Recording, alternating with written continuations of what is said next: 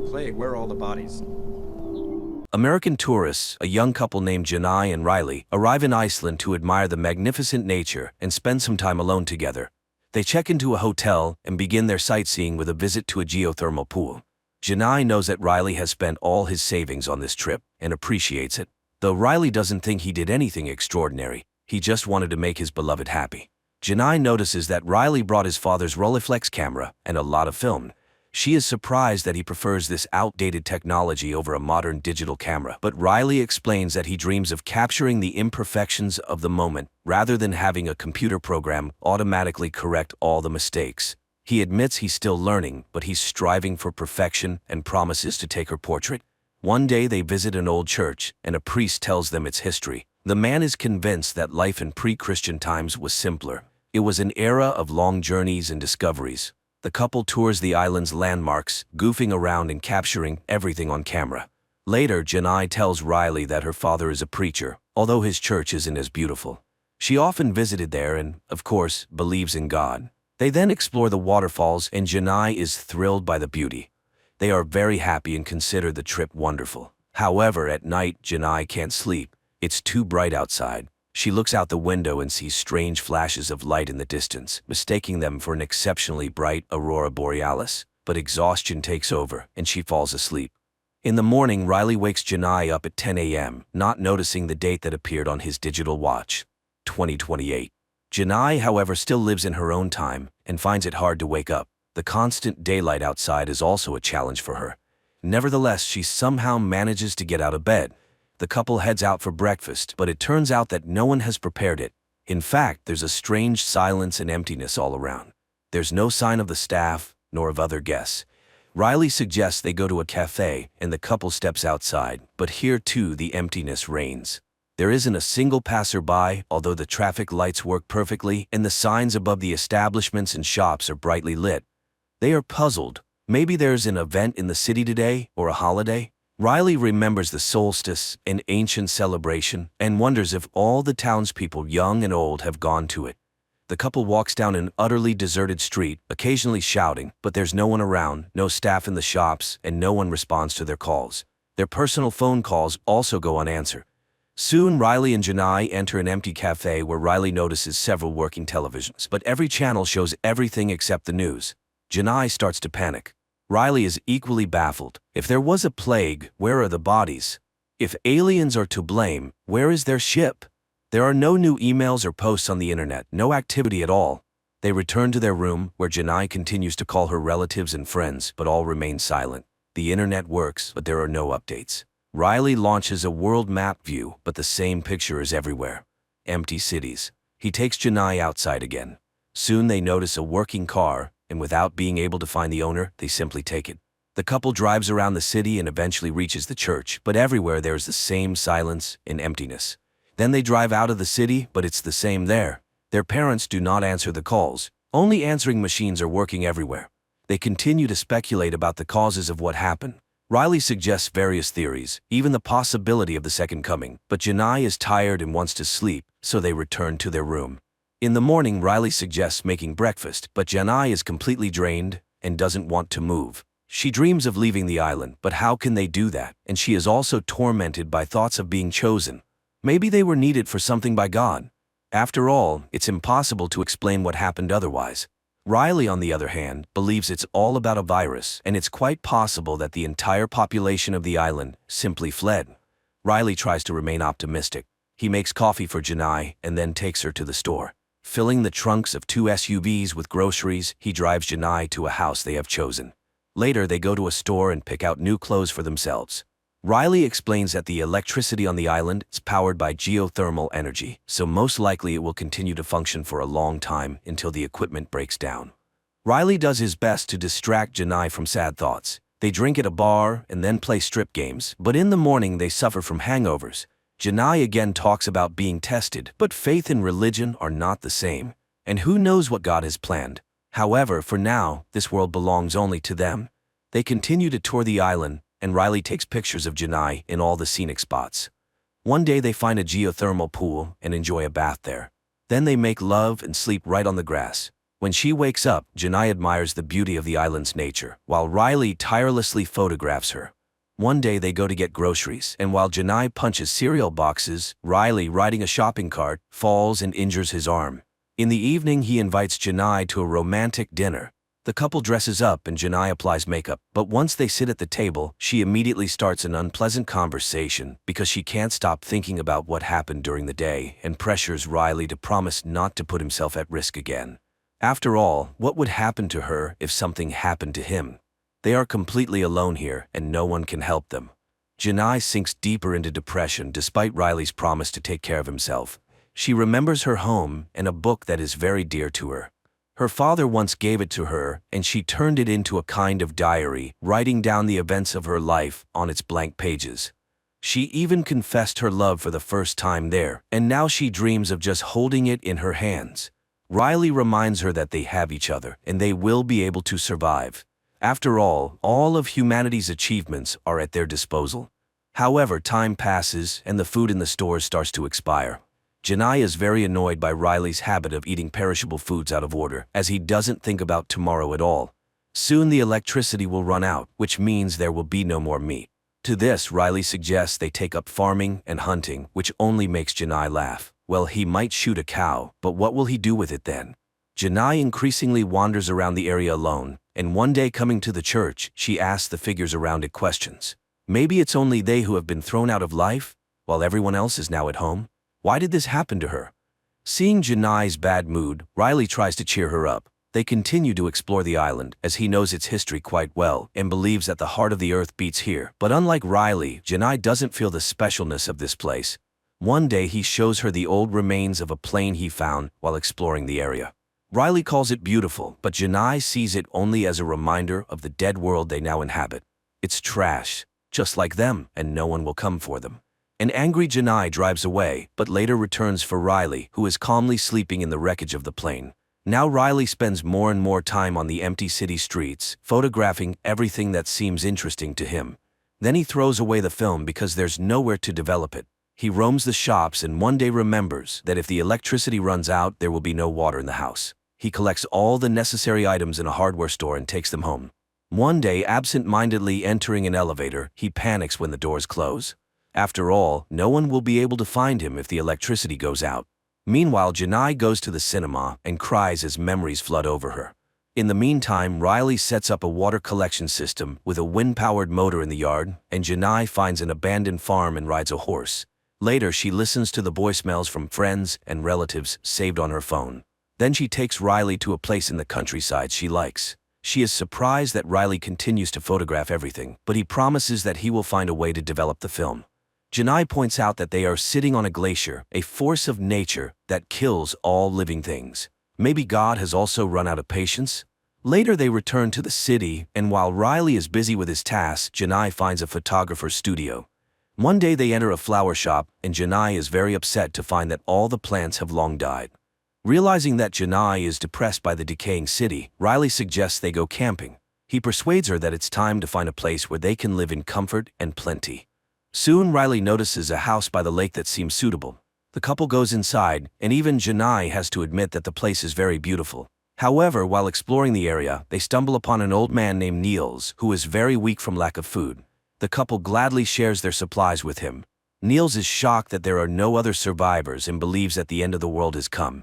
When it all happened, he was also in the city but returned to his home where he once left his family. Janai, who was very happy to find another survivor, is deeply upset by Niels's defeatist attitude. The old man tells her about his family life. In his youth, he would leave his family for long periods to earn money by fishing. When he returned, he found that they had changed. His son had grown up, and his wife had fallen out of love with him because he was always away. He accepts God's will because it's people who live in the world he created, not the other way round. And he advises Janai not to give up, for she is human and therefore must fight.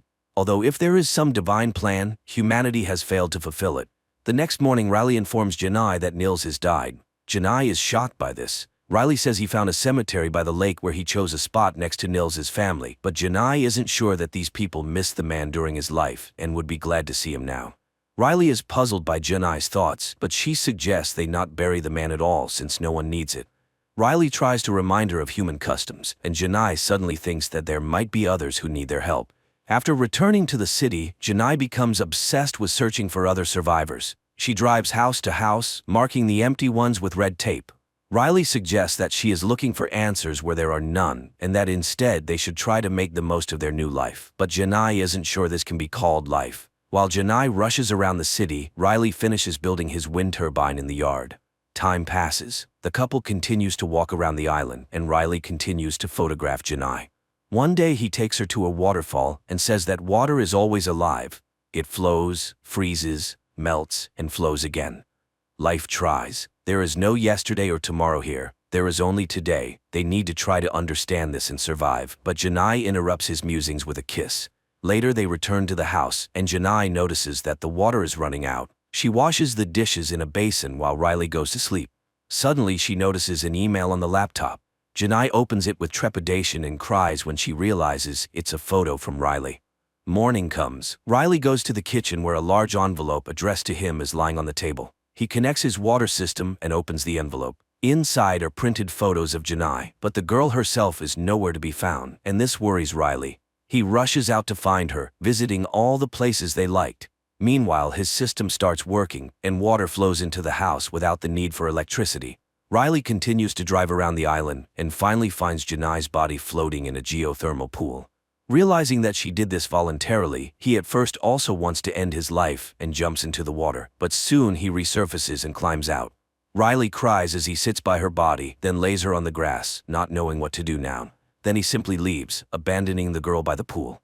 Riley gets into the car, drives onto the road, and drives for a long time without holding the wheel, but gradually his hands lower onto the steering wheel, and he firmly grips it as if deciding to keep living. The film is called bokeh, the blurred parts of a photograph that the photographer uses to highlight other parts of the image that they consider more significant. The director similarly highlights the main contrast, the two diametrically opposed positions of the last people on Earth. The man immediately accepts the situation as it is and intends to live on, while the woman falls into depression and begins to search for the meaning of what happened.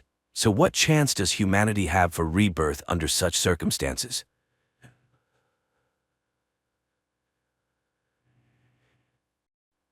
The day comes when a highly advanced extraterrestrial civilization sends to Earth a subatomic artificial intelligence, which covers the planet like a dome to slow down the scientific progress of humanity. You've got more to phone what you laugh more idea we can do.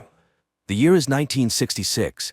In China, a young physicist named Wen Jie witnesses the murder of her father, accused of counter-revolution in belief in God. She herself is arrested. London, 2024. A strategic intelligence inspector responds to a call. A renowned physicist has voluntarily ended his life, leaving a note on the wall of his apartment. It was a countdown. Meanwhile, at Oxford University, a particle accelerator test is underway. The project leader, Vera, tries to send her colleague Saul home as the development is being shut down. Lately, voices of renowned scientists claiming that physics is not a science had been increasingly heard, which depresses the young scientist.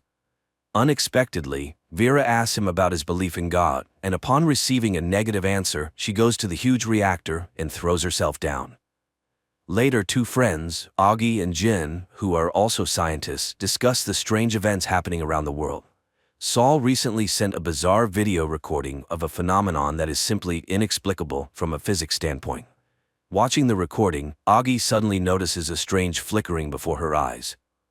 At the same time, the inspector is also puzzled by the strange deaths and notices 5 talented young scientists whom the deceased Vera once sought worldwide and involved in her research. A memorial service for the deceased woman begins in the church. Vera's friends and students express their condolences to her mother when Augie arrives. The girl still doesn't understand what is happening to her and what the flickering numbers before her eyes mean, and she suffers from it. The inspector also follows a ceremony and manages to film an elderly gentleman whom none of the attendees know. After the funeral, Augie goes out to smoke. She sits on the steps in a quiet alley, but her lighter is broken. Suddenly, a girl appears next to her, offering her own lighter and starting a conversation about life and God. Augie even takes her for a recruiter to a sect, but then the girl suddenly offers to stop the countdown ticking before Augie. All she needs to do is shut down her nanofiber research project, and tomorrow at exactly 12 o'clock in the night sky, she will see the universe winking. Then the recruiter leaves. We are shown again the year 1967. After her arrest, Wen Jia is sent to a secret radar base, where she will have to serve for the rest of her life. In the present time, the inspector manages to find out that the owner of an oil corporation, a very wealthy man named Evans, was present at Vera's funeral. But tracking his helicopter was unsuccessful. Another oddity emerged. One of the deceased scientists had a very strange, shiny helmet, which intelligence failed to obtain. Meanwhile, Vera's mother gives the same helmet to Jin, who came to visit the woman, and then it turns out that Vera's mother is the same Wen Jie who was arrested in the 20th century in China. Later, Jin puts on the helmet and is transported to virtual reality. She finds herself in the middle of a desert, over which the hot sun quickly rises. Trying to hide from it, the girl steps on something that turns out to be the dried remains of a person. She gets scared, takes off the helmet, and returns to reality. And Ogi and Saul go outside this night, and at exactly midnight, the sky suddenly begins to flicker, as if the universe was indeed winking at people. Saul realizes that Ogi sees the numbers of the countdown to her death. In the morning, Ogi arrives at the institute, and just before the start of the quantum experiment, she orders to turn off the equipment, and immediately the flashing numbers before her eyes disappear. The action again shifts to 1967. Wen Jie learns that her colleagues are actually searching for ways to send signals to the inhabitants of extraterrestrial worlds. She calculates the trajectory and suggests sending it directly to the sun. Reflected from the sun, the signal is greatly amplified and reaches the far corners of space. But being forbidden, the girl does it at her own risk. In the present time, the inspector shows Augie a video recording of her conversation with the stranger, who is not present in the video. It can be seen how a cigarette is lit, how Augie talks to someone, but there is no interlocutor, and there are no signs of editing. The inspector tells Augie about the flickering numbers, which were seen by other physicists around the world. Jin puts on the virtual reality helmet again and finds herself on the first level of a strange game. A man and a girl approach her, asking her to solve the puzzle of this world and lead her to a distant pyramid where a king is waiting for them. It is the era of chaos now, and the king needs to know exactly when the era of order will come. Besides Jin, the king has other scientists, but the one who guesses correctly wins. And if she is wrong, an entire civilization will perish. But then above the pyramid, the scorching sun rises. The man pulls her into shelter, while the girl remains under the rays of the sun and instantly dries up, turning into a bundle of flesh. The man gives it to Jin, explaining that in this form, the body can live until the era of order. The woman returns to reality and decides to ask for advice from a scientist and her friend, Rooney. He puts on the helmet and also finds himself in another reality. But the guard of the game beheads him, explaining that he was not invited. Frightened, Rooney takes off the helmet. He is sure that such technologies simply do not exist on Earth. While the pair discusses the game, the inspector listens to their conversations. Rooney, returning home, finds a package with a helmet and an invitation to the game. He finds himself in Old England and behaves quite rudely with the sir who meets him. Later, he excitedly tells his friend Will about it, and Will confesses that he is dying of cancer. Jin returns to the game and stands before the king, where her rival tries to guess the date of the beginning of order. She opposes guessing, as it is anti-scientific, but the predictor insists on his own and names a date. Then the predictor fast-forwards time to the era of order to test his mystical theory, and the day comes when the time of order arrives, and it is possible to bring the dried bodies back to life. Jin sees how the guards throw similar bundles, like the one she has from the girl, into the water. Once in the water, they quickly absorb moisture and turn into living people. Her girl also comes to life. Everyone rejoices in the newly found life, but suddenly the sun begins to recede and a snowstorm hits the people. They try to save themselves but freeze and shatter into pieces.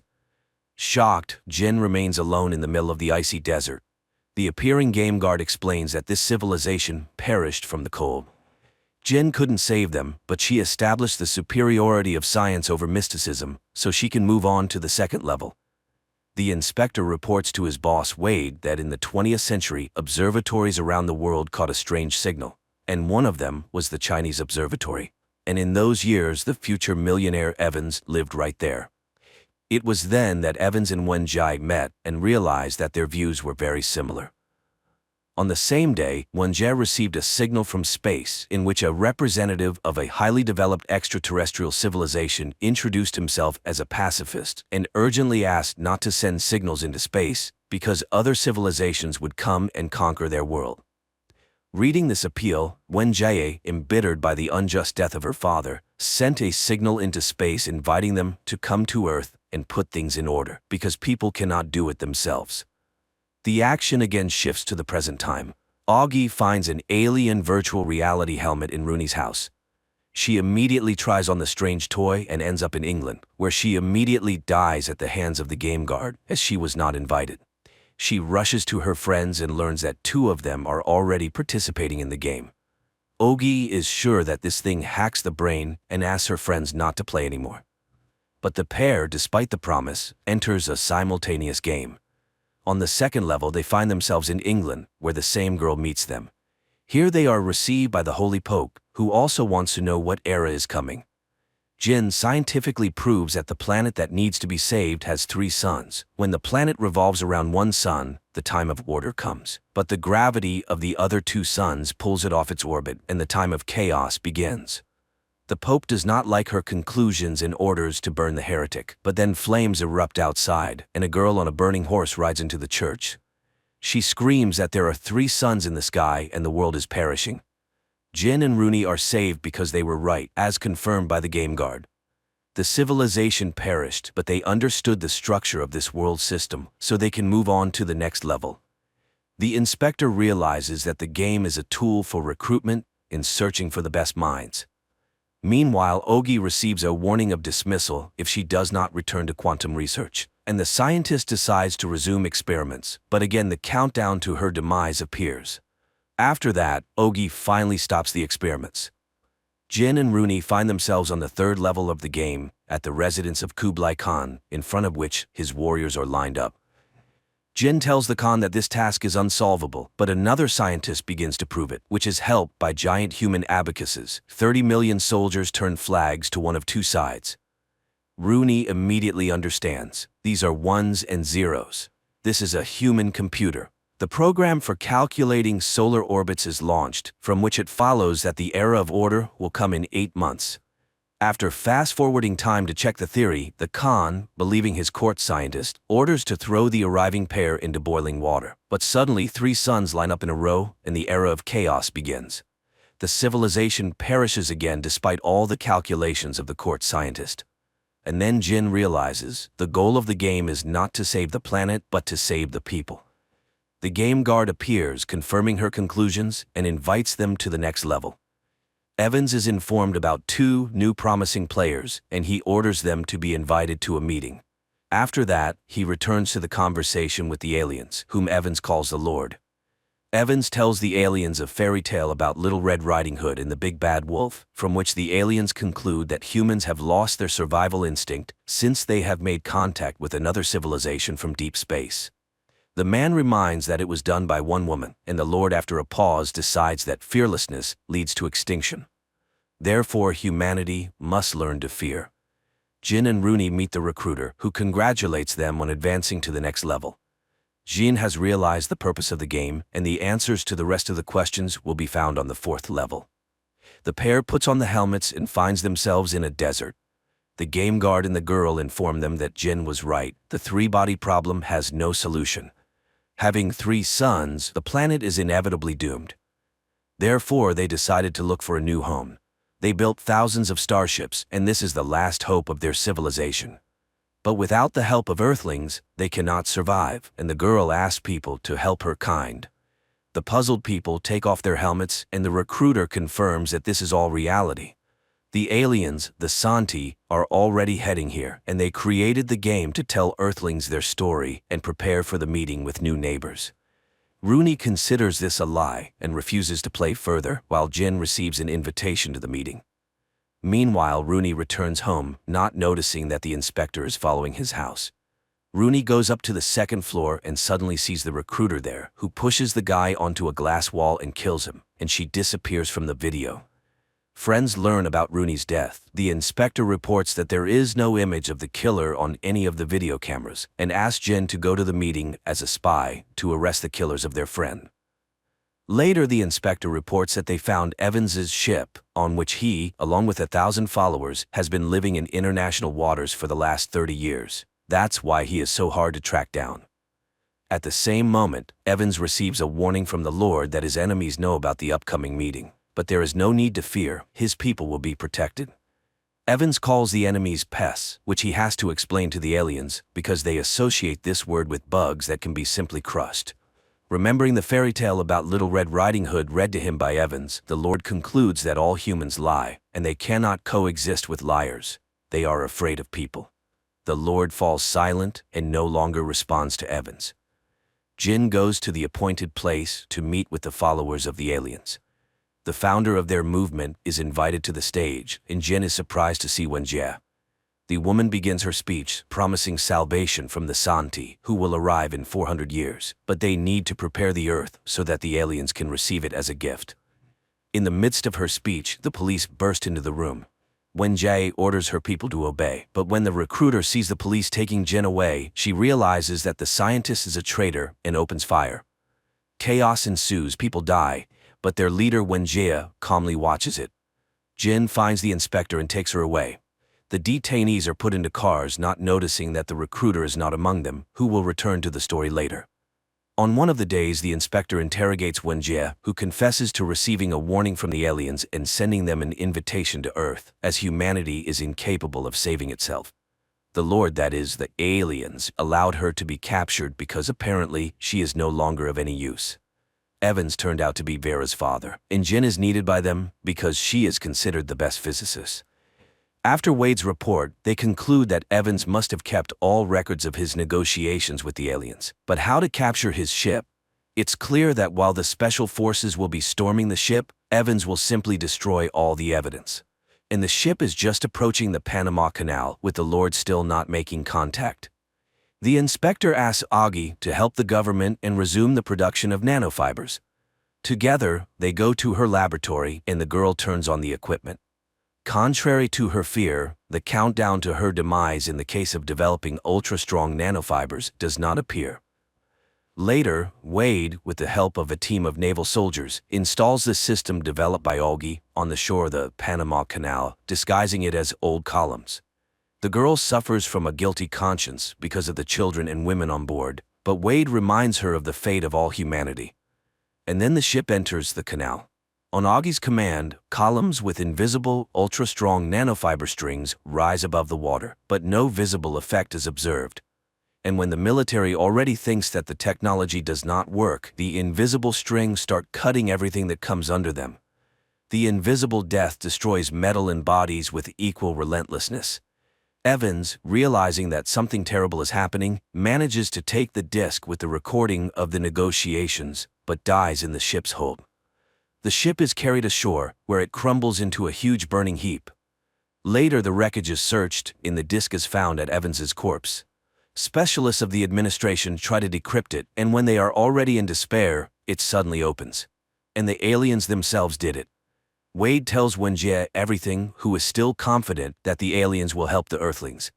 And then the man lets her listen to the recordings of Evans's conversations with the aliens. The woman hears with horror that the aliens cannot live with humans because humans are liars. Later, Wade brings Jin to headquarters to show her the decrypted materials about a mysterious sophon. In the movie plot, this is an elementary subatomic particle capable of moving at the speed of light. The woman suggests the chief put on a helmet, and they find themselves in a desert where they are awaited by the game's guardian. She says that the aliens are not at all like humans, and also reports that their species is doomed. They have to fly to Earth for another 400 years, but during this time humans will manage to create the newest weapon, capable of destroying the aliens, because progress on Earth moves at a speed unimaginable for their species. After all, the Earth's world is stable, unlike the constantly dying planet Santi. That's why they decided to destroy Earth science, for which they invented sophon. There are more than 3 dimensions in the universe, which are folded in such a way that they are not visible, but Santi has the technology to unfold them. They focus unimaginable energy for humans on one proton and open it in a higher dimension, after which it becomes gigantic. And using this technology, Santi created artificial intelligence the size of an entire planet and reduced it to the size of an elementary particle. And now Sofon is demonstrating its capabilities on Earth. All of Santi's resources went into creating 4 Sofons, each pair of which are connected by the effect of quantum entanglement. 2 remained with Santi, 2 were sent to Earth. Everything that people see and hear, the aliens see and hear simultaneously, even if they are separated by light years. Sofons have almost no mass and they are easy to accelerate to the speed of light, so they recently reached Earth and infiltrated all the laboratories where the planet's best minds work. So soon, science will be destroyed because instead of truth, people see wonders. The world is entangled in illusions. People see what Santi wants to show them. They are everywhere and constantly observe processes, revealing human lies. So soon, Earthlings will learn to be afraid again. Jin and Wade take off their helmets and exit virtual reality. Around the world, gadgets start to turn off. A message appears on all video panels calling people bugs, and the sky is covered with an unknown substance which transforms into something resembling a huge eye. And only the wounded but alive recruiter rejoices at this. Upon learning that aliens were heading towards Earth, the world was thrown into turmoil. Riots broke out, which the police and the army had to quell. Despite assurances that the aliens would not arrive for another 400 years, Earthlings are preparing to declare that they are not bugs. Funds are being organized everywhere to raise money to fight the aliens, although some believe in Santi's good intentions. On one such day, the inspector brings scientist Jin to Wenjie, who concludes that the professor is simply a traitor to the human race. Under the leadership of Wade, the main headquarters for the defense of humanity is being set up. He gathers the best scientists on the planet and announces the start of the war with Santi. Despite the aliens having Sofons, humans have a chance.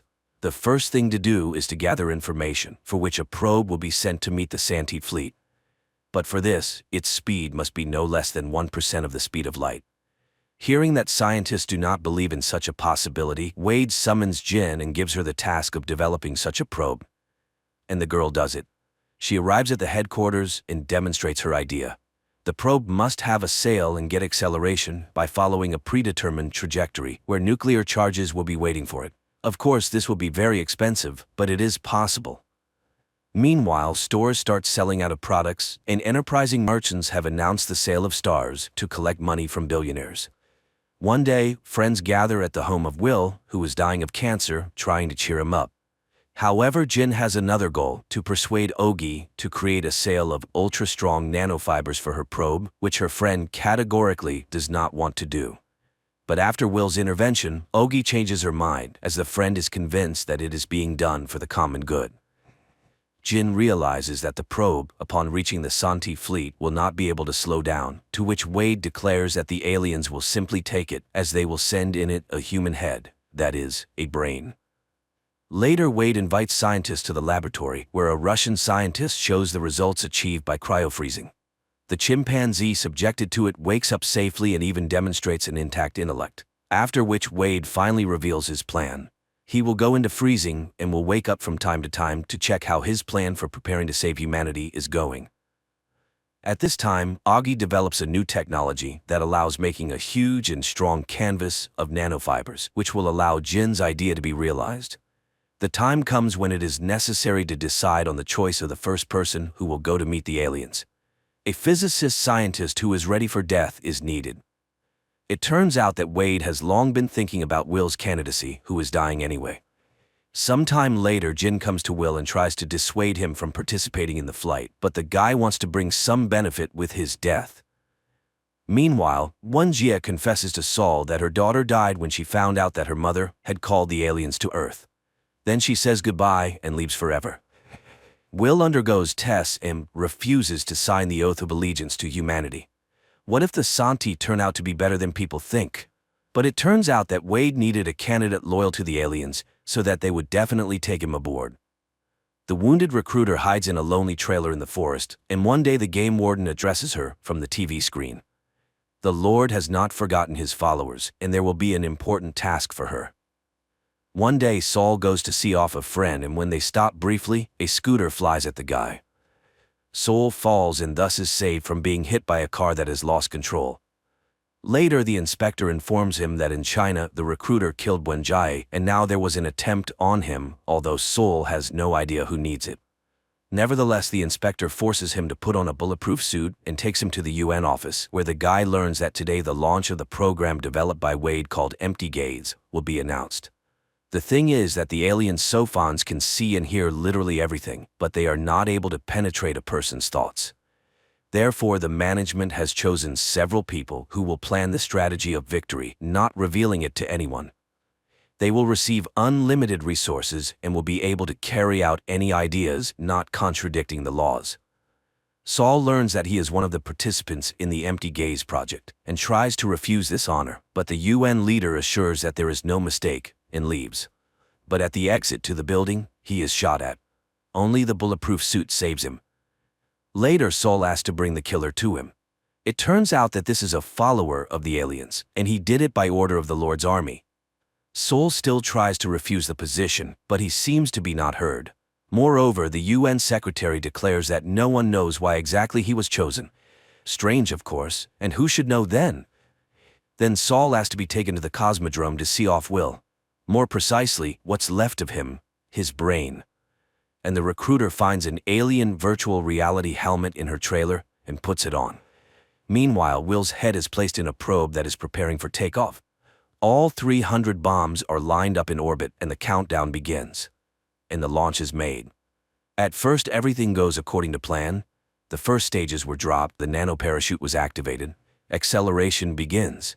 The first explosion was successful, the second and third too. And suddenly there is an accident on the probe, and it deviates from the trajectory.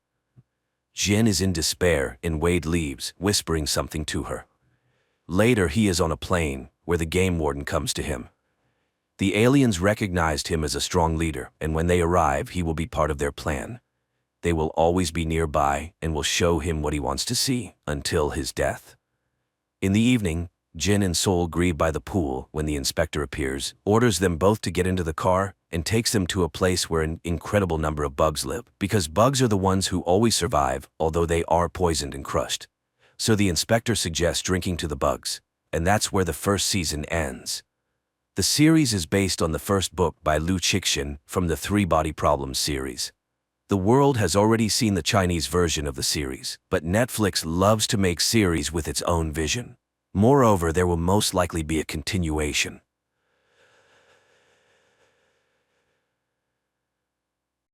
Hey guys, today I will tell you about the second season of the fantasy drama from 2020, Warrior Nuns, based on the series of comics of the same name by artist and writer Ben Dunn.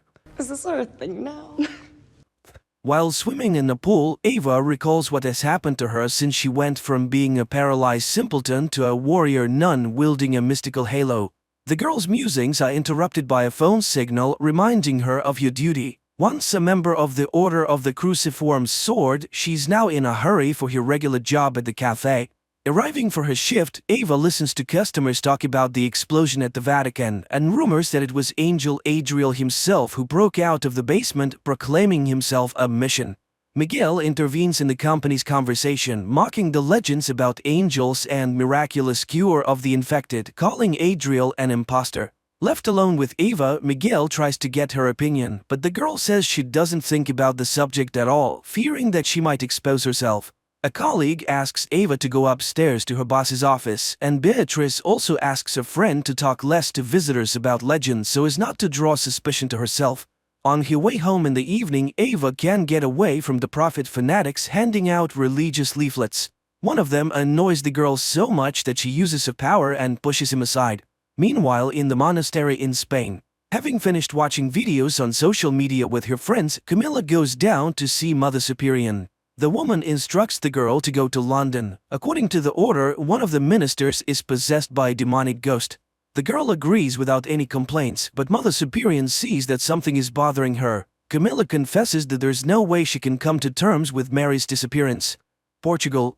Drunken Father Vincent always walks looking over his shoulder, and it turns out that that's for a good reason. Out of nowhere, he is attacked by Lilith, and the old man can only save his life by telling her that Mary is alive. The Bishop of the Vatican agrees to an audience with nun Yasmin Monet. The girl says that she's preparing an article about the lost Christian artifacts, but she immediately directs the conversation to rumors about Adriel and the attack on the Vatican. This changes the bishop's mood, but the nun keeps pushing, claiming that she has learned about a certain female order in the course of her investigation. To avoid spilling the beans, the priest ends the meeting, but Yasmin isn't upset. She has managed to hack into the network. Jillian sits by the archway, which has finally begun to come to life, but the field still hasn't stabilized and the girl can't get through the portal. Any attempt to use the portal ends up leaving burn marks on her hands. Christian is thrilled by her colleague's discoveries, but he guesses that she's only driven by a desire to find her son Michael, who has disappeared into another world. Christian asks Jillian to sign the renovation documents for the building he bought for the company, Arctech. After looking at the documents, the woman begins to doubt their contents, but deciding not to offend her friend with mistrust, she signs them.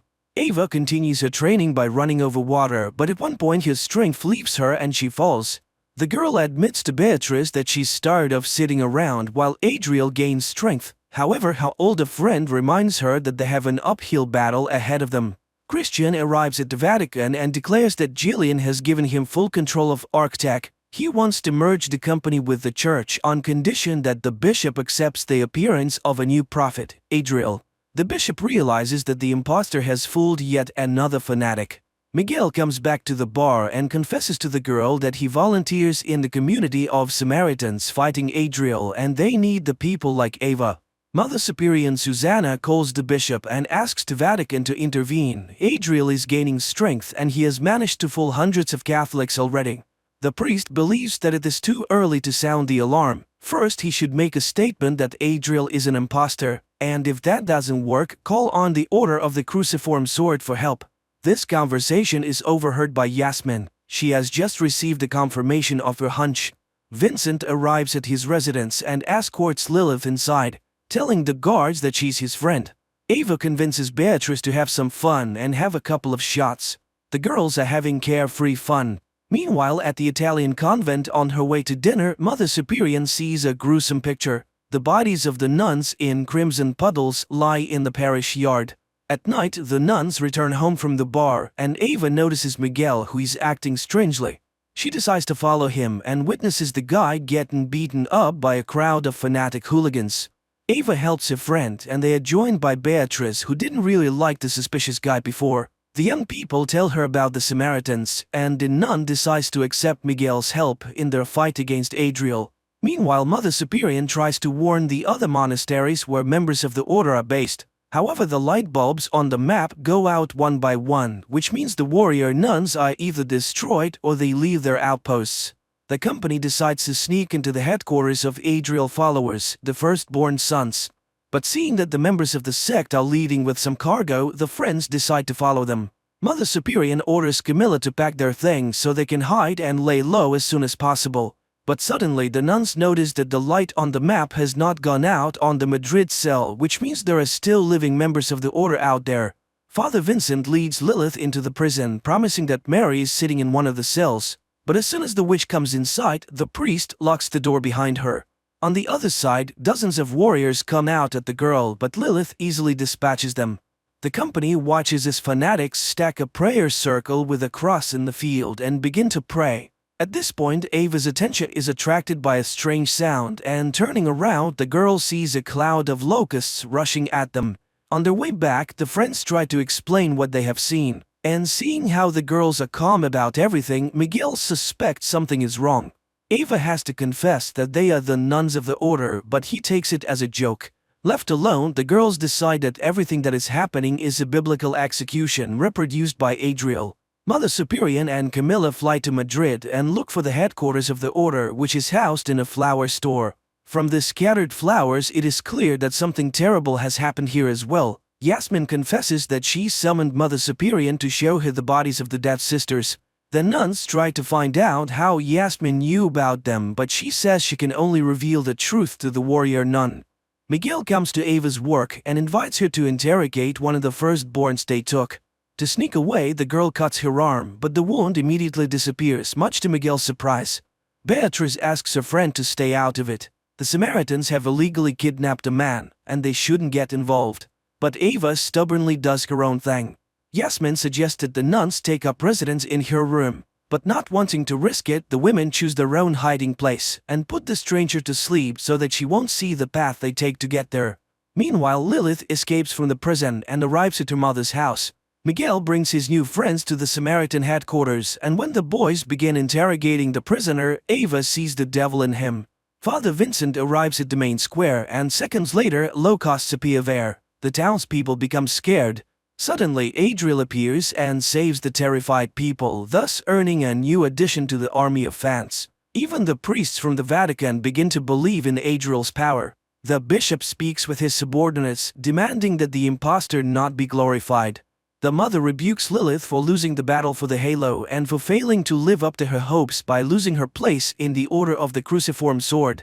Yasmin comes to her senses and tells the nuns that she grew up in a family that helps the order, and now the girl must find the owner of the halo, Ava, and give her her secret. Looking at Ava, the prisoner recognizes her as the owner of the halo and demands that she return it to its true owner, Adriel. Beatrice knocks the chatty kid out, but he breaks the ropes and frees himself.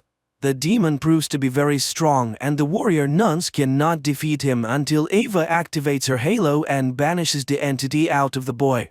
Beatrice hurries to get her friend out of the way to avoid any more questions. Adriel shows up at the bishop's office and offers to join forces, admitting that the boy is indeed the son of God. But just as the priest refuses and asks the madman to leave, Adriel displays a couple of tricks demonstrating his power. The prophet leaves, but his offer still stands. Lilith comes to Dr. Jillian for help and asks her to examine the scales that have appeared on her shoulder. While sitting in Dr. Jillian's office, the nun sees an emergency call from the Sisters of the Order, but she refuses to go to Madrid. While packing to escape again, Ava and Beatrice quarrel, but they are interrupted by a signal on her older friend's chest. She tells a student that they have been summoned to Madrid. The second message arrives with news from Lilith that the Order has lost Mary. Vincent shows Adriel the signal and instructs the old man to join the women. Despite the gravity of the situation, Ava is excited about her trip to Madrid. Finally, the girls find the flower store where Mother Superior has left a movie ticket for them. The nuns have to scramble to avoid falling into the hands of the hunters.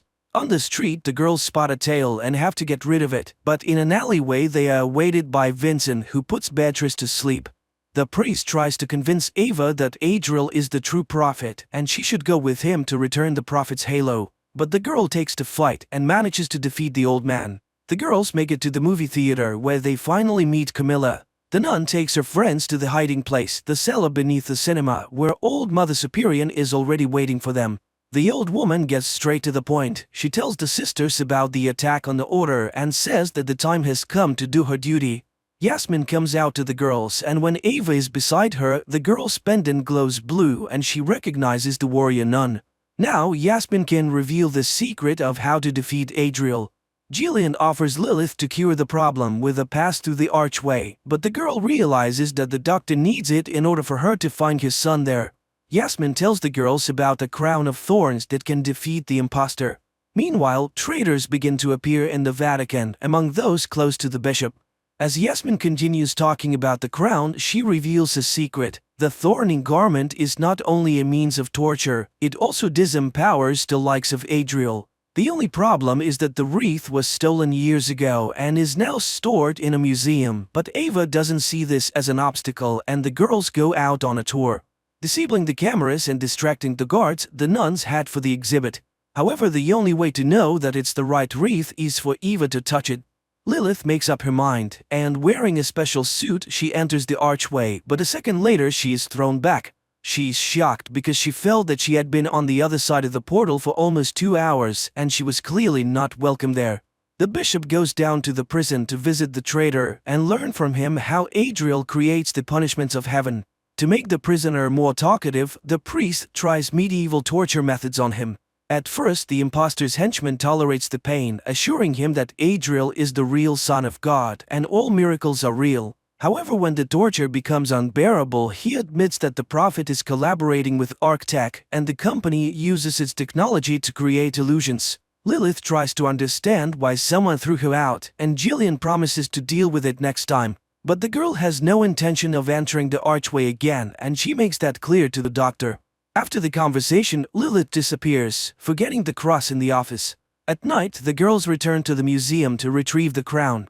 Mother Superior eliminates the guard, and the group of nuns sneaks in, sending old camera footage to the security monitors and disabling the laser alarms. Using the halo, Ava takes the crown, but nothing happens to it, and her friends ask Yasmin to help. Jillian decodes the tape from Lilith's camera, and as she speeds up, she sees someone's face on it. While the nuns are searching for the real wreath, Camilla notices that there is someone else in the museum beside them. Ava finally finds the artifact, but at that moment Camilla sees Adriel, and Vincent appears in front of the warriors and puts the crown on the girl's head, thereby depriving her of her superpowers and taking her with him. While Vincent is carrying Ava, the girl has terrible visions. She finally regains consciousness. Before leaving the exhausted girl in a dark alleyway, Vincent promises to pray for her before Adriel destroys her. But suddenly, Miguel comes to the girl's aid. By some miracle, he also happens to have superpowers. He says that explanations can wait, and having dealt with the priest, Miguel and Ava run away. Lilith comes to Adriel and, showing him her crusted hands, asks for his help. The nuns load Vincent into a car and drive off in search of Ava, shaking the cops on the way. The young people are finally safe, and Miguel returns Ava's crown and admits that he was sent from the other side of the arch to protect her.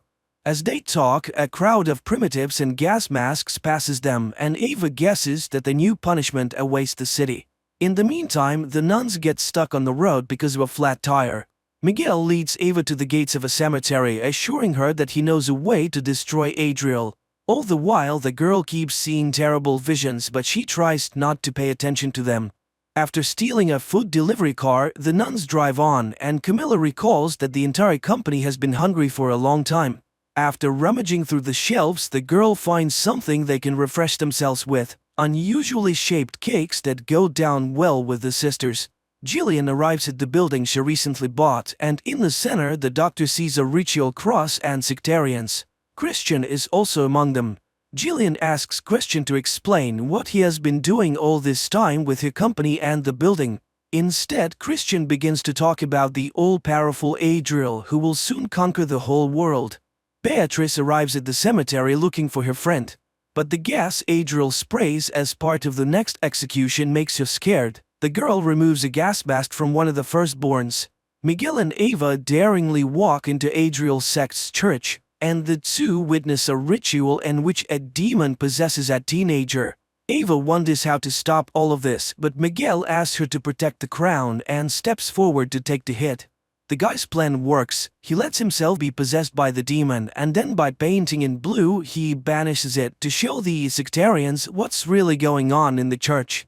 Mother Superior leads Vincent out of the car and into the woods to finish him off. But the woman doesn't have the strength to shoot him, so she simply pushes him into a ravine and inflicts some mutilation. Beatrice arrives at the church just as the commotion begins, some trying to escape and some trying to expel Miguel, thinking that he's the one who brought the devil. The three of them are trapped, and hugging her friends, Ava activates the halo. Adriel tells Lilith that their destinies are intertwined, and they will conquer the world together. Feeling important for the first time, the girl believes the imposter. Miguel, Ava, and Beatrice manage to escape from the church, but now they risk being caught by the police or other fanatics, so the guy offers a safe haven, his house. Adriel tells Lilith about Ariella, the girl he loved and to whom he gave his halo. The prophet dreamed that together they would create a religion based on truth. Mother Superior also tells the nuns this story. When the angel first came to Earth 1,000 years ago, he created an underground upside-down church. But Ariella prayed for a long time to find the truth, and God answered the girl. He sent her a crown that was to stop the imposter. Adriel and Mother Superior simultaneously tell this story, but each does it differently. The nun thinks that Ariella saw evil in the prophet, while Adriel tells Lilith that the crown corrupted the beloved and she betrayed him. Ariella put the crown on the prophet's head, and he was imprisoned in a cave in which he spent 1,000 years, except that the girl paid for it with her own life. And Mother Superior warns Ava that no one has ever managed to defeat Adriel and survive. The company arrives at Jillian's house, from which Lilith's signal was last heard, but the doctor asks the guests to leave. Miguel then asks to tell the woman that her son is here. Seeing the boy, who is much older than the day they last met, Jillian falls on his neck and cannot hold back her tears. The nuns try to find out from the doctor where Lilith has gone to, but Jillian cannot answer the question. The only thing the doctor can tell is that the girl's physical and mental health has severely deteriorated. Mother Superior goes outside to talk on the phone. The bishop asks the abbess to come to a secret meeting where further struggles with Adriel will be decided. Miguel, who is really Michael, comes into his childhood room and looks at the drawings he drew when Adriel manipulated him. Camilla hears someone's voice again and is caught in a frightened state by Beatrice. Camilla confesses that after being stroked on the back by one of the sisters in the convent, the girl is suffering from severe headaches and her friend suggests that she have a little examination. Jillian recalls the day Michael ran into the portal. Once on the other side, the boy wandered alone for a long time, and then the shining angels took him to Rhea, the lord of Adriel. It was she who trained the angel and then sent him to Earth to stop the evil. The abbess and Yasmin arrive at the meeting with the priests, where everyone is already gathered. The archbishop begins talking about Adriel, calling him a wolf in sheep's clothing. The charlatan himself, meanwhile, continues to tell Lilith about himself, complaining about his life in the dungeon. Angel offers to show his friend his difficult fate, and to do so he places burning fingers over her eyes. Jillian shows his son the face that ended up on her tape, and from what he sees, the boy faints. Beatrice does a scan of Camilla's spine, and during the procedure the girls are being frank with each other. One of the nuns confesses that she has doubts about Adriel, but if he really turns out to be the prophet, all the scriptures will lose their significance. The picture shows a cross inserted into Camilla's spine, which is what is causing the hallucinations. Unfortunately, Beatrice cannot remove it. Adriel asks Lilith forgiveness for the pain, but he convinces her to open her eyes, and when the burns come off, the girl sees demons and a completely different world, which she calls the truth. Beatrice finds Ava in the courtyard as she's practicing putting a wreath on the monument's head, but the halo goes off again and the girl falls. The nun tries to support a friend and assures her that they will defeat Adriel no matter what it takes. Christian meets Vincent in Arctac and reminds him that in just 2 days they will give the world to their master. A discussion breaks out at the meeting of priests. There are those who doubt Adriel's con game and believe that one cannot punish an angel without understanding his true purpose. At this, Bishop Francesco reveals to his colleagues the secret of Arctac, urging them to understand that all the punishments sent were nothing more than a trick. Mother Superior intervenes in the dispute, telling of the destruction of the members of the order. Apparently, the bishop and abbess have succeeded in convincing the crowd, but suddenly it transpires that half of those assembled are traitors, having defected to Adriel's side. A massacre of fanatics begins in the hall, and Mother Superior succeeds in removing only Francesco and Yasmin. The trio hides in the hotel gymnasium, but they can no longer get out, and Mother Superior calls Camille for help. Ava, Beatrice and Michael arrive at the inn, but the firstborns prove to be too many and the trio fears they cannot win. After examining the photograph of the cross in the spine and noticing a note from Beatrice, Jillian looks at Camilla through the glasses while she prays and sees the same waves that create the portal. The doctor guesses that Adriel is using the power of prayer to gain strength. Having heard the call, surviving nuns of the order arrive at Jillian's house. Ava takes the crowd of firstborns away, and Beatrice and Michael deal with the remaining two.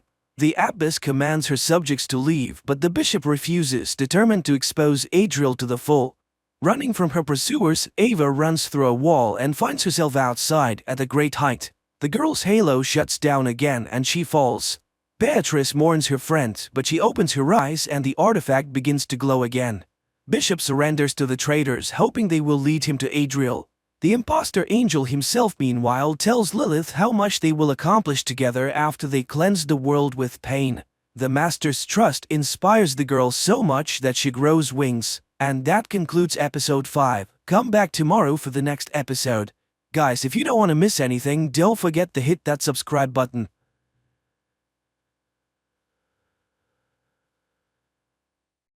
Welcome to the show.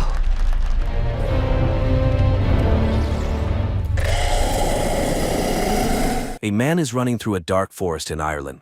He seems frightened despite constantly encountering signs with the words "point of no return" and various numbers, indicating either directions or distances to something. However, he fails to escape. Darkness quickly envelops the surroundings, a flock of birds flies overhead, and he falls into a pit. In the next moment, an invisible force grabs him and drags him away. Elsewhere in the country lives an artist named Minna, who works in a pet store. One day, her boss asks her to deliver a rare parrot to a zoo in a neighboring city, and Minna agrees. She takes the bird home for the night. There, she tells the parrot that her mother died 15 years ago. Suddenly, the bird starts to respond. In the evening, Minna puts on a wig and goes to a bar where she introduces herself to a guy with a fictitious name, claiming to be a ballerina. In the morning, Minna apologizes to the parrot for her behavior, saying the real her would probably not be liked. Finally, the pair set off on their journey. On the way, her sister Lucy calls, reminding her that she has family and nieces who love and await her. Minna continues driving and eventually ends up on a road leading into an old dark forest.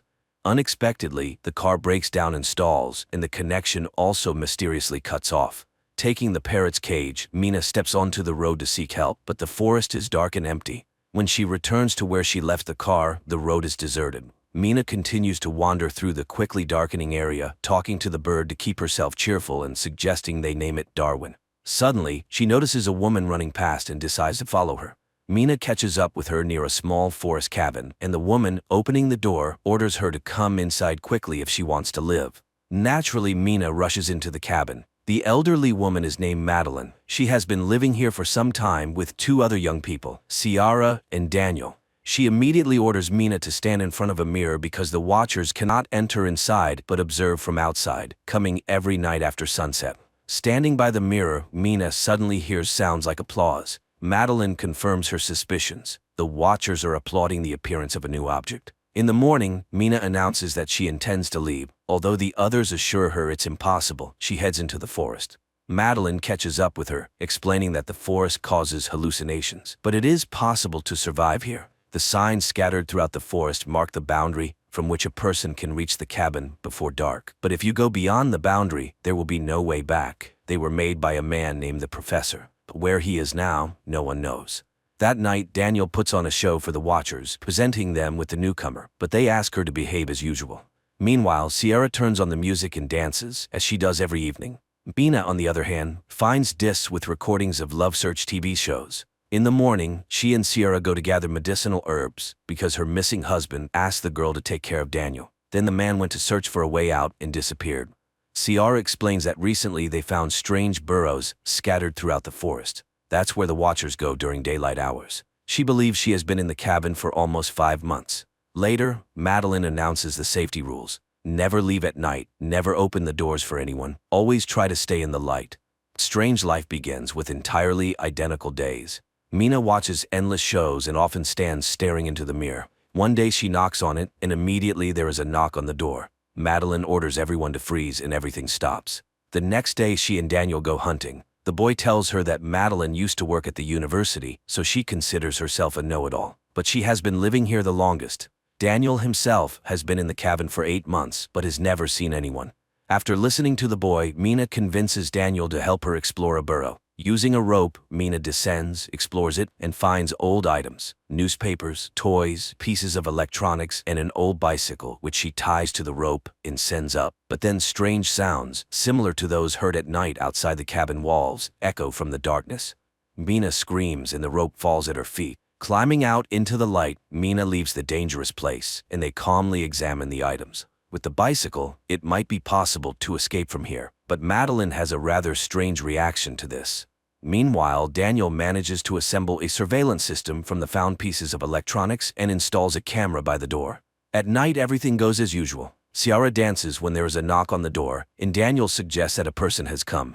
Madeline forbids opening it, but they hear the voice of Ciara's husband. Ciara tries to prove that it is John by asking him what book she is reading, but he does not answer. Although they bought this book together on his advice, the man begs to be saved from death.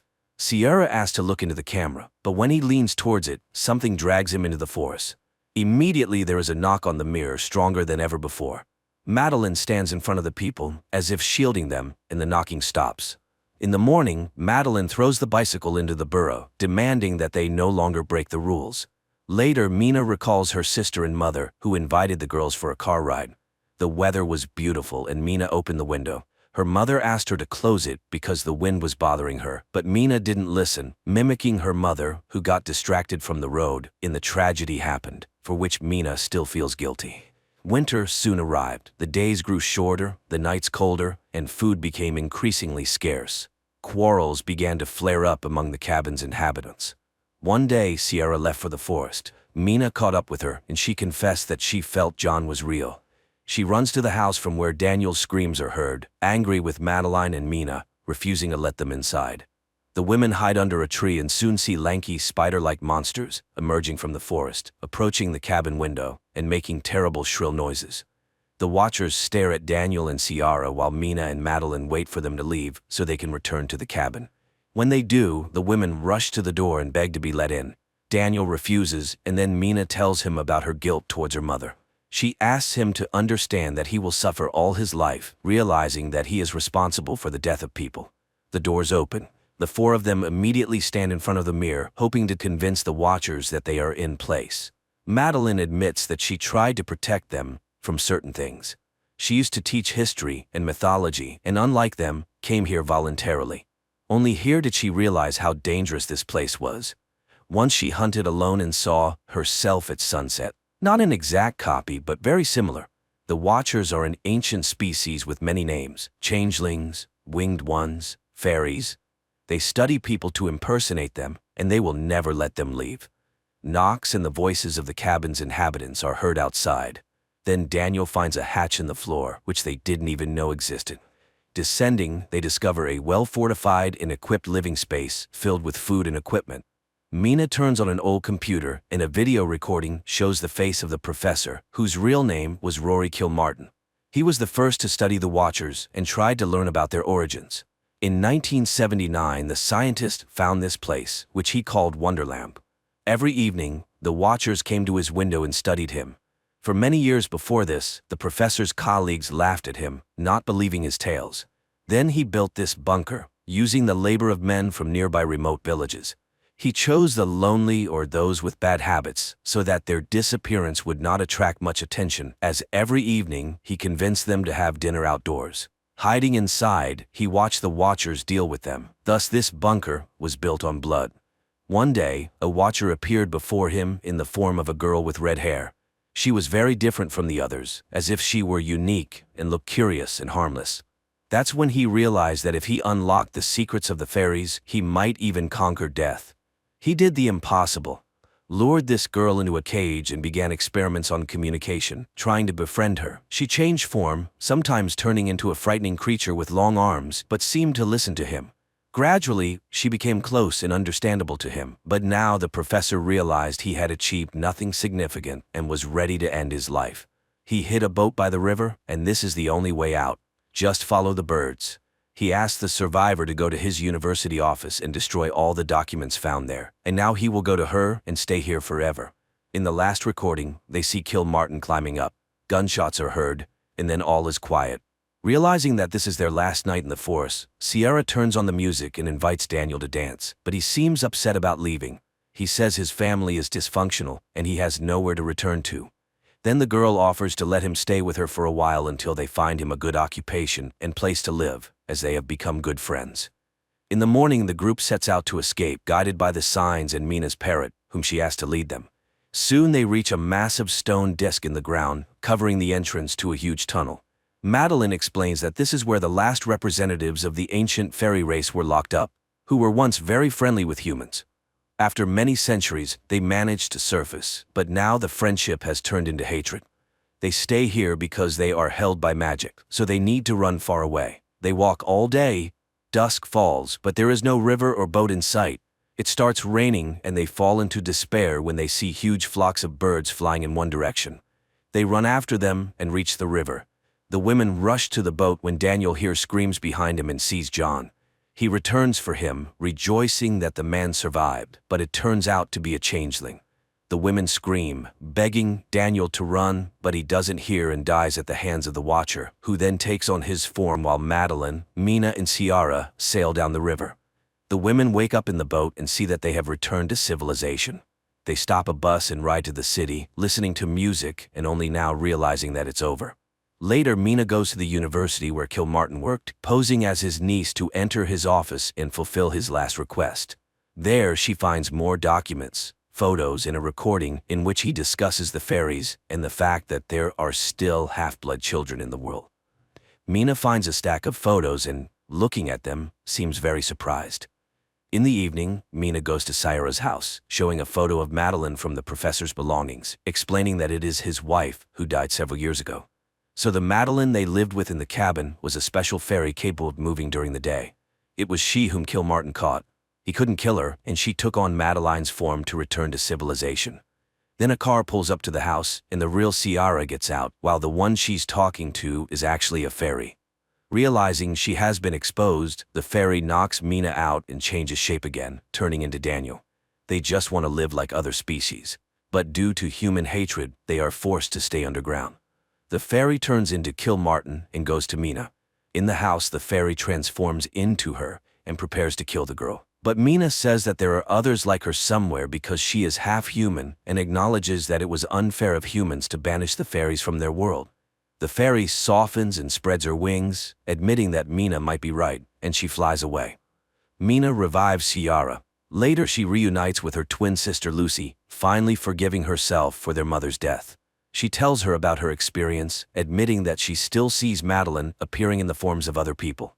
Her nieces arrive to show Mina a drawing of her and Darwin, whom she still keeps as a pet. Meanwhile, outside, a girl with red hair appears, looking at their apartment windows and taking on the form of a girl with a strange face. This is probably not a horror movie, but rather a scary bedtime story when a child doesn't want to sleep and asks for something frightening. Everything builds up slowly and tastefully, but the ending unfolds somewhat mundanely, although mysteriously.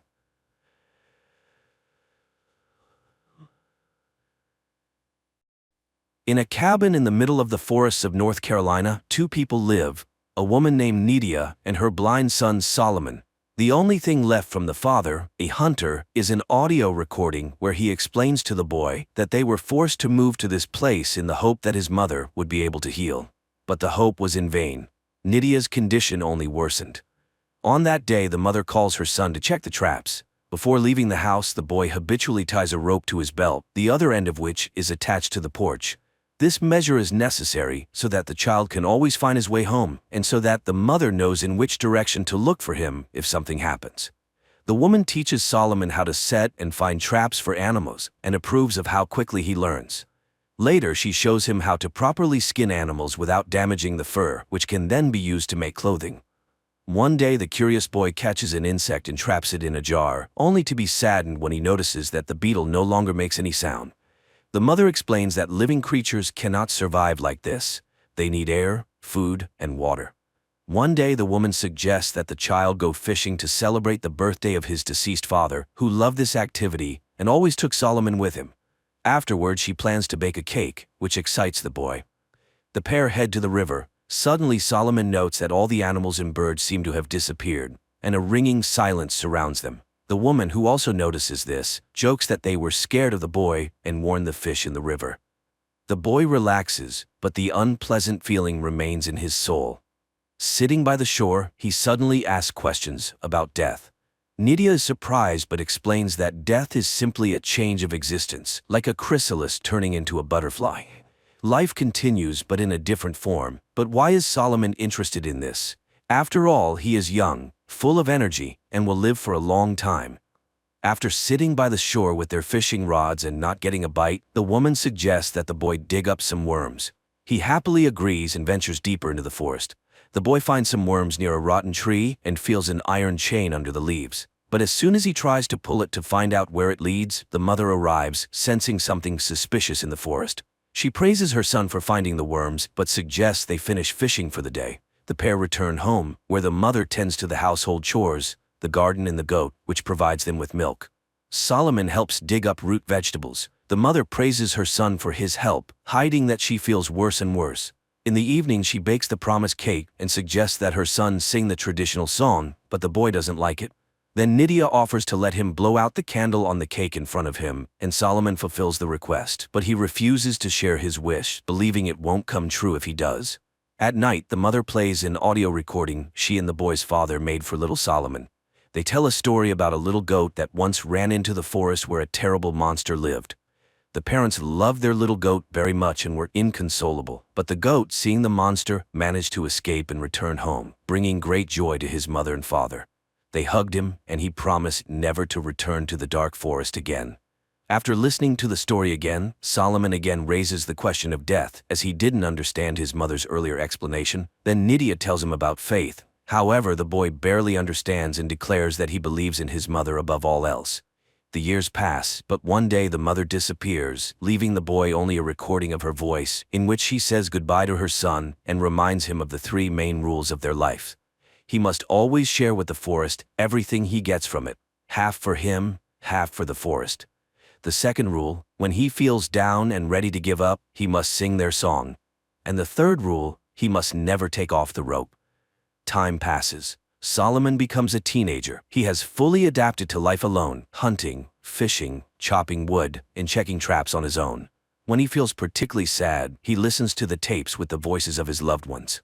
One day while eating near the house, the boy hears a strange sound from the thicket. Putting down his plate, he rushes into the forest but finds nothing unusual, though he senses someone's presence nearby. Before bed, he listens to his mother's voice recording again. However, he cannot sleep. The boy gets up and leaves the house. Then he hears the plaintive bleating of his goat and runs towards the sound until the rope reaches its limit. At the very edge of the rope's reach, he manages to feel the goat's body in the grass, but at that moment, something unknown grabs the animal and drags it into the depths of the forest. Feeling his hands, the boy realizes they are covered in blood and tries to wipe it off. Morning comes. Solomon is frightened but continues to live according to his established routine, but one day he suddenly hears a gunshot in the forest. The boy rushes in that direction and stumbles upon a dead deer. But then, a man emerges from the trees, claiming it as his kill. Frightened, Solomon begins to wave his knife, and the stranger is forced to knock him out with the butt of his rifle. The boy comes to his senses, near his house. The hunter, sitting opposite, tends to his wound, apologizing for the harm caused. He read the name on the knife, Lucas, and assumes that's the boy's name. But the boy admits that it was his father's name, who is now gone. The hunter apologizes again, saying he didn't mean to scare him, and noticing the rope, he carried him back to the house. Hank, the man's name, asks the young man why he lives alone and where his parents are, as the boy looks very young. But Solomon doesn't answer. The day is already ending, so the hunter asks for permission to spend the night in the house. In return, he offers some painkillers. When the boy refuses, as he doesn't know what pills are, Hank promises to cook a hot meal from the deer, and Solomon agrees. Hank examines the house from the inside and realizes that the young man has never left its boundaries and therefore simply doesn't know about the outside world. Meanwhile, the boy listens to his mother's last message, huddled in the corner of his room, feeling uncomfortable in the presence of a stranger. Hank finds homemade books that Solomon's mother made for him and feels sorry for the boy.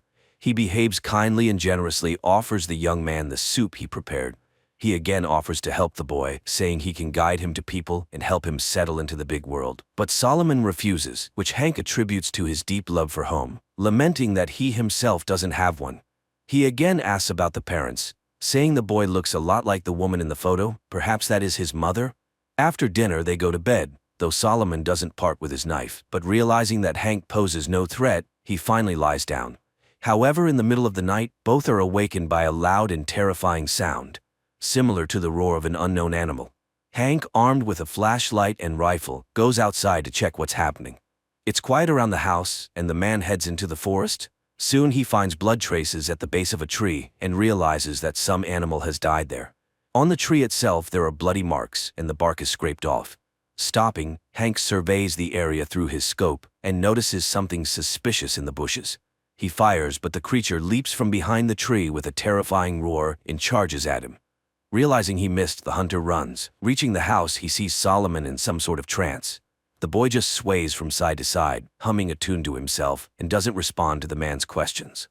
Hank, getting no answers, leaves him alone. After all, he believes he scared off the beast, and now they are safe. The man promises to get the boy out of the forest so he can live a normal life, unafraid of any monster. In the morning, Hank finds Solomon in the shed. He offers to repair it since all the necessary materials are there, except for the chain. Solomon recalls finding a chain in the forest as a child and takes Hank to the spot. The man marvels at how the boy navigates using the rope. The boy explains that it's the only way to survive. Soon they find the place. Hank, noticing the chain, grabs it and starts pulling, but realizing it's tied to something, he follows it and finds some kind of burrow. Nearby lie metal shears, which surprises Hank. However, he cuts off a piece of the chain and returns with it to the house. While the man works on the repairs, Solomon asks for a piece of venison, and after receiving permission, throws it into the bushes. To the hunter's surprise, the boy explains that it's a rule. Everything taken from the forest must be shared with it, as his parents taught him. The hunter believes this practice explains the appearance of the beast they heard at night. He suggests they set a trap for the monster to ensure the boy's safety. He also extends the rope, giving the young man the ability to explore new areas. Soon they both head in the direction where Hank saw the unknown beast. Cautiously moving between the trees, they reach the edge of the previously marked area. Suddenly, something unknown grabs the rope and starts pulling Solomon. The terrified hunter chases after the boy, and catching up with the abandoned Solomon, immediately leads him back to the house. Hank tries to calm the young man, assuring him that the beast won't enter the house and they will definitely catch it in the traps they set. He also found his mother's diary and offers to read it to Solomon. The boy listens intently, a thoughtful smile appearing as he hears the lines filled with love and tenderness directed at him. But suddenly Hank stops reading mid-sentence, having read something terrifying. Not wanting to scare the boy, he assures him it's already late and they should go to sleep. As always, Solomon listens to his mother's recording before bed and then goes to sleep. Meanwhile, Hank, making sure the boy's asleep, leaves the house and heads to the place where they found the chain. He approaches the burrow, sees a pile of gnawed bones in front of it, and realizes that this is the lair of the beast. Meanwhile, Solomon wakes up and begins to search for his new friend, and Hank, with his rifle ready, approaches the burrow and suddenly sees a notebook similar to the one in Solomon's house. But this one is scribbled with simple doodles. Deciding that the find has no value, the man puts it back. Meanwhile, realizing that Hank is not around, Solomon sits on the porch and turns on the tape recorder, listening to his mother's voice. But at that moment, he hears a gunshot in the forest. Finding the rope, Solomon runs into the forest, where he suddenly stumbles over Hank's backpack and realizes that the man is somewhere nearby. At that moment, the rope's length ends. For the first time in his life, Solomon breaks the rule and takes it off to find his friend. He crawls around and finds Hank's lifeless body. Solomon mourns his loss when he hears someone standing before him. The terrifying, disheveled creature turns out to be Solomon's mother. Making inhuman sounds, she charges at him, but the chain restrains her. To drive away his fear, Solomon begins to hum the childhood melody. This makes the woman stop, and when she begins to hum along, the boy recognizes her. He cautiously approaches her, and when she lunges at him, she impales herself on a knife and dies. Her eyes, with strange vertical pupils, go still. The young man, coughing heavily, leans against a tree. Trying to recover from everything he's been through, he suddenly hears a crow cawing and looks up at the sky. And then, in his milky eyes, vertical pupils appear, meaning that along with his sight, he has inherited his mother's illness, becoming the new forest beast. A depressingly dull film that exudes hopelessness, cold, and a sense of inevitable futility. But the metaphor with the rope is very apt. A person should never lose their connection to home.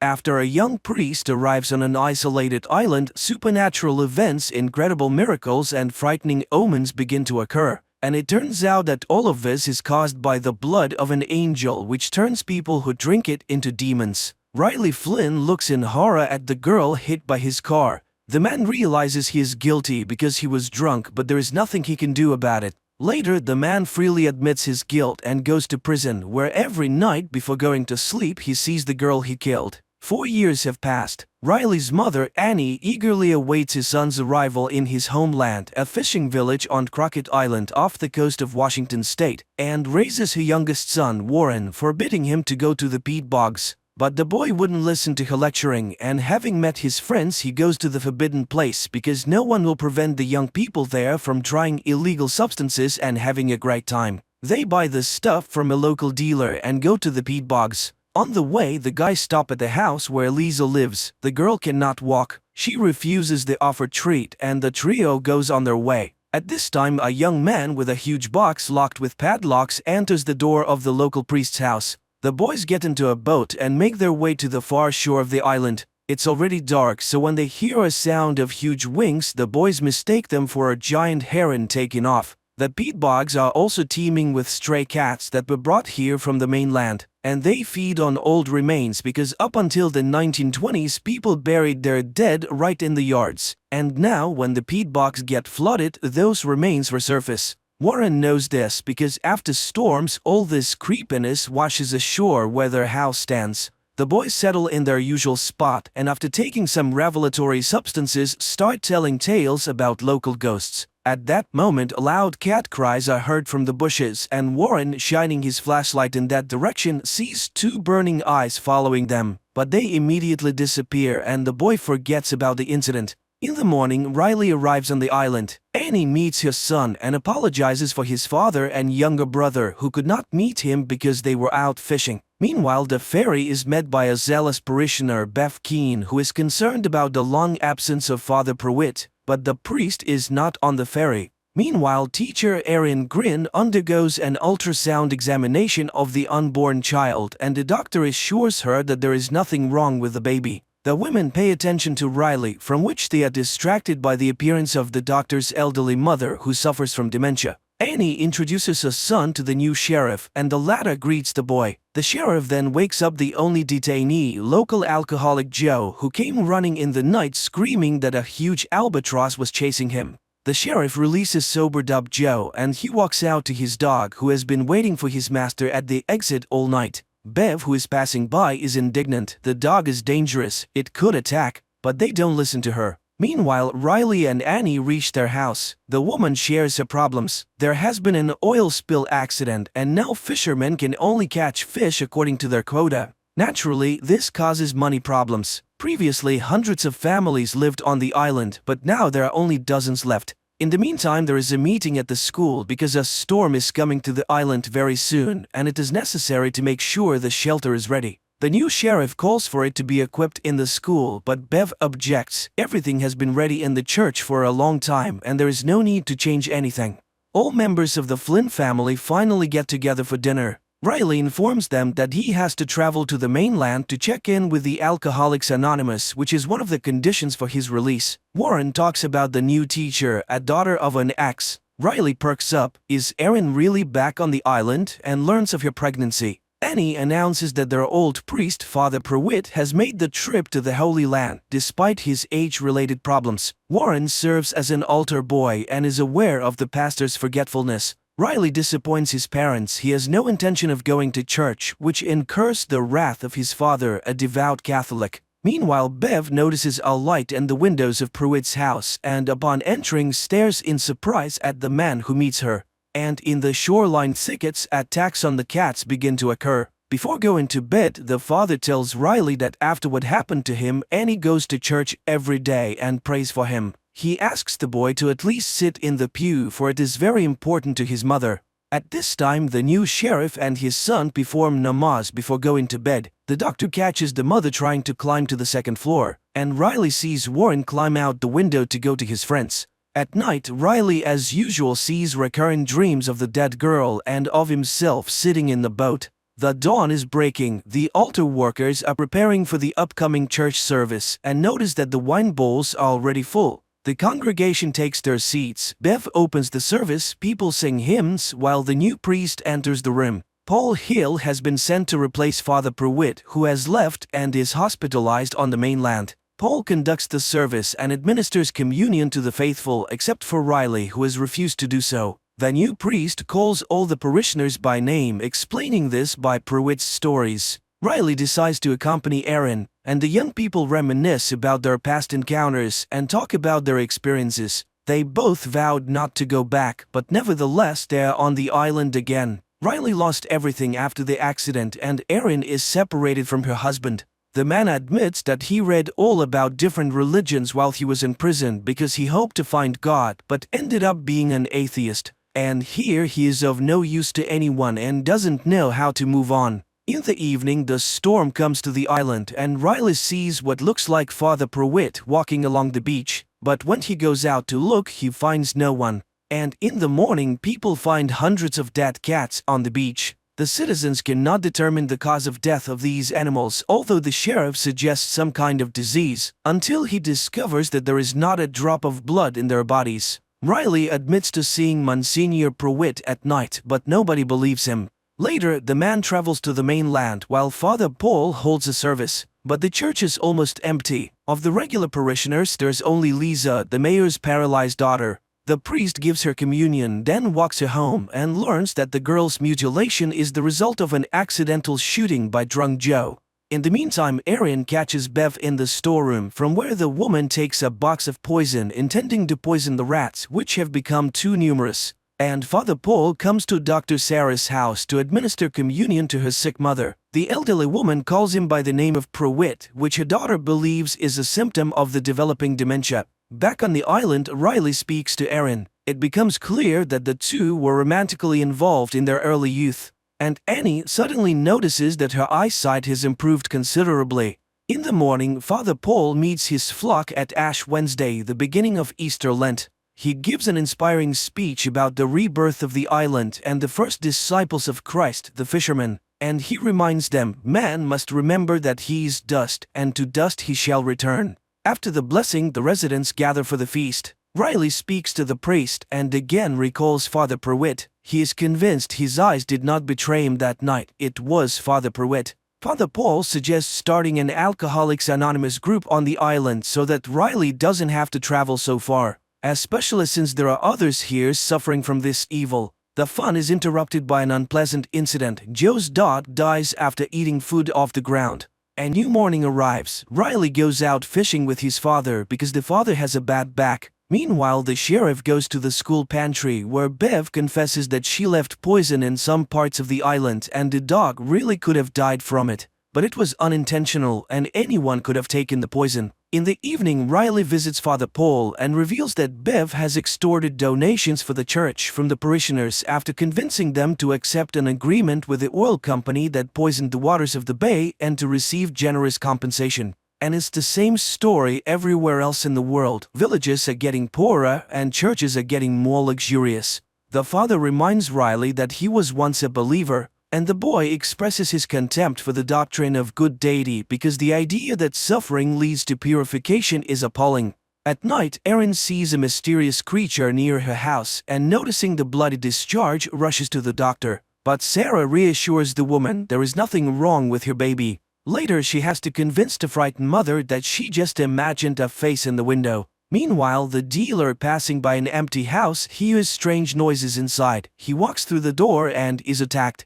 It is morning and Father Paul for some reason takes a particularly close look at Lisa. Then he insists that the girl get up from her chair and come up for communion, and to everyone's shock, Lisa gets up and walks up to the priest. At night, Father Paul enters the confessional and tells himself that he is lying to the parishioners. After all, Father Pruitt was sicker than they thought, and having gone to the Holy Land, the man often fell behind the group, but the parishioners don't need to know that. They will believe that their shepherd is being healed on the mainland and will soon return to the island to witness the miracles that are happening. For after Lisa's recovery, which is perceived by the residents as a miracle, a religious revival begins on Crockett Island. Except that Father Paul himself becomes sick and vomits blood after the accomplishment, which Bev sees, and then the woman notices a newspaper clipping with Father Pruitt's portrait hanging on the wall of the priest's house. The doctor examines Lisa and cannot understand the miracle that has occurred, but her parents strongly oppose her examination on the mainland.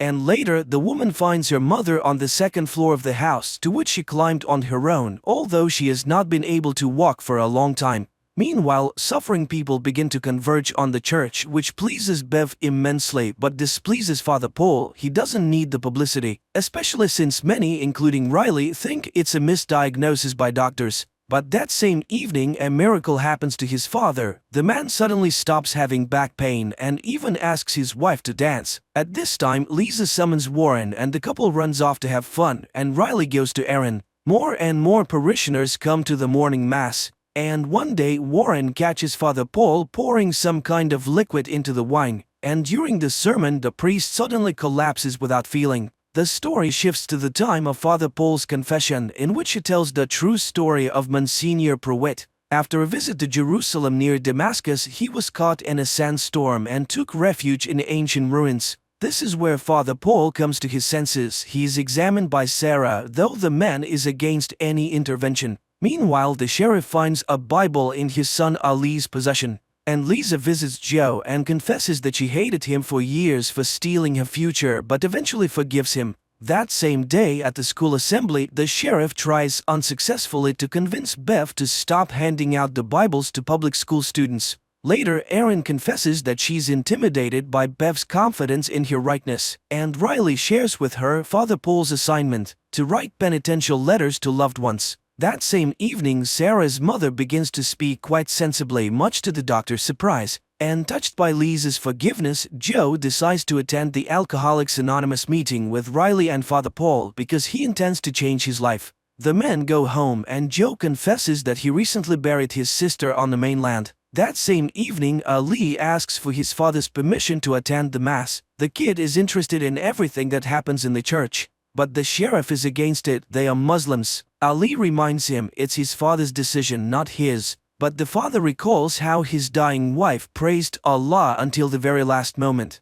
God cannot decide who gets a miracle and who does not. The sheriff turns off the light and jumps away from the window because behind it is a pale face, but the next moment there is nothing. In the meantime, Father Paul collapses in front of Bev and the congregation and dies coughing up blood. The action carries over to the moment when Pruitt takes refuge in the dark cave. He burns matches, trying to make out the room where he is trapped, and suddenly sees two burning eyes. Then he is attacked by a nightmarish creature that sucks his blood and drinks his own blood in return. The priest concludes that it is an angel because when he wakes up in the morning, Pruitt finds that he is young again. So he decided to take his savior with him. He rode ahead, waiting for the angel to catch up with him, and he was very much afraid that the angel would disappear. Here on the island, he hid it from everyone and lied to the parishioners because he was Father Pruitt. The next moment, the priest comes back to life. During a scheduled checkup, the doctor informs Erin that her uterus is empty. It was probably a miscarriage. The woman is shocked. How could she not have noticed it at such a late stage? Meanwhile, Bev cancels the mass and her assistant notices the incredible resemblance between Father Paul and Monsignor Pruitt. She is convinced of the miracle and the others are simply frightened. Bev enters the priest's room and discovers that he cannot stand the light. It is also as if he can feel God inside him. Bev persuades him to manifest the miracle to his new apostles. Riley notices an improvement in his father's well-being, and the father confesses his unjust anger towards his son and asks for forgiveness for his omissions. Meanwhile, Sarah is collecting Erin's tests when her mother enters the office. She answers her daughter's questions confidently and looks much better than before. And then Sarah sees the blood in the test tube begin to boil in the sun and burn to the ground. In the meantime, distraught, Erin spends the day with Riley, mourning her unborn child and discussing their childhood. She resents her mother, who was a real dictator and never loved her daughter. And then she managed to marry her mother's mental double, which only her pregnancy saved her from. She just packed up and left. Then Riley recounts his dream. At this time, Father Paul is reciting prayers, which makes him sick, and then he notices the mark of the cross on his hand. He cuts his hand and drinks his blood. Joe tries to talk himself out of buying alcohol, and he succeeds with great difficulty. At night, Father Paul holds an evening communion at the house of the doctor's elderly mother, Mildred, who recognizes him as Monsignor Pruitt. Meanwhile, Riley and Erin talk about their ideas of the afterlife and the basics of religion, after which they feel better. That same evening, Joe stops by Father Paul's house and witnesses Father Paul drinking communion wine. Joe looks at the portrait of Pruitt on the wall. Father Paul looks very much like him. The priest embraces Joe, who pulls away, falls, and smashes his head. Seeing the blood, the priest loses his mind and takes to drinking it. In the morning, Riley explains that his dream has changed. Erin has appeared in it, and the woman is sent to the mainland to another doctor. Meanwhile, Bev discovers Joe's dead body and exhausted Father Paul. She asks the mayor's wife to sing hymns, and she herself orders a couple of parishioners to dispose of the corpse. Bev believes that the priest's actions are justified and that his resurrection is a foreshadowing of Christ's second coming. At this time, Erin hears an expert opinion of the doctor, who doubts that the pregnancy was real. By evening, Father Paul feels good again. He holds an Alcoholic Anonymous meeting explaining Joe's absence by his trip to see his sister, but Riley knows that this is not true and leaves the meeting confused. When he arrives home, he tells his mother about the priest's lies. At night, Father Paul is visited by Angel, who begins to fill the goblet with his blood, while Riley, determined to deal with it, returns to the recreation center. He opens the doors and is attacked by Angel. In the morning, Sarah's mother impresses her daughter with her blooming appearance, and the sheriff is approached by the mother of the missing dealer, who asks him to track down her son. Meanwhile, the parishioners are informed that the Mass has been postponed until midnight due to Father Paul's illness, and the startled people view Mildred, who is considerably younger. Erin, concerned about Riley's sudden disappearance, files a missing persons report with the sheriff, but the letter suggests that Riley may have gone on a bench or committed suicide. At Good Friday Mass, Father Paul delivers a sermon replete with militaristic rhetoric, urging the congregation to prepare for war as soldiers in the Lord's army. This sermon upsets Mildred, who forbids her daughter to attend the church any further. At night, Erin is visited by Riley, who asks her to go in a boat with him. The woman agrees, even though she suspects something is amiss. After sailing far from the island, Riley recounts what has happened to him. After Angel's attack, he quickly recovered under Father Paul's care. When Riley tried to go outside, he was burnt and was forced to return and listen to the revelations of Father Paul. The priest is convinced that the angel's blood is a gift from God, and he mixes it into his communion wine to cure the people of Crockett Island of all illnesses. The priest also admitted that he had killed Joe, but according to him, the murder was justified. He also believes that the vampirism traits they both display are the grace of God, which Bev fully agrees with. Father Paul demonstrated to the boy his desire for blood as food, but reassured him that this would soon pass. Nevertheless, Riley is not ready to acknowledge what has happened as divine providence, while the priest reminds him of the fear of all who have seen miracles. Meanwhile, Bev brings Riley the goblet of the congregation's blood and he drinks it. The priest releases Riley without listening to Bev's objections, for the man's rebirth is complete. Outside, Riley notices how his perception has changed. The colors are brighter and the air more saturated, and he witnesses a conversation between Mildred and his daughter. He visits his sleeping family before heading over to Erin's. Then they head out to sea, where he has nowhere to go. Riley confesses his love for Erin and asks the woman to flee the island. She reciprocates, but at this moment the dawn breaks. Riley sees in the boat the girl he killed in the accident. She smiles and takes his hand. Riley ignites and burns, turning to ash, and Erin screams in terror.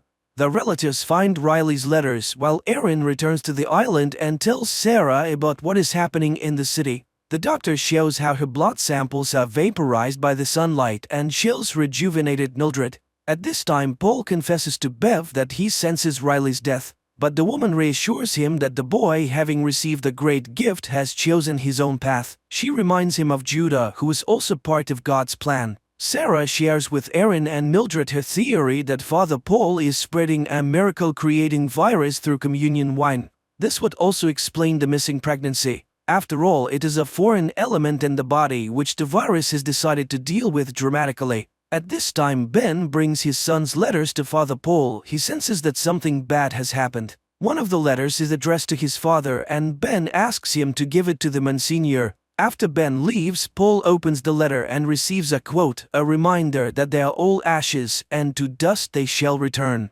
And Erin tries to tell Annie about Riley's death, but the angry woman throws her out, not wanting to believe the terrible news. Sarah informs the sheriff of her suspicions about what is happening in the church, but he refuses to take any action, not wanting to further aggravate relations with the locals, especially since he has already encountered unfair and prejudicial treatment. Erin, Sarah, and Mildred decide to move to the mainland, but find that the mayor has sent the ferries away for repairs, and the fishing boats are almost all in need of repairs. During the night, the power and mobile network go out, which are also shut down by Bev's handmaidens. Erin decides to go to the Mass to see the danger for herself. Meanwhile, the sheriff allows his son to attend the midnight Mass, and he asks his father to go with him. Before the Mass begins, the townspeople make a procession around the island with candles and hymn singing. The service begins with Father Paul confessing to our lie. Then he confesses that he's Monsignor Pruitt. And today's the beginning of a new era for all of them because holy blood flows in their veins. He calls a parishioner and asks him to drink poison, to die and be reborn. The man drinks it and drops dead. When some people see this, they rush to the exit, but the angel in shining garb stands in the doorway. The creature reaches the dais and spreads his wings to the astonished gaps of the people, and then the dead man comes to life and gets to his feet. Bev and her assistants bring out cups of poison and hand them out to everyone present. The sheriff tries to take Ali away, but the boy pulls out his hand. He wants to stay with God. That is when the policeman pulls out his gun, but the congregation rushes at him and throws him to the floor. The boy, in spite of his father's screams, drinks the poison. Lisa's parents do the same, but the girl refuses. Unimaginable things are happening all around. Some are drinking the poison, the others are pushing the cups away. Then Mildred raises the sheriff's gun and shoots Father Paul in the head. A vampire attacks her and carries her away in his claws from the church. Bev orders the doors to be locked. Meanwhile, Ali comes back to life. The dead parishioners are resurrected as vampires and, hungry, attack those who have not drunk the poison. All hell breaks loose with screams and blood everywhere. Ed turns into a vampire and Sheriff Aaron, Lisa, Sarah, Warren and Annie flee. But Bev gets in their way. Aaron shoots her, after which the group escapes. Father Paul regains consciousness while resurrected Bev and her assistants send vampires to attack the townspeople who are not present at the church. After the parishioners turned vampires have left the church, Father Paul is resurrected and, disappointed by the outcome of the mass, removes his robes and remains sitting alone on the steps of the altar of the bloody church, looking at Mildred, who has also turned. Screams can be heard in the town. The vampires are killing their loved ones and converting them. Meanwhile, the group of the runaways hide out in Aaron's house, pondering over a future plan of action. Warren recalls his canoe, which is hidden on the outskirts of the island, and Aaron realizes that the vampires needed the boats for something. She becomes terrified at the thought that some of the monsters might make it to the mainland. Suddenly, a burning bottle flies in through the window, setting the house on fire. It is Bev. She wants to settle the score with Aaron, who shot her. To allow the group to escape, Annie distracts the attackers by exposing Bev's motives. She is just jealous that God loves everyone without singling her out. Bev, who is always so right and so good, must be furious. Then Annie commits suicide by seducing the vampires with her blood. Meanwhile, John Pruitt recalls his affair with Mildred, which resulted in the birth of Sarah, who was forced to live with her fake father as such circumstances were unacceptable for the pastor.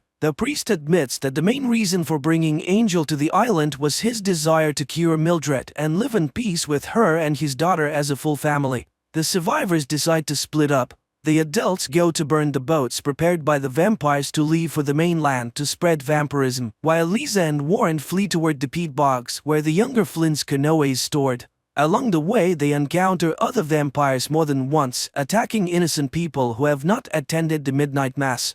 Drunk on blood, Bev proposes not to extinguish the house, but instead to burn every building on the island, following the biblical story of the end of the world and the Ark, which will be the building of the rehabilitation center. She and her assistant go to burn the city, unaware that some converts who have not lost their reason and morals refuse to kill. Among them are Riley's parents, who find each other in the middle of the night. The sheriff, Aaron, and Sarah meanwhile set fire to the boats, and Lisa and Warren hide in an abandoned house, unaware that they have entered the lair of the beast. The girl lights a match and sees the angel drinking blood of the man dragged into the house. Lisa shoots the monster, but he's so engrossed in what he's doing that he doesn't even notice them. Then Lisa douses the room with fuel, and walking out the door they set fire to the house, but the angel breaks free and flies off into the night. At this time, Bev has already prepared a center for the converts to wait out the dawn and calls them out with the sound of a bell. She quotes statements about the Ark, but Pruitt abandons her idea and is unwilling to be the leader of the converts. Bev reports that the boats are burned, while Lisa and Warren mentally say goodbye to their families and get into their canoe. Bev takes command and throws the atheist convert out of the Ark, mocking his desire to save himself with the believers. Monsignor, on the other hand, invites the man to stay in the church, for God loves everyone regardless of their views because everyone is worthy of salvation. But once inside the church, John sees Sarah, who is going to burn everything with kerosene and a lighter. He confesses that he's her father and regrets that he didn't get to know her better. But at that moment, one of Bev's underlings shoots Sarah. Enraged, Pruitt attacks him, wanting to kill him, but stops himself in time, remembering who he is and where he is. John tries to save Sarah and lets her drink his blood to turn her into a vampire, but she spits it back out, wanting to die human. John and Mildred mourn their daughter's death. They take her body, burn the church, and leave for the bridge by the river, a memorable place where Sarah often played as a child. Meanwhile, the walls of the rehab center are doused with kerosene by the surviving sheriff. Bev mocks the sheriff's religion and shoots him, and Erin emerges from the building, spilling kerosene inside, but is picked up by a flying vampire, taking her aside and gnawing at her neck. But then Ali picks up the lighter and throws it into the building. Bev takes another shot at the sheriff, but his son rushes to the man and takes him away. Realizing that there are no more places to wait out the dawn, the converts disperse, wanting to spend their last moments with their loved ones. Slowly dying, Erin shreds the wings of the blood-sucking vampire with a knife, after which the vampire struggles to rise into the air. He is spotted by Lisa and Warren, who are watching the shore from the boat, and they note the monster's slow speed and that he's unlikely to make it to the mainland before dawn. Erin dies looking up at the stars and remembering Riley. Bev leaves to meet the dawn on the beach. The wounded sheriff and his son also go to the shore, where together they begin to pray, adhering to their native religion. Monsignor Pruitt and Mildred sit on the bridge holding Sarah's body. The father renounces the church and begs his beloved for forgiveness. Finally, dawn breaks. Ali burns in the sunlight, sitting by his father's dead body. Desperate, Bev tries to dig a shelter in the sand and burns up in hysterics. Riley's parents, in a crowd of similarly converted people, greet the dawn by singing hymns praising the Lord. All the islanders burn while Pruitt and Mildred kiss against the rising sun. The only survivors, Lisa and Warren, watch the fire. Suddenly, the girl confesses that she can no longer feel her legs. And that's the end of the series. Write in the comments what you think of this series.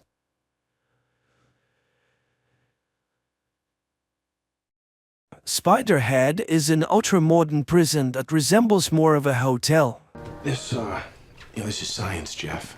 We're making the world a better place. In this facility, inmates live under a more relaxed regime, have the right to take walks, interact with each other, and have the opportunity to reduce their sentences and receive bonuses. But it all comes at a price. Spiderhead carries out medical trials, and not all of them are harmless. To be fair, it must be said that all experiments are voluntary, and each inmate has the right to refuse and return to a standard cell in another prison. Ray, one of the inmates, sits in a chair in front of a mirrored window, and Steve announces the start of the experiment by injecting a substance into Ray's bloodstream. Just a minute later, they administered the first dose of the drug to the subject and begin reciting simple jokes, causing Ray to burst into hysterical laughter. When the jokes are replaced by grim facts, the subject's reaction remains the same. Ray continues to laugh hysterically. Another morning in Spiderhead is no different from the previous ones. Inmates are awakened by a loudspeaker and their names immediately announced for participation in the experiments. Steve inquires of Jeff if he's willing to try the new N40 compound on himself, which no one has ever tried before, and the guy readily agrees to participate in the experiment. In addition to the test drug, another one is administered to enhance the speech centers of the brain. This allows Jeff to describe his state in great detail, mentioning the smallest details.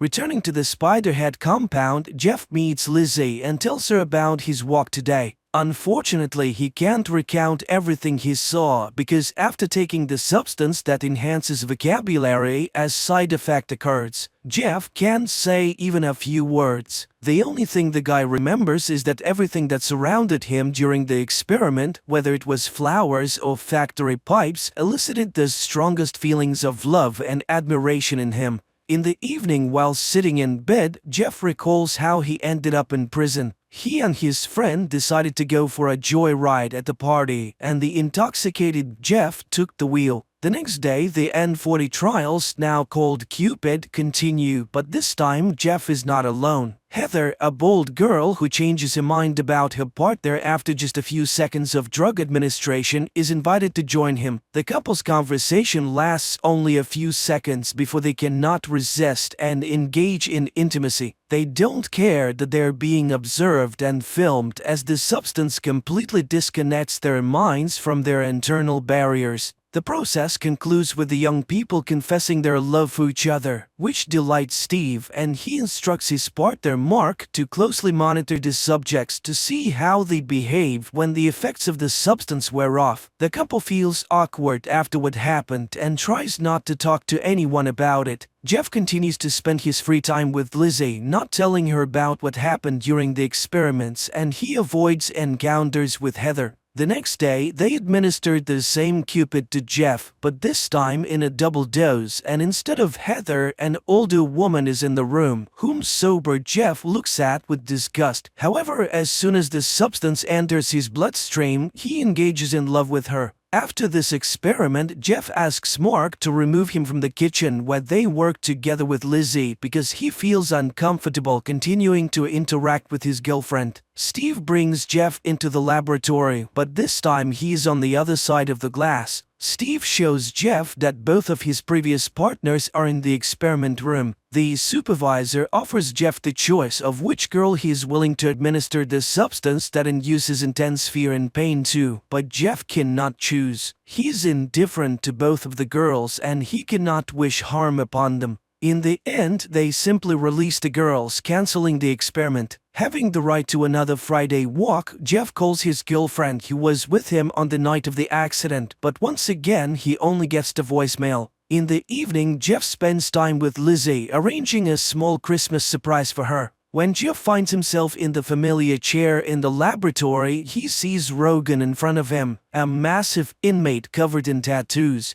Jeff recalls everything that happened with the girls in the previous days and refuses the experiment. Nothing happens, and the men are simply released after a couple of minutes of silence. Jeff realizes what has just occurred. He and Rogan were partners with one of the female inmates, and she was supposed to choose which one of them would receive meds. Bursting into Steve's office, Jeff confirms his suspicions upon seeing Heather there. Furthermore, the doctor does not even argue with the inmate. On the contrary, he shows him a diagram of who is supposed to get close to whom under the influence of the drug. In response to Jeff's complaints, Steve reminds him that being in Spiderhead is a privilege, and if he is not satisfied, he can transfer to a regular prison, albeit without hope of early release. Understanding the hint, the next time, Jeff sits calmly in the same room as Rogan without any hysterics. Steve sends Mark on a weekend break, advising his friend to enjoy his time on the mainland. Steve himself decides to take the Cupid to experience the ecstasy he had only seen in his subjects before. The experiments continue, and Steve warns Jeff that they will have to administer dark influx to the girls, as a certain committee demands the purity of the experiment.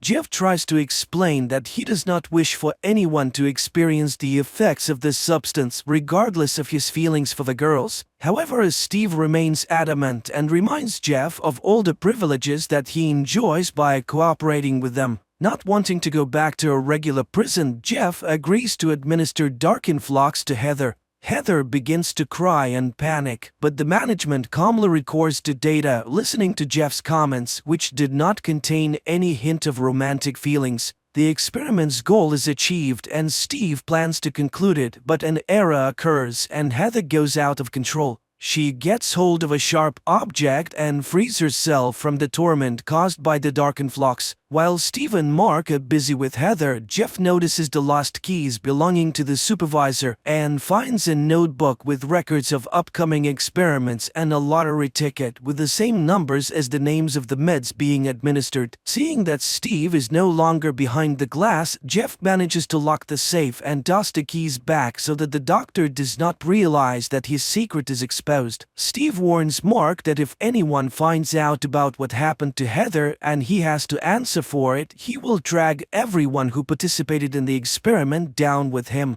Lizzie participates in the experiments for the first time, and the first thing they administer to her is dark influx. After experiencing it, she meets with Jeff in a secluded place and shares her feelings with him. Lizzie confesses that she's not sure if Spiderhead is better than a regular prison with the strictest regime. In turn, Jeff also opens up to his girlfriend and confesses that on the night of the accident there was not only his friend in the car but also his beloved girlfriend who did not survive the ride. That's why he willingly undergoes the trials on himself, hoping to somehow atone for his guilt. The candid conversation between the two of them leads to them spending the night together. Steve quickly deduces the close relationship between his wards and decides to use this connection for his own purposes. When Jeff arrives for the next experiment, he learns that today he must either agree to administer Dark Influx to Lizzie or leave Spiderhead. Jeff refuses, but the doctor gives him a chance to postpone the experiment until the morning. When he meets the defiant young man again, he is armed with Lizzie's personal file. It turns out that the crime for which the girl is serving time is so terrifying for her that no amount of Dark Influx can make it worse. Steve watches with pleasure as Jeff adjusts the dosage scale to the maximum. However, it quickly becomes apparent to him that Jeff intends to experiment on him, not on his girlfriend. Mark, realizing that he has also fallen into Steve's trap with the inmates, decides to rectify the situation and hands the remote control to Jeff. The inmate receives all the necessary information from Steve and persuades him to open the main exit so that he and Lizzie can leave the prison. But the manager grabs the remote control and administers the maximum dose of Dark Influx to the girl, causing her intense suffering. He then smashes his cell phone to prevent anyone from canceling his command. The couple manages to free themselves from the effects of the meds and run out of the laboratory. At the same time, Steve announces over the loudspeaker that because of the fugitives, everyone else will be sent back to prisons where their comfortable lives will come to an end. Jeff and Lizzie become the targets of a manhunt. Dozens of hardened criminals, including the massive tattooed Rogan, plan to deal with the couple who deprived them of all the privileges of the facility. Steve tries to escape with the meds because police boats called by Mark are about to approach Spiderhead. Steve manages to leave the base and take off in a small plane before the police arrive. But since his remote control is shattered, meds are injected into his bloodstream in massive quantities. Another release of Cupid induces admiration, and the man steers the plane towards a tiny rocky island, seeing it as a paradise. Mark, on the police boat, watches as his former boss circles above the sea and then crashes into the rocks. Jeff and Lizzie hijack a boat and manage to sail away before the police arrive. Happy and free, the young couple regrets only that Steve did not invent a substance that could induce self-forgiveness. And that's how the movie ends.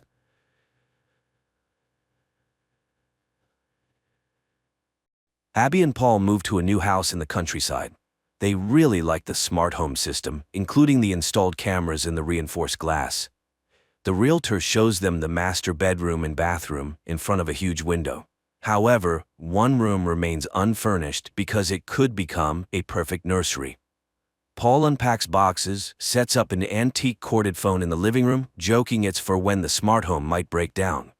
Abby arranges frames with their wedding photos. Finally, they check out the rooftop terrace, which offers a great view. Late in the evening, the couple settles on the terrace, stargazing. Abby points out constellations to her husband, who makes jokes about their names. They feel they can be happy here.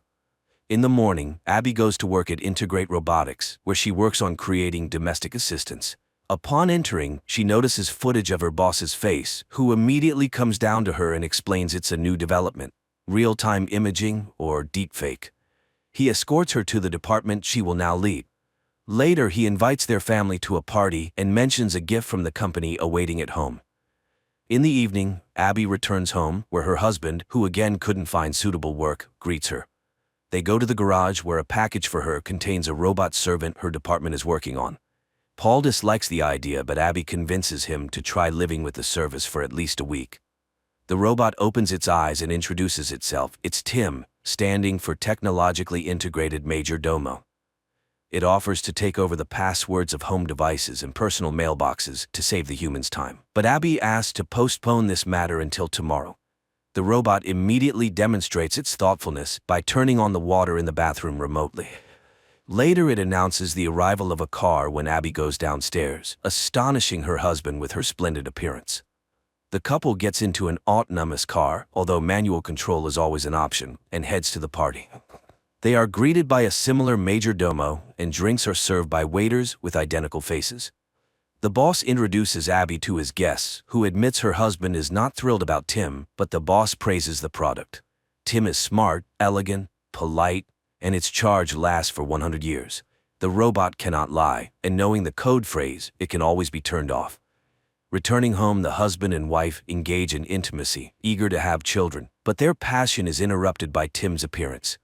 Their pulse is rapid, presumably they are worried about something, and he is always ready to help. Abby finds this very funny, not getting angry at the overly attentive assistant. In the morning, their new neighbor Rose rings the doorbell to introduce herself to Abby, as she met Paul yesterday. And when she leaves, Tim again asks for the passwords. Paul is not ready to let the computer dig through his messages, but Abby reminds him they are working on rebuilding her trust in him, and he agrees. But they still need to come up with a phrase to deactivate him. Tim suggests a set of unrelated words, and the couple agrees. Abby and Paul go about their day when a mouse gets caught in a mousetrap. Tim observes it for a while, then throws it into the grinder. In the evening, after work, the husband and wife settle in front of the TV to watch an old melodrama. Abby invites the majordomo to watch the movie with them. Paul soon falls asleep, but the robot watches the film attentively, empathizing with the characters' relationships. After it ends, he asks Abby to explain what love is, and she suggests that love is about wanting to be with someone and making their life better. Suddenly, the robot confesses that he would like to be loved. In the morning, Paul offers to make breakfast for his wife, but it turns out Tim has already prepared everything. Setting the utensils in front of Abby, Tim outlines her schedule for the day, then informs her that Paul has nothing to do today. In the evening, Abby returns home to find that her husband's phone is out of reach, but his last known location was 300 meters from the house. Abby goes for a run and realizes that this is Rose's house. Returning, she takes a bath, where Paul finds her. He talks about his day and how Rose asked for help, which he did. He asks his wife not to be jealous, as he loves only her. The next day, the couple visits a family planning center, hoping to get help with becoming parents. In the evening, as they prepare to go to a restaurant, Abby asks Tim for advice on her dress. He suggests wearing red, and looking at her, admits that she is beautiful because she is perfectly symmetrical. Abby asks him to zip up her dress, but the robot's hand fails and he accidentally tears the dress. This overwhelms him. The robot panics. Abby calms him down and wears another dress. At the restaurant, Paul reveals that he has been offered a job in London, but Abby strongly objects, as they decided to start over, and his long absences won't help solve their problems. The next day, she returns home with a gift for Paul and finds Rose in the yard, who has made a garden project for them.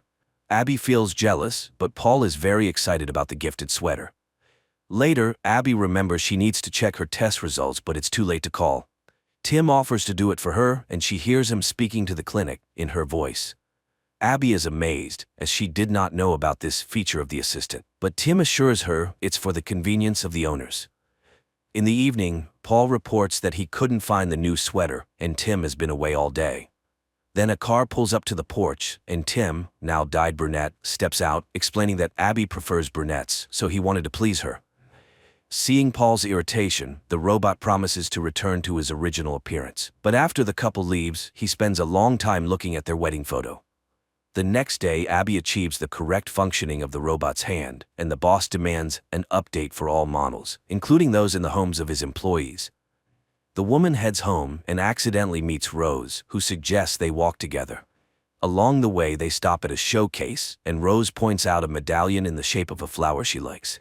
But then Paul comes and takes his wife away to tell her he has found a job. Returning home, they celebrate in bed, while Tim's hands are being changed, unaware that he continuously monitors everything happening in the house.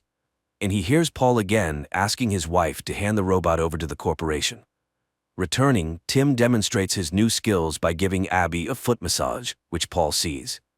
Later, the robot suddenly sits at the piano, plays Abby's favorite tune, and mentions dates when Paul bought them concert tickets, but Abby distinctly remembers being at home on those days.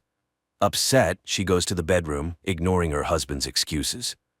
The next day, Abby comes home with a bouquet, and Tim, placing them in a vase, informs her that Paul went to see Rose. But Paul enters right then, puzzled why his wife is angry. Hearing what Tim said, the man gets furious. He had no plans to visit Rose. He tries to explain that the robot wants to separate them. The woman doesn't believe it, as Tim is just a machine. A disagreement ensues between the spouses. Later, Abby finds a gift bag in the closet with a box containing a pendant, and she puts it back, thinking Paul prepared a surprise for her. Then she heads to work. Meanwhile, the husband goes down to the kitchen, sees the clogged sink, and pulls out pieces of his new sweater from the grinder. He checks the cameras for Tim and catches him in his wife's bedroom, sniffing her dress. Paul records this moment on his phone camera and rushes to the car to catch up with Abby and show her the footage. But Paul's car mysteriously doesn't start, and the robot calls a company car for Paul. En route, the car begins to speed up. Paul tries to stop the car, but it doesn't respond to his commands and crashes into a tree. Abby rushes to the hospital, where she finds her injured husband. Paul tells her everything he learned and accuses Tim of causing the accident. He asks his wife not to be alone with the robot, and she spends the night in the clinic. In the morning, Rose calls the home of Abby and Paul to inquire about the man's condition, and Tim invites her inside. Later, Abby goes home for some belongings. Outside, Rose stops her to warn her about something, but the woman sees the flower pendant on her chest and leaves, ignoring the neighbor's cries. Returning home, she checks the bag, and it turns out to be empty. Abby cries when Tim calls out to her. He knows Paul wants to return him and is ready to process the return. But first, he wants to warn her, as she is his primary owner. He shows her a video from the camera where Paul kisses Rose in their living room, but he stops the recording at the most sensitive moment to protect her from stress. Abby refuses to go to her husband and doesn't pick up his calls. Later, Paul comes home, where Tim greets him, hands him the found sweater, and informs him that Abby doesn't want to see him and his suitcases are packed. Paul doesn't believe it, but then Abby appears, tells him she saw the recording and knows about the pendant. When he starts to object, she drives him out. Paul leaves, but on the way, Rose calls him, telling him their robot tried to kiss her. The man calls home and, when Abby answers, says he has evidence of Tim's malicious intent. Abby asks him to come for her, but after hanging up, it turns out it was the robot she was talking to. The husband arrives home, where Tim meets him with a shovel. He knocks the man out, ties him up, and drags him to the bathroom. But then Rose rings the doorbell. She hears muffled screams, but Tim assures her it's just the noise of the water filling up. The robot closes the doors, returns to the bathroom, and drowns the man. Later, he brings Abby the repaired dress and asks her to try it on. This surprises and scares Abby, but she puts on the dress anyway, and looking at the sunset, asks Tim to hug her and confirm that she did the right thing. He treats her to dinner, then confesses his love, but she insists he cannot feel that way. They spend the evening stargazing, but Abby is unnerved by his encyclopedic knowledge. The next day she meets Rose, who talks about Paul's call, and to the woman's accusations, says she thought the pendant was a gift from her for helping with the garden. Abby returns home and reviews the footage where Paul kisses Rose again. She suddenly notices a bouquet on the table, but she brought it much later than when that scene took place.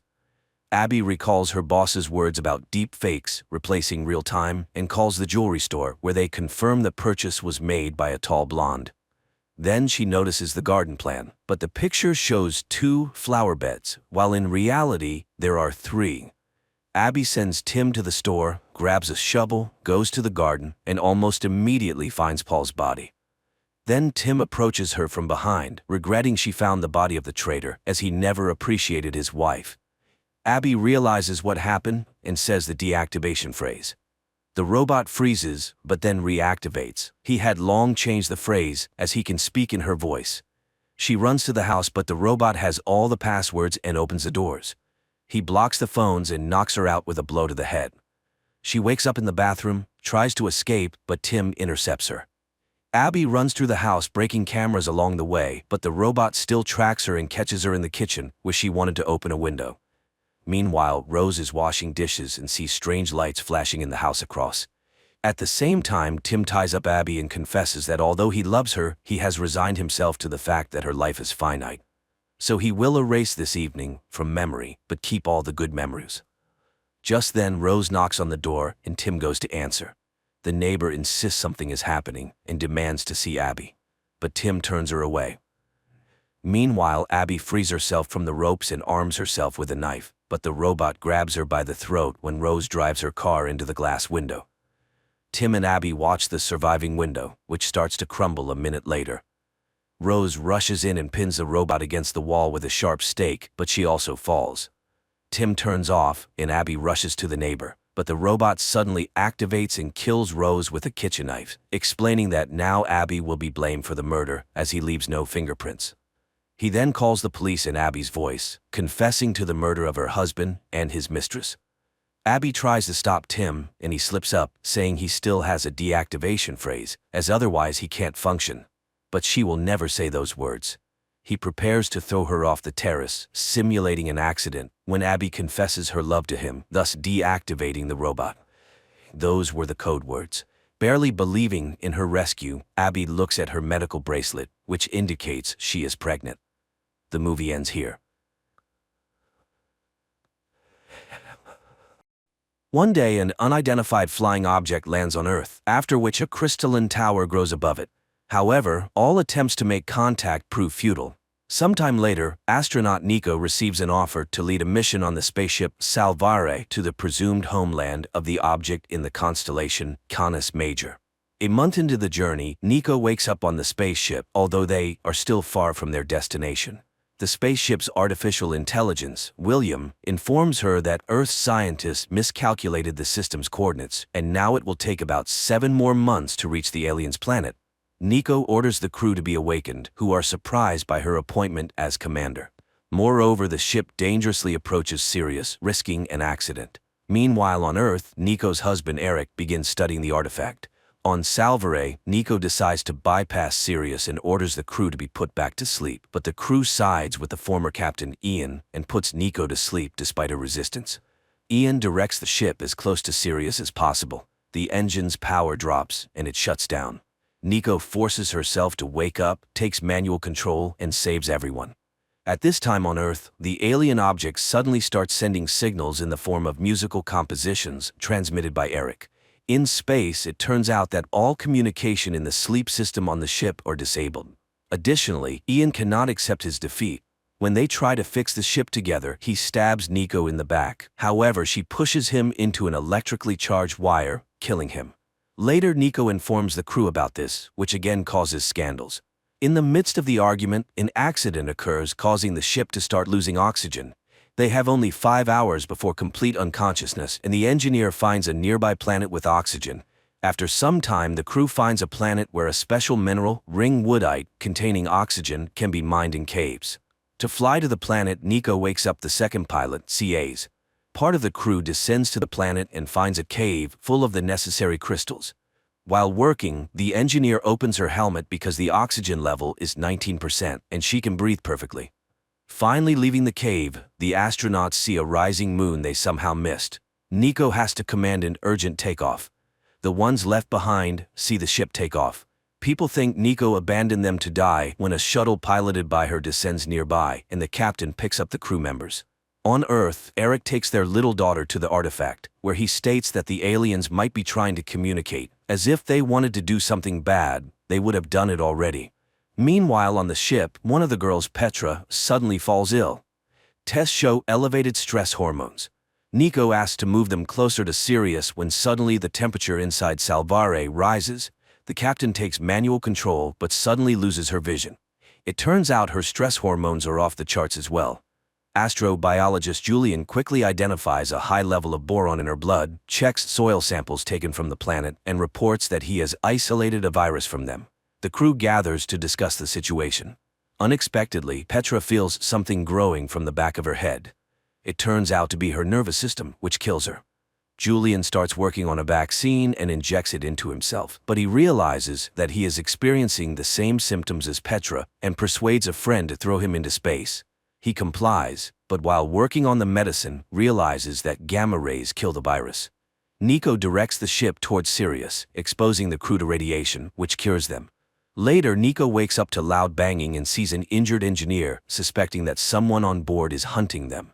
It turns out that AI William is offline for some reason. Nico and CAs carry the engineer to the infirmary when they are attacked by an alien. The crew searches the ship and tries to eject the dangerous alien into space, but it tears people apart until Nico lures it into an airlock and kills it. All this turns out to be just a bad dream. However, waking Nico up doesn't work until William finds a way to enter her dream. Seeing him, the captain realizes she must accept what happened to her first ship when she had to sacrifice part of the crew to save the rest. Nico finally says goodbye to her fallen friends to move forward. She suddenly wakes up. She is informed that they have encountered a moon along the way where fresh supplies can be obtained. Moreover, William has detected the same signal as on Earth. They look at the moon's surface and see the same alien object. The scifi crew heads towards it. The alien object looks abandoned, and people realize it is much weaker than the one that arrived on their planet, and there are no living creatures around for some reason. Nico asks engineer Sasha to take a sample, while she and CAs inspect the surroundings and find a fragment of the artifact. At this time, Bernie is attacked by an unknown creature and bitten on the leg. He experiences pain, and his skin turns green. Meanwhile, Sasha explains to the artifact how Earth is structured when something grabs him and pulls him inside. Meanwhile, CAs and Nico find a forest covered with flowers that cause a strange feeling of euphoria. When the effect wears off, the astronauts return to the artifact, where Sasha tells them he had a strange dream.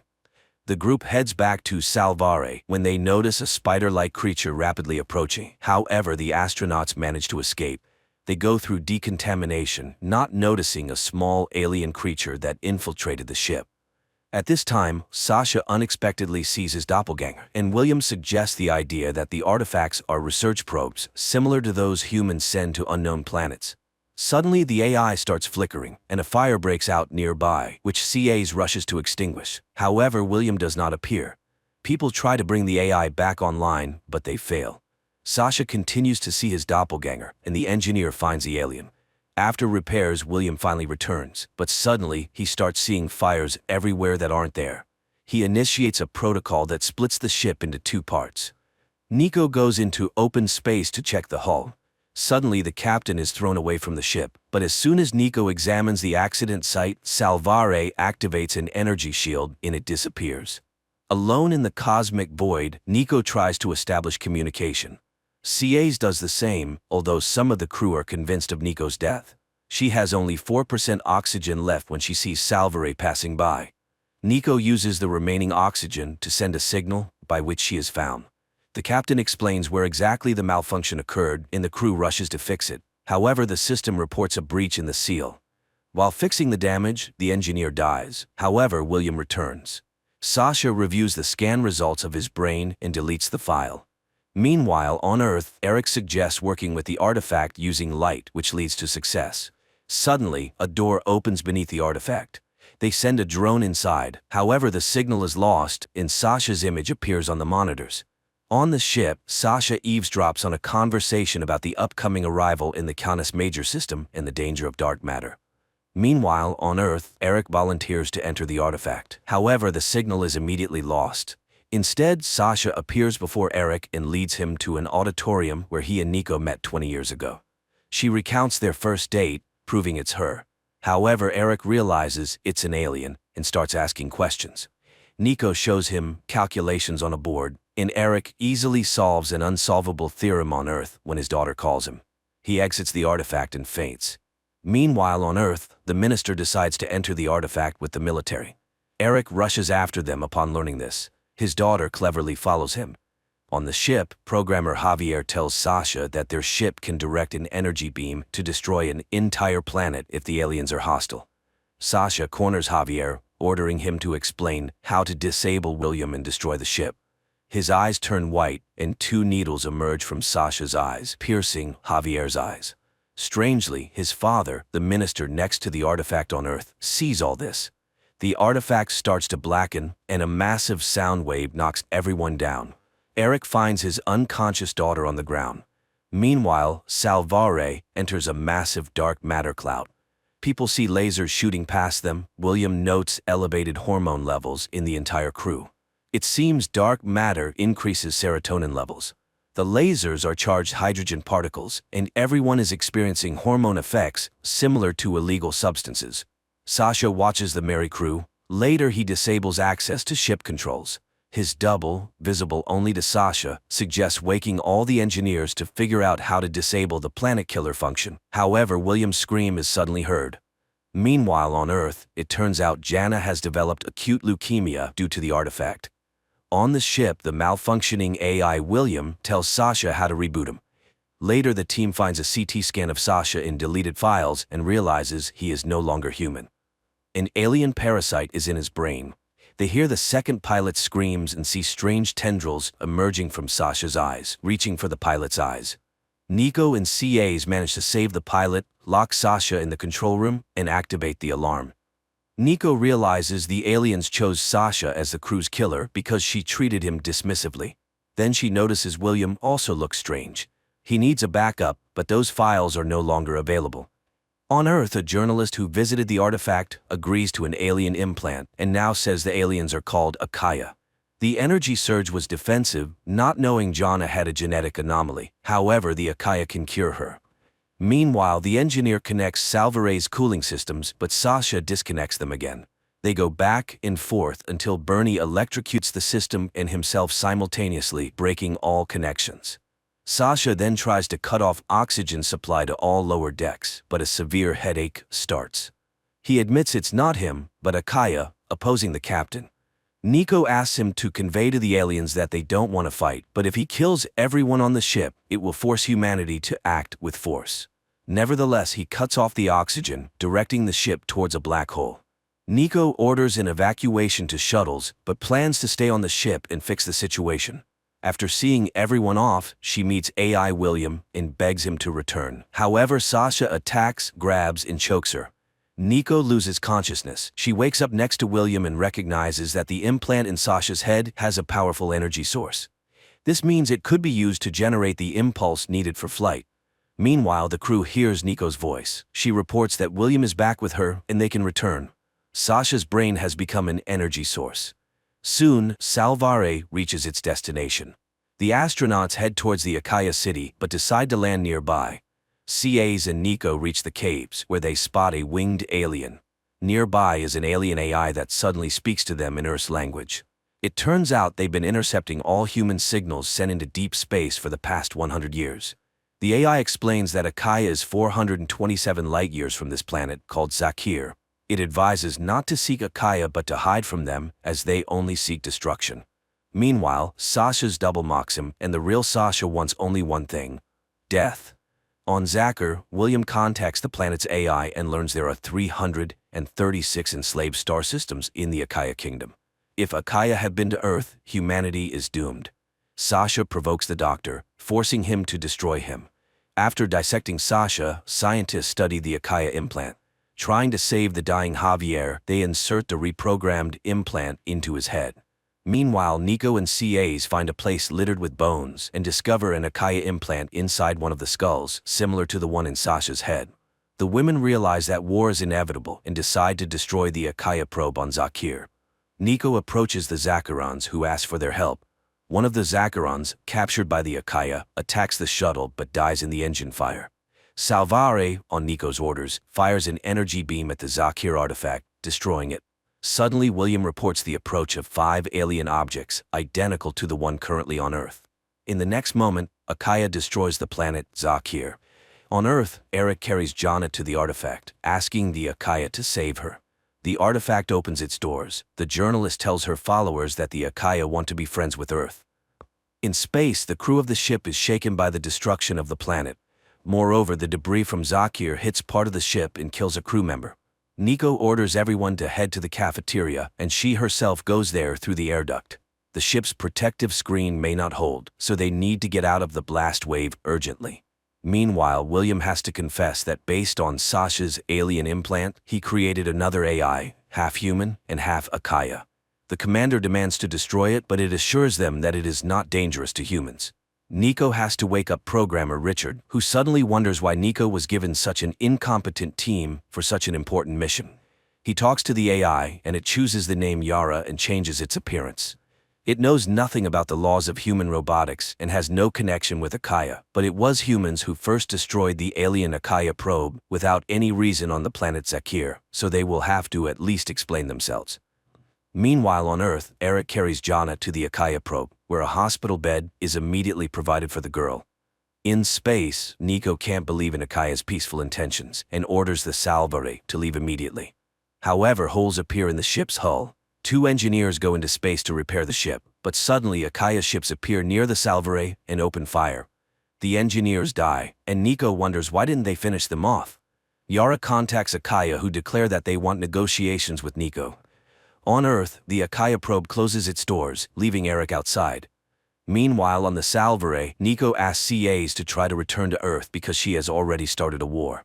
Sometime later, Nico heads to the Akaya ship on her shuttle, losing contact with the Salvare. Soon, Nico sees a wonderful light ahead and enters it.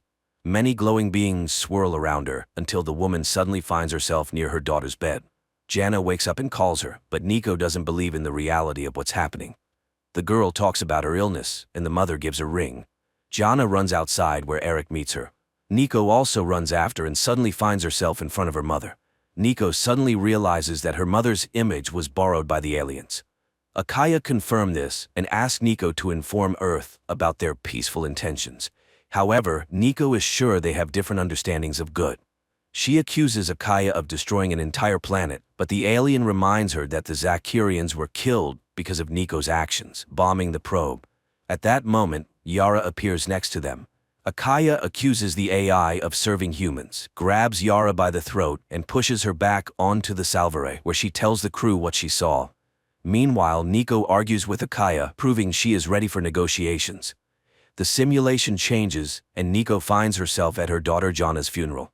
Eric accuses her of abandoning the family, to which Nico responds that between family and humanity, she would choose the latter. Outside the simulation, Nico sits with her eyes closed while a small spider-like robot climbs over her body. In the simulation, Eric suddenly attacks her, and Nico has to fight. She wakes up and finds herself crushing the robot.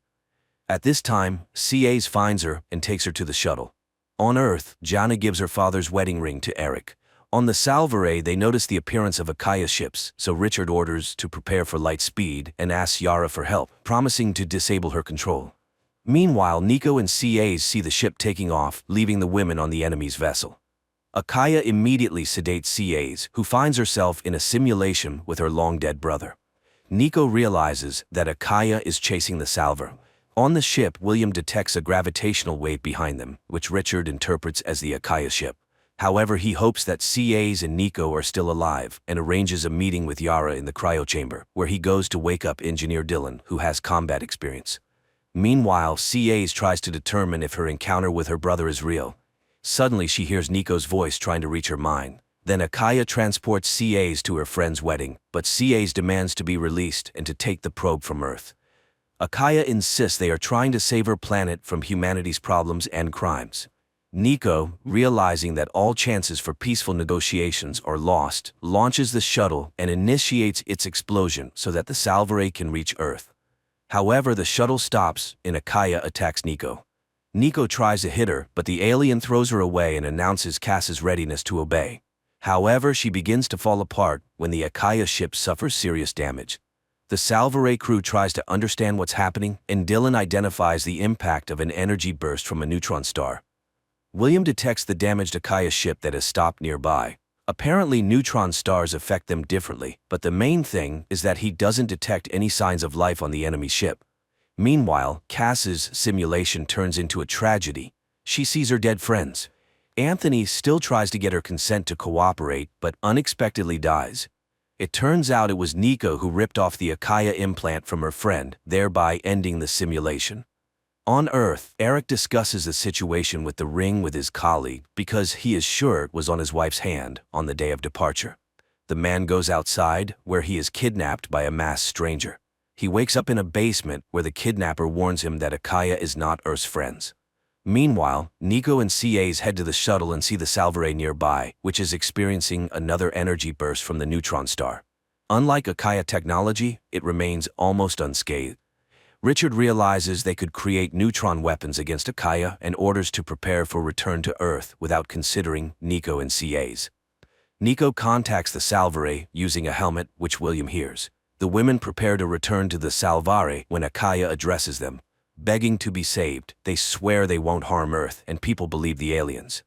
Nico and CAs return to the Salvare, where Richard explains that Akaya spaceships are susceptible to neutron flashes.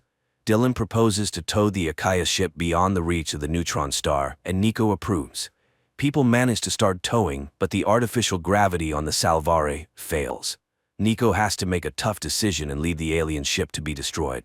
Later, William reports that the power shutdown was initiated by Yara. However, she insists she didn't sabotage the ship's thrust. Meanwhile, CAs calls her friends to show them a habitable planet. Nico asks to wake up the chief colonist. At this time, Dylan slows down Yara's data processing and finds navigation structures. Although this causes the AI great pain, it doesn't stop Richard. Yara's screams are heard by Nico. She orders to stop the torture, despite Yara confessing involvement in stopping the Salvare's engines. After that, the commander asks Yara for forgiveness, but she no longer trusts humans. Meanwhile, CAs wakes up colonization specialist Paula. William suddenly notices that some hidden process is running through his code, as if the AI was damaged, but when Dylan opens access, an AI named Gabriel appears before them. Meanwhile, CAs, Bernie and Paula settle on the new planet, which is rich in fauna. On the ship, Gabriel introduces himself to Nico and says he is the original AI that was supposed to be on the Salvare, while William is an inferior version. That's why William woke up the wrong team, couldn't detect the moon, and created the alien AI. William confirms his words, and yielding to Gabriel, he shuts down. Yara stands up for William, but Gabriel reports he found a way to get them home faster. On Earth, Eric continues to walk around the alien probe until it opens a door in front of him, and Akaya appears in the form of his double, who promises him a meeting with his wife. On the ship, AI Gabriel wonders why Yara didn't ask Akaya how to become free. Dylan informs Nico that he checked Gabriel's code and found he doesn't know when it was created, as if he had rewritten himself. Nico asks to disconnect Gabriel and calls Yara when Dylan suddenly feels strangled and passes out. Nico also loses consciousness, unaware that Gabriel is changing the ship's course despite Yara's protests. She hacks into Gabriel's memories and learns that during the test, it was he, not William, who failed all tests and was to be deleted. Yara recalls her experience and tortures Gabriel. Meanwhile, air supply is restored, people regain consciousness, and William returns to find out the truth. However, Gabriel fights him, and Yara realizes their codes are too intertwined, so both must be deleted to try to restore William later. Dylan performs a reboot. Meanwhile, the colonists try to contact the Salvare but get no response. Paula suggests naming the planet, where she has already found many useful minerals, but people don't know they are being watched by the local civilization. On the ship, Dylan brings William back, but it's his early version, lacking memories. At this time on the planet, people wake up to a noise near the shuttle, go to the sound, and find strange tracks. Paula notices some creature and shoots it, then they are lifted onto the ship, where the doctor immediately starts analyzing the tracks in the blood of the unknown creature. Paula shows how many useful minerals the depths of the discovered planet hold. Moreover, it is very close to Earth. Meanwhile, the doctor reports that the creature's blood was yellow due to the lack of hemoglobin, similar to terrestrial insects. Nico decides to fully analyze the planet. Meanwhile, Richard and Yara study Akaya's route and realize that they are always connected, and see how cosmic strings are formed, serving as a source of energy for the aliens. At this time on Earth, Akaya tells Eric that they want to see humans on Earth, but not in space. The alien gives the man a sphere that will help restore nature on Earth. On the new planet, Paula is analyzing the composition of the trees when a large wooden stake flies into them, followed by a creature emerging from the bushes. It seems to be trying to talk to CAs, but Paula shoots it, and it dies. Later, CAs tells Nico about the creature, which she describes as having war paint and being armed, but Paula characterizes them as cavemen.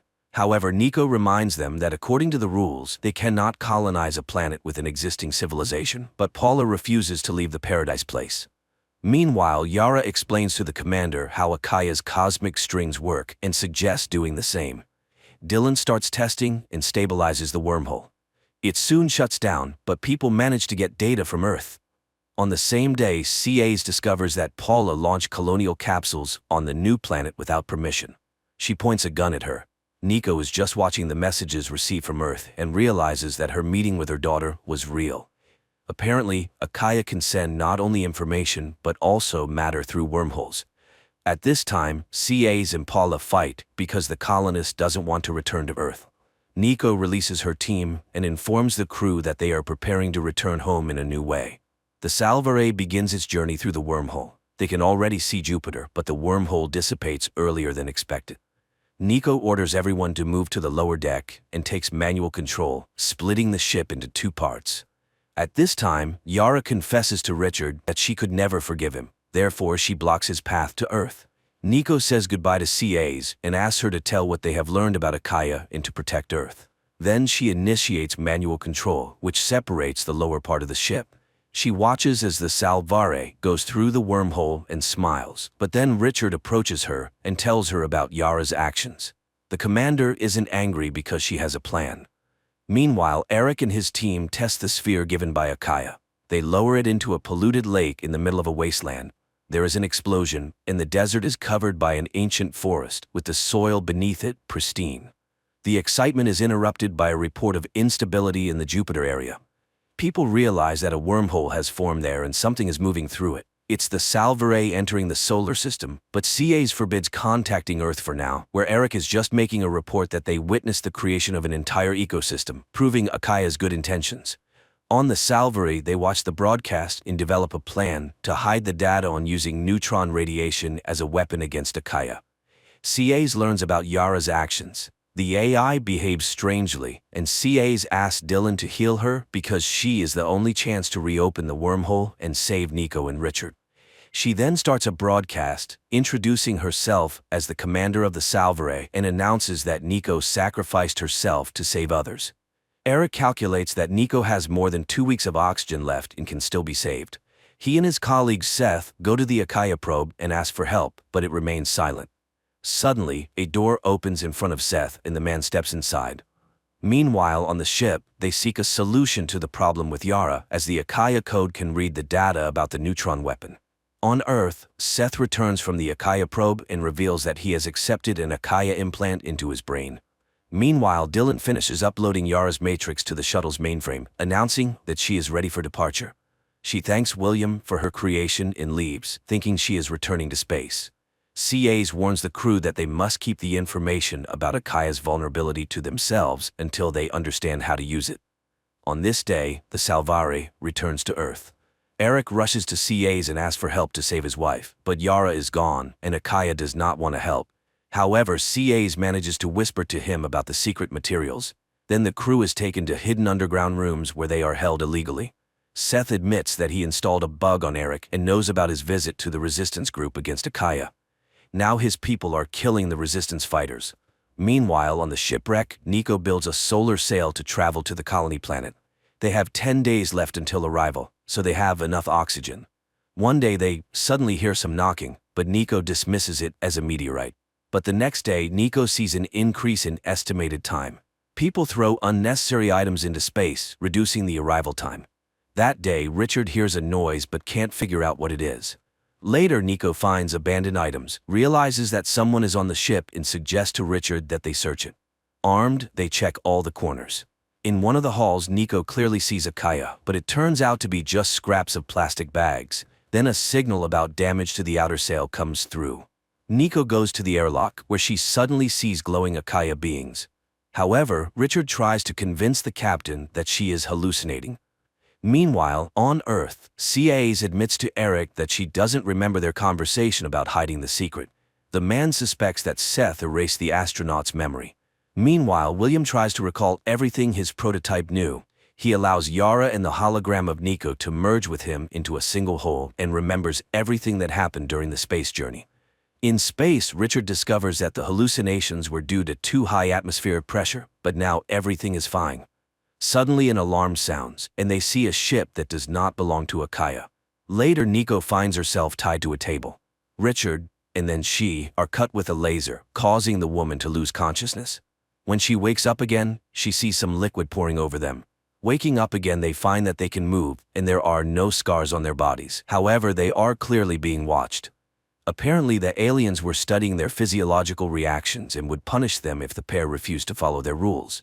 They go to the open door, but when Nico moves forward, the door closes, separating the pair. Meanwhile, on Earth, Eric helps the Salvare crew remember the information deleted from their brains. and everyone confirms that Akaya promised to do one thing or another in exchange for their loyalty. William tries to contact Eric or CAs, but Seth blocks him. At this time, Nico and Richard walk through the corridors of an unknown alien ship, receiving electric shocks for wrong actions. Suddenly, a door opens in front of Nico. She steps inside, touches an object, and sees a crashed alien ship on an unknown planet. Richard, whose hand is burning with a red bracelet, finds her there, but when they try to leave the room, the doors separate them again. This time, Nico steps outside and sees Snow in the same ship from the vision. Nico goes inside, grabs something like a jacket from the dead creature, and finds a weapon. While exploring the ship, Nico sees a wounded Paula, who tells her that they were attacked by aliens called Dakuma, who killed all the colonists. She can't escape because she is already infected and is turning into a Dakuma herself. This is indicated by the red color of the bracelet.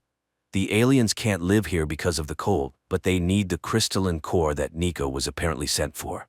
Paula begs Nico not to let her turn into a Dakuma, and Nico kills her. She continues to move forward and finds the creature's severed arm, which she uses to activate the ship's control. Meanwhile, on Earth, Eric helps the Salvare crew escape. At this time, Nico returns to Richard, unfastens his bracelet, and the pair tries to escape, but there is no way out, and Nico challenges Dakuma, threatening to blow up the entire ship. Dakuma comes out and strangles her, but Richard activates the cooling system and freezes the alien.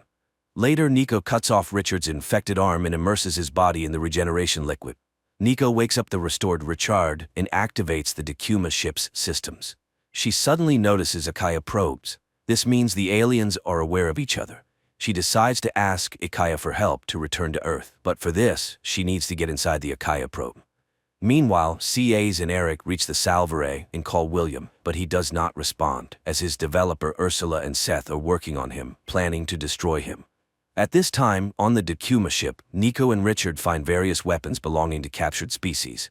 Richard dons armor and steps onto the unknown planet first. Struggling to get used to the thin atmosphere of the planet, they find a cave where the Akaya probe is located. In the cave, they find inscriptions on the walls and the bones of creatures that once lived there. Suddenly, the probe opens its doors in front of them, and the pair steps inside. At this time, Seth tells William that Nico and Richard are on the planet Chitala, and he orders Eric to be brought to him to implant his head. William immediately informs Eric about this, and although CAs tries to protect him, Eric is captured. William tells him that his wife is alive, but to bring her home, he must accept the implant into which William will be uploaded and become the new William in a human body. Eric agrees, and Seth immediately kills the guard, from whose mouth an alien spider emerges and moves towards Eric. However, William refuses to continue until Nico and Richard are safe. Seth immediately mentally transports himself into the probe, meeting Richard and Nico. Receiving consent to accept the implant, he announces his intention to open the door to Earth for them. At this time, CAs enters the room, and while she hits Seth, Ursula volunteers to help William, having seen what Seth is capable of. Taking advantage of this, Nico and Richard run through the door and find themselves on Earth. Seth reports that Akaya is angry and their ships are ready to attack. The survivors joyfully communicate by radio when they are met by the military, and Nico asks them to hurry and prepare the army for Akaya's attack, especially since they know how to kill them. Meanwhile, Eric and William adjust the Salvare's thrusters, turning it into a neutron weapon.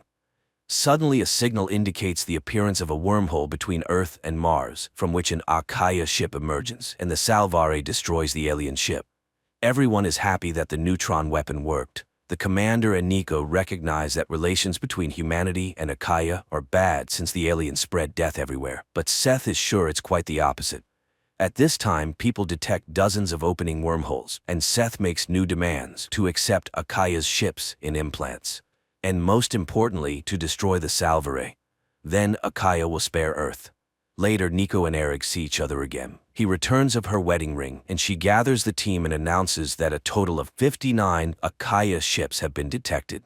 Then William suggests studying the debris from the already exploded ship where a captive Akaya is found, who behaves very quietly, apparently due to the lack of a power source. During the study of Akaya, it is revealed that Akaya is a highly developed AI that captures the universe by destroying biological life. Then Dylan proposes using a computer virus that will be implanted in a human. Then it is necessary to implant the Akaya implant into the infected human to infect the entire Akaya system with the virus. CA's volunteers to be a test subject.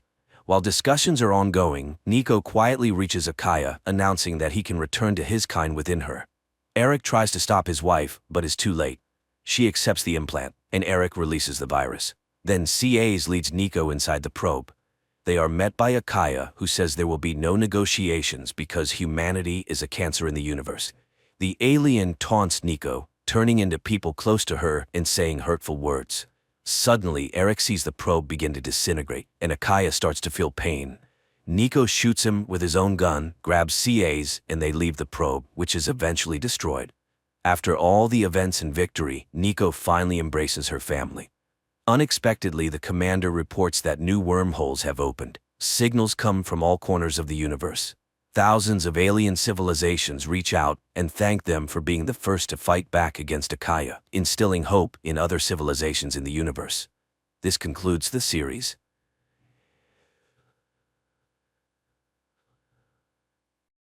In a small provincial town in Pennsylvania, life flows peacefully and calmly. Milton Robinson, a 79-year-old widower and one of its citizens, leads the life of a simple retiree. He regularly attends town council meetings where he always raises the same issues about changing the town's slogan and installing an additional pedestrian crosswalk near his home.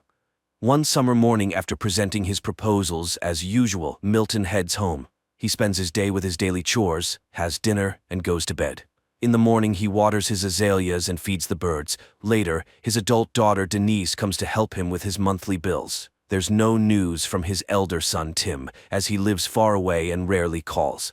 After finishing their business, Denise goes to the restroom and finds a jar of peas there. She's concerned about her father's well-being, and even though Milton assures her he's fine, she suggests he see a neurologist for a checkup. After all, the man is quite old, and forgetfulness could be a sign of approaching dementia. However, Milton vehemently opposes seeing any doctors. Denise goes to work, leaving the old man alone with his beloved detective shows and a solitary dinner. One night, he suddenly hears a commotion in his backyard, and going outside, he sees a flying saucer that has landed awkwardly. Milton calls the rescue service, but they remind him that joking with such a serious organization is a matter for the authorities. They no longer answer his calls, so he dials Denise's number, but she is unavailable. After a restless night, he heads to the town council meeting, where as always he talks about the slogan and the crosswalk. At night, the old man hears strange sounds from the backyard, goes out to see what else has happened, and finds an injured extraterrestrial being in his patio. Once again, he tries to reach his daughter, but Denise, as always, is unreachable. He leaves a voicemail and waits for a call, but it's all in vain.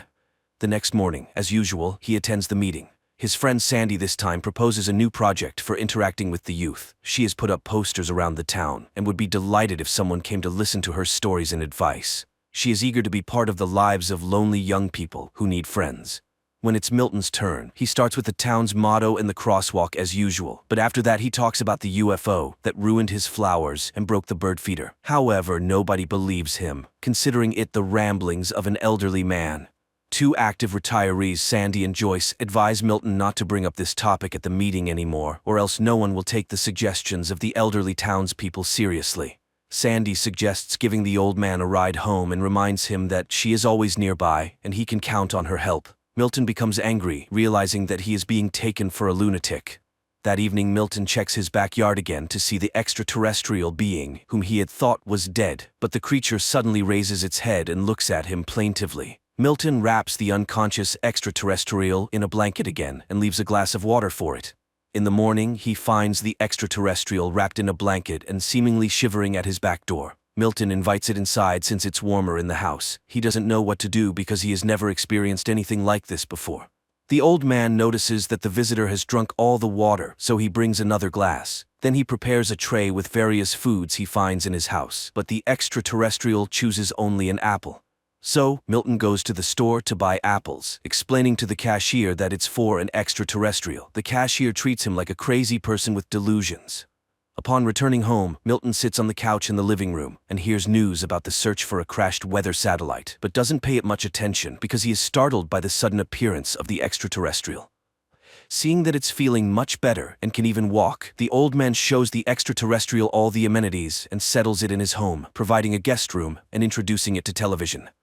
Personally, he prefers detective shows because you never know how they will end. Milton shows photos of his family to the silent but attentive extraterrestrial. Unfortunately, his wife is no longer with them. His son has moved to California and his daughter visits him occasionally.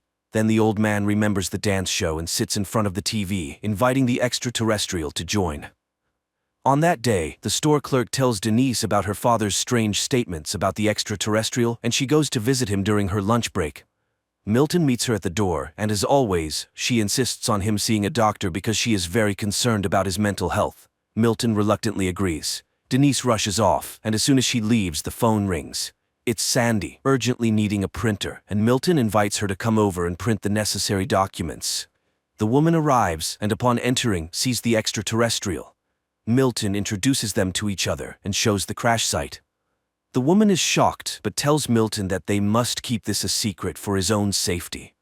She mentions how she has seen on TV how authorities treat poor extraterrestrials, and he shouldn't let anyone into his home except her. Sandy leaves, but Joyce has already noticed her car outside Milton's house and becomes curious about what's happening. Meanwhile, on TV, calls continue for the population to search for the crashed satellite. Time passes, and the extraterrestrial continues to stay in Milton's house, watching his favorite shows together. One morning, it brings Milton a piece of paper with a drawing of a cat on it. This touches Milton's heart, as the little one has drawn him a picture. He finds the extraterrestrial working on repairing its spaceship, apparently having fully recovered and getting ready to go back home. Soon, Milton visits a neurologist and undergoes tests, making some frustrating mistakes in some of them. During this time, Sandy stays with the extraterrestrial and complains to it about her daughter, who moved to the West Coast and lives with her friend. She is very upset that her daughter doesn't visit and doesn't bring her only grandchild.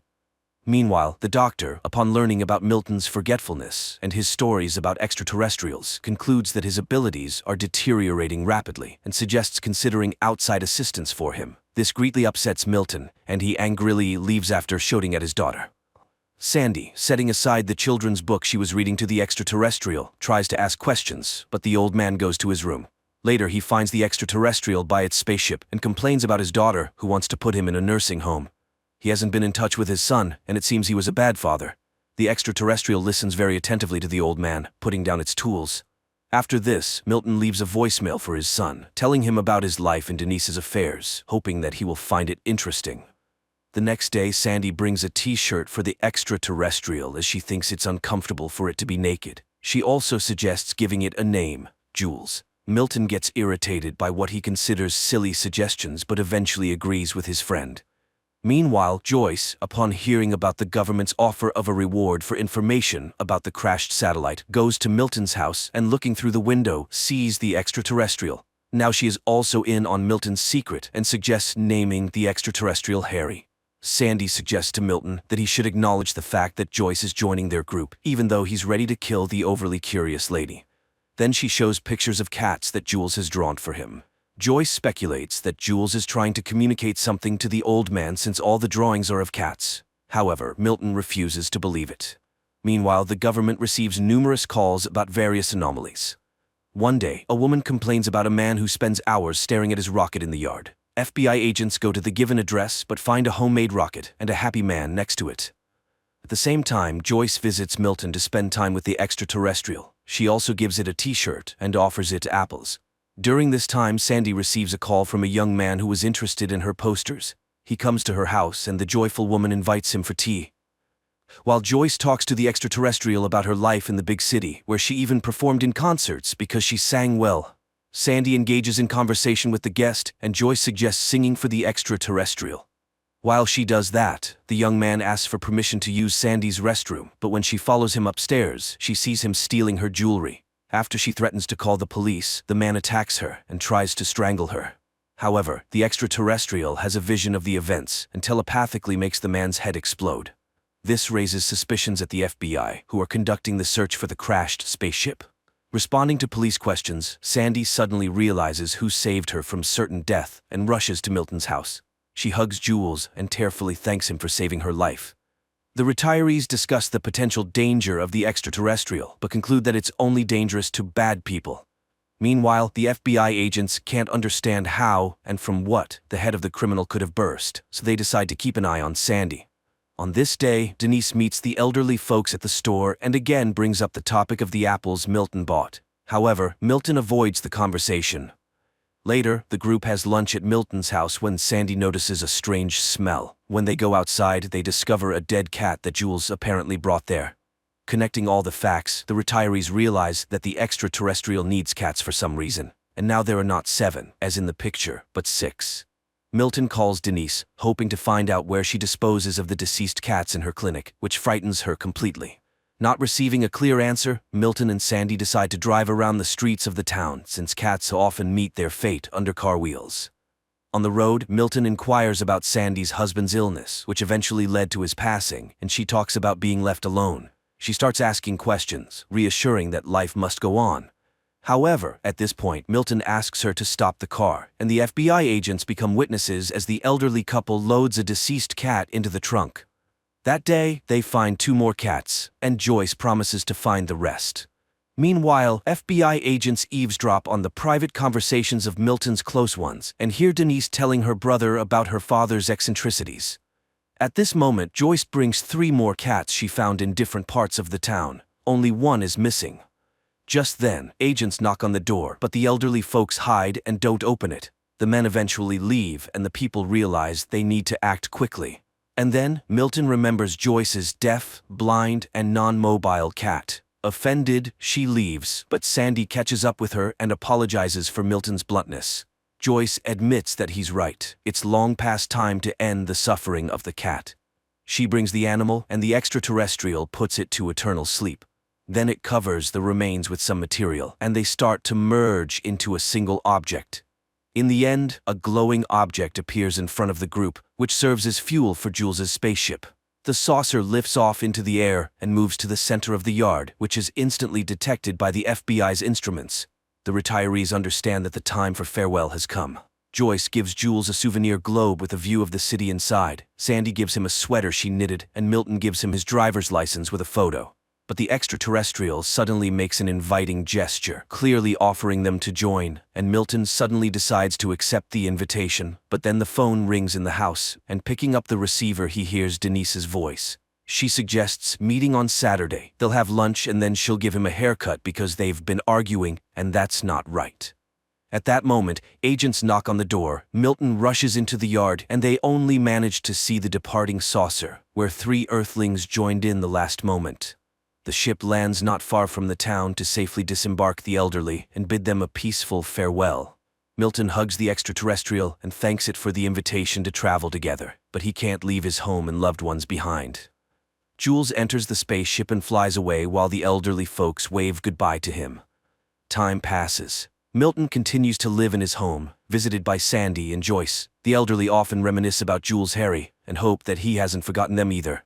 And one night, Milton's yard is illuminated by a bright light, and the old man realizes that he has guests. A light, heartwarming, and slightly melancholic film about the fading of human life. It's good that amid the plethora of recently produced nonsense, there are still such heartfelt and warm movies in which an extraterrestrial is not a villain who came to Earth to conquer it, but rather a cute and understanding silent being with expressive eyes.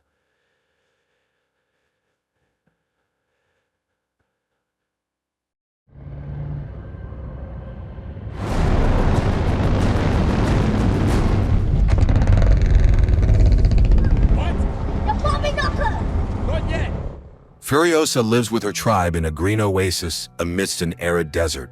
One day, she and her friend go out to gather fruits. Suddenly, the girl notices strangers in the forest. She sneaks up to their motorcycles and disables one of them. However, when she moves to the next bike, the girl is spotted. Furiosa blows the whistle that her tribe uses to signal danger and starts running. However, the girl is captured, tied up, and taken away. But her signal was heard. The entire tribe rushes to her rescue, and the girl's mother, Mary, arms herself, mounts a horse, and gives chase. Mary pursues the kidnappers for a long time, eventually catching up to and killing the slowest one. She then takes his motorcycle and continues the chase. Soon, another bandit's motorcycle breaks down. 2 others stop to check for pursuers. During this time, Furiosa bites through the fuel line of the motorcycle. Her captor doesn't notice this, and seeing the pursuit on the horizon, the bandits ride on. Meanwhile, Furiosa's mother finds the second bandit's motorcycle and switches to it. As evening falls, the bandits stop to check their bikes. They realize the pursuit isn't far behind. One suggests abandoning the girl, but another reminds them of their low status. Bringing the captive girl back would raise their standing in the gang. While they argue, Furiosa manages to free her legs and runs away, but the bandits notice and catch up with her. Morning comes as Mary catches up with the kidnappers. She sees them through the scope of her rifle, but shooting now is risky as they are close to the bandit camp. Nevertheless, she shoots one. The other bandit, however, has secured Furiosa to his back, making it too risky for her to shoot. The bandit rides into the camp, sparking a dispute among the biker gang members, each wanting the girl for themselves. However, her captor claims he has seen a place of abundance, causing excitement among the crowd. The bandits decide to take the girl to their leader, Dementus. Mary follows them. On the way, Furiosa manages to push her captor off the motorcycle, preventing him from revealing the oasis's location. Dementus tries to intimidate the girl, but she remains silent. The bandit then resorts to trickery, ordering her to be washed and fed, promising to send her home the next day. Meanwhile, Mary disguises herself in the clothes of the last bandit she shot and heads to Dementus's camp. Furiosa is taken to a tent where a servant cleans her up. Seeing Mary in a helmet, the servant gets scared and begs not to be harmed, promising not to raise the alarm. Mary spares her, but as soon as mother and daughter leave, the servant runs to the warriors. A chase quickly ensues following the tracks of Mary's and Furiosa's motorcycle. Realizing they can't escape together, Mary orders her daughter to ride away. As a parting gift, she gives her a peach seed and makes Furiosa promise to plant it and protect the green lands. Furiosa rides away but stops and watches as her mother fights Dementus's hordes. Mary fights bravely, but cannot overcome all of them and is captured. The girl, crying, runs to her and manages to see Dementus's men brutally executing her mother. Dementus promises to release both if the girl shows the way to the oasis, but Furiosa only cries in grief. Dementus takes the girl and locks her in a cage. She is forced to watch the bloody competitions Dementus loves to hold. He tries to appease the girl and even gives her his favorite teddy bear. Dementus's history specialist offers to teach her to read and write, suggesting she could become a historian, but she plans to escape back to the Greenlands, tattooing the path onto her arm. One day, Dementus and his horde, searching for the place of abundance, encounter a strange warrior who claims to have come from the citadel, where there is everything. Dementus decides this must be the land they seek and heads in that direction. Soon they reach the impregnable fortress guarded by the army of Immortan Joe. Dementus delivers a fiery speech, trying to rally the common people to his side. However, the Citadel's leader offers to choose one of his warriors to begin the battle. Dementus's servant points to one of Immortan Joe's soldiers. The soldier takes up his weapon, says goodbye, and jumps into the midst of the biker warriors, where he detonates himself, taking many enemies with him. But Dementus cannot retreat. The battle begins. Immortan Joe's men skillfully capture Dementus's motorcycles and cars with hook chains, lifting them into the air. They do this with Furiosa's cage as well, but the history specialist manages to latch onto the cage, and Dementus himself comes to help. They free the girl from the cage and flee. Sometime later, Dementus rebuilds his horde and plans to capture one of Immortan Joe's military bases, Gastown. First, he stops a fuel tanker headed for the town and forces his people to disguise themselves as Citadel warriors. Disguised as Joe's men, they head to the town, whose guards, at the last moment, open the gates for the suspicious convoy. Dementus's men capture Gastown and now can dictate terms to Immortan Joe. Learning of this, the Citadel leader agrees to negotiations where the bikers demand tribute in the form of supplies. Dementus's people display the head of Gastown's leader, threatening to impale it with an iron spike if Immortan Joe does not meet the bikers' demands. Realizing he cannot defeat the bikers outright, Joe agrees to consider their demands, but he notices Furiosa in the crowd. Seeing his interest, Dementus claims the girl as his daughter, but for the first time in a long while, Furiosa speaks and accuses Dementus of killing her mother. Eventually, Immortan Joe allows Dementus to rule Gastown, promising to supply the bikers with some food and water in exchange for Furiosa and the biker gang's mechanic. Angered, Dementus takes the teddy bear from the girl. Furiosa is taken to a room where Immortan Joe's women rest. On this day, one of his wives gives birth, but the child is again born a mutant. While the girl watches, one of Joe's warriors, Rictus, notices the bells in her hair. Realizing she has caught his interest, Furiosa cuts off her hair and makes a wig with the bells that night. Later, Rictus takes her to his quarters, where he examines her and finds the star tattoo on her arm leading to her home. But, fascinated by the jingling hair, he starts to stroke it. The girl twists away, leaves the wig in his hands, and escapes. Sometime later, Furiosa, who managed to trick her way into a crane operator brigade, earns praise as a fearless boy who lost his voice in one of the wars.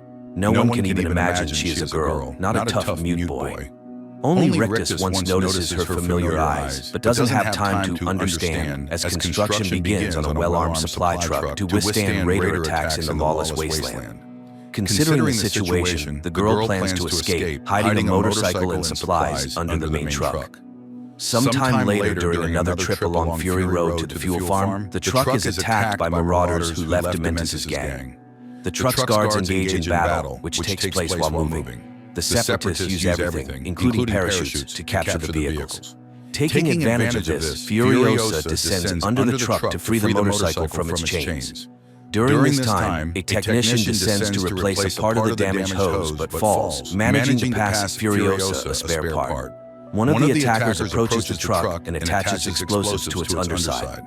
Furiosa saves the truck and, risking her life, fixes the breakdown. The Separatists don't relent, and the driver does everything to shake off the pursuers, but they are persistent, and almost all the guards are killed. Furiosa climbs onto the truck's hood, her helmet is knocked off, and the driver, Praetorian Jack, realizes she is a girl. Furiosa climbs into the cab, and together with Jack, they fend off the remaining Separatists. In the end, all the military guards are killed, leaving only Jack in the truck, Furiosa, and a mutant who, at her command, releases spiked balls, destroying the flying vehicle, but dying himself. The girl returns to the cab and tries to kill Jack, but he throws her off the truck and leaves her on the road. However, he later returns and offers to create a new convoy with her, respecting her bravery. Furiosa becomes Jack's deputy and receives the title of Praetorian. Meanwhile, Dementus, with his inability to manage, practically destroys Gastown's infrastructure, leading to worker dissatisfaction. Realizing no better opportunity will come, Jack proposes they flee, providing Furiosa with everything needed. However, they make another trip and find chaos, which Dementus unsuccessfully tries to quell. Realizing he cannot succeed, Dementus calls a council at the Citadel and orders the truck to leave, leaving supplies behind. Learning of this, Immortan Joe becomes enraged and orders Furiosa and Jack to collect weapons and ammunition in Leadtown. That evening, Jack confesses to Furiosa that he wants to help her because he still remembers his parents. The girl shows him the star map on her arm and offers to leave with her. During their last trip, Jack orders the crew to load the tanker with everything necessary and has Furiosa drive the escort vehicle. However, when the truck arrives in Leadtown, they fall into an ambush. Jack sends a signal ordering Furiosa to flee while he leads the enemy away. But driven by revenge, the girl opens fire with a sniper rifle, trying to kill Dementus. Seeing her, the biker leader fires a grenade launcher at her. Jack, thinking she is dead, destroys the tower where Dementus is hiding. Hanging on the edge, Dementus manages to see Furiosa saving Jack from the abyss where the truck fell and driving away with him on a motorcycle. The pair reach their vehicle left outside the gates and drive off. A surviving Dementus gives chase. On the way, Furiosa tells Jack the route to the place of abundance. Meanwhile, Dementus' men catch up with them. Jack tries to stop the pursuers by firing a rifle, but their vehicle is forced off the road. Furiosa and Jack are dragged out. Enraged, Dementus orders both to be killed, but Jack must die first. Furiosa is chained and forced to watch as they torment her friend. But as evening falls, Dementus sees a hand hanging from a chain with a star map. The girl has cut off her own arm and is now riding away on a stolen motorcycle. With her last strength, she reaches the Citadel, where she is taken to Joe. The girl recounts everything that happened and helps plan the war against Dementus. Through trickery, they convince Dementus that the warriors have left the Citadel for Gastown, and the horde rushes to the fortress, where most of the bikers perish. In the meantime, Furiosa, having lost her way home, shaves her head, replaces her hand with a mechanical prosthesis, and prepares for battle. She seizes a vehicle the Praetorians prepared for pursuing Dementus and sets off alone. Meanwhile, Dementus and a few loyal followers try to flee, but Furiosa catches up with him in the desert. Dementus orders his companions to scatter in different directions to throw off the pursuer, but the girl confidently follows his tracks, killing his aides one by one.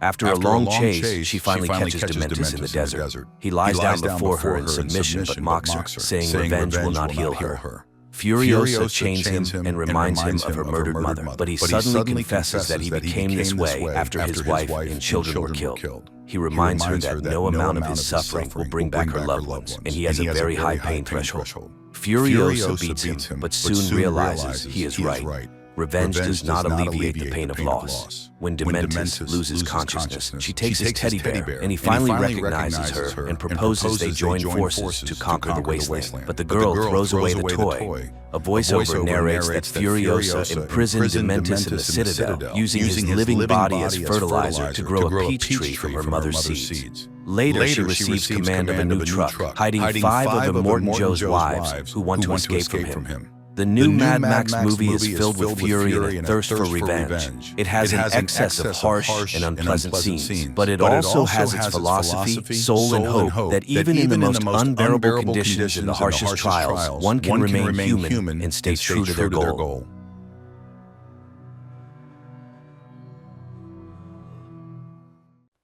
The man opens his eyes in the middle of a lake with a red drone flying overhead. Visions of his family, spaceships, and shootouts flash before him. Finally gathering himself, the man swims towards the shore, accompanied by the drone, which he calls Ezra, to check his mental health. Suddenly cries for help echo from the lake, and another man, followed by a woman, appears. None of them remembers what happened to them. Fina recognizes the wreckage on the shore as the remnants of a warship called Karik, and Ezra recalls an invasion. Then the men discover the remnants of a car that must have been there for centuries. Apparently, there used to be a road in this place. People remember the invasion, and it turns out they all died in different years.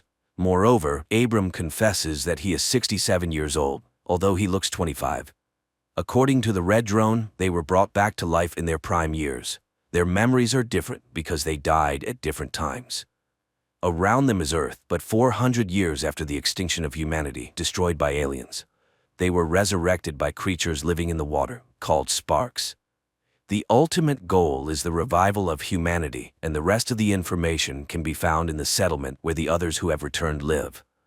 The drone orders Ezra to collect the sparks. Gathering their meager belongings, the people set off after the drone, trying to understand why the Kariks revived them. Soon they find partially destroyed arches, and Abram rushes to them, rejoicing in his young, strong body. On one of the structures, he sees unknown hieroglyphics and touches them. The man is thrown back, and he admits that he saw everything. Suddenly, the red drone is shot down, and a second shot wounds Abram. The trio runs behind a hill where Ezra, setting up an ambush, captures the pursuer. The man, named Jax, denies the existence of the settlement. The glowing substance on his neck is a skin rider, which is one with the human body. He needs the sparks, but Fina confidently demonstrates her proficiency with a weapon. Abram insists that when he touched the unknown symbols on the arch, he felt the vastness of outer space. But this elicits mockery from Jax, who suddenly frees himself and lunges at Ezra. However, Fina points his own weapon at him. This time they tie the man securely and leave, despite his claim to know Ezra's brother. Soon the team takes shelter in a cave, while others with glowing parasites on their necks are found, including Ezra's brother Silas. Meanwhile, the resurrected people in the cave discuss ways to recreate a human being and wonder where the aliens obtain the initial material. During the night, Abram's wound becomes inflamed. He is lowered into a small pond where the sparks are released. By morning, Abram emerges completely healthy. Fina discusses what happened to Ezra, as she doesn't understand why they chose her out of millions of great people. Soon the resurrected individuals see high walls of a settlement in the distance, but on their way, skin riders with glowing necks catch up to them. Ezra stays behind to delay the pursuit. He manages to do so for a while until he recognizes his brother Silas among them. In the meantime, Fina and Abram reach the settlement's walls, and just when it seems they are destined to be captured, the gates open. A yellow drone neutralizes the skin riders and lets the fugitives inside. It then flies after Ezra, carrying him through the air into the settlement where there's no one around. In response to all their questions, the drone invites them to follow and shows them rows of graves where the settlers rest. Later, the yellow drone opens the doors of an abandoned military base for the people where the previous settlers lived. In the forest, skin riders capture a man who escaped from them. Silas discovers that the glowing creature they call companions has inexplicably stopped functioning in Duncan's neck and promises to fix it. The resurrected individuals learn that the settlers died from a new virus that still spreads throughout the region. The yellow drone asks them to release the sparks into a vessel with water and learns from them that the sparks can create a vaccine if people bring the ingredients found in the living lake. Fina begins to bleed from her nose and she stays at the base while the men go to the lake. She takes on the task of repairing the damaged red drone. On their way, Ezra tries to understand how the system that brought them back to life works.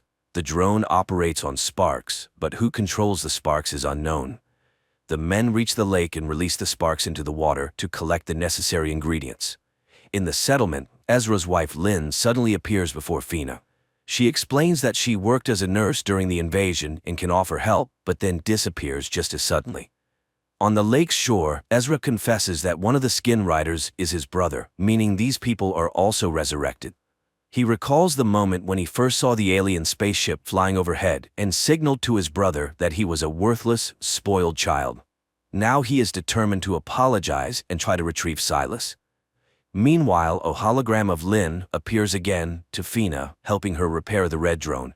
In the meantime, the yellow drone warns of the approaching skin riders. Ezra asks Abram to run while he himself tries to intercept his brother Silas. However, he gets surrounded and subdued.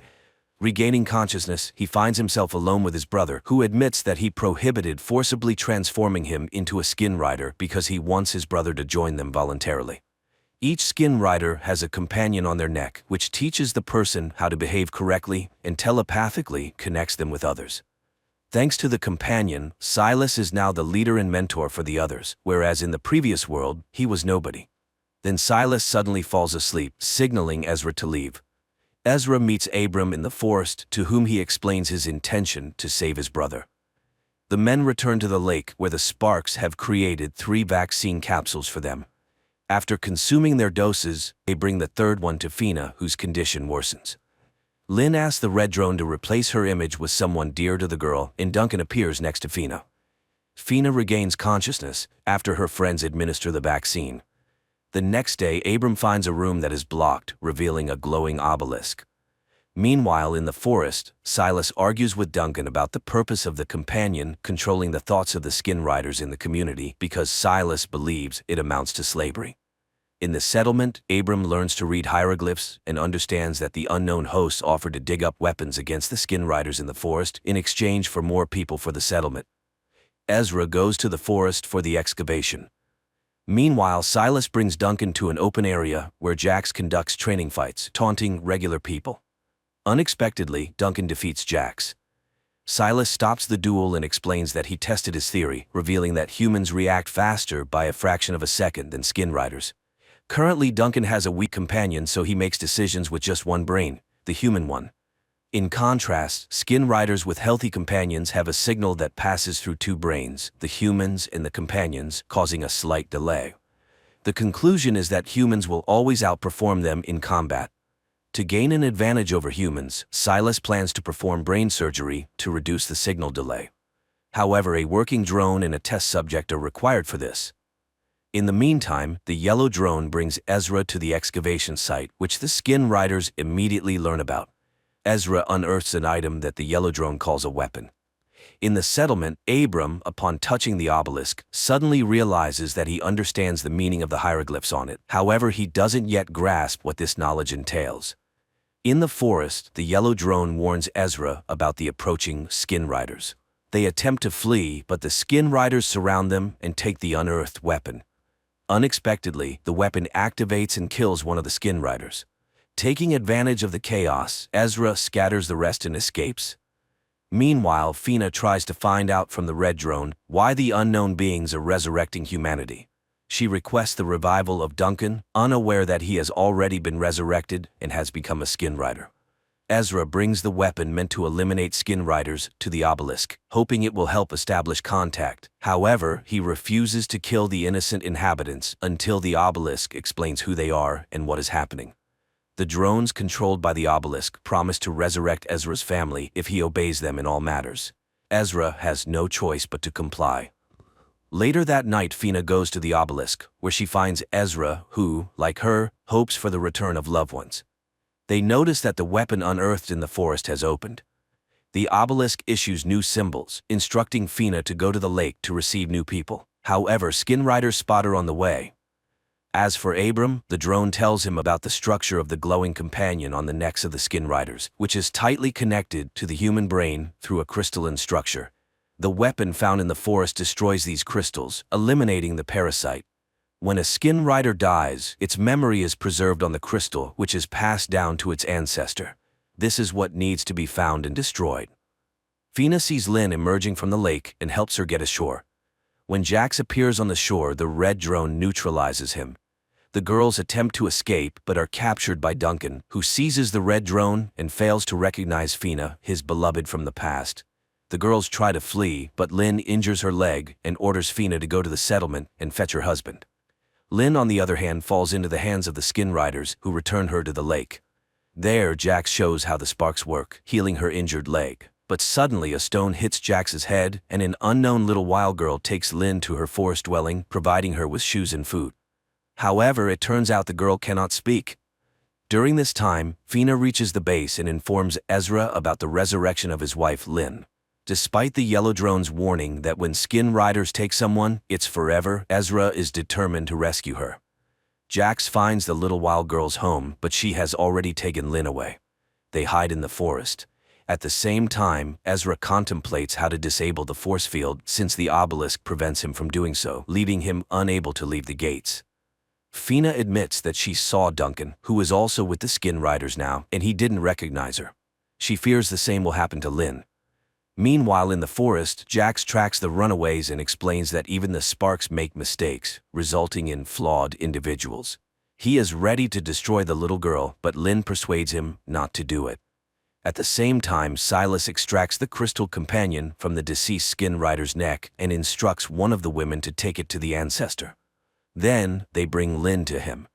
As for Abram, while communicating with the obelisk, he suddenly surmises that he had lived in this settlement before, which is confirmed by a notebook he found with his own handwriting.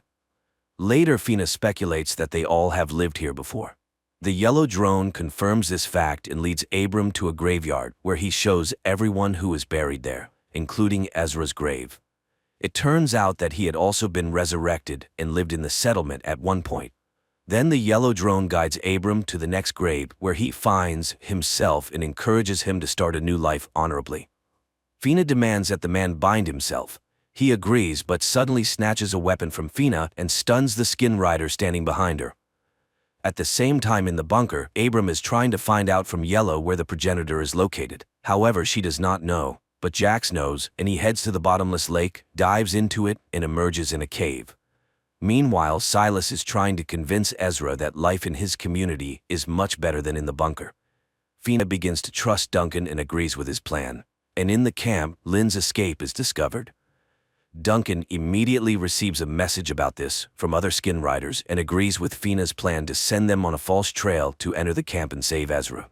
The pursuit heads in another direction. Silas demonstrates to his brother the capabilities that a companion gives to the human body. He dips his hand into a vessel with sparks and explains that they cannot kill a companion as it goes against their principles. So if Ezra wants to kill the companion, he will have to kill the person. Fina and Duncan infiltrate the camp and seize the Skin Rider's weapons, and Jax reaches the ancestors' dwelling place. He asks them to explain how the drone works, and several human figures come out to him. Fina and Duncan find Lynn. The girl explains that after being infected by the parasite, she immediately plunged her hand into the sparks and it seems to have helped. Duncan asks the women to leave while he finds Ezra. The ancestors show Jax how the drone works. And in the bunker, Yellow confesses to Abram that not a human lies in one of the graves. Silas proves to Ezra that the obelisk is no better than a companion, as it also subjugates people. He lets slip that all of them, including his brother's wife and daughter, once lived in the settlement. Their conversation is interrupted by Duncan, who, under threat of arms, takes Ezra and leads the group to the settlement by a shortcut. But the protective barrier detecting a companion in Duncan does not let him pass, unlike Lynn. Then Fina ties his hands. But at that moment, the pursuit led by Silas bursts onto the clearing. Duncan pushes Fina behind the barrier, and they with Ezra prepare to fight. Abram runs to the obelisk and it lets the men through on the condition that Duncan remains in the yard until they figure out how to free him from the parasite. At the same time, the ancestors express concern about Jax's hatred for humans, as they are much better carriers than Kariks, and they advise him to find a compromise. Meanwhile, Duncan confesses that his companion is still weak, but he is gaining strength. He remembers the settlers and confirms that Kylie is alive. Sparks rejuvenate people in the prime of life, but children at the age of their actual death. He also lost a wife and a child, and it was Fina, although the woman does not remember this. Abram explains that they are another generation of the revived. The first one lies in the graves, and they are them too. Jax reprograms the red drone, refusing everything human that was in its memory. Fina unties her husband, but when she falls asleep, Duncan's companion receives a signal from Silas and he heads to the bunker. There, Abram confesses to Ezra that the drone showed him the memory of another woman he saw a year before the invasion. It feels like someone knew about the invasion and offered people help. He wants to consult with Yellow, but she is nowhere to be found. This happens because Duncan is just locking the drone behind one of the panels. Then he attacks Abram, knocks him out, and heads to the obelisk, despite his human side resisting it. He screams in frustration and Ezra hears him. He runs to him, but Duncan closes the doors and enters symbols that deactivate the force field. Realizing this, Ezra rushes to Fina and they manage to barricade the bunker doors. Duncan's companion comes out in the open and confesses that all this was done for the sake of the weapon he hid. He is ready to reveal where Kylie is now if they hand over the bunker to the Skin Riders. The man is tied up. Outside, the sounds of banging are heard, Skin Riders trying to break down the door. Through Duncan, Silas offers to hand over the bunker. Then he will say where Ezra's daughter is now, because someone from the first settlement managed to avoid death from disease. A debate ensues, resulting in a decision to deactivate the parasite using Lynn's medical knowledge. Jax returns. He expresses his dissatisfaction to Silas, as he could have infected Ezra long ago, but lets him go. Silas cuts off the conversation and orders to continue working on the drone. At this time in the bunker, Lynn tries to figure out how the companion works, and it confesses that it can cause great pain to its master. Ezra and Abram conclude that the settlement existed for at least 10 years, and there must be survivors, otherwise, who buried the fallen. Moreover, Yellow said that a drone is buried in one of the graves. At that moment, the knocking at the door resumes. Ezra remembers that there is electricity in the bunker. Fina digests the cable, and a strong electric shock destroys one of the Skin Riders. At the same time, Abram finds Yellow. Simultaneously, people realize that Duncan is acting as a transmitter, and they move him to another room. As they part, Ezra asks to tell his brother that he loves and believes in him. This message puzzles Silas. Yellow scans Duncan and discovers that the parasite has affected all human organs, and even the sparks cannot save him. Abram tries to get answers from the obelisk. Moreover, Yellow said that Duncan was given access codes, but by whom? The man again remembers that woman in the hospital. She had a drone, sparks, and symbols of knowledge on her bracelet, so something was known before the invasion. At Ezra's request, Yellow shows the image of the woman, and he recognizes his mother, Eleanor. Meanwhile, Silas prepares to continue breaking down the doors, but something leads him to the cemetery.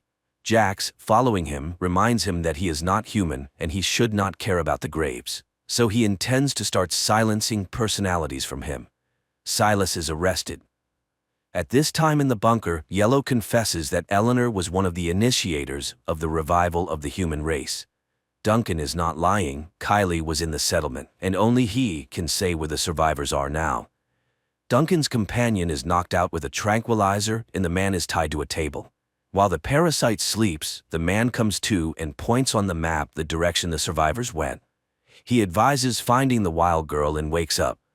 After which, Yellow finds the weapon he had hidden earlier. The people notice the silence outside and, opening the doors, kill the sentinels left by the Skin Riders. Making sure that there is no one else in the yard, Ezra and Lynn say goodbye to their friends and set out to find Kylie. Jax activates the drone, intending to remove the human personality from Silas, and learns about the presence of Ezra and Lynn in the forest. He sends the Skin Riders to follow the pair. Fina comes to Duncan and admits that she is ready to kill him to free her loved one. However, Yellow knocks him out. The man regains consciousness in the cemetery and is relieved, thinking that Fina could not bring herself to harm him. In fact, Yellow has injected a beacon into his body and now people can track his path. At this time, Ezra and Lynn find the wild girl and ask her to guide them to Kylie. Silas regains consciousness when the red drone informs him that he did the opposite, preserved his personality, and suppressed the parasite's capabilities. At the same time, Ezra and Lynn notice they are being followed and try to evade the Skin Riders. However, arrows fly from the rocks, the Skin Riders perish, and the survivors approach the people. Meanwhile, in the camp, Jax leaves Duncan on guard while he and his people follow Ezra and Lynn. They are then scanned for safety, and upon confirmation, the settlement leader Rowan leads them into the camp.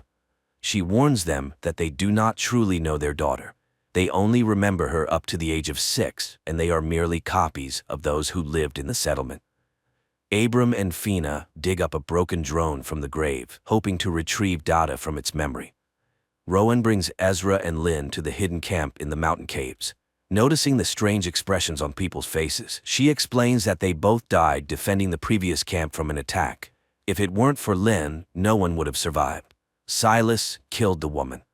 Fina connects Yellow to the memory of the broken drone, and she promises to show the events of the past.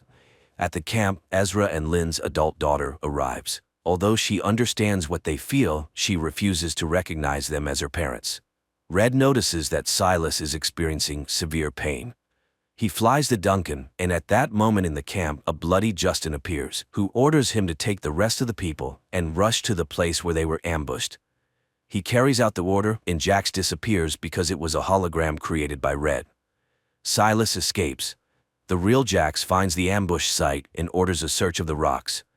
In the bunker, Yellow transports Fina and Abram into a virtual reality of the past settlement, where people go about their daily activities. Jax enters the gates and explains that Silas developed a growth on his neck, after which he attacked his friends. All this happened near the old Karrick ship.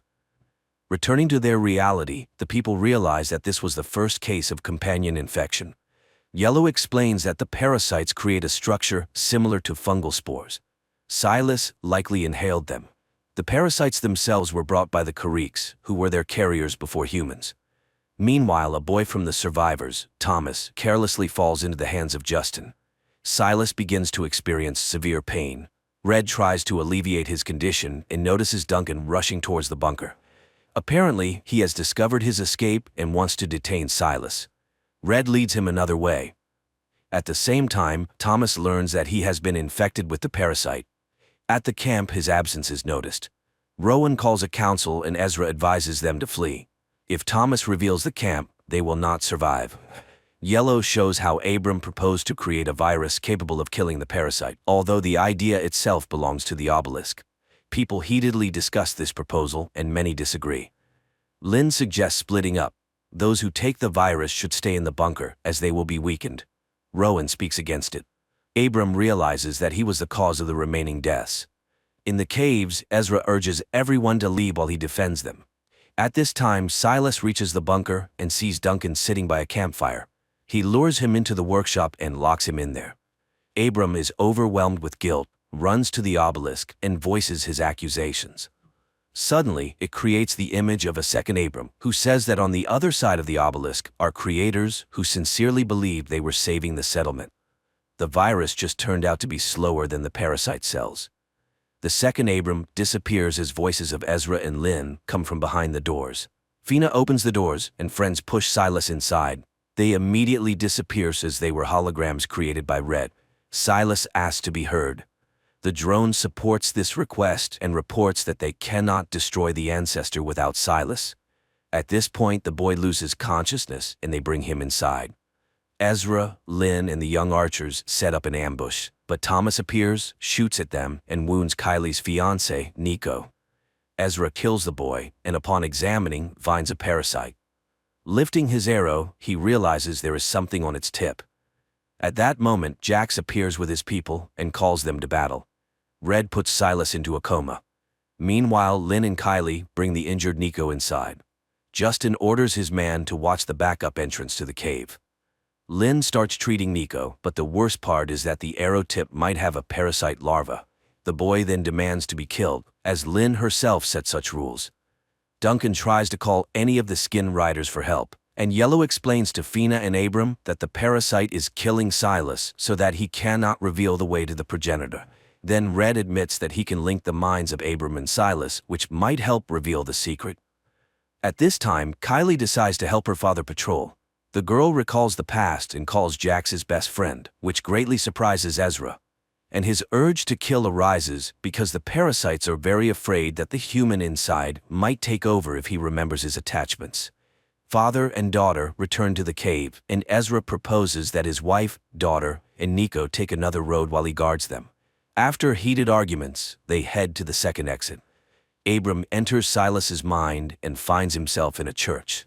It turns out that the boy's mind considers the church a sanctuary. Abram admits that Silas will no longer come to himself, and he himself describes the way to the lake of the progenitor. The parasites are interconnected precisely through it. It is the source of their energy, strength, and knowledge.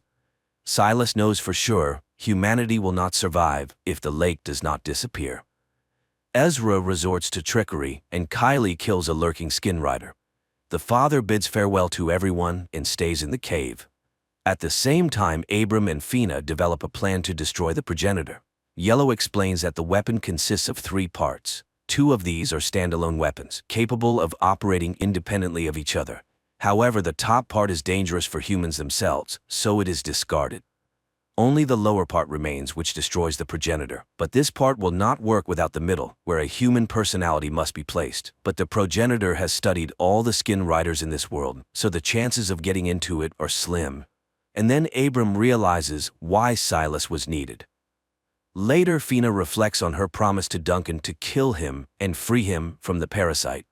Then, Yellow admits that her husband is in the workshop in the yard. The woman arms herself and heads to the yard, but just as she is ready to open the door to the workshop, a skin rider enters the yard and releases Duncan. Fina tries to stop the men, but Duncan reminds her that she cannot kill him and leaves. At this time, Abram comes to Silas again and explains that they need his help. Jax decides to attack, realizing that Ezra is the only defender of the camp. He orders his men to engage him while he himself follows the trail of Lynn, Kylie, and Nico. Nico is losing strength, and Lynn decides to make a stretcher, although the boy asks to just leave him. And Ezra sets up an ambush and one by one eliminates the skin riders, then follows the trail of his wife. Nico transforms and grabs Lynn by the throat. He is ready to kill the woman, but Kylie interferes. The boy's companion admits that the girl is very dear to him, but he cannot indulge the carrier's weaknesses, and when Nico raises his sword, Kylie shoots him. Ezra catches up with them, not knowing that Jax is monitoring their reunion, but he receives a message about Silas's betrayal, and Jax leaves. Silas asks Abram to wait for his death, take his crystal, and insert it into the weapon. Then he will be in the middle part and can help. Abram does not fully understand how it works, but thanks Silas. They say goodbye. Abram comes to his senses when Silas dies, and Jax catches up with Duncan and his men by the lake. After a dispute, he orders everyone to stay in ambush, and he and Duncan will dive to the progenitor. Meanwhile, Lynn and Ezra bury Nico and console their daughter. Simultaneously, Fina and Abram bury Silas. Later, the groups meet, unaware that a black drone is watching them, which takes off above the earth and heads for a spacecraft. Abram tells Ezra everything that happened with his brother and the plan to destroy the progenitor, but he does not want to endanger his family. Yellow vaccinates Kylie, explaining that the vaccine was made by Sparks.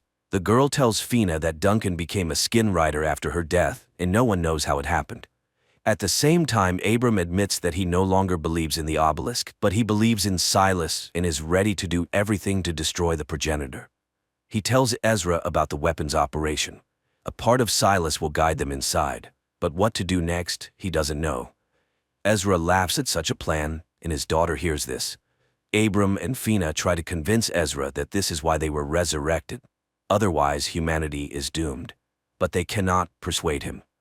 Then Abram and Fina leave together. Ezra is tormented by guilt, although Lynn tries to remind him of his duty to his family. At this time, Kylie is reviewing the map to the progenitor's lake and secretly leaves the bunker. Red informs the parents that he cannot find the girl, and they, realizing where she has gone, rush after her. Meanwhile, Kylie catches up with Fina and Abram, and later Ezra and Lynn appear. Thus they all come together again, but at the lake itself, they fall into an ambush by the skin riders. A battle ensues in which the group of survivors wins, but Abram is seriously wounded. However, Kylie has Sparks with her, and she suggests releasing them into the lake. As they start doing this, Duncan emerges from the water and shoots Lynn and Kylie. Fina, under the cover of a shield, rushes to him, and they both disappear under the water. Ezra releases the Sparks and brings the wounded into the water. Then a wounded Fina emerges, saying she couldn't overcome Duncan. Ezra dives and finds a wounded Duncan, who has reverted to his true self before death. He apologizes and loses consciousness, and Ezra sees in front of him a glowing something with crystals and fits the lower part of the weapon onto one of them. Then he inserts Silas's little crystal into the middle part of the weapon and looks for the place where it needs to be placed. But then Jax appears. He has always hated his carrier and all humans, and he will not let the progenitor be destroyed. The men engage in combat, and just as Jax is about to win, the revived Duncan attacks him. Ezra finds the right crystal and fits the middle part of the weapon onto it, and suddenly finds himself in a room where he is met by Silas. The brother explains that they are inside the progenitor, and only he could create this home in this place. He is a Trojan horse from which destruction will enter the progenitor. Ezra picks up the box with the symbol of knowledge from his mother and realizes that it is a detonator. The brother says goodbye to him, and when Jax appears, they activate the bomb. Ezra finds himself in the cave where the progenitor is destroyed, to Jax's great sorrow. The man emerges and finds his loved ones healed. Their elation is washed by a black drone, which again heads to the spaceship, where it is met by Eleanor and Duncan. They realize that the deed is done and humanity has a chance. Despite some illogicality, the story is quite extraordinary. It's not about battles with aliens, as the Karriks are only briefly shown once in a flashback, and not about humans' attempts to cunningly escape the dictate of their rule. At the heart is the question of the value of a person, the preservation of which can lead to peace and the rebuilding of civilization.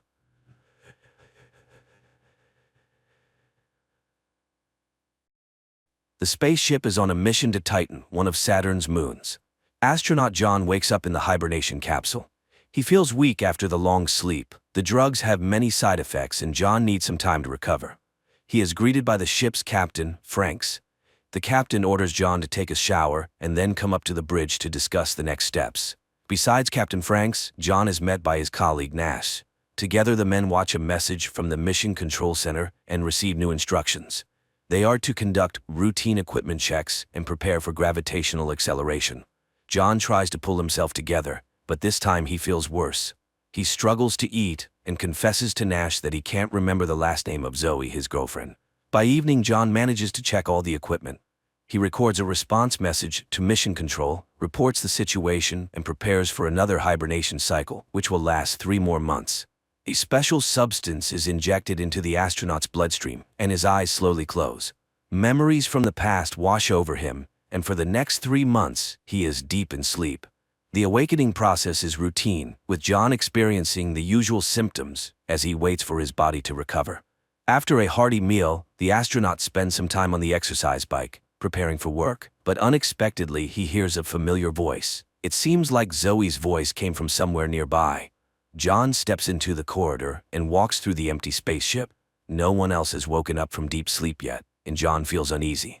His fear intensifies when part of the ship's hull above him starts to come loose. John tries to figure out what's wrong, but a piece of metal breaks off and knocks him unconscious. Captain Franks and Nash lay their injured colleague down and provide medical assistance. As soon as John feels better, the captain orders him to go to the technical compartment and figure out what caused the malfunction. Under the hull, John finds significant damage and a strange giant dent, but the footage Nash reviews from the cameras provides no answers.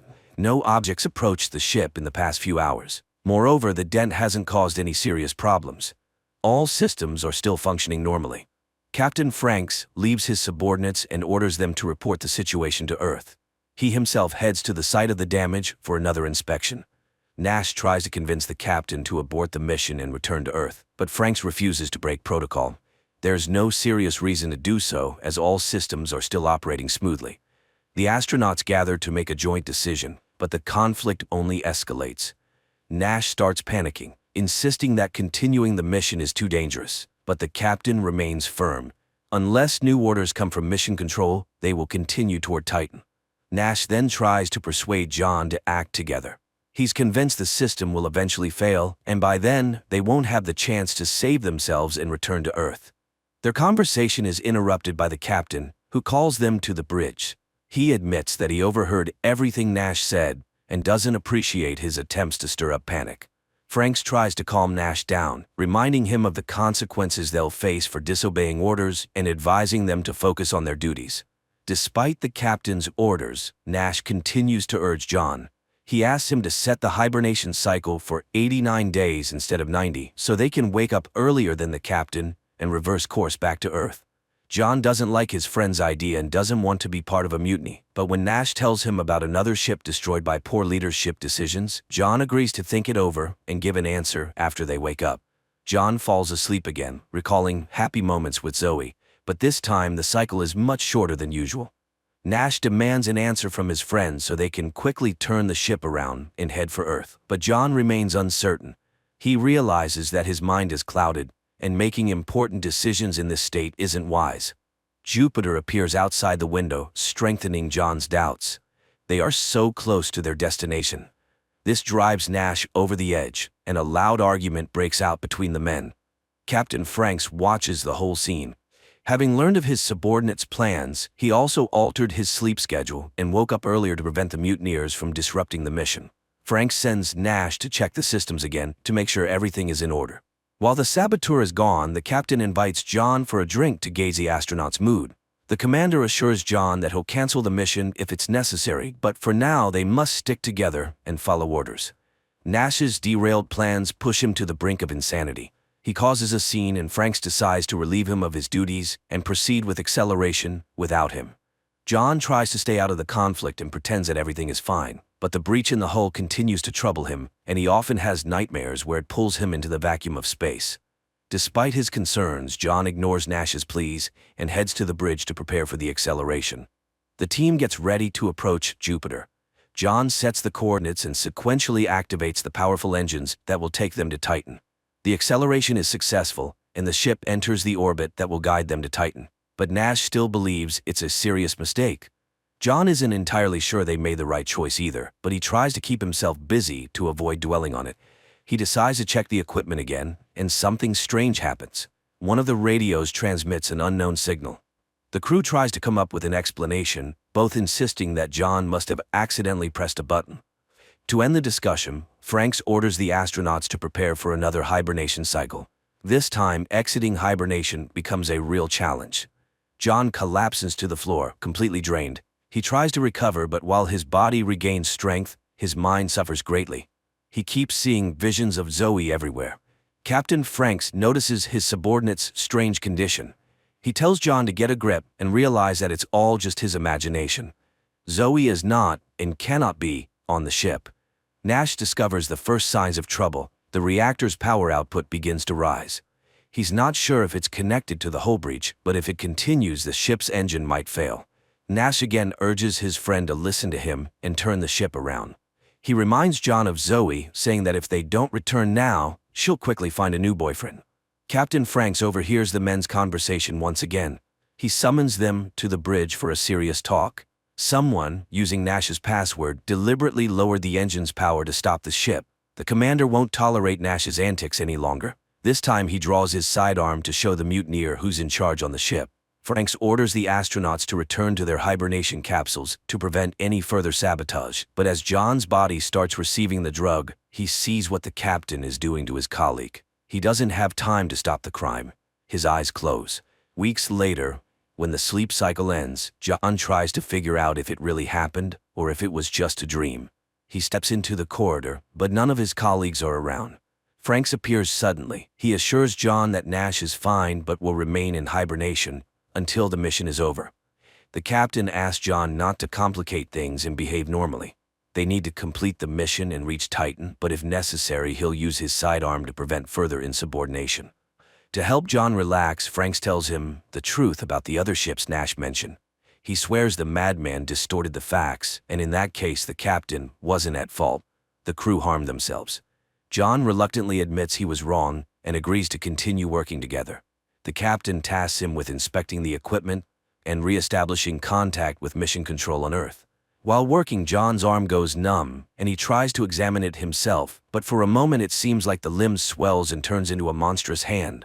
As soon as the vision disappears, John hears Zoe's voice again, but he realizes this is also a hallucination and doesn't respond to the call.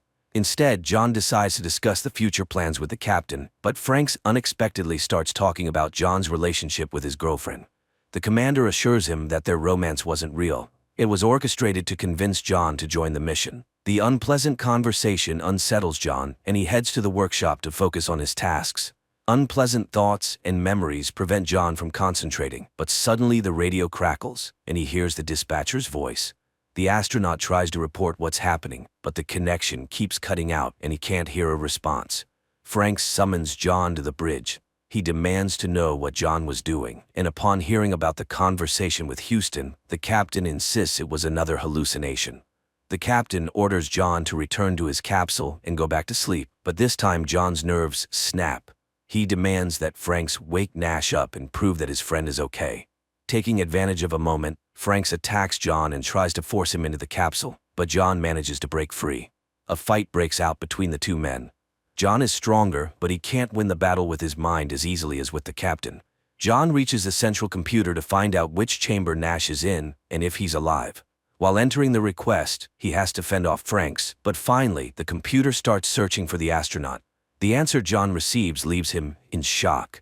The program confirms that Nash is alive and on the bridge, just like John and Franks, because all three names belong to the same person, Captain John Franks Nash. John realizes that he's been alone on the ship the entire time. His companions were figments of his imagination caused by the repeated use of hibernation drugs. John loses his last bit of strength and doesn't know what to do next. He returns to the workshop, holding the service pistol. The astronaut tries to contact mission control again, but for a long time the radios remain silent. Finally, one of the radios turns on, and John hears Zoe's voice. She says she's at the ground control center and was invited to speak to him. Zoe confirms John's version. The hibernation drugs were too strong, causing his mind to become confused. But that's not the worst part. The girl tells the astronaut that there's no spaceship. All this time, he's been part of a different experiment in deep underground. The planets and stars he saw through the window were just a simulation, as was the sensation of flying. But the impact was real. An earthquake hit the surface, partially collapsing the tunnel. Zoe asks her fiancé to gather his strength and help them rescue him. To do that, John needs to depressurize the cargo bay and leave the ship. She assures him that outside, there's an underground corridor leading to the surface. Captain Franks reappears behind John, trying to stop him. He claims that Zoe's voice is just another hallucination, and the story about underground tunnels and earthquakes is a fantasy his mind made up to explain the situation. Franks tells John that if he depressurizes the cargo bay, all that awaits outside is the vacuum of space, which will pull him out and end his life. John hesitates briefly, but Zoe's voice gives him strength. He doesn't listen to the captain and opens the airlock. At first it seems like Zoe was right. John finds himself in a shaft and hears her voice nearby. He walks toward the light, hoping to soon reach the surface. But space engulfs the astronaut's body and carries him into the infinite void. Or was that a hallucination too? That's how the movie ends.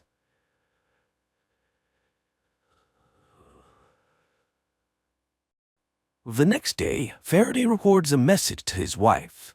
He explains that on Earth, they would be called a family, and their children would be real children and not dolls. It seems as though he's beginning to understand what emotions are. Drones on Antea have no right to choose, but on Earth, the range of choices is astounding. There can be dozens of varieties of just coffee. Even children can choose. Humans create rituals out of simple actions. For example, the ritual of family dining or talking to God. And during meals, people share their day's events. They also experience a sense of joy which Faraday wishes to experience with his wife. Each generation here produces a handful of great minds. Justin is one of them. The number of emotions experienced by people in a day is absurd. And everyone around Faraday lives in fear of some kind. The fear of failure leads Clay to meet with Finch. After a tough conversation, he still pleads for another week, as Faraday was almost done building the device. Faraday then continues to explain that on Earth, everyone has their own self, But on Antea, they're born either as knowers or drones, but here everyone creates themselves. And people also believe in something higher, that is, in God. One day, Josiah suddenly cuts off a conversation about synthesis and leaves the table, and this marks the beginning of his changes. Then a man plays a jazz record explaining what it is and how it originated. While improvisation was inexplicable, Faraday tries to explain it to his wife. Meanwhile, Elizabeth tells Clay that the signal in the tornado came from somewhere in Southeast Asia. Also, the stewardess on the plane, Faraday, was posted about it afterwards. After seeing Clay off, Elizabeth calls someone on the phone and asks for a meeting. At this time, Eddie informs his brother about the desire of oil magnate Thorne to buy half of the Origin Corporation. In London, Josiah notices a music store. He then picks up a guitar and starts playing, astonishing the salesman, but suddenly the man faints. Justin finds him in the hospital, and although doctors were sure everything was fine, Faraday tells how Josiah was born in the Bahamas and turned his genius to music in his youth. But his wife left him after their daughter was born, and the alien confesses that she shared his DNA with the old man, which is now rewriting Josiah's human genome, and what he will turn into is unknown.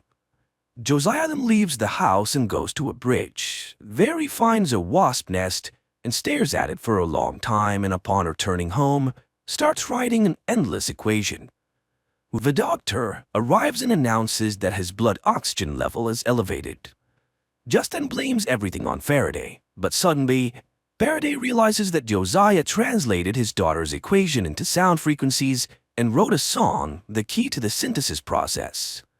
He sets up a keyboard instrument in front of the device and asks Josiah to play its melody.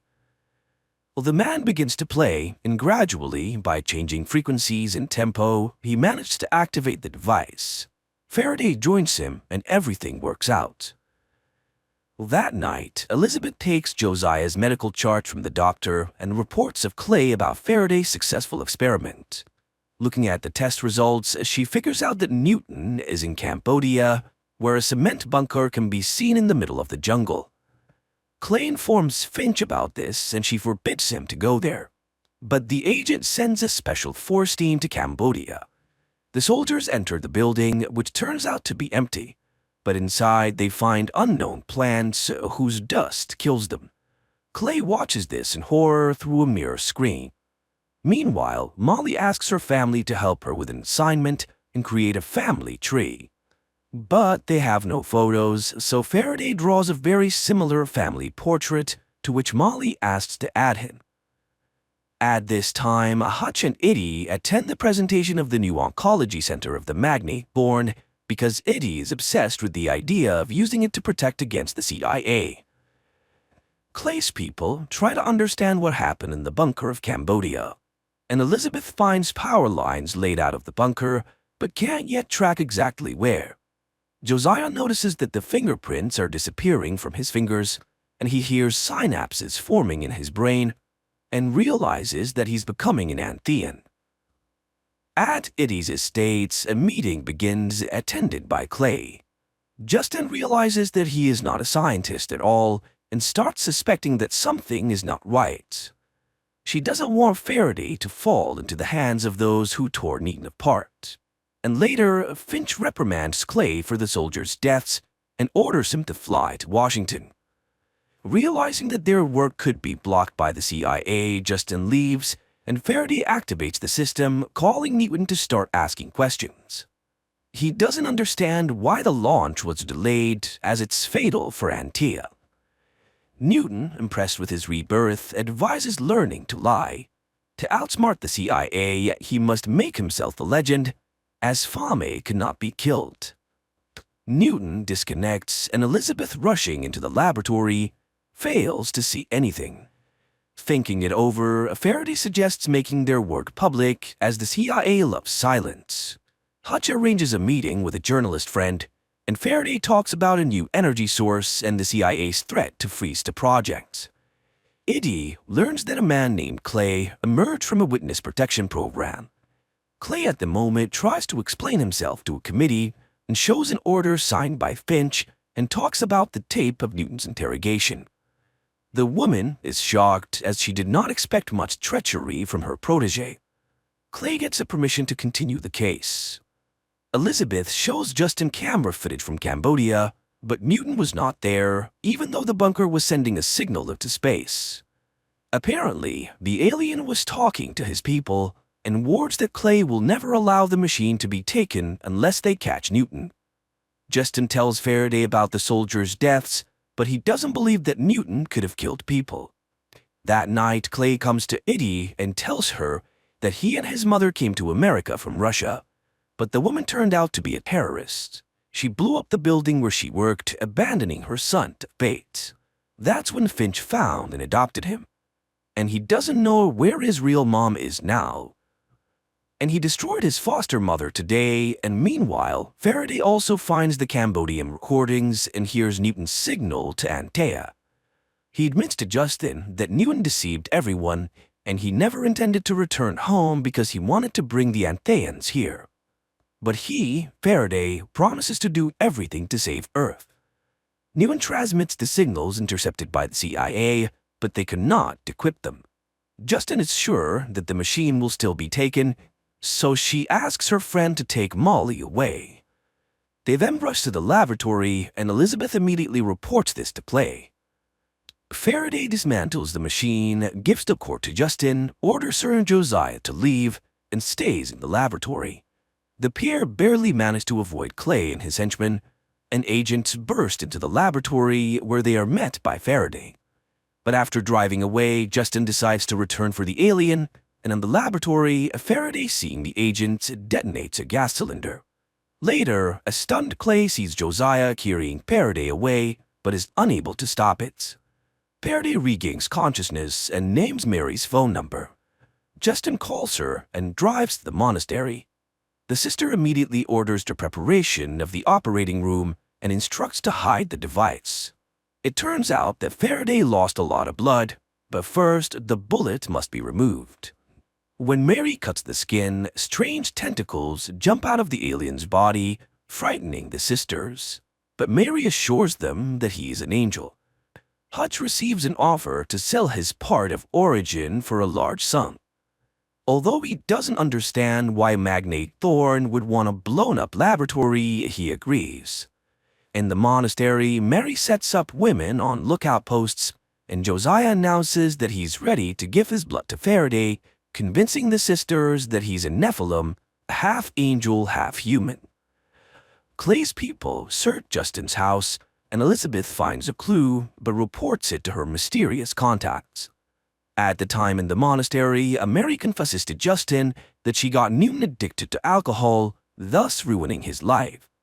Therefore, she asked Justin to do everything to save Faraday as she loves him, although she doesn't yet realize it. In the meantime, Clay's assistant traces a call from Justin and the agents and learns their location. Mary begins a blood transfusion operation from Josiah to Faraday. Clay's agents rush to the monastery, while Elizabeth warns someone that the alien has been found. Meanwhile, to buy time to complete the operation, the sisters and Mary arm themselves and fend off against the agents. A shootout begins, and Clay demands the surrender of the alien, but the sisters stand their ground. However, they run out of bullets, and Mary orders everyone to run while she kneels at the altar. There, Clay finds her, and the woman asks him to say his real name, and he admits that he is Ivan. But the nun corrects him, as his real name is Judas, and the agent shoots her. Hearing the shot, Justin goes into the room and encounters Clay. He orders Faraday, Justin, and the device to be taken, leaving the old man behind. Mary regains consciousness and crawls to the operating room with her last strength. She reaches Josiah's hand and dies happily. Justin's friend and Molly fall into the hands of unknown people. At the same time, Elizabeth warns Clay that they don't have the algorithm to activate the core, and he reports that he has interrogation experience. The alien and Justin are brought to a demolished laboratory and tied to chairs. Seeing Justin being beaten, Faraday confesses that the recorded signal from the tornado is an order for the remaining Antaeans to prepare for flight to Earth. Clay takes Justin to another room and orders Elizabeth to guard while he deals with Faraday. The agents start torturing and demanding to confess when and how the aliens will arrive. Elizabeth asks Justin for the algorithm, but Justin remembers how the girl betrayed her family. She allowed Clay to kill in the monastery, so how is she any better than him? Clay continues the torture, but it had no effect on the alien. And instead, Faraday manages to enrage Clay, claiming that it was Finch who used him and not the other way around. The agent orders water torture, but it turns out to be a gift for Faraday as he loves the water. Then Elizabeth remembers about the X-ray, and it truly causes Faraday pain, and he starts screaming, which Justin hears. Suddenly, Watt appears before Faraday and advises him to make something up for Clay. Elizabeth notices this and realizes that the alien is losing his mind. Watt, meanwhile, suggests to Faraday that Clay had two families. The alien starts seeing that one family abandoned the boy and the other he betrayed himself. This turns out to be the boy's eternal pain, and Clay gets angry and shoots Faraday in the leg. Visions of Antea, his family, and the flight flash before the alien, and he gives Clay a vision about the imminent arrival of a ship prepared by Newton. The synthesis machine is the ship's engine, but without Faraday it won't work, and the alien offers Clay to play Russian roulette. And this is because he can entrust synthesis only to someone who won't hesitate to sacrifice themselves for progress. Faraday tells Clay about his biological mother's dossier, which he found on the internet. He'll say where she is if Clay loads a bullet, spins the chamber, and pulls the trigger. The agent will have a chance to ask 5 questions, and if he survives, Faraday will give him the synthesis. The agent agrees to the terms, and they start the game of Russian roulette. Clay asks about the world of Antea. Faraday tells, and the agent pulls the trigger, and he survives. Finally, they get to the main question for Clay about his mother, and the alien confesses that everything with his biological mother was planned and executed by Finch. She was part of a team working on Newton, and she deliberately deprived the boy of his family and took away his name. Clay, driven mad, points the gun at Faraday, but Elizabeth, who enters, shoots first, killing the agent, and she contacts someone and reports that she has Faraday and Justin, and soon people from oil magnate Thorne arrive at the bunker. Molly has been with them for a long time and is safe, and Josiah is also alive, but his illness has returned. All of them are now under Thorne's protection as he sees the future in synthesis.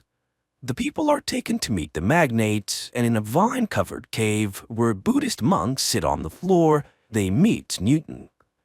Faraday recalls how on Antea the knowers took seeds from him that was supposed to sprout on Earth. In the present, Faraday expresses outrage over his dissection, but Newton draws attention to the surrounding vegetation. He had given the monks Antea seeds in exchange for shelter and permission to observe their prayers. This area is a complete magnetic anomaly, which is why satellites see nothing and the CIA cannot find him. Therefore, no one could spot the huge spaceship that Newton built. He shows the ship to Faraday, who realizes that only the knowers should come to Earth.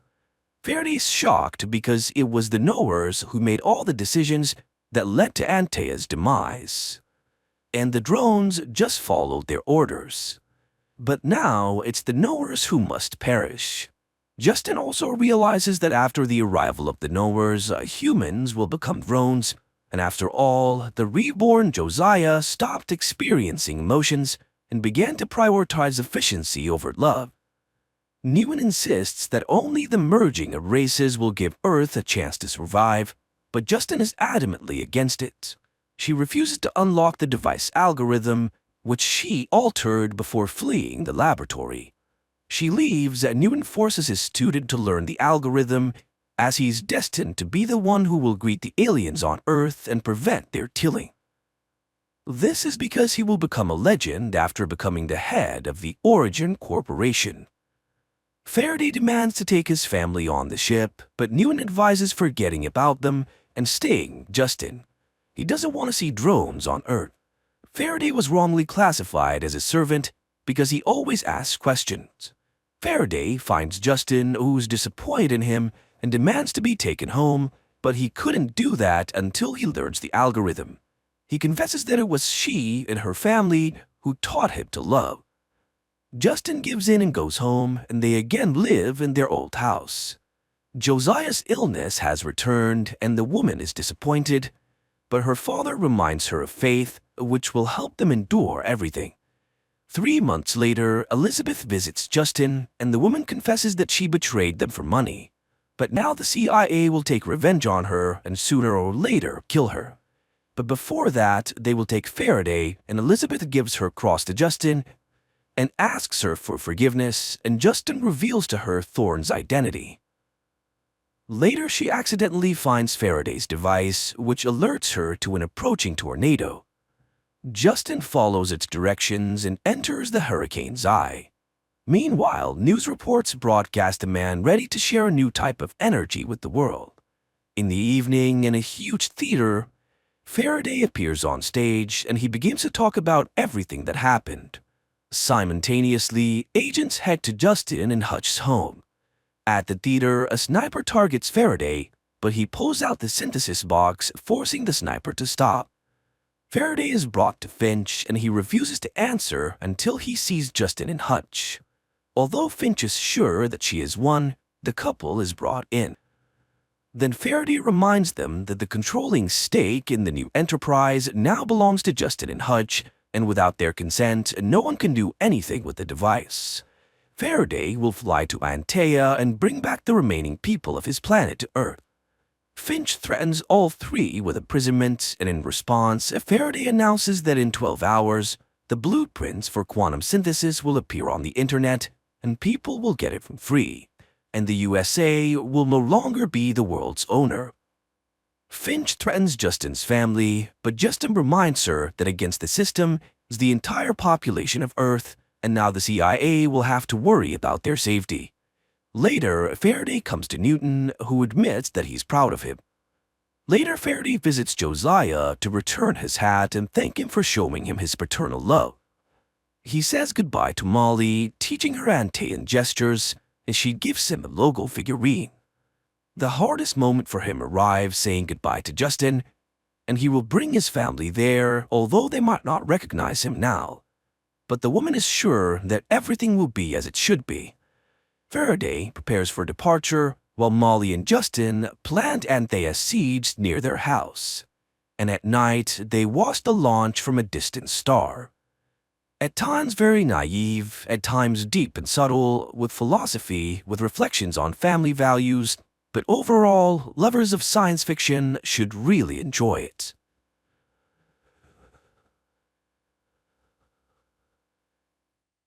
In a small provincial town in Pennsylvania, life flows peacefully and calmly. Milton Robinson, a 79-year-old widower and one of its citizens, leads the life of a simple retiree. He regularly attends town council meetings where he always raises the same issues about changing the town's slogan and installing an additional pedestrian crosswalk near his home. One summer morning after presenting his proposals, as usual, Milton heads home. He spends his day with his daily chores, has dinner, and goes to bed. In the morning, he waters his azaleas and feeds the birds. Later, his adult daughter Denise comes to help him with his monthly bills. There's no news from his elder son Tim, as he lives far away and rarely calls. After finishing their business, Denise goes to the restroom and finds a jar of peas there. She's concerned about her father's well-being, and even though Milton assures her he's fine, she suggests he see a neurologist for a checkup. After all, the man is quite old, and forgetfulness could be a sign of approaching dementia. However, Milton vehemently opposes seeing any doctors. Denise goes to work, leaving the old man alone with his beloved detective shows and a solitary dinner. One night he suddenly hears a commotion in his backyard, and going outside, he sees a flying saucer that has landed awkwardly. Milton calls the rescue service, but they remind him that joking with such a serious organization is a matter for the authorities. They no longer answer his calls, so he dials Denise's number, but she is unavailable. After a restless night, he heads to the town council meeting, where as always he talks about the slogan and the crosswalk. At night, the old man hears strange sounds from the backyard, goes out to see what else has happened, and finds an injured extraterrestrial being in his patio. Once again, he tries to reach his daughter, but Denise, as always, is unreachable. He leaves a voicemail and waits for a call, but it's all in vain. The next morning, as usual, he attends the meeting. His friend Sandy this time proposes a new project for interacting with the youth. She has put up posters around the town and would be delighted if someone came to listen to her stories and advice. She is eager to be part of the lives of lonely young people who need friends. When it's Milton's turn, he starts with the town's motto and the crosswalk as usual, but after that he talks about the UFO that ruined his flowers and broke the bird feeder. However, nobody believes him, considering it the ramblings of an elderly man. Two active retirees, Sandy and Joyce, advise Milton not to bring up this topic at the meeting anymore, or else no one will take the suggestions of the elderly townspeople seriously. Sandy suggests giving the old man a ride home and reminds him that she is always nearby and he can count on her help. Milton becomes angry, realizing that he is being taken for a lunatic. That evening, Milton checks his backyard again to see the extraterrestrial being whom he had thought was dead, but the creature suddenly raises its head and looks at him plaintively. Milton wraps the unconscious extraterrestrial in a blanket again and leaves a glass of water for it. In the morning, he finds the extraterrestrial wrapped in a blanket and seemingly shivering at his back door. Milton invites it inside since it's warmer in the house. He doesn't know what to do because he has never experienced anything like this before. The old man notices that the visitor has drunk all the water, so he brings another glass. Then he prepares a tray with various foods he finds in his house, but the extraterrestrial chooses only an apple. So, Milton goes to the store to buy apples, explaining to the cashier that it's for an extraterrestrial. The cashier treats him like a crazy person with delusions. Upon returning home, Milton sits on the couch in the living room and hears news about the search for a crashed weather satellite, but doesn't pay it much attention because he is startled by the sudden appearance of the extraterrestrial. Seeing that it's feeling much better and can even walk, the old man shows the extraterrestrial all the amenities and settles it in his home, providing a guest room and introducing it to television. Personally, he prefers detective shows because you never know how they will end. Milton shows photos of his family to the silent but attentive extraterrestrial. Unfortunately, his wife is no longer with them. His son has moved to California and his daughter visits him occasionally. Then the old man remembers the dance show and sits in front of the TV, inviting the extraterrestrial to join. On that day, the store clerk tells Denise about her father's strange statements about the extraterrestrial, and she goes to visit him during her lunch break. Milton meets her at the door, and as always, she insists on him seeing a doctor because she is very concerned about his mental health. Milton reluctantly agrees. Denise rushes off, and as soon as she leaves, the phone rings. It's Sandy, urgently needing a printer, and Milton invites her to come over and print the necessary documents. The woman arrives, and upon entering, sees the extraterrestrial. Milton introduces them to each other and shows the crash site. The woman is shocked, but tells Milton that they must keep this a secret for his own safety. She mentions how she has seen on TV how authorities treat poor extraterrestrials, and he shouldn't let anyone into his home except her. Sandy leaves, but Joyce has already noticed her car outside Milton's house and becomes curious about what's happening. Meanwhile, on TV, calls continue for the population to search for the crashed satellite. Time passes, and the extraterrestrial continues to stay in Milton's house, watching his favorite shows together. One morning, it brings Milton a piece of paper with a drawing of a cat on it. This touches Milton's heart, as the little one has drawn him a picture. He finds the extraterrestrial working on repairing its spaceship, apparently having fully recovered and getting ready to go back home. Soon, Milton visits a neurologist and undergoes tests, making some frustrating mistakes in some of them. During this time, Sandy stays with the extraterrestrial and complains to it about her daughter, who moved to the West Coast and lives with her friend. She is very upset that her daughter doesn't visit and doesn't bring her only grandchild. Meanwhile, the doctor, upon learning about Milton's forgetfulness and his stories about extraterrestrials, concludes that his abilities are deteriorating rapidly and suggests considering outside assistance for him. This greatly upsets Milton, and he angrily leaves after shouting at his daughter. Sandy, setting aside the children's book she was reading to the extraterrestrial, tries to ask questions, but the old man goes to his room. Later, he finds the extraterrestrial by its spaceship and complains about his daughter, who wants to put him in a nursing home. He hasn't been in touch with his son, and it seems he was a bad father. The extraterrestrial listens very attentively to the old man, putting down its tools. After this, Milton leaves a voicemail for his son, telling him about his life and Denise's affairs, hoping that he will find it interesting. The next day, Sandy brings a t-shirt for the extraterrestrial as she thinks it's uncomfortable for it to be naked. She also suggests giving it a name, Jules. Milton gets irritated by what he considers silly suggestions but eventually agrees with his friend.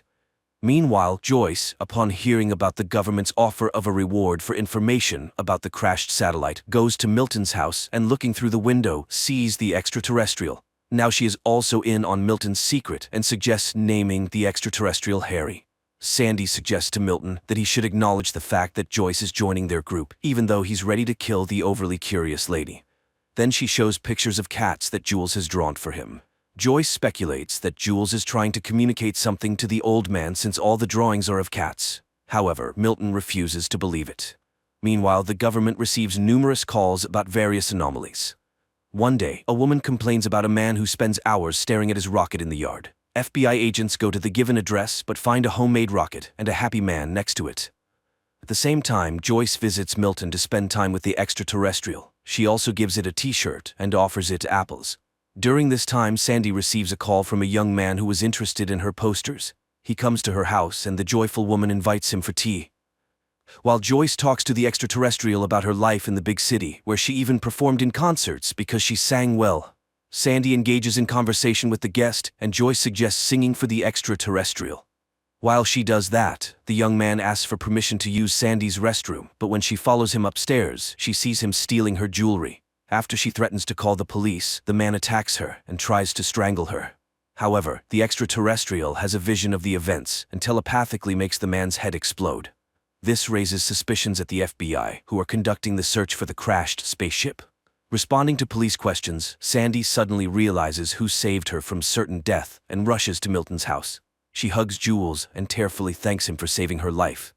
The retirees discuss the potential danger of the extraterrestrial, but conclude that it's only dangerous to bad people.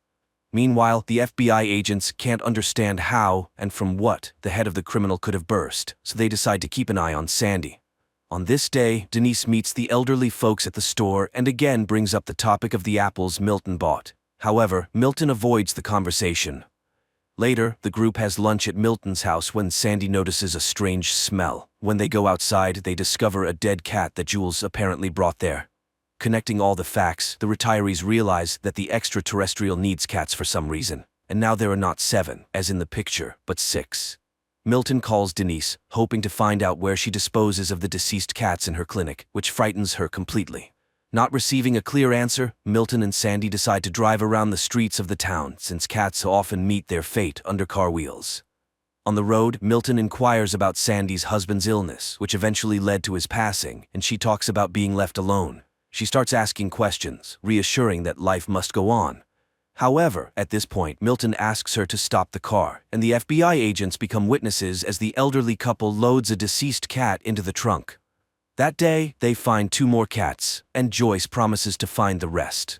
Meanwhile, FBI agents eavesdrop on the private conversations of Milton's close ones and hear Denise telling her brother about her father's eccentricities. At this moment, Joyce brings 3 more cats she found in different parts of the town. Only one is missing. Just then, agents knock on the door, but the elderly folks hide and don't open it. The men eventually leave, and the people realize they need to act quickly. And then, Milton remembers Joyce's deaf, blind, and non-mobile cat. Offended, she leaves, but Sandy catches up with her and apologizes for Milton's bluntness. Joyce admits that he's right. It's long past time to end the suffering of the cat. She brings the animal, and the extraterrestrial puts it to eternal sleep. Then it covers the remains with some material, and they start to merge into a single object. In the end, a glowing object appears in front of the group, which serves as fuel for Jules's spaceship. The saucer lifts off into the air and moves to the center of the yard, which is instantly detected by the FBI's instruments. The retirees understand that the time for farewell has come. Joyce gives Jules a souvenir globe with a view of the city inside. Sandy gives him a sweater she knitted, and Milton gives him his driver's license with a photo. But the extraterrestrial suddenly makes an inviting gesture, clearly offering them to join, and Milton suddenly decides to accept the invitation. But then the phone rings in the house, and picking up the receiver he hears Denise's voice. She suggests meeting on Saturday. They'll have lunch and then she'll give him a haircut because they've been arguing, and that's not right. At that moment, agents knock on the door. Milton rushes into the yard, and they only manage to see the departing saucer, where 3 Earthlings joined in the last moment. The ship lands not far from the town to safely disembark the elderly and bid them a peaceful farewell. Milton hugs the extraterrestrial and thanks it for the invitation to travel together, but he can't leave his home and loved ones behind. Jules enters the spaceship and flies away while the elderly folks wave goodbye to him. Time passes. Milton continues to live in his home, visited by Sandy and Joyce. The elderly often reminisce about Jules' Harry and hope that he hasn't forgotten them either. And one night, Milton's yard is illuminated by a bright light, and the old man realizes that he has guests. A light, heartwarming, and slightly melancholic film about the fading of human life.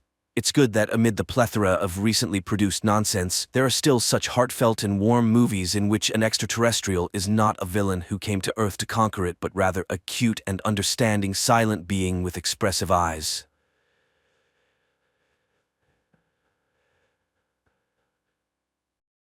In the Middle East, a man appears who calls himself the Messiah and gathers crowds of believers in the new Advent. Is he sent by God, or is he a dangerous fraud seeking to disrupt the world's geopolitical order? The story is told through the eyes of people from vastly different backgrounds surrounding the enigmatic man. For 85 days, enemies have besieged Damascus, where a humanitarian catastrophe is growing. There is no food or water, and many people are dying in the shelling. And one day, 2 teenagers, Jabril and Samir, who have lost their families, see a man in yellow clothes on the street, urging people not to worry about the city's fall because God has predetermined that it will not happen. Salvation in the form of a sandstorm is approaching, and people run under the onslaught of the elements while the preacher does not leave and repeats that salvation is already close. The sandstorm breaks the supply chains of the enemy troops, and they retreat, and the city is saved. FBI agent Eva Geller watches the broadcast of everything that happened, paying attention to the strange man whom people call Al-Masih, and learns that he is leading hundreds of his followers into the desert. At night, the men talk about faith and religion around the fire. Al-Masih asks questions and is strict with those who do not want to think about his questions. Now all of humanity is on the brink, and for people to survive, they must cling to him. After this conversation, the man walks away from the people and stands for a long time looking at the sky, giving the impression that he's talking to God. The teenagers who came with him from Damascus remember how he preached while they hid in the basement, and suddenly Al-Masih calls one of them, Jabril, and tells him that each soul has its own star. He saw light in the boy, and soon Allah will lay a mission on him. Meanwhile, Eva is trying to find out which officers know something about the new Messiah and begins gathering information. Soon she learns that after walking 65 kilometers through the sands, the people reached the borders of Israel and stopped at the fence. Half of the followers believe that Al-Masih has led them to flight, but he orders them to gather all their weapons and bury them. He himself passes through the barbed wire fence, where he is arrested by Israel's border service. An agent from Israel's internal security agency, Aviram Dahan, is called in to interrogate him. However, the detained man refuses to reveal his real name, calling himself a messenger, and impresses the agent by calling him by name and revealing unexpected details from the agent's life that no one except the agent himself could know. Aviram is particularly touched by the incident with the boy that the Messiah reminds him of. Dahan completes the interrogation and leaves the room, destroying the video recording of the interrogation. He then goes to his partner to find out if he has told anyone about what happened in the desert, but his partner remains silent about it. As Aviram gets into his car, he suddenly sees a man with a bag over his head on the back seat, but realizes that it is a flashback to a tragedy from long ago. Early in the morning, the agent returns to work and is surprised to discover that Al-Masih has escaped from custody. Meanwhile, in the small American town of Dili, local preacher Felix Aguero greets his congregation, while the FBI decides to assist Israeli authorities in finding Al-Masih and discovering who he really is. This is why Eva Geller flies to Israel, and her insistence, Aviram is summoned to the office, but he cannot explain why he deleted the video recording. He behaves provocatively, not understanding why he should be accountable to the American woman. Meanwhile, an international conflict is brewing in the world as people who were led by the Messiah to the border of Israel are starving. Even after hearing about his escape, they decide to stay because they believe in his return. One day, volunteers bring food and water, and the Messiah's followers notice that the police are looking for someone in the crowd. They realize that Al-Masih has escaped, which causes unprecedented rejoicing. At the same time, Al-Masih delivers a sermon on the Temple Mount, using apocalyptic phrases about the end of history and calling on those who are willing to go to God's judgment to step forward. A young boy comes forward, but the sermon is interrupted by the Israeli police who try to arrest the Messiah. The operation fails due to a shot that hits the child who has come out. The people start screaming, driving away the invaders. But then Al-Masih lays his hands on the boy, who then stands up unharmed, showing the bloody bullet to the public. The people consider this a miracle while Al-Masih disappears into the crowd. Eva hears the news on the radio and asks to be taken to the scene of the incident. Meanwhile, Muslims also discuss the Messiah's sermon and are quite unhappy with his interpretation of Allah's teachings. The people in the camp cannot understand why their newly found Jesus has abandoned them. And Eva notices the surveillance, and her pursuer turns out to be Aviram, who wants to know why she's meddling in something that's not her business. But Eva is not going to back down. She studies the recordings from the CCTV cameras and notices the strange disappearance of the Messiah. And it's still unclear who fired the shot. She tries to find the injured boy while in Jerusalem the electricity is shut off to quell the unrest.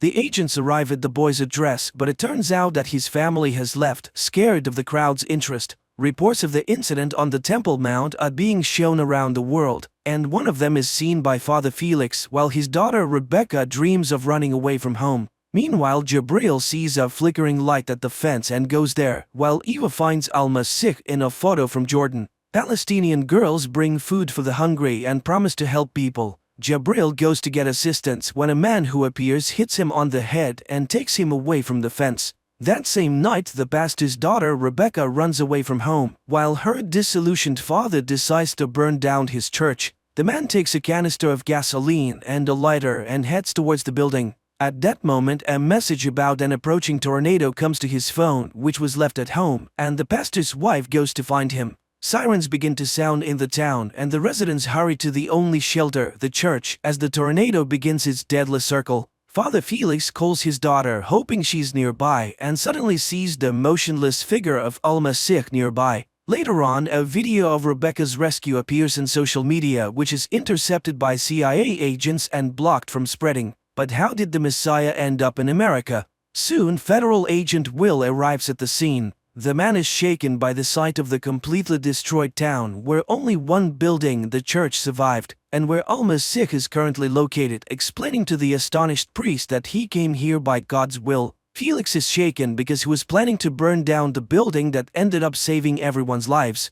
At that moment, Agent Will enters and arrests the Messiah. The priest swears to get Al-Masih out of jail, while Aviram interrogates Jabril in the hopes of finding out the Messiah's whereabouts. But the boy does not know. The agent wants to understand why people follow the men unknown to anyone and promises to prove that there is no God. Meanwhile, Felix turns to a lawyer from the American Civil Liberties Union for help because everything that happened was not a mere coincidence. And Eva arrives in Texas to question Al-Masih, but his lawyer manages to obtain a ban on the meeting. The situation worsens when one of the videos about what happened in the town circumvents their social media block and reaches the mass media. Al-Masih's lawyer tells him that while the charge of illegal entry into the United States is likely to be upheld in court, she can get him out of the federal immigration detention center where he's being held. When the lawyer leaves the detention center, Agent Will informs Eva of this and she rushes to see him. However, during their conversation, Al-Masih turns the situation around in his favor again by showing that he knows her name and sympathizes with her losses, as her mother and husband have passed away.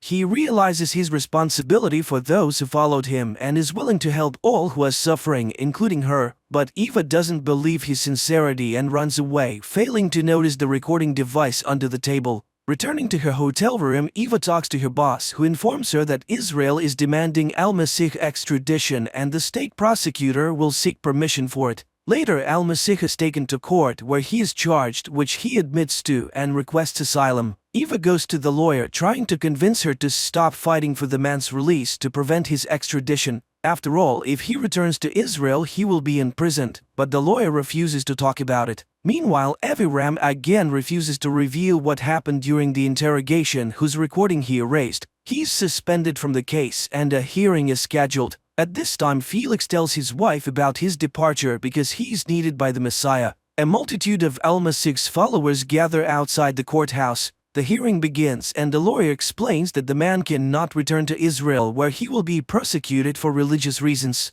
But the prosecutor claims that the man is lying about being a Muslim because he does not pray 5 times a day as required. The Messiah responds that he belongs to all denominations because everyone walks under the same sun. This causes a storm of emotions around the world, even in high-level offices. The assistant to the President of the United States tries to pressure the judge to deport the unwanted man, and the judge promises to consider it. Meanwhile, Samir finds his friend Jabril abandoned by Aviram in the desert, and he considers it a true miracle that he survived. The next day, the court makes the shocking decision to grant asylum to Mr. Masih, allowing him to leave the courthouse as a free man, with the car of the Venerable Iguero waiting for him outside. People all over the world are talking about the Messiah and beginning to believe in the miracles he performs. In Dili, those seeking healing begin to gather. The Reverend tries to organize their accommodation while Samir faithfully tends to Jabril. The Messiah brought by the pastor settles in isolation from people in a small tent where only Felix has access.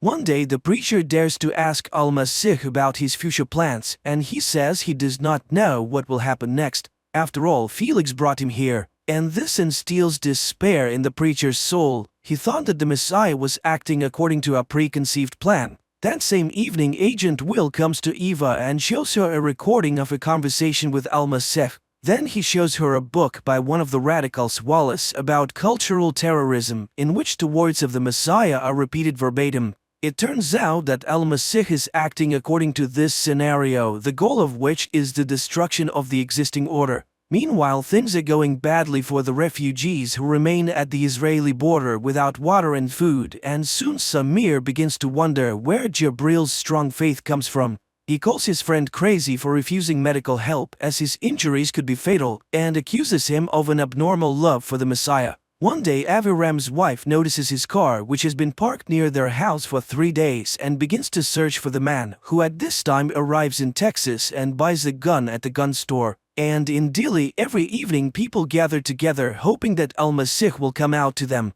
But the man remains in his tent, bringing Felix into a state of confusion that spills over into a sermon for all who have come. At this time, 2 residents of Dili finally find their dog crushed by furniture during the hurricane and try to free it.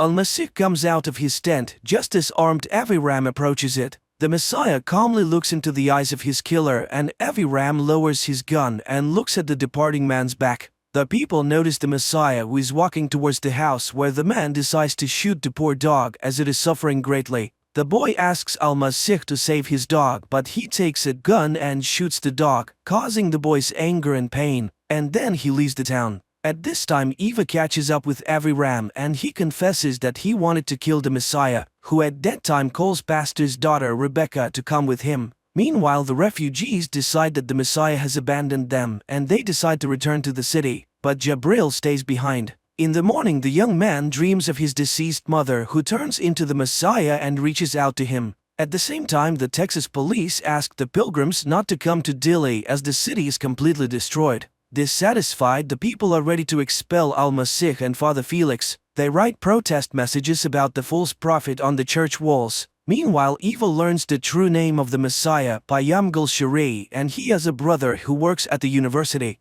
The Messiah tells Father Felix that it is time to get on the road, persuading Felix that this is his destiny. The pastor decides to take his family with him, which upsets his wife but pleases his daughter. Father Felix leads a column of cars that follow the Messiah wherever he leads them. The number of cars is constantly growing, and soon it begins to count in the hundreds. Eva also returns to Texas to follow Al-Masih, and one night sees him come out to make a call from a payphone on the street. At her request, Agent Will requests a copy of the telephone conversation. The next day, the column continues on its way. Stopping for a break, the pastor hears news of the crisis on the border where the refugees from Palestine are still waiting for their fate. Rebecca takes a picture of the Messiah standing by a road sign in Washington and posts it on social media. In the morning, the column sets off, and Felix learns from the posts that their path leads to the U.S. Capitol. At the same time, Eva checks everything she can find about the Messiah and comes across information that he studied at the same university where the notorious terrorist Wallace taught, whose book Al-Masih quoted during the interrogation. Professor Wallace hacked the stock exchange and then fled to Russia during the investigation into his actions.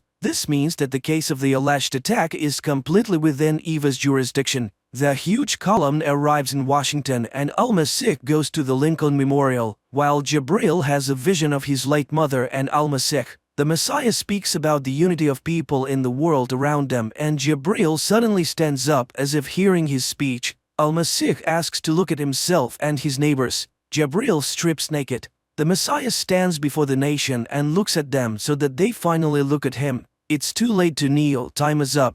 Jabril walks towards the border. Al-Masih heads for the water. Jabril walks non-stop until a soldier's gun barrel is pressed against his chest, and Al-Masih walks on the water. The Israelis retreat, and Jabril leads the refugees. Hundreds of amazed spectators follow the Messiah's journey and record this on their telephone cameras. The world is buzzing after witnessing the miracles of Al-Masih, and even the Congregation of the Causes of Saints is considering the case. Everywhere there are clashes between the followers and the opponents of the newly emerged Messiah. People are sending money to Father Felix, who intends to build the Church of Al-Masih with it. Meanwhile, Jabril arrives in Western Jordan, where he is welcomed as a liberator. The refugees are brought to a secluded house where they will be given food and shelter. But Jabril is separated from the others as he openly declares his allegiance to Al-Masih. Meanwhile, Eva reports her findings to his superiors. The Messiah has a fairly long trail of connections to banned organizations and, most importantly, to Wallace, who is now hiding in Moscow. Senior officials in the US government are concerned about the popularity of Al-Masih, so the head of the White House staff demands that the CIA do everything possible to discredit him. But Eva reminds them, this is not just terrorism, this is a new level of destabilizing society. Meanwhile, the society is discussing the Messiah with ever-increasing fervor. People are divided into those who unquestionably believe in him and those who consider him a false prophet. Felix preaches on behalf of Al-Masih and reminds people of the importance of faith. The Lord has chosen them specifically, and it is important to understand why. At this time, a woman with a terminally ill child sneaks into the hotel of the Messiah, and the man agrees to take the girl, but only alone. However, his room is under 24-hour surveillance. Meanwhile, the young refugees begin to learn different sciences, among which religion is at the forefront. Sheikh personally comes to Jabril to understand the depth of his faith, and the young man confidently answers that he unquestionably believes in the Messiah. Meanwhile, Eva discusses the Messiah's water-walking feat with Aviram. After all, Jesus did the same thing. He performed tricks and attracted supporters. The man is impressed. She speaks like a true Jew. Agent Will continues to monitor the Messiah's room and one day witnesses a girl knocking on his door, praying for healing. But the man immediately understands the true purpose of her visit. The girl has come to seduce him. He reveals her soul, pitying the woman who sells her body, and from this her soul melts and dies. The girl admits that she was paid for the visit and cries from the moving words of the Messiah, who confesses to her the eternal love of God for his children. These words bring tears to Agent Will's eyes, who is watching the scene. At that time, Rebecca runs out of her parents' room and sees the Messiah escorting the girl out of his own room. The girl runs away and Al-Masih catches up to her on the street. He tries to explain her special place next to him, and the girl shares her observations that the world seems to be on the brink of something grand. The prophet turns to Rebecca and asks her to do something unimaginable, and she promises to do anything he asks. Meanwhile, the CIA manages to find Al-Masih's brother, who reveals that their parents were of different faiths and died early. The boys were raised by their uncle, a professional illusionist, and Al-Masih always loved being the center of attention. The uncle was a tough man, but he taught the boys everything he knew: English, literacy, and most importantly, how to perform tricks. And at that moment, someone puts a dark bag over Al-Masih's head as he enters his room. The man finds himself in the office of the President of the United States, standing before the head of state and demanding the withdrawal of all US troops from around the world using the president's sincere faith. The politician is shocked. It's simply impossible, since the American troops are used precisely as peacekeepers, and if they are not present, there will be chaos in the countries under their control. However, the Messiah lists the names of countries and cities where Americans have been waging wars. He offers the president the chance to go down in history as a true peacemaker saving the world. And he says that the history has ended and the world will soon start anew. Meanwhile, Eva learns that a few years ago Al-Masih was placed in a psychiatric clinic and goes to the college where the men studied. But the director can't remember anything particularly noteworthy except for his thesis. Eva goes to the archives but the thesis is not there. In Jordan, the Sheikh shows Jabril an article in a newspaper about the miracles of Al-Masih and asks him to give a speech at the upcoming celebration. The boy must become the leader of the new generation in the struggle for Palestinian independence. The next day, Al-Masih announces to the media about his meeting with the president, and this infuriates Felix, who believes that he should have been informed about it. The president also faces similar attacks. He is heavily guarded against this freak, but he himself goes to the meeting. However, the man interrupts all conversations. He must first think about the people. Angered, Felix expresses his grievance to Al-Masih, and the letter suggests that he kneel before him if he truly believes that he is the Messiah. The preacher thinks it over as the Messiah leaves the room. On the other hand, Agent Will begins to unquestionably believe in Al-Masih and quits his job. Meanwhile, Eva receives the call logs she requested. That same evening, Aviram asks Al-Masih about his family and mocks him, offering to walk on water again. But the man only smiles in response and asks a counter question. Why isn't Aviram leaving? The agent can't answer. The president talks to Al-Masih again and he informs him that there is no more time to think. At that moment, water begins to flood the president's feet. Upon waking up, the man learns about an unprecedented flood destroying the U.S. coastline. Later, the daughter of the Reverend Iguero tells him that Al-Masih came to Texas for her, not for her father. Meanwhile, in Jerusalem, a guard confesses that he was the one who freed the Messiah from prison, not Aviram Dahan. That same night, the girl hired by the president's assistant to compromise Al-Masih returns all the money she received for it. She doesn't care whether he's real or not. What matters to her is that he's a very good person. Meanwhile, the president flies over the affected areas and, in addition to providing material assistance, urges people to pray and hope for the help of the Lord. At the same time, the pastor's wife asks Al-Masih why he chose their family. He says that faith can be found everywhere, and he wants the same thing that the Lord wants, the flood. Meanwhile, in Jordan, the Sheikh is teaching Jabril about the speeches and Palestine's independence. It's very difficult for the illiterate boy to remember unfamiliar words, but the Sheikh is insistent. His friends are also being heavily influenced at this time, with religious ideas being drilled into their heads. Meanwhile, Reverend Felix asks a famous showman to include Al-Masih in his program. After all, it's a chance to speak to the multimillion audience. Eva checks all the numbers on the list and finds one that Al-Masih calls frequently and talks to the caller for quite some time. Meanwhile, the President of the United States is informed of the buildup of Russian troops on the border with Latvia and is demanded to make a tough decision. On that day, Eva finds Al-Masih to tell him that she knows about his diagnosis, Messiah complex, given to him in the psychiatric clinic, and about his uncle, the magician. She thinks someone is using him and promises to find and arrest the puppeteer. And he confirms that he knows Wallace, who is still his friend despite being accused of terrorism. After that, Felix tells Al-Masih about the invitation to television and he agrees, but only if the Reverend brings his daughter with him. In the evening, Eva talks to her father and is amazed to learn that her own father believes that Al-Masih is the Messiah of the end of times. Meanwhile, it turns out that the complex in the Badia is a terrorist training camp, and Samira is being prepared for the role of a suicide bomber. Meanwhile, Eva decides to act on her own and dials the number that Al-Masih constantly calls. She hears Wallace's voice in response, so her theories about Al-Masih's connection to the terrorist are confirmed. But during the conversation, the man refutes all her conclusions. It's a pity, but she doesn't understand what's going on. And of the two of them, he is not the most dangerous one. The woman flips through his book again, reads the dedication on the title page and has an epiphany. Meanwhile, the president requests an analysis of full withdrawal of American troops from Eastern Europe. Eva goes to her boss. Wallace's book is the work of Al-Masih, so it's actually the opposite. The recognized terrorist is a disciple of the Messiah. In the meantime is the day of the television appearance. Al-Masih and Rebecca prepare for their performance. At the mosque, many believers come to listen to Jabril's first speech. The boy is very nervous, but the sheikh is nearby and guides him. The show host warms up the audience before the Messiah's appearance on stage, while Samira is also being taken to the mosque. But just before going on stage, the Messiah leaves the studio and gets into a car, while Samira puts on the suicide bomber belt. The audience demands the Messiah's appearance, and Rebecca takes the stage.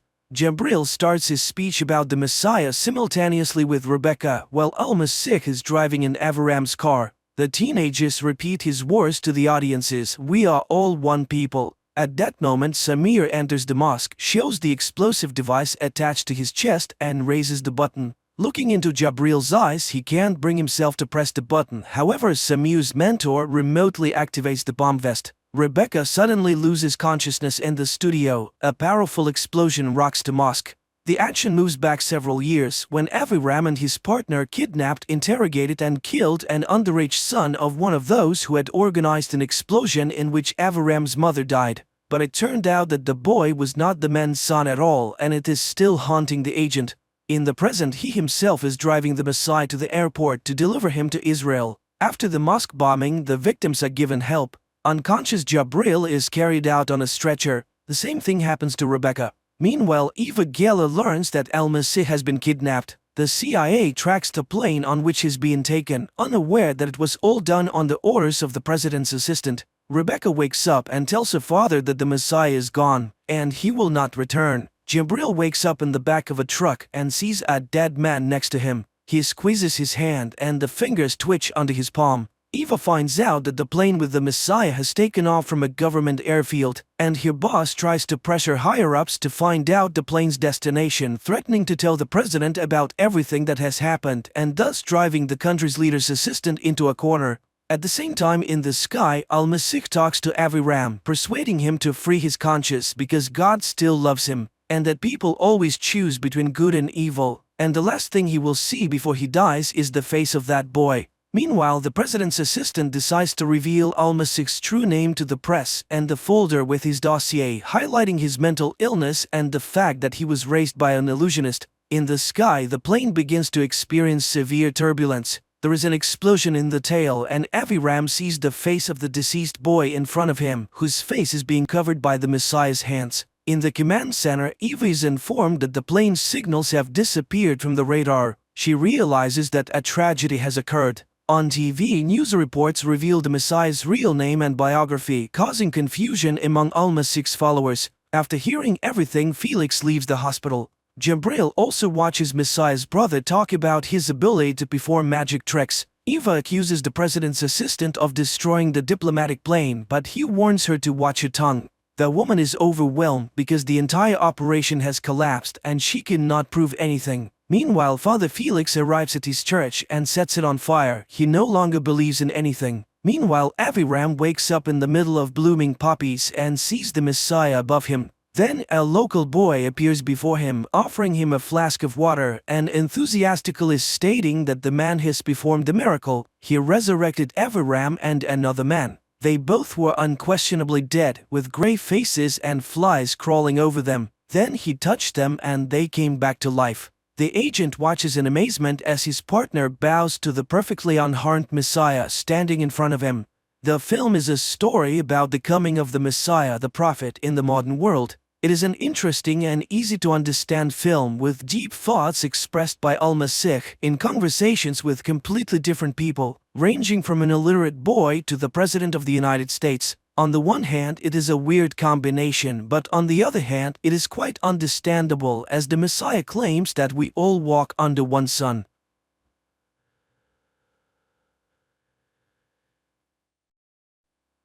After a young priest arrives on an isolated island, supernatural events, incredible miracles, and frightening omens begin to occur. And it turns out that all of this is caused by the blood of an angel, which turns people who drink it into demons. Riley Flynn looks in horror at the girl hit by his car. The man realizes he is guilty because he was drunk, but there is nothing he can do about it. Later, the man freely admits his guilt and goes to prison, where every night before going to sleep he sees the girl he killed. 4 years have passed. Riley's mother, Annie, eagerly awaits his son's arrival in his homeland, a fishing village on Crockett Island off the coast of Washington state, and raises her youngest son, Warren, forbidding him to go to the peat bogs. But the boy wouldn't listen to her lecturing, and having met his friends, he goes to the forbidden place because no one will prevent the young people there from trying illegal substances and having a great time. They buy the stuff from a local dealer and go to the peat bogs. On the way, the guys stop at the house where Lisa lives. The girl cannot walk. She refuses the offered treat, and the trio goes on their way. At this time, a young man with a huge box locked with padlocks enters the door of the local priest's house. The boys get into a boat and make their way to the far shore of the island. It's already dark, so when they hear a sound of huge wings, the boys mistake them for a giant heron taking off. The peat bogs are also teeming with stray cats that were brought here from the mainland, and they feed on old remains because up until the 1920s people buried their dead right in the yards. And now when the peat bogs get flooded, those remains resurface. Warren knows this because after storms all this creepiness washes ashore where their house stands. The boys settle in their usual spot and after taking some revelatory substances start telling tales about local ghosts. At that moment loud cat cries are heard from the bushes and Warren, shining his flashlight in that direction, sees two burning eyes following them. But they immediately disappear and the boy forgets about the incident. In the morning, Riley arrives on the island. Annie meets her son and apologizes for his father and younger brother who could not meet him because they were out fishing. Meanwhile, the ferry is met by a zealous parishioner, Bev Keane, who is concerned about the long absence of Father Pruitt, but the priest is not on the ferry. Meanwhile, teacher Erin Grin undergoes an ultrasound examination of the unborn child and the doctor assures her that there is nothing wrong with the baby. The women pay attention to Riley, from which they are distracted by the appearance of the doctor's elderly mother who suffers from dementia. Annie introduces her son to the new sheriff and the latter greets the boy. The sheriff then wakes up the only detainee, local alcoholic Joe, who came running in the night screaming that a huge albatross was chasing him. The sheriff releases sobered-up Joe and he walks out to his dog who has been waiting for his master at the exit all night. Bev, who is passing by, is indignant. The dog is dangerous, it could attack, but they don't listen to her. Meanwhile, Riley and Annie reach their house. The woman shares her problems. There has been an oil spill accident and now fishermen can only catch fish according to their quota. Naturally, this causes money problems. Previously, hundreds of families lived on the island, but now there are only dozens left. In the meantime, there is a meeting at the school because a storm is coming to the island very soon and it is necessary to make sure the shelter is ready. The new sheriff calls for it to be equipped in the school, but Bev objects. Everything has been ready in the church for a long time and there is no need to change anything.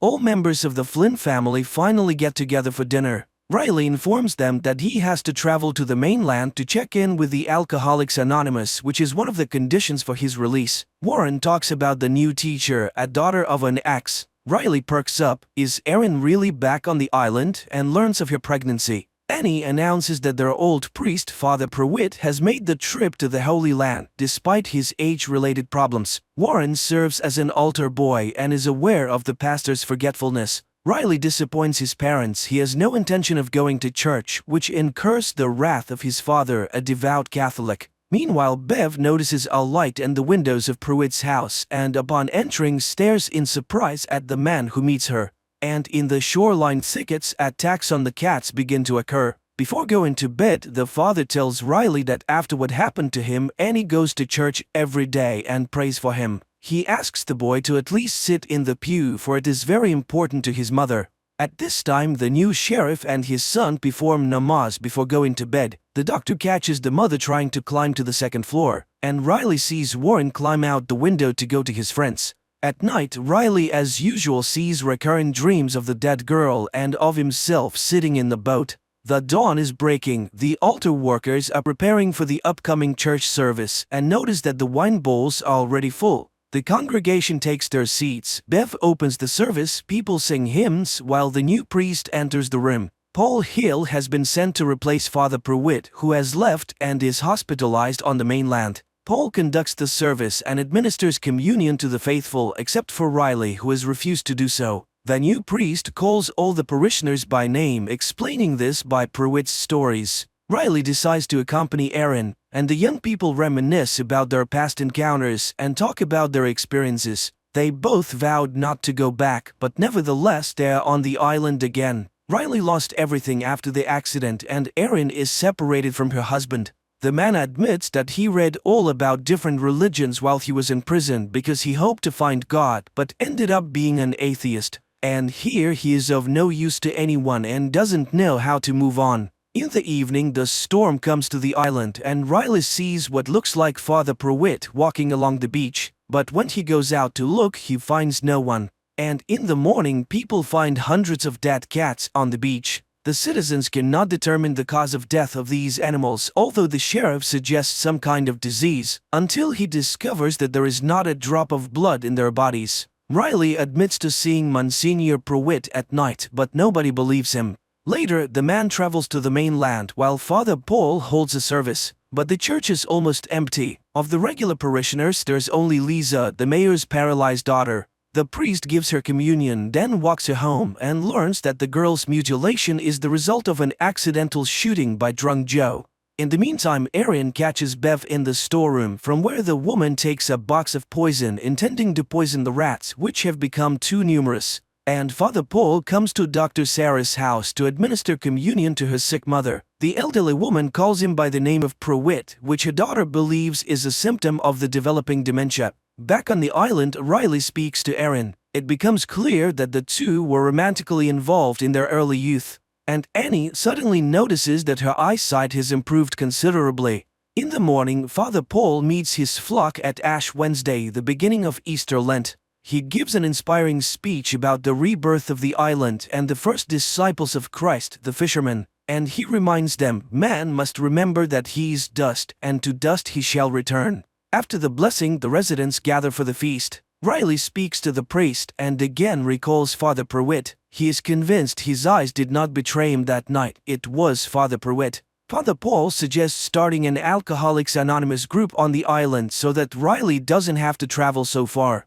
especially since there are others here suffering from this evil. The fun is interrupted by an unpleasant incident. Joe's dog dies after eating food off the ground. A new morning arrives. Riley goes out fishing with his father because the father has a bad back. Meanwhile, the sheriff goes to the school pantry where Bev confesses that she left poison in some parts of the island and the dog really could have died from it. But it was unintentional and anyone could have taken the poison. In the evening, Riley visits Father Paul and reveals that Bev has extorted donations for the church from the parishioners after convincing them to accept an agreement with the oil company that poisoned the waters of the bay and to receive generous compensation. And it's the same story everywhere else in the world. Villages are getting poorer and churches are getting more luxurious. The father reminds Riley that he was once a believer, and the boy expresses his contempt for the doctrine of good deity because the idea that suffering leads to purification is appalling.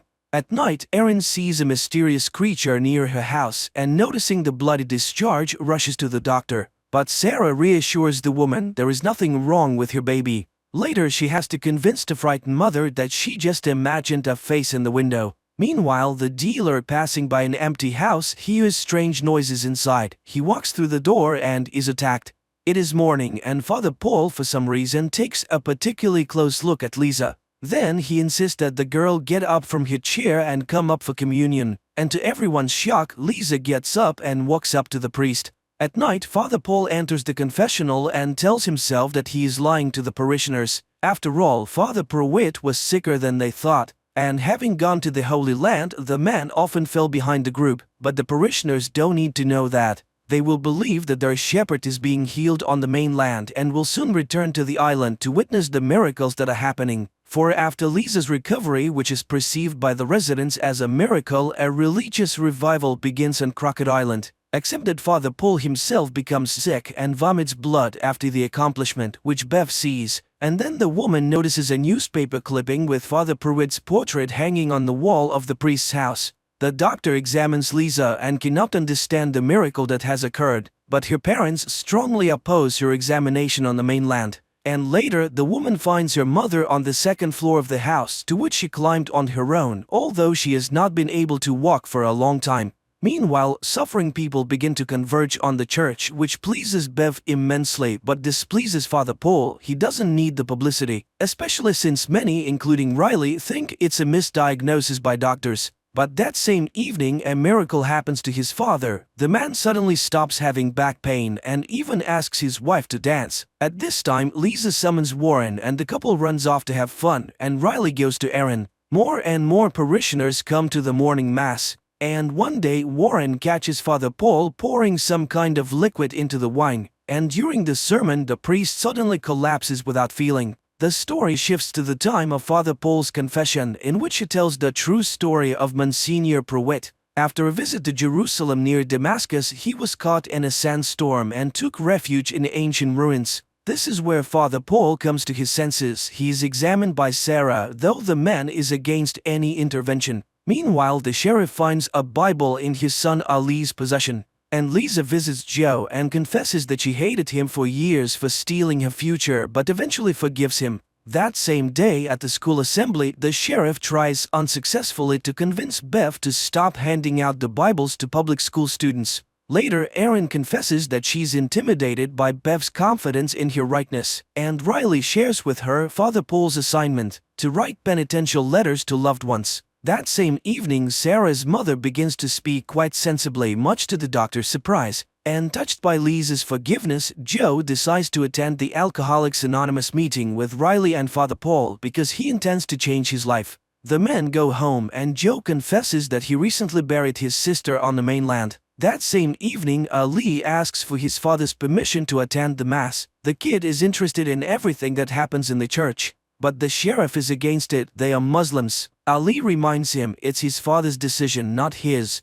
But the father recalls how his dying wife praised Allah until the very last moment. God cannot decide who gets a miracle and who does not. The sheriff turns off the light and jumps away from the window because behind it is a pale face, but the next moment there is nothing. In the meantime, Father Paul collapses in front of Bev and the congregation and dies coughing up blood. The action carries over to the moment when Pruitt takes refuge in the dark cave. He burns matches, trying to make out the room where he is trapped, and suddenly sees two burning eyes. Then he is attacked by a nightmarish creature that sucks his blood and drinks his own blood in return. The priest concludes that it is an angel because when he wakes up in the morning, Pruitt finds that he is young again. So he decided to take his savior with him. He rode ahead, waiting for the angel to catch up with him, and he was very much afraid that the angel would disappear. Here on the island he hid it from everyone and lied to the parishioners because he was Father Pruitt.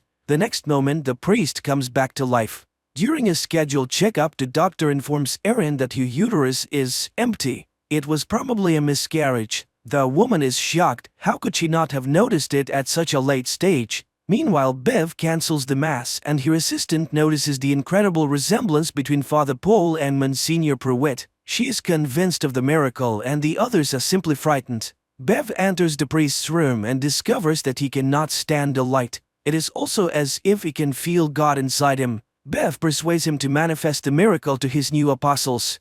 Riley notices an improvement in his father's well-being, and the father confesses his unjust anger towards his son and asks for forgiveness for his omissions. Meanwhile, Sarah is collecting Erin's tests when her mother enters the office. She answers her daughter's questions confidently and looks much better than before. And then Sarah sees the blood in the test tube begin to boil in the sun and burn to the ground. In the meantime, distraught, Erin spends the day with Riley, mourning her unborn child and discussing their childhood. She resents her mother, who was a real dictator and never loved her daughter. And then she managed to marry her mother's mental double, which only her pregnancy saved her from. She just packed up and left. Then Riley recounts his dream. At this time, Father Paul is reciting prayers, which makes him sick, and then he notices the mark of the cross on his hand. He cuts his hand and drinks his blood.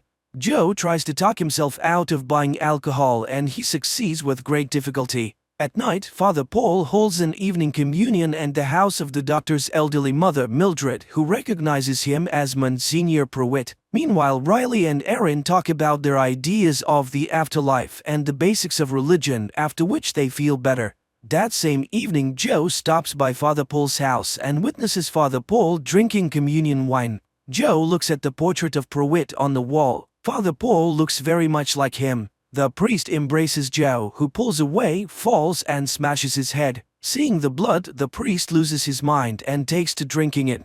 In the morning, Riley explains that his dream has changed, Erin has appeared in it, and the woman is sent to the mainland to another doctor. Meanwhile, Bev discovers Joe's dead body and exhausted Father Paul. She asks the mayor's wife to sing hymns, and she herself orders a couple of parishioners to dispose of the corpse. Bev believes that the priest's actions are justified and that his resurrection is a foreshadowing of Christ's second coming. At this time, Erin hears an expert opinion of the doctor who doubts that the pregnancy was real. By evening, Father Paul feels good again. He holds an Alcoholic Anonymous meeting explaining Joe's absence by his trip to see his sister, but Riley knows that this is not true and leaves the meeting confused. When he arrives home, he tells his mother about the priest's lies. At night, Father Paul is visited by Angel, who begins to fill the goblet with his blood, while Riley, determined to deal with it, returns to the recreation center. He opens the doors and is attacked by Angel. In the morning, Sarah's mother impresses her daughter with her blooming appearance, and the sheriff is approached by the mother of the missing dealer, who asks him to track down her son. Meanwhile, the parishioners are informed that the mass has been postponed until midnight due to Father Paul's illness, and the startled people view Mildred, who is considerably younger. Erin, concerned about Riley's sudden disappearance, files a missing persons report with the sheriff, but the letter suggests that Riley may have gone on a bench or committed suicide. At Good Friday Mass, Father Paul delivers a sermon replete with militaristic rhetoric, urging the congregation to prepare for war as soldiers in the Lord's army. This sermon upsets Mildred, who forbids her daughter to attend the church any further. At night, Erin is visited by Riley, who asks her to go in a boat with him. The woman agrees, even though she suspects something is amiss. After sailing far from the island, Riley recounts what has happened to him. After Angel's attack, he quickly recovered under Father Paul's care. When Riley tried to go outside, he was burnt and was forced to return and listen to the revelations of Father Paul. The priest is convinced that the angel's blood is a gift from God, and he mixes it into his communion wine to cure the people of Crockett Island of all illnesses.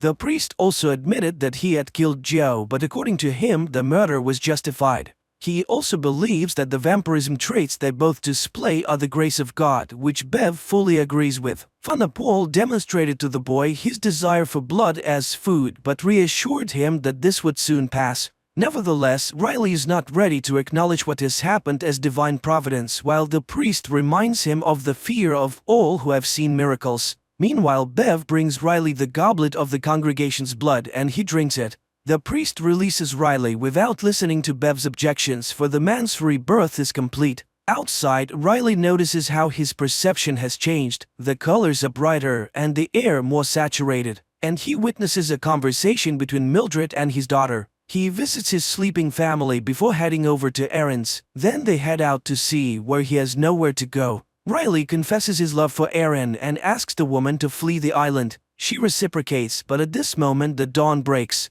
Riley sees in the boat the girl he killed in the accident. She smiles and takes his hand. Riley ignites and burns, turning to ash, and Erin screams in terror.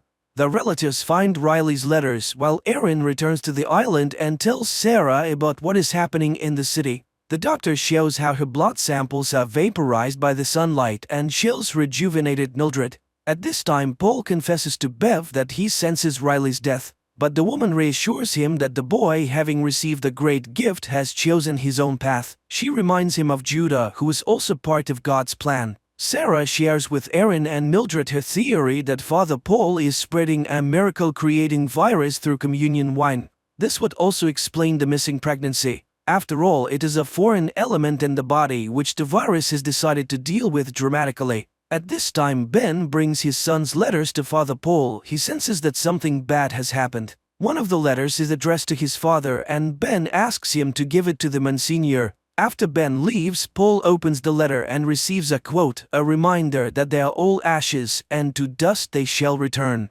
And Erin tries to tell Annie about Riley's death, but the angry woman throws her out, not wanting to believe the terrible news. Sarah informs the sheriff of her suspicions about what is happening in the church, but he refuses to take any action, not wanting to further aggravate relations with the locals, especially since he has already encountered unfair and prejudicial treatment. Erin, Sarah, and Mildred decide to move to the mainland, but find that the mayor has sent the ferries away for repairs, and the fishing boats are almost all in need of repairs. During the night, the power and mobile network go out, which are also shut down by Bev's handmaidens. Erin decides to go to the mass to see the danger for herself. Meanwhile, the sheriff allows his son to attend the midnight mass, and he asks his father to go with him. Before the mass begins, the townspeople make a procession around the island with candles and hymn singing. The service begins with Father Paul confessing to Allah. Then he confesses that he's Monsignor Pruitt. And today's the beginning of a new era for all of them because holy blood flows in their veins. He calls a parishioner and asks him to drink poison, to die and be reborn.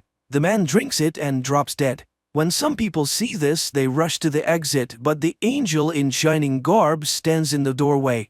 The creature reaches the dais and spreads his wings to the astonished gaps of the people, and then the dead man comes to life and gets to his feet. Bev and her assistants bring out cups of poison and hand them out to everyone present. The sheriff tries to take Ali away, but the boy pulls out his hand. He wants to stay with God. That is when the policeman pulls out his gun, but the congregation rushes at him and throws him to the floor. The boy, in spite of his father's screams, drinks the poison. Lisa's parents do the same, but the girl refuses. Unimaginable things are happening all around. Some are drinking the poison, the others are pushing the cups away. Then Mildred raises the sheriff's gun and shoots Father Paul in the head. A vampire attacks her and carries her away in his claws from the church. Bev orders the doors to be locked. Meanwhile, Ali comes back to life. The dead parishioners are resurrected as vampires and hungry attack those who have not drunk the poison. All hell breaks loose with screams and blood everywhere. Ed turns into a vampire and Sheriff Erin, Lisa, Sarah, Warren and Annie flee. But Bev gets in their way. Erin shoots her, after which the group escapes. Father Paul regains consciousness while resurrected Bev and her assistant send vampires to attack the townspeople who are not present at the church. After the parishioners turned vampires have left the church, Father Paul is resurrected and, disappointed by the outcome of the mass, removes his robes and remains sitting alone on the steps of the altar of the bloody church, looking at Mildred, who has also turned. Screams can be heard in the town. The vampires are killing their loved ones and converting them. Meanwhile, the group of the runaways hide out in Erin's house, pondering over a future plan of action. Warren recalls his canoe, which is hidden on the outskirts of the island, and Erin realizes that the vampires needed the boats for something. She becomes terrified at the thought that some of the monsters might make it to the mainland. Suddenly, a burning bottle flies in through the window, setting the house on fire. It is Bev. She wants to settle the score with Erin, who shot her. To allow the group to escape, Annie distracts the attackers by exposing Bev's motives. She's just jealous that God loves everyone without singling her out. Bev, who is always so right and so good, must be furious. Then Annie commits suicide by seducing the vampires with her blood. Meanwhile, John Pruitt recalls his affair with Mildred, which resulted in the birth of Sarah, who was forced to live with her fake father, as such circumstances were unacceptable for the pastor.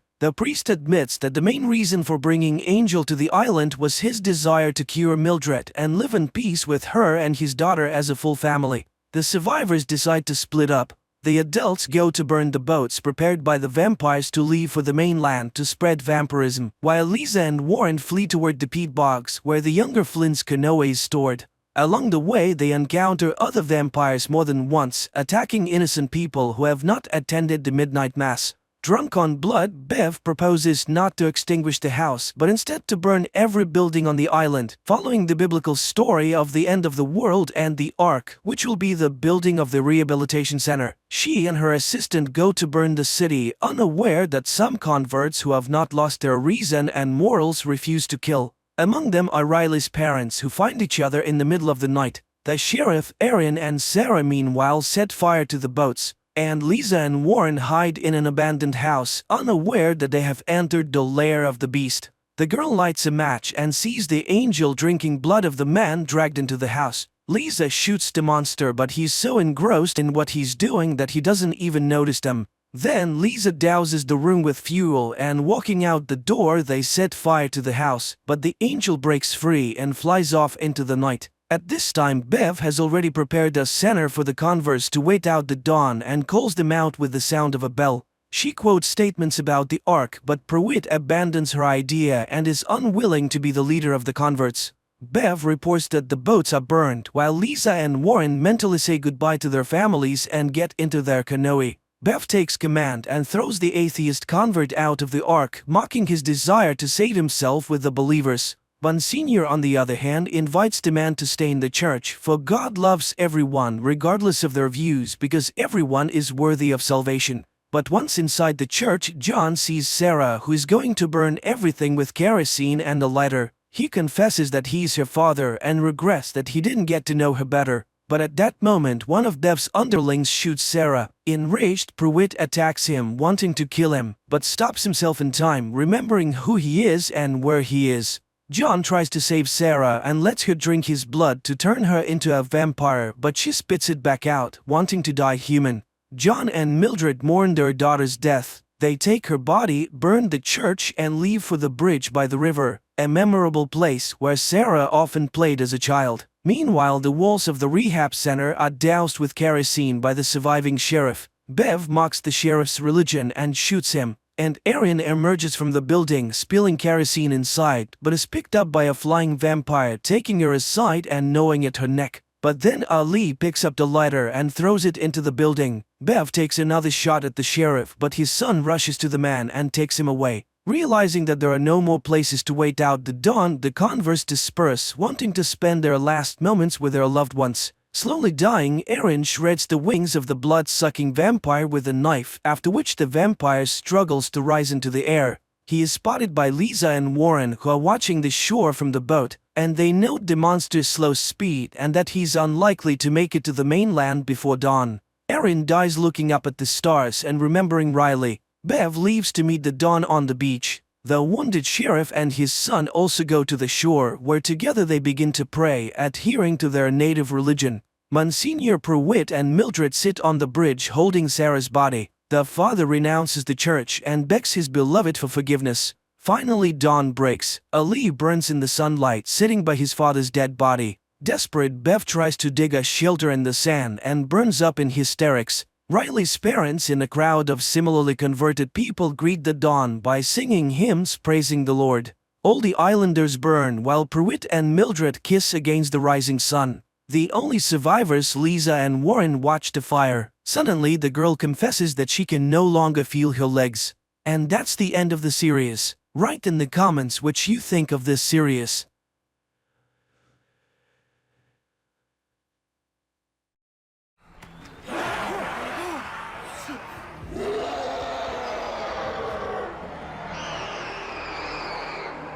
The year is 4032. Most of humanity has mutated into new creatures called abbeys. In the 21st century, Professor David Pilcher foresaw an unknown mutation in human DNA and built the town of Wayward Pines, which was meant to serve as an ark for the last surviving humans. The chosen ones, those who were destined to restore the human population, were frozen without their consent for 2,000 years. However, upon awakening, not everyone was pleased with life in a city surrounded by a tall fence with millions of monsters lurking outside. Dr. Theo Yedlin is on vacation at the beach. In a bar, he strikes up a conversation with a stranger who, at first glance, doesn't raise any suspicion. But the casual chat ends strangely. Yedlin wakes up several years later to find himself in the town of Wayward Pines. On his way to the hospital, accompanied by a group of strangers, Theo manages to escape. He seeks help at the first house he finds, hoping to call the police, but as he observes the strange behavior of the homeowners, Theo begins to doubt if he's doing the right thing. The police do respond to Yedlin's call, but instead of offering help, they return him to the hands of the strangers. They take Theo to the hospital, and after telling him a story about a government experiment, the people in black ask him to work for the good of society. The kidnappers ask Theo to save a patient who is extremely important to them. After examining the girl, Yedlin promises to do everything possible and instructs them to prepare the operating room while he assesses the seriousness of her injuries. Theo's patient turns out to be Kate. While the doctor operates on the girl, Carrie reports to Jason about losses within the ranks of the first generation. Looking at a photo of his rival, the dictator realizes that as long as Ben is free, their movement in the city are in danger. This is confirmed by Megan, who appears in the room. She reminds him of Pilcher's main rule: clear laws, strict punishment. Theo visits his patient, and she tries to tell him what's really going on. But Carrie doesn't allow the doctor to listen to Kate and instead urges him to take a break. While walking through the town, Theo witnesses soldiers separating a woman from her young son. The doctor tries to intervene but is once again prevented from understanding what's going on and is forced to walk away. However, later Yedlin does learn the woman's fate. She is brought to the central square along with others, accused of rebellion. Jason addresses the cheering crowd, assuring everyone that his cruelty is the path to humanity's salvation. After these words, he executes the woman without any explanation. Megan visits Kate in the hospital room and suggests they unite for the future of Wayward Pines. But Kate attacks her rival, armed with a scalpel. Kate confesses that she will never watch as dictators destroy the world. She raises the scalpel and ends her suffering.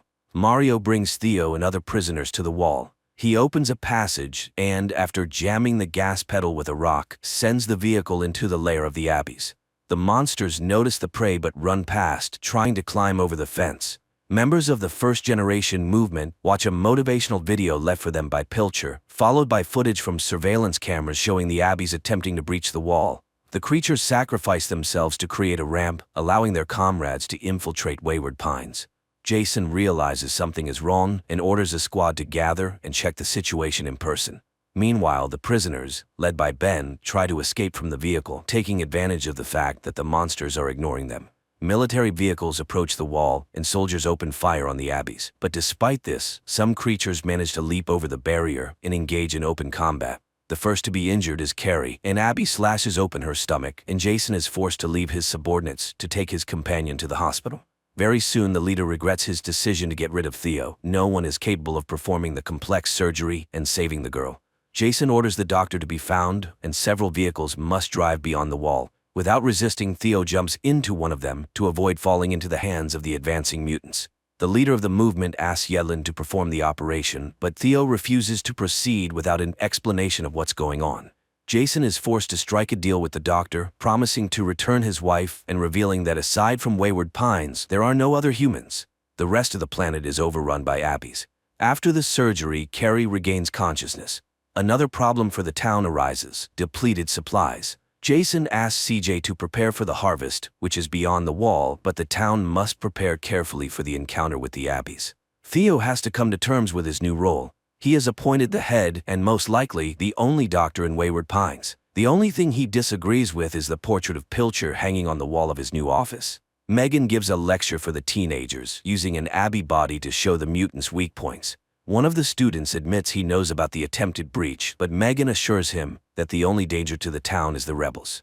Everything else is under control of the authorities. After examining one of the teenagers, Theo informs Jason of serious issues. Due to the food shortage, the health of the residents is at risk. However, the young dictator doesn't appreciate the doctor's tone or his attempts to change the order in Wayward Pines. CJ prepares a team for the harvest. He suggests using fire as protection against the Abbeys, and after a brief briefing, the vehicles drive beyond the wall to bring back the harvest and save the town. The monsters attack immediately as the harvesters appear, but CJ's plan works. The fire scares off the Abbeys, and the group has some time to gather food. One of the soldiers unexpectedly encounters Ben, but the young man refuses to help his old friend, fearing severe punishment for associating with a rebel. The loaded vehicles leave, and Ben doesn't manage to pass through the open gates. He then stands in front of the camera and addresses Jason, stating that all of the leader's actions are the wrong choice in tyranny. Rumors that Ben is still alive reach his mother. Teresa tries to find out details from the soldiers and persuade them to return for the boy, but no one wants to deal with the troublemakers. Ben continues to hide in the danger zone, hoping to return to Wayward Pines, but a pack of Abbeys attacks the boy, turning him into a hearty meal. Jason checks the cameras and notices that there are no Abbeys in any of the sectors. The leader celebrates, believing he has driven the monsters out and that the town is now completely safe. But it seems the mutants have a different opinion. Several soldiers are sent on a reconnaissance mission, but they spot nothing except a frightened deer. This pleases Jason greatly, as he is convinced the Abbeys have left, but Carrie sees an unpleasant side to this. If Ben isn't found, the leader will have to answer to the town for the death of one of the first generation. At night, voices are heard in Jason's house, and, loading his weapon, the young man goes downstairs. To his surprise, Pam appears before him. The old woman reminds her protege of everything she taught him. She confesses that she killed her brother only because he tried to save the town through dictatorship and violence. Pam asks Jason to let her stay and help him build a truly bright future and save humanity. Jason agrees to forgive the traitor and takes her to the square to announce his decision to the town. Unbeknownst to Jason, Pam sneaks into the lab where the captured Abbeys are kept. Megan arrives shortly after, but the thief manages to leave without revealing her intentions for coming there. Back at home, Pam plans to use a drug she stole from the lab. Her plan is interrupted by Theo's arrival, but the nurse quickly directs him to the door to get what she came for in the hated town. Megan learns of the stolen drug, but it turns out it wasn't a medicine. Pam had taken a smallpox sample. Meanwhile, Pam attends a meeting in Jason's office. She unexpectedly kisses her protege in a way she never had before and joins the conversation. Dr. Yedlin bursts into the room. He orders everyone to leave without touching anything and avoiding contact with people. The doctor then reveals Pam's plans, and the woman doesn't even attempt to resist. Pam admits that, in her opinion, Wayward Pines should be destroyed. She asks Jason to put an end to the story, but the leader orders the traitor to be arrested. At night, Jason goes on a walk with Pam. He asks his mentor to tell him the end of the story about Wayward Pines, but after receiving an answer that wounds his pride, the dictator kills the old woman. A few days after the Abbey attack, Xander finally wakes up at the bottom of a deep well. There, the young man is found by a mutant, but he manages to defeat the monster and climb to the surface. At a meeting on the problems of Wayward Pines, CJ discusses the need to increase the area of crops. The population is growing, but food is becoming scarcer. Carrie and Megan believe it's too early to address this issue, but Jason supports the farmer and allows him to search for new fields. Xander is quietly approached by a man with a knife. He demands that Xander reveal who sent him and who currently rules the town. The savage himself says he has been here for a very long time. He is the only one from the team Pilcher sent to search for other survivors. Guards notice movement near the wall, and a duty squad is dispatched to the scene. The soldiers recognize Xander, accompanied by the stranger, but let them inside without question. The savage is immediately sent to Dr. Yedlin. Theo tries to find out from the patient if there are other people beyond the wall, but the man only says that the Abbeys are not the enemy. They are the replacement meant to take their place. Jason learns the name of the savage, Adam Hassler. He asks the doctor to tell him everything the patient said, but Theo refuses to disclose the confidential information and suggests the leader speak to the survivor personally. Throughout this time, Hassler struggles to recover. He is constantly haunted by nightmares of Abbey attacks he endured during his months beyond the wall. Finally, the man can no longer take it and decides to leave the hospital, fearing that the mutants will get to him there. The savage escapes into the streets, frightening crowds of townspeople. His hallucinations, in which mutants attack him, intensify, forcing him to find shelter in a deserted alley. There, Adam is discovered by Teresa. She recognizes an old acquaintance and tries to find out if he has seen Ben, but the savage hesitates to tell the woman the truth. Theo tells his wife about Adam's words, and Rebecca urges him to inform the town's leadership. The town sends off the first group, who go in search of new lands suitable for settlement and cultivation. Teresa stops CJ's vehicle and asks to join the mission so she can find her son. Hassler also joins the soldiers, having failed to adjust to the peaceful life in town. CJ gazes with excitement at the landscape he hasn't seen in a very long time. He orders the squad to set up camp and prepares for a night outside the wall. Adam leaves without explanation, but later that night he returns, causing a stir in the camp. Hearing the commotion, Rachel wakes up and the soldiers part to reveal what the savage has brought. On the ground lies a covered body, and even before she removes the covering, it becomes clear that Ben is underneath it. Rebecca brings Lucy, the girl she's trying to protect from the harsh rules of Wayward Pines, into her home. Upon learning that the girl is to be placed in the breeding program, Theo becomes furious and supports his wife's decision. Frank, Lucy's brother, feels responsible for her rule-breaking. He escapes from the academy and goes for an evening walk, but in the city center he faces a greater shock, and Abby appears on the town's carousel. The mutant stands tall before the boy, and this is caught on surveillance cameras. Jason orders the main streets to be cordoned off and makes sure no one finds out what's happening. Several armed men come to the boy's aid, but Carrie asks the leader not to destroy this creature. It is the first female Abby they have encountered. Despite attempts to keep the incident a secret, Frank becomes a school hero. Megan studies the new creature and reports to the leadership about the behavioral differences. According to the scientist, the female is much calmer than her counterparts, and the other captive Abbeys have also become more peaceful since her arrival. The doctor also shows the Abbey's palm. It bears a strange pattern, unlike any scars. Megan believes this pattern might help them learn more about the mutants and eventually eradicate them. A search of the city yields no results. No other creatures are found, nor are there any breaches in the wall. No one can explain how the female managed to enter the city or why she did so. The only explanation that comes to Jason's mind is that the Abbeys may have accomplices among the population. Jason turns to Rebecca for help. She designed the city and may know the way the Abbey got inside. Upon learning that a new Abby has appeared in the lab, Theo requests access to the research. Carrie agrees, but she warns the doctor that not all group members will like this. Naturally, Carrie is referring to Megan. The scientist makes every effort to appear satisfied with the doctor's presence, but she disobeys all of Yedlin's orders and conducts experiments that could harm the mutant. The Abbeys have quickly learned the lesson with fire.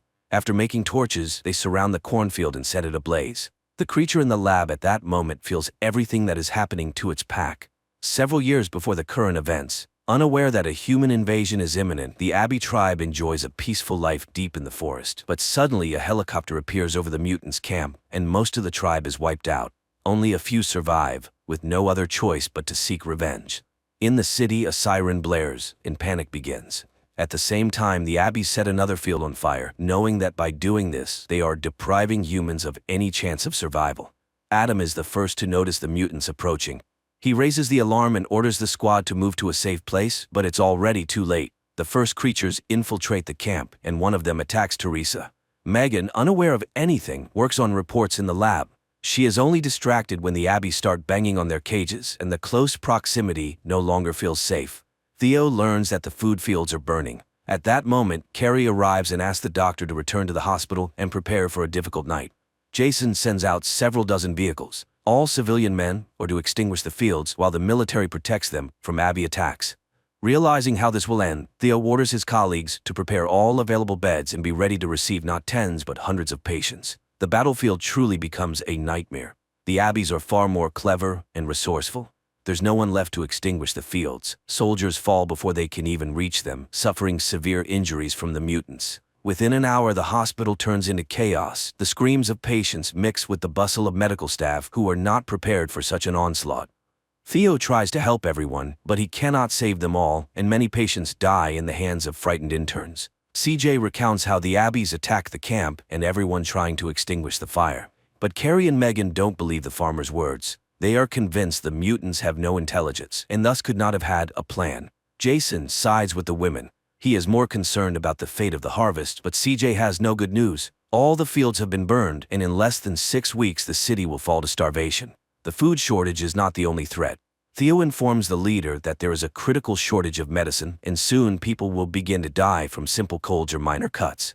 Yedlin doesn't hold back in his critique, saying that Pilcher was an idiot. In creating his own world, he failed to consider the basics. Jason's thoughts are interrupted by news that around 100 Abbeys have gathered near the wall. Despite the obvious situation, the leader refuses to admit that the mutants are evolving and the advantage has long been on their side. Teresa spends several hours in intensive care, but her heart gives out, and the last thing the woman sees is her son and husband, with whom she will finally reunite. Megan performs an MRI on the Abbey, and looking at the monitor, Theo sees a surprising result. The part of the brain responsible for thinking and problem-solving is twice the size of a human's.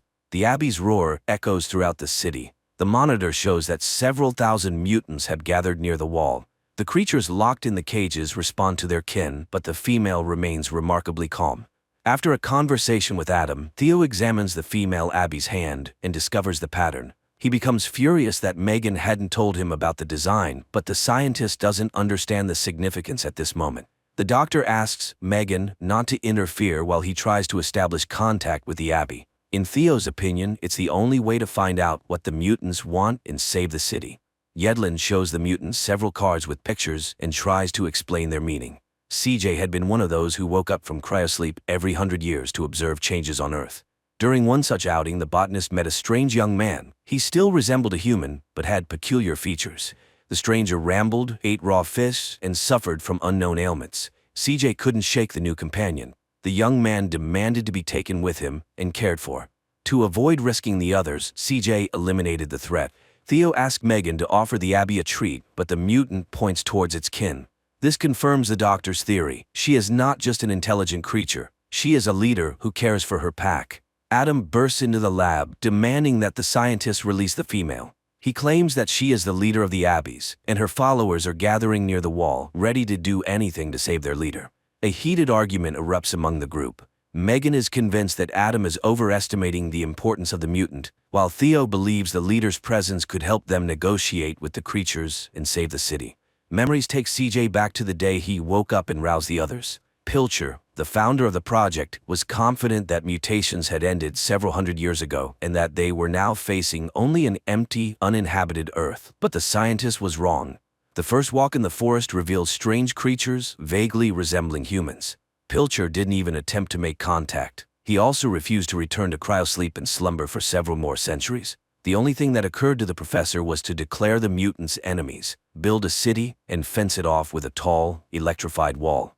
Theo tries to communicate with the female Abby, but Jason arrives at the lab. Like Megan and his predecessor, Pilcher, the leader of the first generation, refuses to seek a peaceful solution, convinced that the remaining humans will prevail against the thousands of creatures at the fence.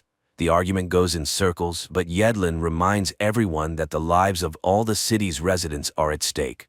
Dr. Yedlin explains to the Abbey that Jason is their leader, but the female mutant disagrees. She shows the doctor that he should be the leader of the town. This infuriates the young dictator, and he tries to stop the experiment, but Theo stands his ground.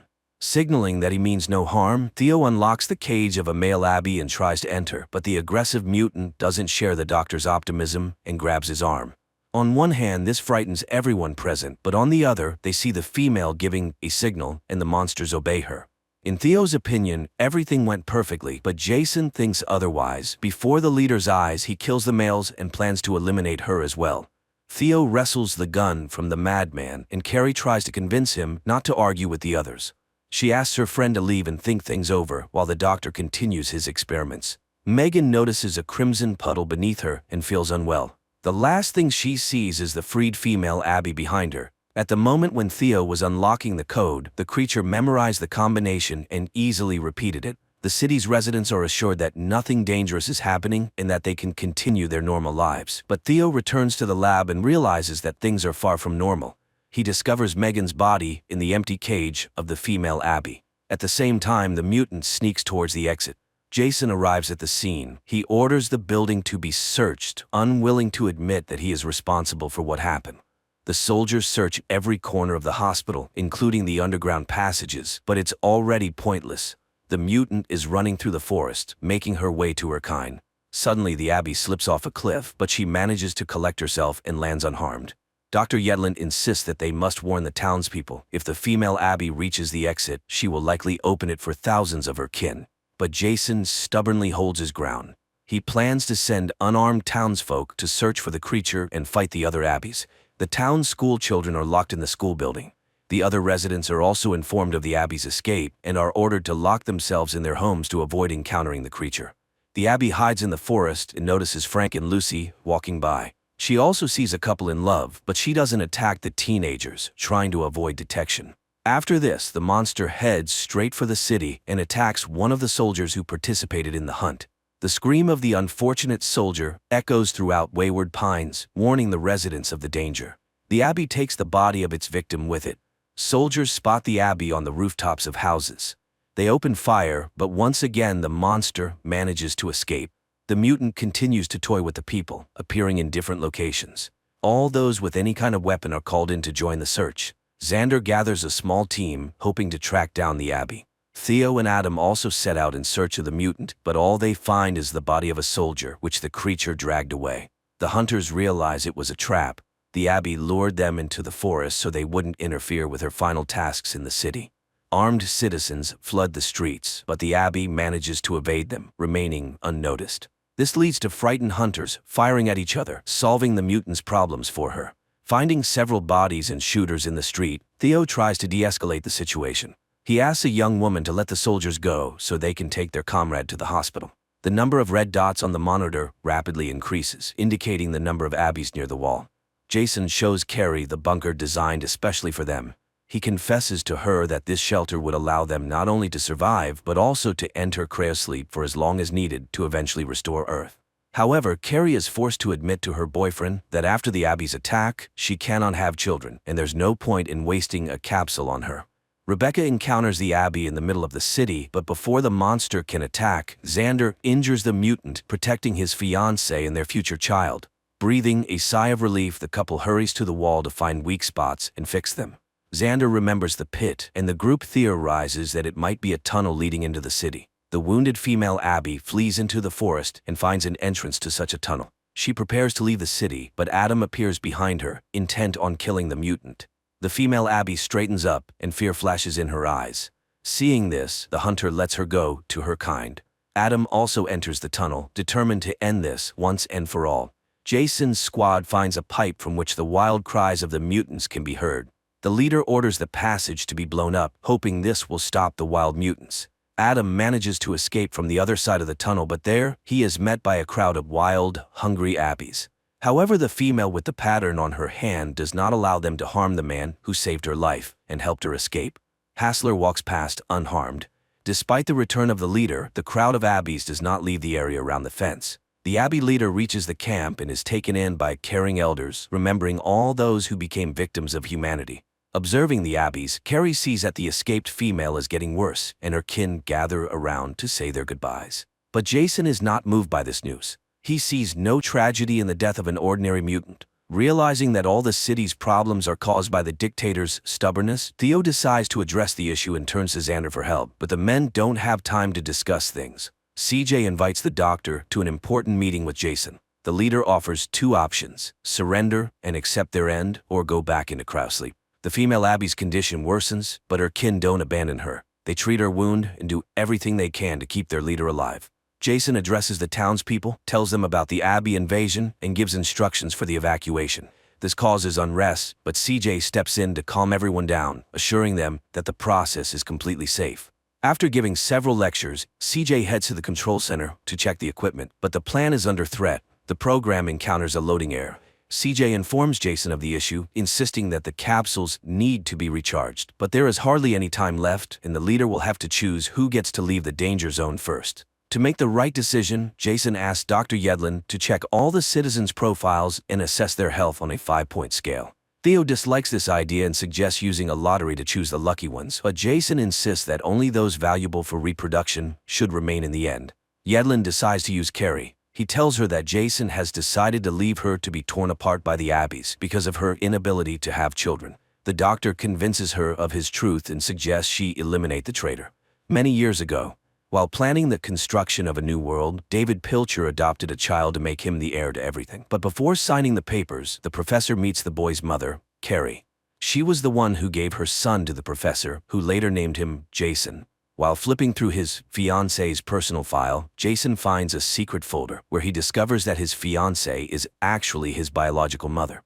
At that very moment, Carrie enters the room. The calm conversation escalates into a scuffle and a fight. Finally, a gunshot is heard in the room. Jason recalls the first time he saw Carrie, how she was introduced to the new world, and how he promised she would always be safe. But now the once-in-love young people are on the floor, in pools of crimson. As Jason fades, Carrie takes his hand to stay by his side. The female Abby regains consciousness and signals to her kin, gathering them around her. Jason is brought to the hospital, and Theo prepares him for surgery. Meanwhile, in the forest, the Abbies are preparing for a final assault on the city. The residents are being prepared for evacuation into cryocapsules, but most townspeople linger around the hospital, waiting for news about their leader. After several hours of surgery, Theo announces Jason's death to everyone. The doctor assures the people that the plan remains unchanged. They will all be saved soon. CJ hands Dr. Yedlin the list Jason had made. He suggests following the old plan to avoid panic and save precious time. Registration for the capsules begins, and the first to enter are women and children. Those not on the first list are asked to wait at home for their turn, but many suspect they will never be called. Even among the children, there are excess. One of these extras is Frank, who had once openly told Theo that he didn't want to have children. Xander also doesn't receive an invitation. He realizes this is Yedlin's personal revenge for taking his wife. The closer the Abbies get to the fence, the more aggressive they become. Their movements are watched by the female leader, standing above the rest. Watching the screen, Theo realizes that the fence is on the verge of being breached. The doctor decides to record one last message for future generations in which he urges humanity not to repeat David Pilcher's experiments. Such endeavors only lead to dire consequences. To somehow fix the situation, Dr. Yedlin plans to inject himself with 3 strains of dangerous viruses involuntarily surrendered to the Abbies. This is how he intends to wipe out the terrible mutant species. Those who didn't get a place in the capsules begin to panic and search for alternative ways out. Riots break out in the city. Only Xander and Frank calmly accept their fate, sitting in a small street bar. Theo arrives to pick up the boys and take them to the departure point, but the road is blocked by two young men with a burning bottle and a firm decision to steal the car. Xander manages to calm the boys down, and the group leaves. On the way, Theo picks up another passenger, his intern Arlene. Yedlin returns to the lab to inject himself with the virus strains and head for the wall. But there he is met by Carrie, who asks to take on this mission herself. After Jason's death and the news that he was her son, she no longer wants to run from her fate. Learning that she has already injected herself with the viruses, Theo agrees to leave with the others. As a parting gesture, he gives her one more vial, which will numb her pain during the encounter with the Abbeys. Before the capsules are launched, Theo wishes the travelers a safe journey. He admits that he doesn't know what awaits them in the future, but hopes it will be better than the present. People take their places as the city slowly comes to a standstill in the face of danger. CJ is supposed to be the last to take his place, but his capsule malfunctions and the man sees his wife, who has been dead for several hundred years. Nevertheless, CJ decides to stay behind, hoping that one day he can change the world. Carrie opens the wall and steps outside the city, into the land where the Abbeys will live for many centuries. And so the series ends.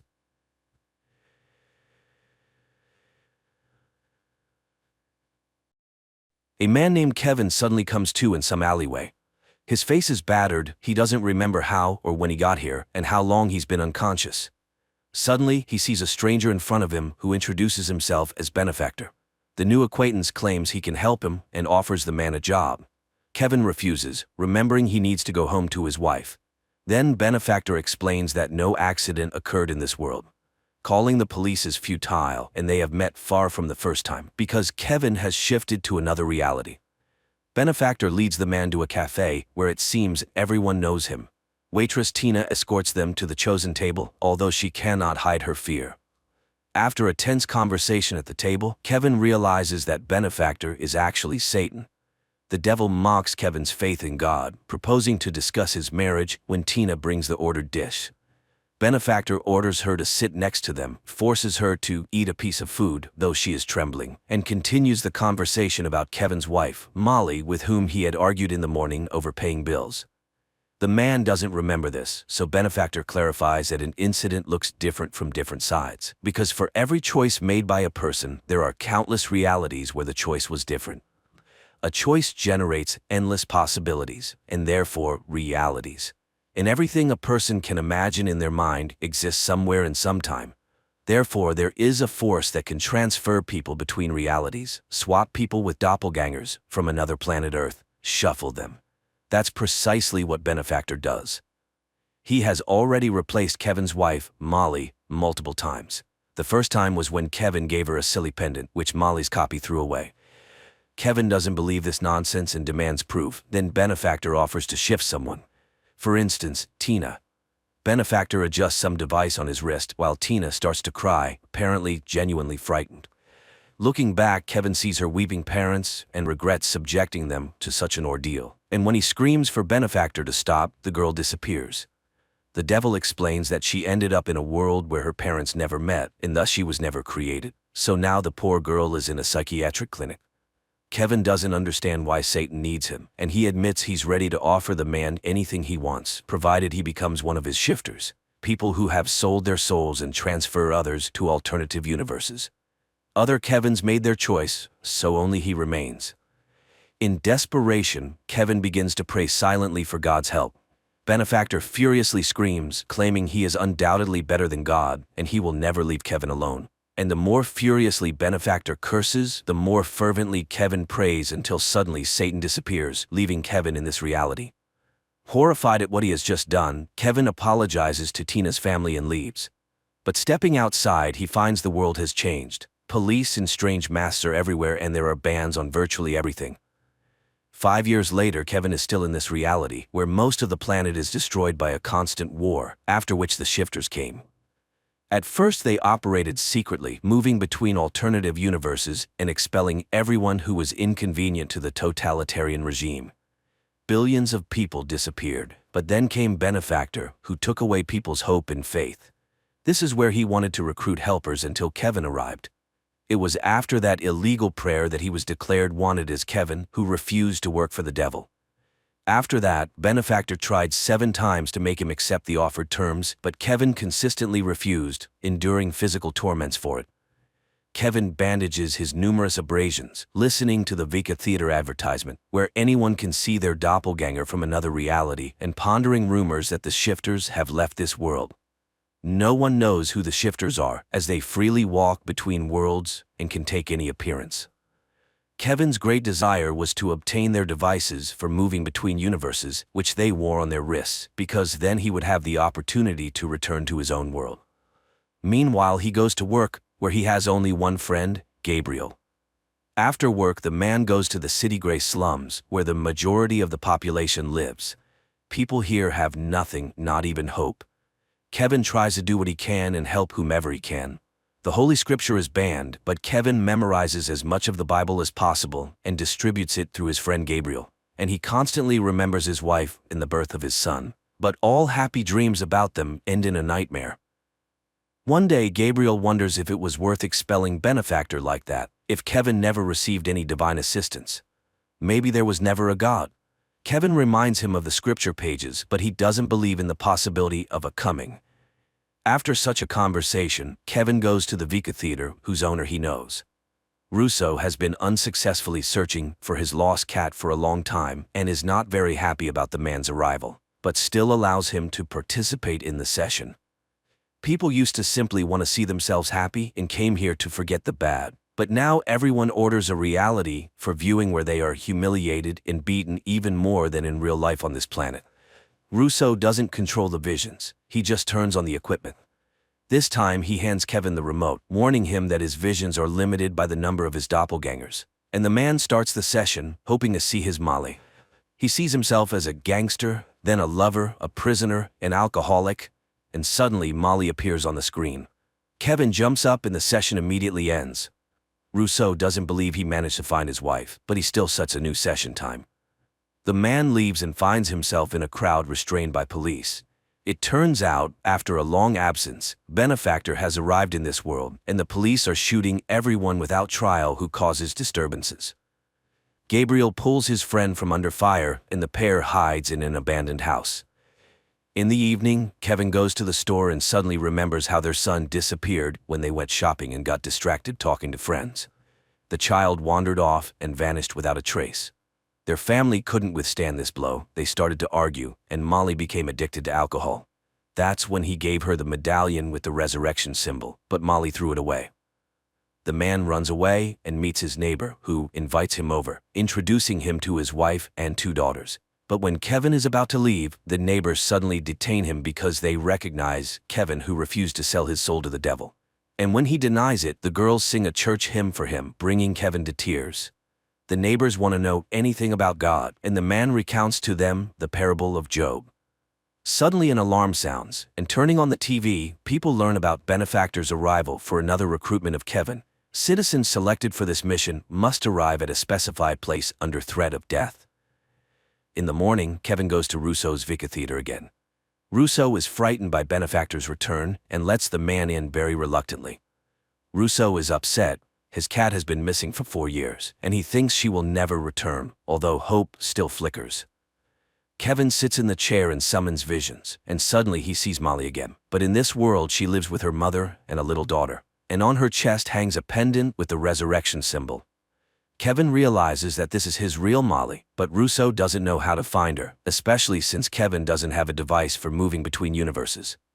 Then the man goes to Gabriel and acquires illegal firearms from him, intending to force Benefactor to return him to his former life in the old reality. The next day he sees Benefactor recruiting another newbie in a cafe, but the street is cordoned off and it's impossible to get closer. Waiting until the police are distracted by a fight, Kevin runs into the cafe, but upon bursting inside, he finds himself in his room. He doesn't understand what happened and goes outside, but immediately armed police confront him and the guy returns to his room. He tries a few more times to get to the cafe, but they open fire on him. In despair, Kevin throws away the gun and turns to God, but instead, Benefactor and Gabriel, who denies knowing Kevin, appear in the room. Satan mocks the foolish man who entrusts his writings to some coward. Kevin is still waiting for the coming, but he is not needed by God, and he will never come to him. so he can live well only by coming to Benefactor. Satan also refuses to talk about Kevin's missing son and admits that among all the doppelgangers, only he refused to cooperate. Outside, a scream is heard, and dashing out the door, Kevin sees a police officer shooting his neighbor. Then they open fire on his room. Kevin falls, dropping Gabriel, but the friend is already dead. And then Kevin sees on his hand the device for moving between universes and realizes that he has been one of Benefactor's minions all this time.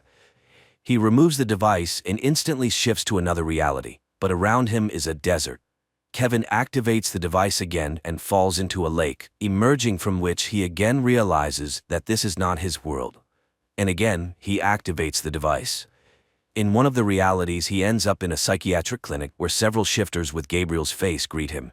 He tries to run away from them, but they open fire. Kevin hides, and in one of the rooms, he suddenly sees Tina, who recognizes the man and asks to be returned home to her family. He activates the device for moving again and finds himself in the home of his doppelganger, who accepted Benefactor's offer. Recognizing Kevin, who refused to sell his soul, the doppelganger points a gun at him and tries to take the device, but Kevin manages to shift back to his bullet-riddled apartment. Kevin sees his neighbor being taken away by an ambulance as passers-by recognize him. The man has to run to Russo's Vika Theater. He sits in the chair, finds Molly, and enters the coordinates of her reality into his device. And immediately he finds himself in a large store where his wife is walking with friends. He cries from happiness at seeing her, but the woman reminds him that the collapse of their marriage was initiated by him. She has found someone else and is happy. Then he sees his pendant and admits that he believes in the possibility of restoring their past relationship. Suddenly, Benefactor returns Kevin to the totalitarian universe in Russo's Vika Theater, and right there next to him is Tina. Satan shows Kevin Molly crying after their meeting and reminds him that he can still bring her back. But in the corner, a broken Tina is weeping, and only Kevin can decide whom and where to return. Benefactor delivers a speech about God, who always lies, promising but fulfilling nothing and allowing such terrible things to be done to people. And suddenly Russo hears the meowing of his cat. She has indeed returned. Kevin laughs at this and remembers all the good that exists in this world, and he decides to give Tina back her life, foregoing personal happiness. Tina's parents embrace their newly found daughter, and Benefactor grabs a gun and points it at Kevin, but as soon as Kevin forgoes personal temptations, that is, frees himself from the shackles of Satan, who eternally tempts people, he is instantly transferred to a reality where Molly is a nurse and a single mother whom he had seen before. He strikes up a conversation, repeating their first meeting, and they fall in love and marry again. He accepts her daughter as his own and later plays with their newborn son. In the epilogue, Kevin says that although this is not his universe, it is now his home, where he has received twice as much as he lost. Inexpensive, but well-written, directed and acted science fiction that turns out to be more of a mystical drama with a religious message. The film is full of allusions to the Bible and direct quotes from the book of Job, and the conclusion is made in the spirit of this parable. But who said that hope is a bad thing?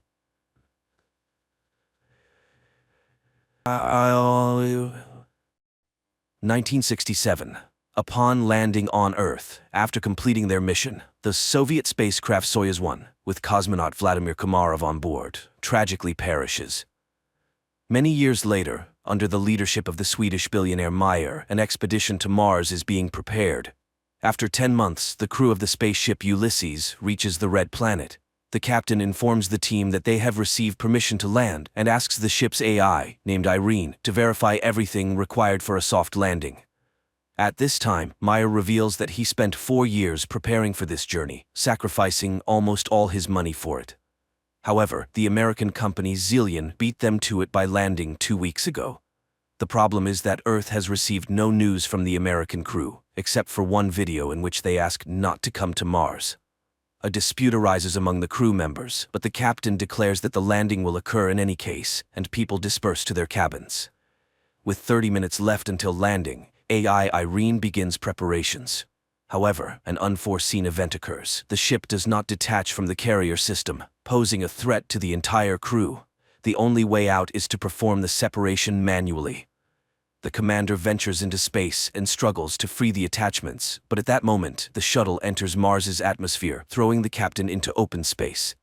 The shuttle almost crashes onto Mars as a system error causes a power outage. Now they can only rely on manual landing. AI Irene goes into sleep mode, and the astronauts still manage to land on Mars. They succeeded, but their fuel is depleted, and Irene does not restart. Without the onboard computer and life support system, they have only a day to survive. Alessandra mourns her deceased husband when she sees a figure in a spacesuit through the window. After diagnosing the ship, it becomes apparent that too much fuel was consumed during the landing, and now the ship cannot return to orbit. The only option is to wait for the solar panels to power the generators, but there's a storm on the surface, and it will take 2 days, time they don't have. At this point, Simon mentions the American ship Zeta 1, which beat them by 2 weeks. It likely crashed, but there are probably batteries left. The rover sets out on a journey while those remaining on the ship try to restart the system.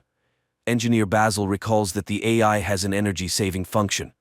He initiates a reboot, but Irene doesn't start. At this time, the rover finds the wreckage of the American spacecraft and one surviving solar panel, but there is no sign of the American crew.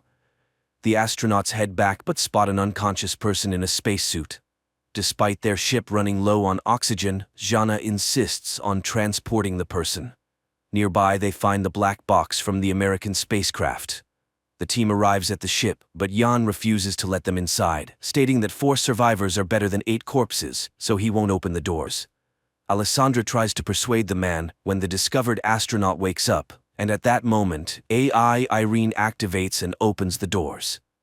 Upon examination, the found astronaut knows nothing about the American crew, as he is Vladimir Komarov, a Soviet cosmonaut born in 1927 in Moscow, carrying out the orders of the USSR government. He doesn't know how he ended up here but is not willing to reveal any secrets. Komarov confidently answers questions that are consistent with his time, raising the suspicion that he may have post-traumatic stress disorder. The astronauts send a message to Earth and receive a response from the American corporation, Zillion, stating that there were no Russians in their mission.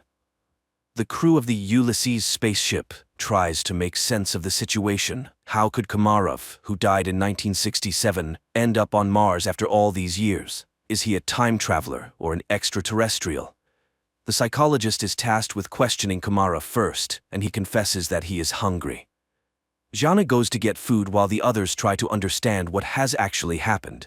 Basil suggests the idea that Komarov was waiting for them. Meanwhile, Vladimir is eating the food brought by Jana when the woman confesses that he died 50 years ago and his family buried him long ago. Komarov takes this news rather calmly. In the meantime, the state of the ship, although it has reached stability, remains unreliable because the engines do not work and there is no fuel. So, leaving is impossible.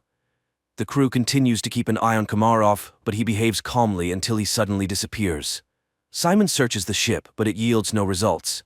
That's when the people discover that his spacesuit is missing. A part of the crew follows the heat trail tracked by Irene. The group, led by Simon, leaves the rover and continues on foot when Alessandro reports that Komarov's DNA analysis showed the presence of a third strand. He is not human. And then they catch up with Komarov, who leads them to an unfamiliar structure with a small stone pyramid on it and tells Jana that Mars has been waiting for them for a very long time. At the same time, Goldstein, the founder of the Zillion Corporation, whose ship was the first to arrive on Mars, is informed about the discovery of a person on the Red Planet who couldn't have gotten there naturally, suggesting that he was created on site. However, only AI could survive for such a long time on a hostile planet for humans. This implies the need for further study. Meanwhile, Komarov cannot explain how he opened the door and found himself in the location where they discovered him. AI, Irene conducts an analysis of the structure and determines that it is identical to Earth structures from ancient civilizations. It means that someone was inspired by human civilization, or humans borrowed these elements from extraterrestrials. The ship's crew increasingly ponders whether they will be able to return home when they notice the landing of Goldstein's second ship. Soon, the captain of the ship, Gemma, establishes contact and promises to help them return to Earth. However, Meyer does not trust Goldstein and advises hiding Komarov from competitors. Jana brings Komarov a uniform so that he does not stand out when the visitors arrive, and he requests that they trust him. Shortly, 2 armed military personnel, Edward and Adam, arrive on their ship and behave rather aggressively. Edward demands that they hand over the black box from the Zeta-1 ship and, not hearing agreement, orders his partner to search the ship. Meyer hands over the found black box and they depart. Meanwhile, chemist Eva reports that the stone found on Mars consists of an alloy that does not exist on Earth. However, it is known from ancient sources and was once called orichalcum, the metal of Atlantis. In addition to copper, zinc, nickel, and iron, it contains a third strand of DNA, similar to Komarov's. Meyer warns that if Goldstein learns about this, he will take the cosmonaut back. The crew is divided into those willing to exchange him for fuel and those who are willing to stay but want to know the truth. Jana invites Vladimir into her cabin and asks for permission to use hypnosis. He agrees, and the psychologist begins her work. The rest of the crew listens to the conversation via transmission. However, Komarov only shares the final moments on the Soyuz spacecraft before its demise. During this time, Gemma and Alan arrive on the ship and apologize for the actions of the military, and express their readiness to help fix all the malfunctions. Jana remembers her conversation with Komarov, who laments the future of Earth due to humanity's irresponsible behavior. In the meantime, it is revealed that the billionaire Meyer did not plan the flight just for the sake of it. 4 years ago, the rover sent a photo to Earth of the found stele, and he confesses that they found a stone with unknown DNA. Gemma explains that it's an information storage system that can be rewritten. Upon hearing these words, AI Irene activates and deciphers the message on the stone. It's a series of numbers. At this time, the hesitant Jan leads a mutiny. He doesn't trust Meyer, who warned them about Zillion. But now, the Americans have come to their aid, and their leader, as it turns out, concealed the true purpose of the flight. He is ready to switch sides to Goldstein, who is willing to do whatever it takes to combat his terminal illness. Later, engineer Basil informs Meyer that Komarov is the same kind of program as the stone they found, but the most crucial revelation is that he deciphered a copy of the black box from Zeta-1, which shows that the oxygen on the ship was cut off at the moment when one of the Americans struck Komarov. This means he was there. He also activated AI Irene when he boarded their ship. After the conversation, Meyer shows Jana the photos they received 4 years ago from Mars, which, when decrypted, revealed Jana's face. This is why he brought her on the expedition. The woman is disappointed. Meyer played everyone. Suddenly, she sees herself in her father's house, where Komarov tells her that she is the link between Mars and Earth. He has been waiting for her for thousands of years, and now he will prepare her to make a difficult decision. He provides coordinates on Mars where Jana should go. Meanwhile, on Earth, scientists inform Goldstein that Komarov is the equivalent of a computer, and he himself is a biological machine. They are ready to transfer his brain into Komarov's body, but cannot guarantee the preservation of his personality. However, Goldstein is ready to take any risk to get rid of his terminal illness.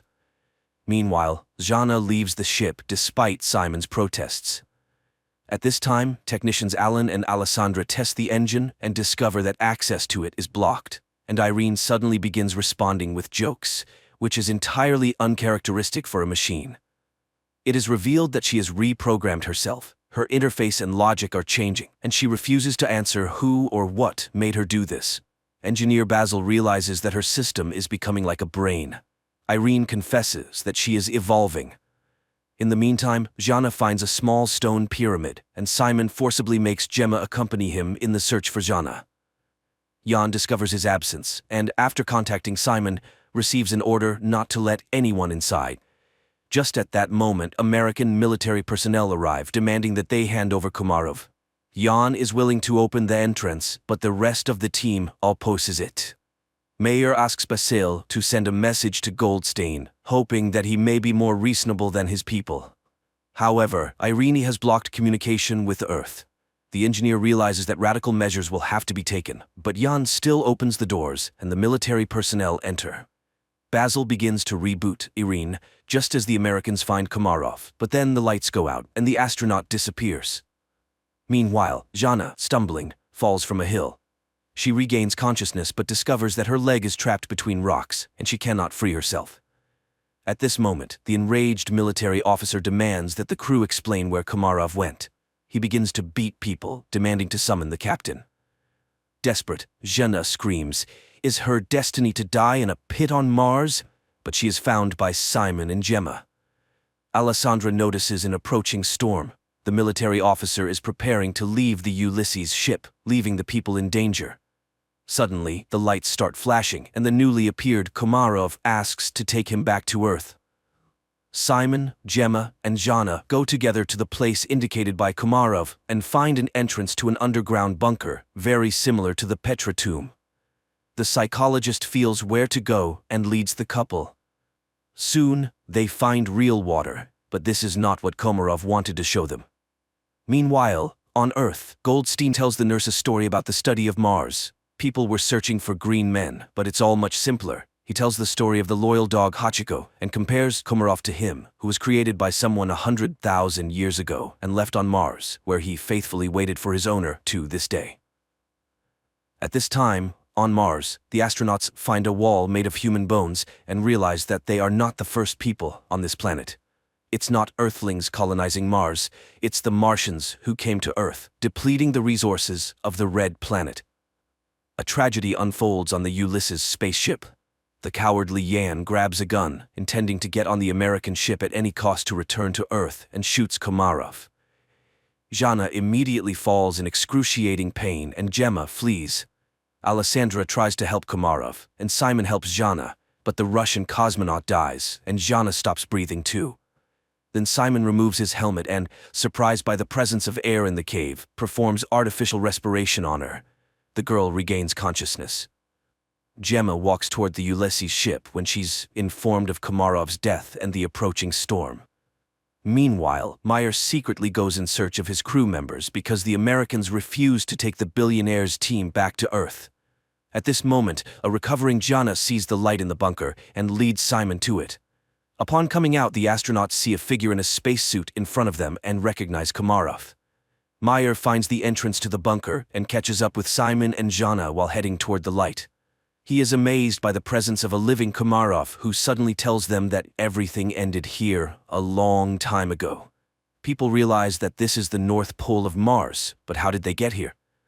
Komarov explains that this planet was once inhabited by a species that went extinct because it went astray. And that species was humans. A group of survivors settled in this place but ended up killing each other when resources ran out. The rest of them flew back to Earth. Plato called them the Atlanteans. Komarov continues to talk about how he waited for thousands of years for Jana, who embodies qualities of both branches, human and Martian AI. Only she can save humanity from themselves. She must decide whether humans deserve a second chance.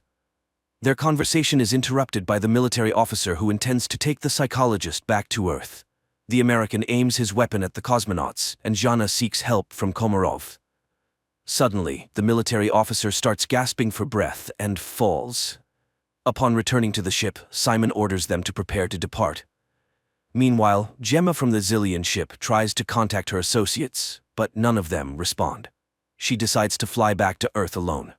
The Ulysses crew heads to her ship, trying to establish contact with her and informing her about the deaths of the military personnel, but she doesn't respond. That's when Meyer starts speaking, recalling their past relationship, and confesses that he's no better than Goldstein because he's willing to do anything to ensure his name remains in history, even betraying his team. However, she's not like that. She won't be able to live knowing she has ruined people. Suddenly, Gemma's voice is heard, asking them to hurry. Goldstein has heard that Gemma has decided to take the Ulysses crew back to Earth and has blocked the control panel of the Zeta 2 ship before takeoff. The people on the ship prepare for their impending demise, and Jana asks Mars what she should do. Everything she saw and heard on the Red Planet flashes through her mind, and, with sheer willpower, she removes the control panel's block. Suddenly, an armed military officer appears in front of the ship, intent on damaging the engines with his weapon. Simon is about to step out to stop the madman, but Jana beats him to it. She aims the weapon at the American, but informs him that Mars will be the one to kill him. The military officer falls. The countdown for liftoff begins, and Jana realizes that there's no time to return. She bids farewell to the crew, confessing her love for Simon. The ship takes off. Suddenly, Meyer notices that it's dark at the North Pole of Mars. This means that they couldn't have been there just a few minutes ago. They truly were at the North Pole of Mars, but in the distant past when the Red Planet was still suitable for life. At the same time, Goldstein is informed of the ship's return, and he's beside himself with rage, declaring that he will go to Mars himself and that's where the first season ends.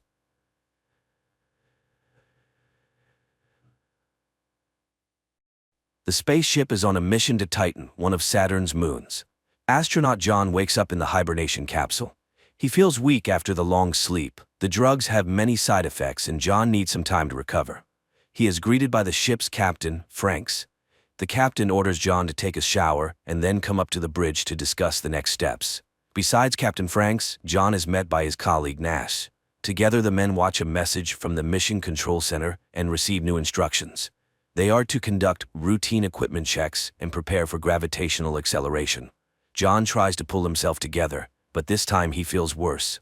He struggles to eat and confesses to Nash that he can't remember the last name of Zoe, his girlfriend. By evening, John manages to check all the equipment. He records a response message to Mission Control, reports the situation, and prepares for another hibernation cycle, which will last 3 more months. A special substance is injected into the astronaut's bloodstream, and his eyes slowly close. Memories from the past wash over him, and for the next 3 months, he is deep in sleep. The awakening process is routine, with John experiencing the usual symptoms as he waits for his body to recover. After a hearty meal, the astronaut spends some time on the exercise bike, preparing for work, but unexpectedly he hears a familiar voice. It seems like Zoe's voice came from somewhere nearby.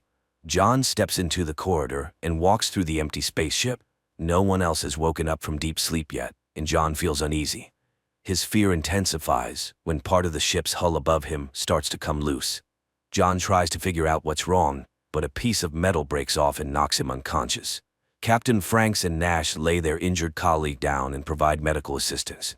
As soon as John feels better, the captain orders him to go to the technical compartment and figure out what caused the malfunction.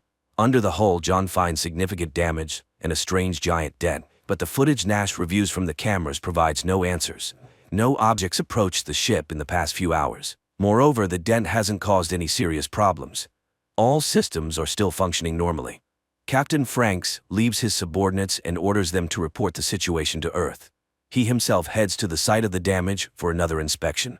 Nash tries to convince the captain to abort the mission and return to Earth, but Franks refuses to break protocol. There's no serious reason to do so, as all systems are still operating smoothly.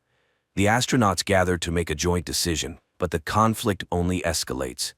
Nash starts panicking, insisting that continuing the mission is too dangerous, but the captain remains firm. Unless new orders come from Mission Control, they will continue toward Titan. Nash then tries to persuade John to act together. He's convinced the system will eventually fail, and by then, they won't have the chance to save themselves and return to Earth. Their conversation is interrupted by the captain, who calls them to the bridge. He admits that he overheard everything Nash said and doesn't appreciate his attempts to stir up panic. Franks tries to calm Nash down, reminding him of the consequences they'll face for disobeying orders and advising them to focus on their duties. Despite the captain's orders, Nash continues to urge John. He asks him to set the hibernation cycle for 89 days instead of 90 so they can wake up earlier than the captain and reverse course back to Earth. John doesn't like his friend's idea and doesn't want to be part of a mutiny, but when Nash tells him about another ship destroyed by poor leadership decisions, John agrees to think it over and give an answer after they wake up. John falls asleep again, recalling happy moments with Zoe, but this time the cycle is much shorter than usual. Nash demands an answer from his friends so they can quickly turn the ship around and head for Earth, but John remains uncertain. He realizes that his mind is clouded, and making important decisions in this state isn't wise. Jupiter appears outside the window, strengthening John's doubts. They are so close to their destination. This drives Nash over the edge, and a loud argument breaks out between the men. Captain Franks watches the whole scene. Having learned of his subordinates' plans, he also altered his sleep schedule and woke up earlier to prevent the mutineers from disrupting the mission. Franks sends Nash to check the systems again to make sure everything is in order. While the saboteur is gone, the captain invites John for a drink to gauge the astronaut's mood. The commander assures John that he'll cancel the mission if it's necessary, but for now they must stick together and follow orders. Nash's derailed plans push him to the brink of insanity. He causes a scene and Franks decides to relieve him of his duties and proceed with acceleration without him. John tries to stay out of the conflict and pretends that everything is fine, but the breach in the hull continues to trouble him, and he often has nightmares where it pulls him into the vacuum of space. Despite his concerns, John ignores Nash's pleas and heads to the bridge to prepare for the acceleration. The team gets ready to approach Jupiter. John sets the coordinates and sequentially activates the powerful engines that will take them to Titan. The acceleration is successful, and the ship enters the orbit that will guide them to Titan. But Nash still believes it's a serious mistake. John isn't entirely sure they made the right choice either, but he tries to keep himself busy to avoid dwelling on it. He decides to check the equipment again, and something strange happens. One of the radios transmits an unknown signal. The crew tries to come up with an explanation, both insisting that John must have accidentally pressed a button. To end the discussion, Franks orders the astronauts to prepare for another hibernation cycle. This time, exiting hibernation becomes a real challenge. John collapses to the floor, completely drained. He tries to recover, but while his body regains strength, his mind suffers greatly. He keeps seeing visions of Zoe everywhere. Captain Franks notices his subordinate's strange condition. He tells John to get a grip and realize that it's all just his imagination. Zoe is not, and cannot be, on the ship. Nash discovers the first signs of trouble. The reactor's power output begins to rise. He's not sure if it's connected to the hull breach, but if it continues, the ship's engine might fail. Nash again urges his friend to listen to him and turn the ship around. He reminds John of Zoe, saying that if they don't return now, she'll quickly find a new boyfriend. Captain Franks overhears the men's conversation once again. He summons them to the bridge for a serious talk. Someone, using Nash's password, deliberately lowered the engine's power to stop the ship. The commander won't tolerate Nash's antics any longer. This time he draws his sidearm to show the mutineer who's in charge on the ship. Franks orders the astronauts to return to their hibernation capsules to prevent any further sabotage. But as John's body starts receiving the drug, he sees what the captain is doing to his colleague. He doesn't have time to stop the crime. His eyes close. Weeks later, when the sleep cycle ends, John tries to figure out if it really happened or if it was just a dream. He steps into the corridor, but none of his colleagues are around. Franks appears suddenly. He assures John that Nash is fine but will remain in hibernation until the mission is over. The captain asks John not to complicate things and behave normally. They need to complete the mission and reach Titan, but if necessary, he'll use his sidearm to prevent further insubordination. To help John relax, Franks tells him the truth about the other ships Nash mentioned. He swears the madman distorted the facts, and in that case the captain wasn't at fault. The crew harmed themselves. John reluctantly admits he was wrong and agrees to continue working together. The captain tasks him with inspecting the equipment and re-establishing contact with mission control on Earth. While working, John's arm goes numb, and he tries to examine it himself, but for a moment it seems like the limb swells and turns into a monstrous hand. As soon as the vision disappears, John hears Zoe's voice again, but he realizes this is also a hallucination and doesn't respond to the call. Instead, John decides to discuss the future plans with the captain, but Franks unexpectedly starts talking about John's relationship with his girlfriend. The commander assures him that their romance wasn't real. It was orchestrated to convince John to join the mission. The unpleasant conversation unsettles John, and he heads to the workshop to focus on his tasks. Unpleasant thoughts and memories prevent John from concentrating, but suddenly the radio crackles, and he hears the dispatcher's voice. The astronaut tries to report what's happening, but the connection keeps cutting out and he can't hear a response. Franks summons John to the bridge. He demands to know what John was doing, and upon hearing about the conversation with Houston, the captain insists it was another hallucination. The captain orders John to return to his capsule and go back to sleep, but this time John's nerves snap. He demands that Franks wake Nash up and prove that his friend is okay. Taking advantage of a moment, Franks attacks John and tries to force him into the capsule, but John manages to break free. A fight breaks out between the two men. John is stronger, but he can't win the battle with his mind as easily as with the captain. John reaches the central computer to find out which chamber Nash is in and if he's alive. While entering the request, he has to fend off Franks, but finally, the computer starts searching for the astronaut. The answer John receives leaves him in shock. The program confirms that Nash is alive and on the bridge, just like John and Franks, because all three names belong to the same person, Captain John Franks Nash. John realizes that he's been alone on the ship the entire time. His companions were figments of his imagination caused by the repeated use of hibernation drugs. John loses his last bit of strength and doesn't know what to do next. He returns to the workshop, holding the service pistol. The astronaut tries to contact mission control again, but for a long time the radios remain silent. Finally, one of the radios turns on, and John hears Zoe's voice. She says she's at the ground control center and was invited to speak to him. Zoe confirms John's version. The hibernation drugs were too strong, causing his mind to become confused. But that's not the worst part. The girl tells the astronaut that there's no spaceship. All this time, he's been part of a different experiment and deep underground. The planets and stars he saw through the window were just a simulation, as was the sensation of flying. But the impact was real. An earthquake hit the surface, partially collapsing the tunnel. Zoe asks her fiancé to gather his strength and help them rescue him. To do that, John needs to depressurize the cargo bay and leave the ship. She assures him that outside, there's an underground corridor leading to the surface. Captain Franks reappears behind John, trying to stop him. He claims that Zoe's voice is just another hallucination, and the story about underground tunnels and earthquakes is a fantasy his mind made up to explain the situation. Franks tells John that if he depressurizes the cargo bay, all that awaits outside is the vacuum of space, which will pull him out and end his life. John hesitates briefly, but Zoe's voice gives him strength. He doesn't listen to the captain and opens the airlock. At first it seems like Zoe was right. John finds himself in a shaft and hears her voice nearby. He walks toward the light, hoping to soon reach the surface, but space engulfs the astronaut's body and carries him into the infinite void. Or was that a hallucination too? That's how the movie ends.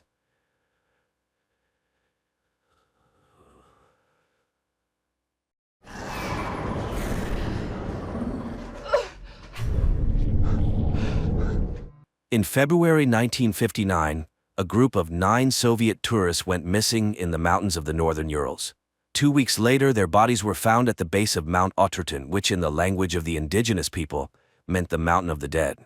The place was named after the leader of the expedition, the Dyatlov Pass. Many years later, American student Holly King became so interested in this case that she decided to gather a new group and go to this mysterious place. The catalyst was a film about an expedition by American scientists who tried to solve the mystery of the Dyatlov group's death but achieved no success. Holly's professor suggested she take up this case for her psychology project, and she invited her friend Jensen to work on it as a film director. They applied for and won a grant. The professor mentioned that she first learned about these events from a novella by Soviet journalist Yarovoy, who soon died in a car accident after the book's release. Jensen suspected that this was how the authorities tried to cover up something terrible. And although people now know a lot about the events of those years, the complete picture remains a mystery. The most common explanation is hypothermic dementia. Although this can happen to those exposed to freezing, in this case, all 9 experienced tourists started undressing at the same time, which is simply impossible. Another frequent explanation is an avalanche. But if they heard the avalanche, why did they sit near the camp for 3 hours without shoes? So there are many answers to this question, one of which involves the secrets of the Russian military, making it seem that the truth will never be known. The first stage of the journey is a flight from Oregon to Chelyabinsk, from where the group will head to the Mountain of the Dead, named by the Mansi people due to a series of unexplained deaths and mysterious disappearances. So the expedition included sound engineer Denise, climber Andy, president of the Northwest Pathfinders Association, who has conquered all the steep peaks in the USA, and his friend Hauser, who spent a whole year conquering the Himalayas. After gathering the group, the guys began to prepare, buying rations, studying maps, and training in the mountains. On January 25th, the team set off. Sometime later, news broke across all U.S. TV channels about the disappearance of 5 Oregon students in the Ural Mountains. Rescuers managed to find their belongings, tents, backpacks, and other equipment. A Russian TV correspondent reported details about the more than strange disappearance of the group of American documentarians, although experts are constructing their versions of the reasons for the disappearance. In winter, the temperature here can drop to -50 degrees, with strong, piercing winds, whose direction constantly changes. This means that if a person walks against the wind and thinks they are walking straight, they might actually be walking in circles. There are speculations about the intervention of some extraterrestrial devices, which many witnesses saw in these places, or even about the appearance of the Yeti. The Mansi elders recall rumbling and fiery balls over the mountains on the days when the Dyatlov group disappeared. They consider these places a portal to the other world. The students wanted to repeat the infamous Dyatlov expedition, and it seems they succeeded. Rescuers managed to find a camera that captured the last days of the documentarians' lives. A group of hackers posted frames on their portal, showing Holly talking about the darkness that followed her from the open door, while Jensen calms the girl, although she is sure they will not get out of this place. The action shifts to a month earlier, when lively and cheerful students are traveling to the Urals. On the train, they are having fun, hoping for success in worldwide fame. Andy is proud of his acquisition, a phone with GPS, which will help them navigate the mountains, while Holly conducts tests to find out people's desire to hike. Soon the group arrives in the town of Evedal, where they plan to interview the only surviving member of the Dyatlov expedition, who left the route due to illness, but now he is held in a psychiatric hospital. However, doctors do not allow the Americans inside, and they only manage to see the old man showing them a note saying, "Leave." In the evening, the group goes to a local bar. The bartender pours them local moonshine and says that the Dyatlov group stopped here in 1959 and drank the same thing as the Americans.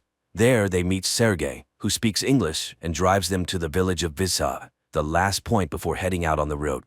The man tells them that his aunt, an English teacher, participated in the search for the Dyatlov group.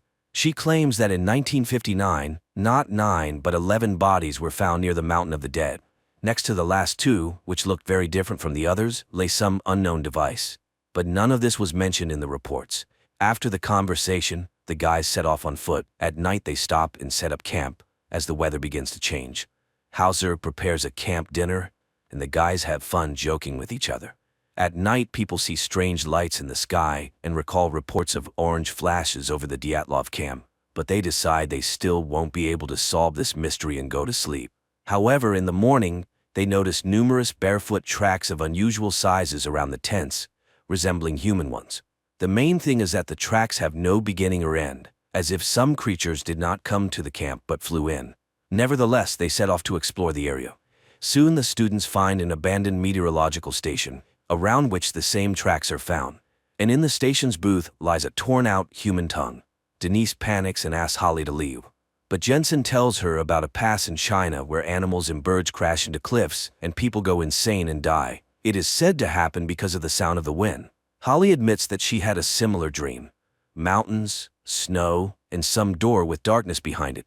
And then she heard about the Dyatlov Pass and realized that she would find out everything here. During their conversation, the camera captures two human figures running far in the background. Later they go further and unexpectedly come to the Dyatlov Pass. Once, 9 people set up camp in this very place, had dinner, and went to sleep. But somewhere between 9 and 11 at night, something that the authorities called an unknown irresistible force forced them to leave the tent in such horror that they cut it from the inside and ran into the night, where it was minus 28 degrees. Holly marks the places where their bodies were found. The first deceased, Rustem Slobodin, Igor Dyatlov, the group's leader and the most experienced tourist. It was probably his idea to leave the tent. Zinaida Kolmogorova was closest to the camp, the only victim who resisted, as her tongue and most of her oral cavity were torn out. Lyudmila Dubinina, Nikolai Thibault-Brignol, Alexander Zolotaryov, Alexander Kolevatov. The cause of death for all was called hypothermia, but Rustem and Nikolai had serious skull injuries, and Lyudmila and Alexander had broken ribs, which was not observed in others. There were no signs of an attack on any of the bodies, no external injuries. Something broke the skulls of 2 men and the ribs of 2 people without leaving even bruises. Moreover, Alexander's body had a high level of radiation. But from where, and why only on him? Georgy Krivonashenko and Yuri Doroshenko, when others ran away, sat by the extinguished fire and froze to death. While Holly is conducting research, Andy is surprised that their group somehow covered 22 kilometers in one day. Everyone's watches, GPS, and even the compass stopped working. Some guys suggest leaving the mountains before it's too late, but Holly persuades them to stay and finish the film. At night, Holly notices that the Geiger counter starts signaling, and together with Jensen, they go up the slope, where they find a high but not deadly level of radiation. Unexpectedly, the students discover the entrance to a bunker, closed with an iron door. Holly wants to open it, although Jensen is categorically against it, as Russian authorities did not build it here for nothing, closing something dangerous in the mountain. However, it turns out that the door is open and just a bit frozen. Holly asks Jensen not to tell the others about the discovery to avoid causing panic among the already scared team. They return to the camp and settle for the night. Around 6 a.m., a huge avalanche roars down the mountains, killing Denise, injuring Andy, and sweeping away the tents and almost all supplies. At first everyone quarrels, trying to find the culprit of the tragedy, but gradually they realize it was an attempt on their expedition. They help Andy and try to contact the outside world somehow. Holly tells them about the bunker, which enrages Hauser since they are freezing here in the snow, while it might be warm there. The students launch a signal flare and wait for help. After some time, 2 people arrive, claiming they saw the flare, but Andy does not believe them, since they have no backpacks and could not have reached here so quickly. He stays to hold them back while the others are ordered to run. The strangers shoot Andy and wound Hauser. Holly, Jensen, and the wounded Hauser barely manage to get into the bunker.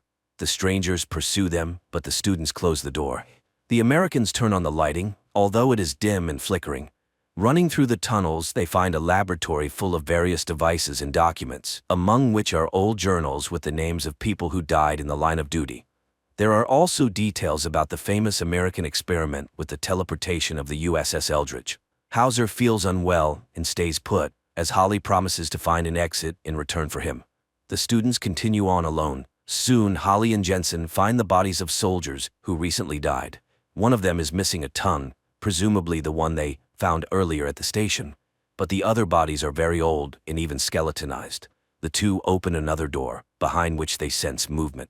Suddenly, under the flashlight, they see exactly the same camera they have. Moreover, it has their recordings on it. Jensen recalls the teleportation of the Eldridge, which likely happened to them too.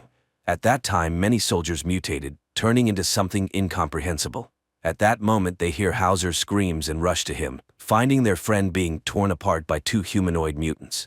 Noticing the newcomers, the mutants attack them.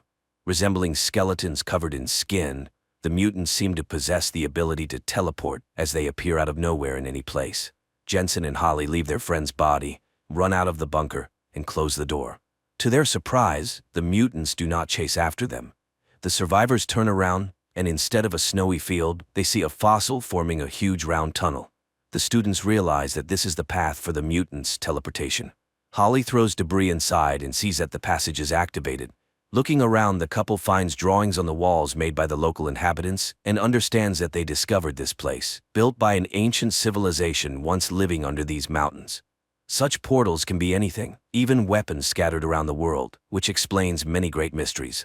They do not know where it might take them, to which space or time, but Jensen suggests they need to mentally focus on the place they intend to go. And it will work. The only place that they both clearly imagine is the surroundings of their camp near the bunker entrance. They have no choice but to head into the tunnel. The plot shifts back to 1959, when a Soviet girl from the search team finds their bodies and is very surprised because the rescuers have already found all 9 participants of the expedition. Approaching Soviet soldiers take the bodies to the bunker, while one major picks up the Americans' camera, not understanding what it is. The soldier wants to place the Americans with the other bodies, but the major orders them to be placed in a separate room for examination by a doctor. Undressing the deceased, the soldiers are astonished by the unusual clothing for the 1950s. The naked bodies of Holly and Jensen, now looking like mutant bodies, are hung on hooks in a separate cell. The sergeant places the camera under a light. When everyone leaves, the creatures begin to revive. The man lifts his head and looks at the woman. She directs her gaze at the camera, and an angel wing tattoo is visible on the right side of her neck, the same one Holly had. Despite some inconsistencies, the storyline adheres to most known facts, although the American-Russian creative team skillfully handled the mystified legacy of the USSR. However, the found footage effect combined with acting, special effects, and magnificent locations is good enough to ensure the thriller's watchability.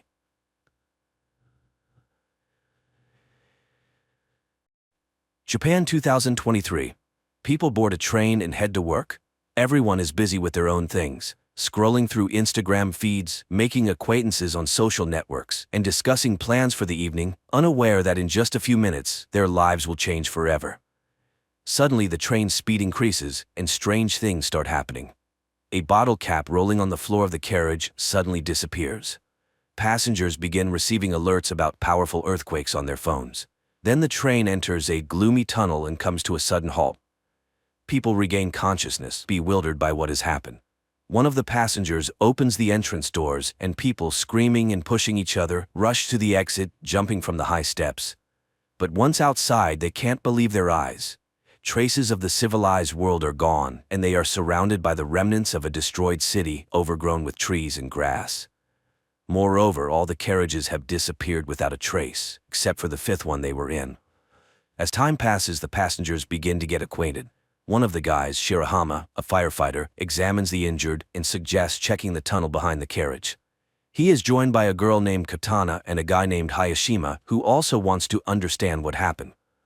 Meanwhile, the police in the city cannot figure out where the last two carriages have gone, while the rest of the train, along with the passengers, remains undamaged. The three volunteers enter the tunnel and walk through the dark underworld for a long time. Suddenly, they notice a light ahead and hurry towards it, but when they emerge outside, they are astonished. There is nothing around that would remind them of the year 2023 with skyscrapers and technology, just a vast, lifeless desert. Shocked, the trio returns to their fellow misfortune mates. Initially, people do not believe their report, but after Hayashima shows a video recording of the surroundings, they are forced to accept the new reality. After 7 hours, people languish in anticipation of rescuers, when one of the girls, Reni, secretly looks into Hayashima's bag and finds a letter marked with the criminal department's seals, leading her to suspect that the guy's a criminal. Then Reni snatches food from Katana's bag, but, thinking she was seen, discards the package. Hayashima picks it up and carries it to the train, just as Katana discovers the theft. Seeing it in the guy's hands, the passengers accuse him of theft. Moreover, Reni reports about the letter from the colony. Offended, Hayashima denies the accusations and announces his departure. At this time, Shirahama pulls out a box of fruits and offers to share them. While Katana is distributing the food, one of the guys reviews the video he made earlier, clearly showing Reni stealing the food. Realizing that Hayashima is innocent, Shirahama and Katana run after him, managing to save the guy who nearly falls into a deep ditch. In gratitude, he confesses that he works as a hairdresser and is already 30 years old. But he refuses to explain the origin of the letter from the colony. Night falls. Passengers somehow settle down to sleep, but many cannot sleep, worrying about their future. In the morning, people begin to realize that they may never return home. Shirahama tries to gather the scattering people, but a friend asks the guide not to take responsibility for others' lives. Then the firefighter confesses that because of him, his colleague was injured, losing the ability to walk. Now he believes he must help everyone he can. Together, they catch up with those who left and persuade them to return to the carriage to solve problems collectively. Seeing this, Hayashima remembers his brother who was in prison, and the letter in his bag was from him. Fate had it that he had to take on the upbringing of his younger brother, and he still feels guilty for his older brother becoming a criminal. Meanwhile, a couple of passengers explore the surrounding area and find the ruins of a high tower. This is particularly strange because the news reported its construction, which was supposed to be completed in 2026. And one of the passengers found a can in the forest dated that year. A biologist among them encountered a plant whose genetic modification takes 30 years. It turns out that they are in the distant future of Earth, and it's far from a joyful discovery. At the same time in 2023, all channels are broadcasting messages about the disappearance of two carriages, which had at least 100 passengers. Night approaches and many fall into despair, while Katana and Shirahama place plastic containers on the roof of the carriage, hoping for rain. In the morning, the biologist draws the others' attention to the dense greenery, which means there must be a body of water nearby. A group of youth sets out to explore the forest. Along the way, Hayashima confesses that his parents are criminals, and then the guy spots a frog. This means water is very close, but ahead are impassable cliffs, which can only be climbed with the help of ropes. The group returns to the train and cutting wires heads back to the cliffs. Shirahama climbs to the top and joyfully shouts upon seeing a waterfall, but looking around he is horrified. Instead of Mount Fuji, a sea stretches out before him. Returning, he tells the others about this, and people start to speculate what happened to their planet.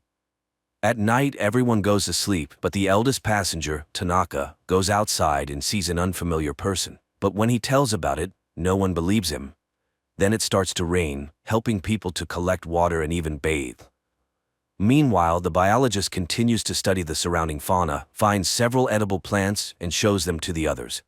And still, Katana manages to eat a poisonous berry, but fortunately, her poisoning is not fatal. The news that the girl has recovered has a sobering effect on the passengers. They finally realize that sitting still, they won't survive. People get to work and even make utensils from bamboo. Bank cards turn out to be decent knives. The group of youths brings water from the waterfall, and they prepare a soup from plants. But after dinner, some feel sick and the biologist discovers a couple of poisonous berries in the common pot. Someone remembers seeing Tanaka near the pot, who is not among them.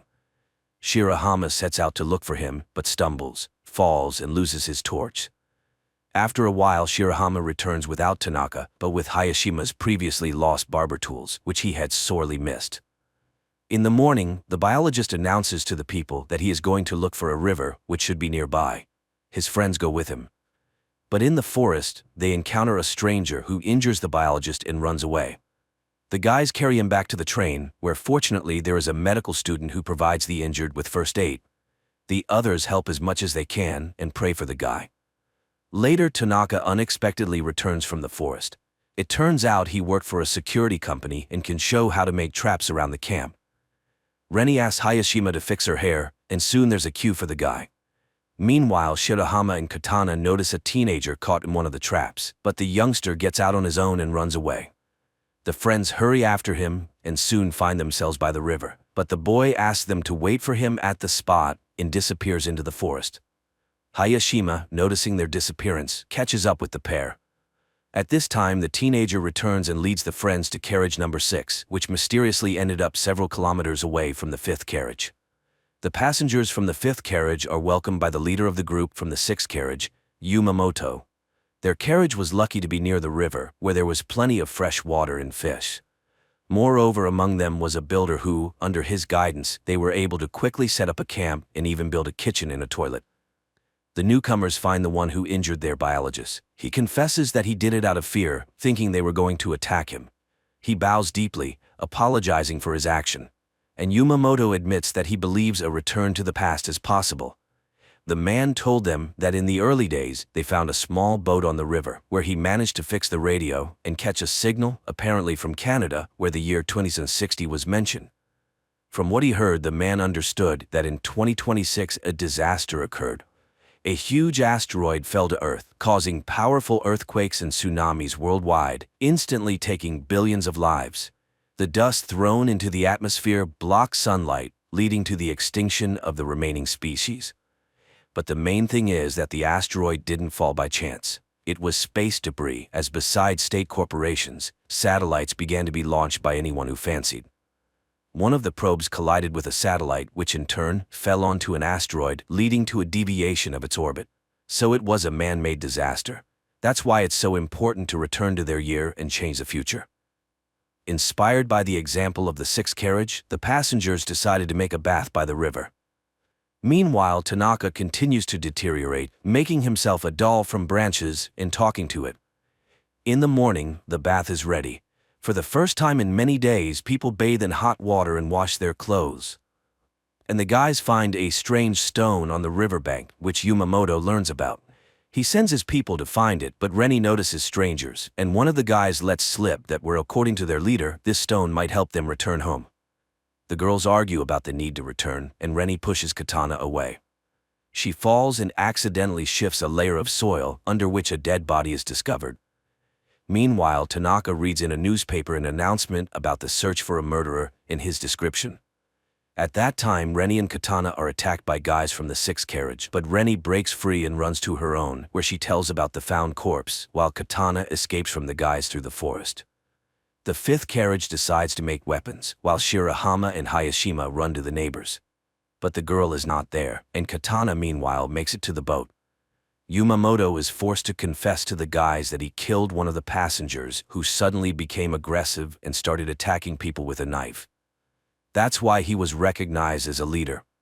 The guys go home, hoping that Katana has returned, but she's not there, and the rest urge to go to the 6th carriage and punish the guilty. And the guys go again to look for the girl.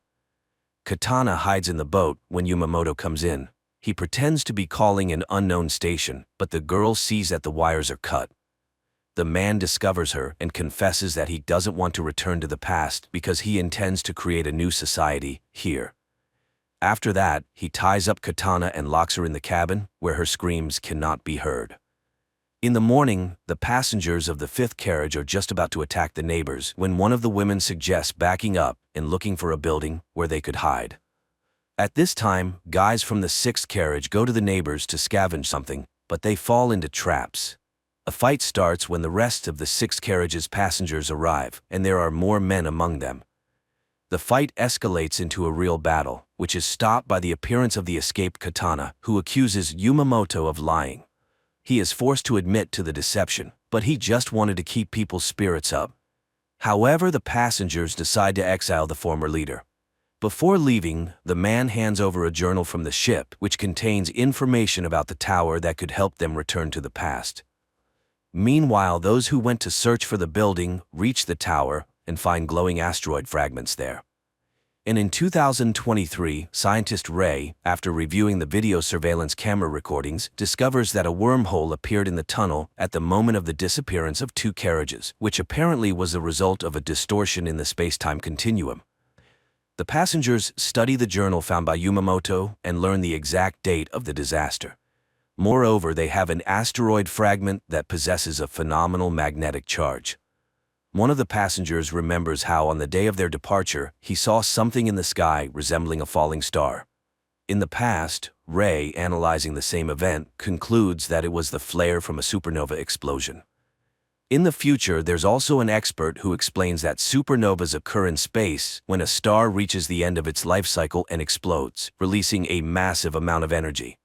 Apparently, this created the temporal rift into which both carriages fell. It means they need to open this wormhole again. In the evening, a strong storm begins, forcing people to seek more reliable shelter than the carriage. Tanaka opens the rear doors leading into the tunnel. Unexpectedly, a strong gust snatches his doll and sucks it into the wormhole caused by the hurricane. But as soon as the storm subsides, the wormhole disappears. And in 2023, scientists find Tanaka's doll. Passengers in the future conclude that to summon the wormhole, they need a powerful energy source, for which they start looking for remnants of power lines. Digging up each post, the passengers find an electrical substation where, somehow, working equipment is preserved. They redirect enough electricity into the tunnel to stabilize the wormhole with the onset of the next storm, enough to return to the past. The storm starts at night, supported by the power of the substation. The wormhole opens, and everyone enters the carriage except Tanaka, who refused to return. The carriage is swallowed by the hole and races somewhere in space and time until its doors are opened by security service employees who say they have arrived on May 1, 2026, which means there are only a few months left before the asteroid falls. After going through quarantine procedures, the passengers tell the officials, presenting as evidence fragments of the meteorite and unusual plants from the future. Only the officials don't believe the stories about the upcoming apocalypse. Later, the internet buzzes about the incident. The time travelers find fans, which helps maintain interest in the traveler's story about the upcoming end of the world. Meanwhile, scientist Ray becomes convinced that the travelers are telling the truth, as he has also tracked the asteroid. One of the passengers posts an appeal on the internet telling ordinary people about the impending danger, and a passenger who held a high position in the government before the trip makes her way to the Minister of Defense. She listens to her former colleague and reports that the government believed them and is already preparing to launch a missile capable of altering the asteroid's trajectory to pass by Earth. Time passes, and the day of the catastrophe is about to dawn. The travelers decide to gather together on the platform to find out whether it was possible to avert the disaster, and if not, to perish together. But the military successfully completes their task and changes the meteorite's trajectory, saving humanity from total extinction. Quite an unusual series where various theories about the impending doom of humanity are mixed. And the finale of the story is very relevant, emphasizing that life on Earth is the result of the actions of each living being. And the future of the planet is a collective human responsibility.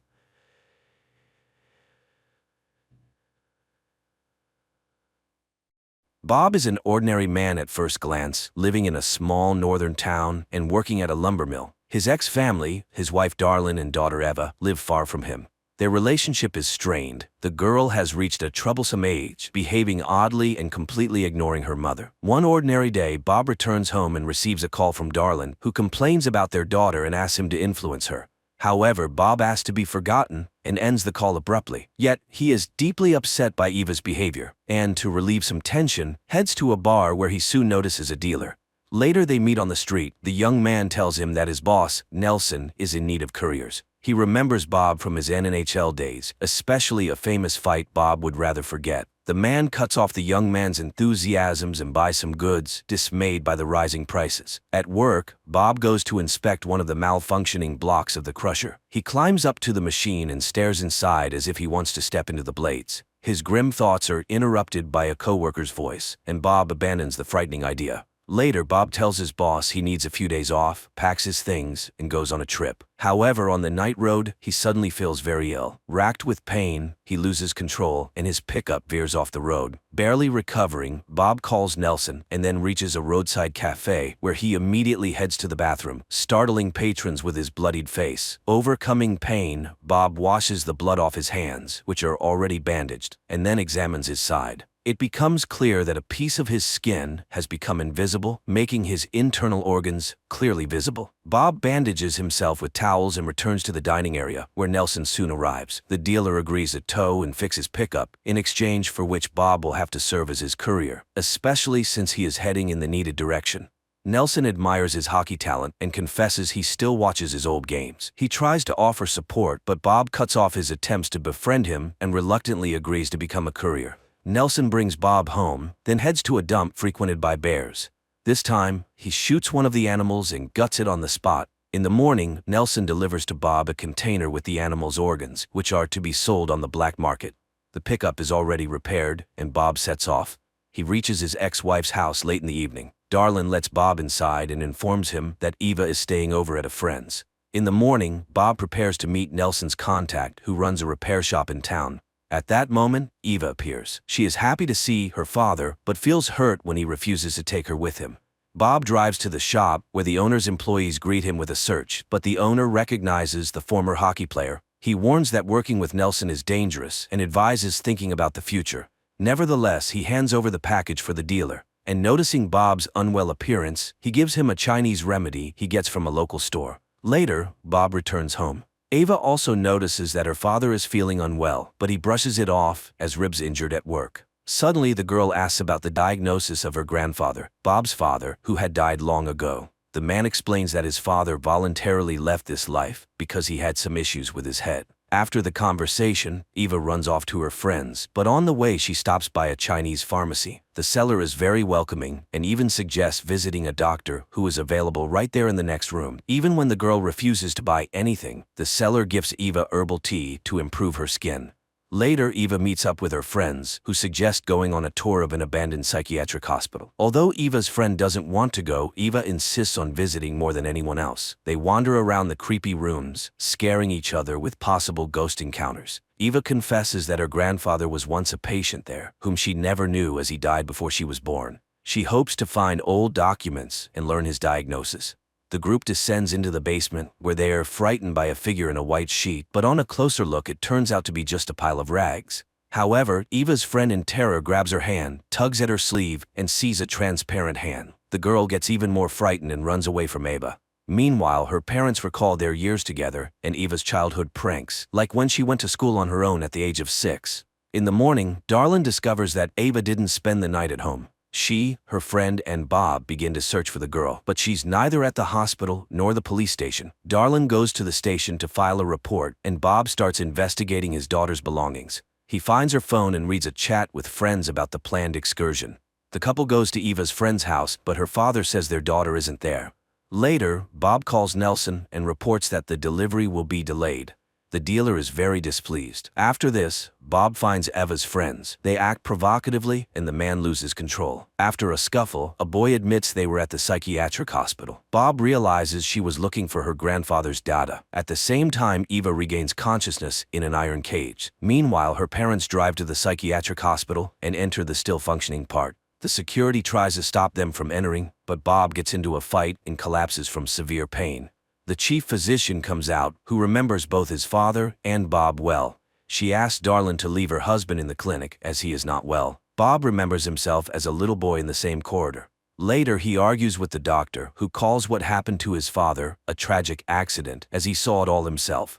The woman confesses that his father wanted to die to hide his illness from others. He was very afraid for his family. Bob immediately remembers how his father asked not to show him to his son. The doctor reminds that she couldn't stop the disease, but she protected the man. She shows the room of his father from where he watched his son's life and offers Bob to stay in the clinic. She will study his illness and provide all necessary care, but Bob categorically refuses as Ava needs him. Nevertheless, they lock him up. However, at night he wakes up to the sound of an opening door and sees that the way is clear and a bunch of keys to the clinic doors is on the bedside table. Bob dresses and leaves. He arrives home, but Darlin isn't there. Only her friend is going crazy with worry for the missing ones.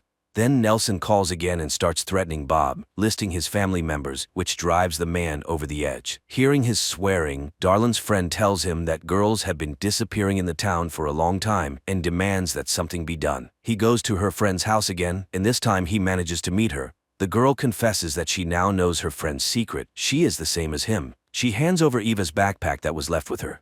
Bob examines it and finds a package with Chinese tea in the same packaging that he himself received from the owner of the workshop for Nelson. He goes to the man and asks questions about the missing girls. The man is offended. Despite his illegal activities, he is a father and grandfather and would not kidnap people. He tells about the Chinese pharmacy. Meanwhile, unknown people examine Ava, probing her wounds, causing the girl to cry. Bob finds the pharmacy and tells the seller about his missing daughter. The woman is scared, but afraid to tell the truth. Then Bob notices Eva's bicycle in the back of the shop. He removes his hood. The woman is horrified, seeing his disappearing flesh, and she realizes that the girl is just like him. She tries to protect the doctor, glancing towards his office. Realizing this, Bob rushes in that direction, stripping off his clothes along the way. He descends into the basement, finds the doctor and his assistant, and starts beating them, demanding his daughter back. Then he hears Eva's voice calling him from a cage. Seeing what her father looks like, Ava is scared, but Bob calms her down and opens the cage, but the doctor manages to wound him. Bob leaves with his daughter. As a parting gift, the seller gives him tea that will help Ava and advises them to run. Father and daughter arrive home. Darlin immediately begins to provide help. It turns out she knew the father's secret and knows what to do. She couldn't confess to her daughter because she was afraid for her. In the morning, Bob regains consciousness and tells his daughter that he had to leave because of the illness. Ava confesses that she quit sports when she started having the same issues. She thought she was alone in this, but it turns out that her father and grandfather also suffered from invisibility. Later, Bob prepares to leave, although Eva doesn't want him to go, but the man confesses that his strength is leaving him, and soon everyone might find out his secret. He says goodbye to Darlin as Eva appears at the doorway with bags, intending to drive her father home herself. Through tears, the mother agrees to let her go. Father and daughter set off. Along the way, Eva starts asking questions. Bob admits that after what he experienced in childhood, he couldn't burden his family, so he left. The daughter promises to make up for everything they missed in their relationship.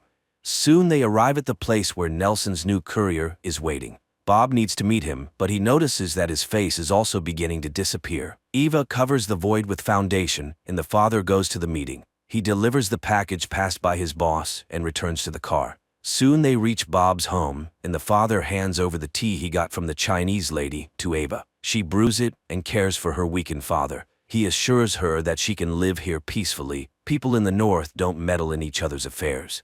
Meanwhile, Nelson opens the package and finds that he has been deceived. Ava goes shopping, and the dealer notices her. Later, the girl tries to calm her father, who has become almost invisible, and after a while he suddenly says that it's time for him to go, because later he simply will not be able to accomplish what he planned. He is ready to disappear at the sawmill, which he had already tried to do. Despite her objections, Bob drives to the factory, but standing over the crusher, he suddenly stops.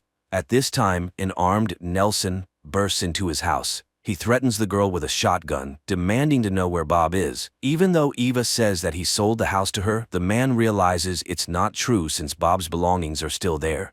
He accuses Bob of dishonesty and decides to take it out on his daughter. Suddenly, something throws him away from Ava. The girl realizes that her father, who has become completely invisible, has returned and is using this to beat the villain. Bob demands that he leave his family alone, but misjudging his strength kills the dealer. He confesses that he could not leave his daughter a second time, and now he will always be with her. Later they dump Nelson's body at the dump, where a bear finds it. Eva buys herself tinted glasses, sits in the empty car, and talks to her father, who advises her to drink her magic tea, as it helps. And he confesses that back then, when she was 6, he secretly followed her to school. Also, his father had told him that he did not want his son to see him like that. And he always thought his father meant death. But then, who pulled him out of the psychiatric hospital? Eva immediately remembers the white figure from the basement, smiles, and suggests talking to her grandfather. The seatbelt buckles the void, and father and daughter set off. An unusual Canadian horror film, shot amidst the harsh northern nature. A mix of genres ranging from action to thriller and horror, plus a bit of sentimental drama. All this captivates and compels one to watch the film to the end, although initially, it seems quite gloomy. One day, oceanographer Tom's family, his wife Julia and 2 children, Cassie and Ben, set off on a yacht trip in the Caribbean Sea. While Tom and Ben are busy fishing and Cassie is absorbed in her gadget, Julia goes for a swim. Suddenly, something unsettles her. Julia looks around, but the sea remains as calm as ever. However, she feels a distinct sense of dread, as though something large and dangerous is circling around. At the same time, the instruments on the yacht start acting strangely, but Tom, preoccupied with fishing, pays no attention to them.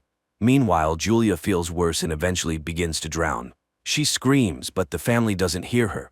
The water seems to shift and pull her farther from the yacht. As the situation becomes critical, Tom finally hears her voice. He rushes to the helm, and the yacht moves toward the distant Julia. Tom dives into the water.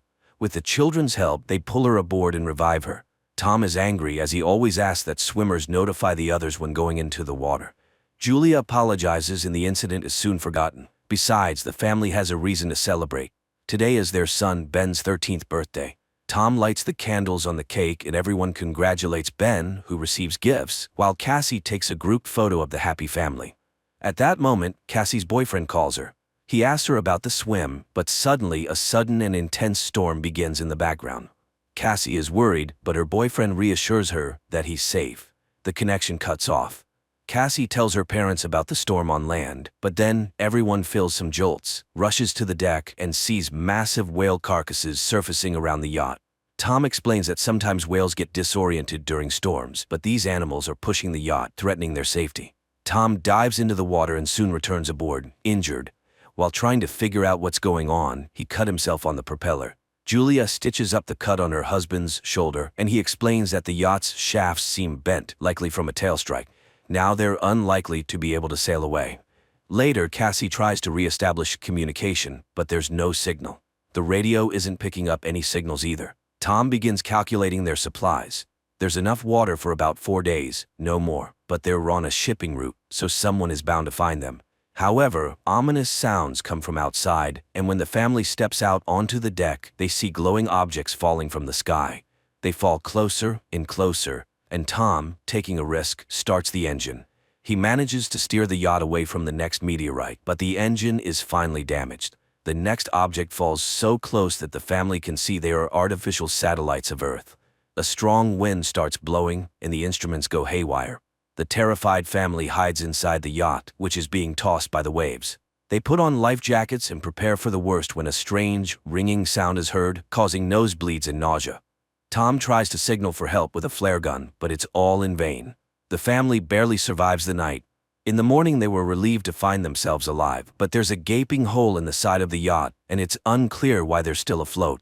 The family goes outside and freezes in amazement. The water is gone, and their boat is standing on a rocky outcrop in the middle of a stony desert where the ocean once was. Sometime later, Tom tries to reassure his family, saying that not everyone could have perished.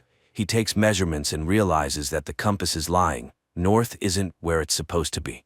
This means the Earth's poles have shifted. Such a thing has happened on Earth before, but a long time ago. It turns out that the sea has retreated to where the land used to be, and most likely, humanity has perished.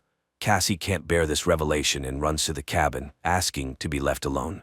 Julia goes to inventory the remaining supplies, while Ben releases a bunch of colorful balloons into the sky, hoping survivors will come to their aid. Meanwhile, Tom turns on the radio, sending out distress signals. Unexpectedly, he hears a response. It's from Naoto, the captain of a small submersible. They were deep underwater when the catastrophe happened, and that's why they survived. However, all communication systems have failed, and expecting help is futile. According to his calculations, the sea will return in about a week, and it will be harsh, so the man advises them to find higher ground and stay there. Julia orders the children to pack their things. Tom directly asks the captain if he can save their children. Naoto explains that the submersible is very small. Unfortunately, Naoto's partner died, and he can only take one person. After some persuasion, Tom convinces Naoto to take both children, and he provides his coordinates.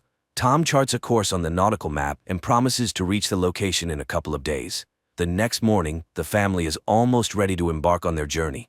Tom steps onto the deck and suddenly sees a man with a dog approaching. He walks toward him and greets him, but notices that the man is injured. He offers the traveler some water. The man drinks it and then suddenly punches Tom in the face, which Julia sees. She rushes to her husband as the traveler plunges a makeshift spear into Tom's chest. The dog keeps Julia at bay, though she freezes in horror herself. Realizing there's no saving her husband, she runs to the yacht. The man pursues her, injuring her arm. Nevertheless, Julia climbs onto the deck, and the children, hearing her screams, run to her aid. Together, they barricade the doors to the cabin. After that, Julia hides Cassie and Ben in a locker, giving her daughter the flare gun and instructing her to shoot only as a last resort. Meanwhile, the killer tries to break down the doors and eventually succeeds. Julia hides in the bathroom, patching up her wound. Entering, the intruder heads straight to the galley and grabs some food. It's clear that he's very hungry. Holding a can of food, the man begins searching the yacht while Julia arms herself with a kitchen knife. He enters the cabin, but the woman jumps overboard, hiding beneath the yacht. The killer peers through the hole but doesn't see her. However, the dog attacks Julia, forcing her to kill it. The man hears the yelp, goes outside, and finds the dog's body. Meanwhile, Julia climbs back onto the yacht through the portholes on the opposite side. She falls straight into the killer's hands. He beats her, throws her onto a couch, and grabs her throat, intending to strangle her. Cassie witnesses all this and realizes it's the last resort. She opens the locker and fires at the man. The shot throws him to the side, but the flare sets the yacht on fire. Julia orders the children to flee while she sneaks into the galley. The killer, only injured, tries to attack again. Julia kicks him away, grabs the packed bags, and jumps overboard, where Ben finds his father's body. Cassie runs to the corpse and sobs over it. Julia kisses her deceased husband, but seeing the killer leap from the burning yacht, she takes the children and leaves. The boat explodes behind them. The family runs across the stony desert and soon takes shelter in a rocky canyon where a stream flows. However, the water is salty and undrinkable. Cassie shares a small amount of water with her brother, but he refuses to drink. The boy feels guilty, believing the killer came because he saw the balloons. Cassie also voices this thought, but Julia orders her to stop and defends her son, explaining that he didn't mean any harm. She tells the children to gather themselves, as a long journey awaits. And then she spots the killer again, still relentlessly following their trail. The family hurries onward. That evening, Ben finds the carcass of a hammerhead shark and tries to butcher it. But Julia sees the pursuer and orders the children to run. They soon come across a field of once flooded toxic waste barrels, but Julia urges the children forward despite the threat of contamination, knowing the killer is still on their heels. The family walks along the former ocean floor, weaving through piles of plastic and other trash dumped by humans. Soon, Julia notices that Ben is severely dehydrated and gives him the last drops of water. Cassie has a breakdown, convinced that they have no chance of survival, but Julia commands them to keep moving. Eventually, they find the fuselage of a plane that crashed into the sea long ago and crawl inside to rest. Julia examines the last photo of their family and recounts the story of her first meeting with Tom, which happened at her hospital, where Tom was brought with decompression sickness after a failed dive. The children weep, remembering their father and saying their final goodbyes to him. At night, Cassie is awakened by a noise and steps outside to sit near the plane. Out of the darkness, the killer approaches her, unaware that the girl is acting as bait. As he prepares to grab her, Julia ambushes him, stabbing the man with a knife. At dawn, the family prepares to continue their journey, only to discover the killer's body has been scavenged. A sign that something even more dangerous than humans lurks in the desert. They move on. Julia consults the map when Ben suddenly rushes ahead. His mother yells for him to stop, but the boy sprints toward a salty puddle and manages to drink a few gulps. Julia drags him away, but the boy becomes sick. Soon they come across some plastic chairs and build a makeshift shelter from the sun, resting inside it. Suddenly, Julia hears strange sounds. She steps outside and sees something that forces her to wake the children. Realizing the new danger, they begin running. Soon they spot a large ship in the distance, surrounded by crashed containers and a few wandering people. Julia calls out to them, but they, seeing thousands of giant crabs, dash into a container and lock the doors, ignoring her pleas for help. The three climb onto a container, though the crabs manage to wound Julia in the leg. Nevertheless, Julia, Cassie, and Ben sit on top, watching the crabs penetrate through a crack in the doors, killing everyone inside despite the people's attempts to fend them off. Julia ties a scarf around her leg and passes out. The next morning, she wakes up alone, terrified, and calls for the children. But it turns out the crabs have moved on, and the children had gone down to search for food and weapons. Julia cauterizes her wound while Ben examines the found weapons. Searching through the containers, they find a small amount of food and water. In the pocket of one of the deceased, Julia finds a radio and contacts Naoto. He responds, explaining that he was also attacked by deep-sea arthropods. Based on his observations, the sea will return soon, which is why the creatures have emerged. Julia begs him to save her children, but she's unsure where to go because she's lost the map. Naoto fires a flare. Ben sees the direction, and the family rushes toward it. Soon they see a yellow submarine in the distance, but reaching it is difficult due to the terrain of the former seabed. Cassie dislikes her mother's talk about saving the children, but Julia refuses to answer and pushes the family onward. They are forced to pass through a canyon contaminated with toxic waste. At one point, they are caught in a rock slide, and Julia becomes separated from the children. She orders them to continue, and when Cassie refuses, Julia pleads with her to save her brother. Cassie and Ben make it out of the canyon and reach the submarine, but inside, there's no one.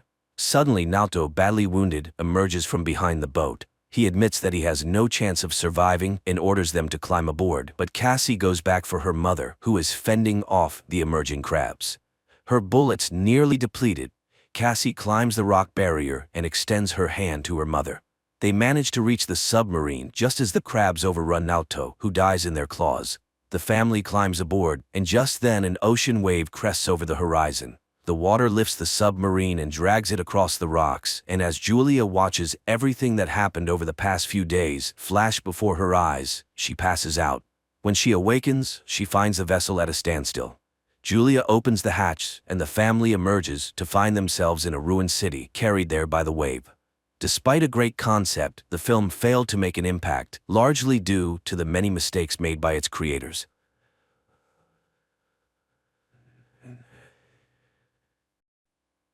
The crew of the spaceship is in cryogenic sleep. Astronaut George Taylor is dictating his final report. Exactly half a year ago by the ship's time, they left Cape Canaveral. Over 7 centuries have passed on Earth during this period. The people who sent them on this journey have long since died, but Taylor has no regrets about what they've done. Everything seems different from here. The flow of time is distorted and space is limitless. The only thing he would like to know is whether humanity, the miracle of the universe that sent him into the sky, continues to wage war. A last glance at the clock. It's March 27, 2673 on Earth. He looks at his comrades and lies down in his place. After a while, the ship makes an emergency landing on an unknown planet and finds itself in the middle of a body of water. The crew wakes up and realizes that they have slept much longer than the calculated time. But the most horrifying shock is the death of the only woman, Stewart. At that moment, water begins to enter the ship. They need to evacuate, especially since the samples showed that the atmosphere is suitable for breathing. Looking at the ship's clock, which is frozen at Earth time, November 25, 3978, the crew abandons the sinking ship.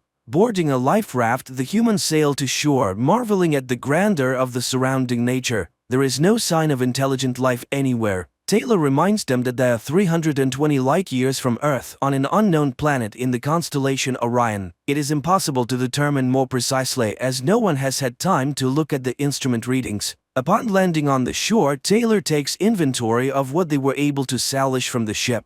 A pistol, 20 rounds of ammunition, a first aid kit, and a 3-day supply of food and water. The only question now is how long is a day here? They are discussing the strange death of Stewart, apparently caused by depressurization. It seems they were flying for 18 months, while on Earth it has been about 2,000 years. There is no hope of returning, and time has erased everything they knew. Therefore, they need to start studying this planet. Analysis show that nothing can grow here as there is very little carbon dioxide. But there is nothing dangerous to human health either. They have 72 hours left until they run out of food. Landon sets up a small flag of the United States of America on the shore and the astronauts set off on their journey. The surroundings are strange and wild, bizarre rocks and lifeless canyons. The people almost get trapped under landslides several times. Thunderbolts light up the sky without bringing rain, and the sky itself is covered with clouds with no satellites or landmarks. One thing they know for sure, there's a time gap between them and Earth. Their loved ones died 20 centuries ago. Even if they returned, no one would remember them. Taylor urges his comrades on. Why did they embark on this flight? Was it for fame, new knowledge, or the opportunity to live longer? But now they have lived much longer than any other human on Earth. Only Taylor set out on this journey because he's a dreamer. He is confident that there must be something better than humans in the universe. At that moment, Dodge calls out to them. He has found life. A barely noticeable green shoot has sprouted from rocky desert. This means there are plants here and they need to find them. The group continues forward. Everywhere they look, they see unfriendly rocks. But ahead, they see green bushes and some strange crosses that resemble scarecrows. After walking a little further, the astronauts are thrilled to finally see water ahead. The excited group quickly sheds their clothes and jumps in. After that, they swim towards the shore and notice human footprints on the sand. Suddenly, they see dark figures stealing their clothes.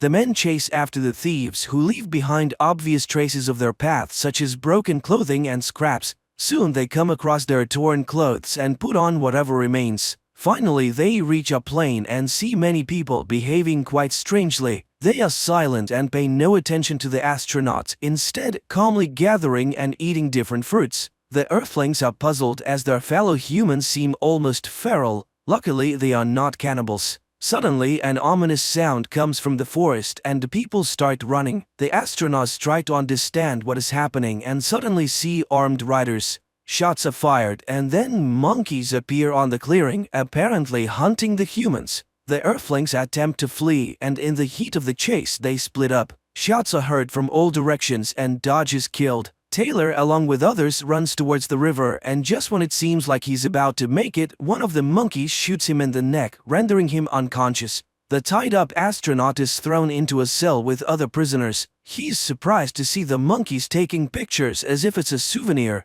George is brought to a hospital where he's examined by scientist monkeys. They examine Taylor, who's wearing strange clothing. But two chimpanzees argue about the need to study the animal's brains, ignoring Taylor, who's still recovering from his throat wound and unable to speak. In the morning, Dr. Zyra does her rounds. She's intrigued by a strange animal she calls Bright Eyes because he pretends to talk in a hilariously convincing way. Taylor tries to demonstrate that he's intelligent and attempts to snatch the pencil from Zyra's hand. At that moment, Dr. Zayas enters. Zyra shows him the exceptional human, but Zayas is skeptical and sees him merely imitating. Zyra tries to draw attention to the human's uniqueness by highlighting his unconventional use of a blanket as clothing and his unusual hand movements. Perhaps he's intelligent, but Zayas is irritated, dismissing it all as cheap tricks. Humans are dangerous and must be destroyed. Later, they bring a female human as a gift and lock her in Taylor's cell.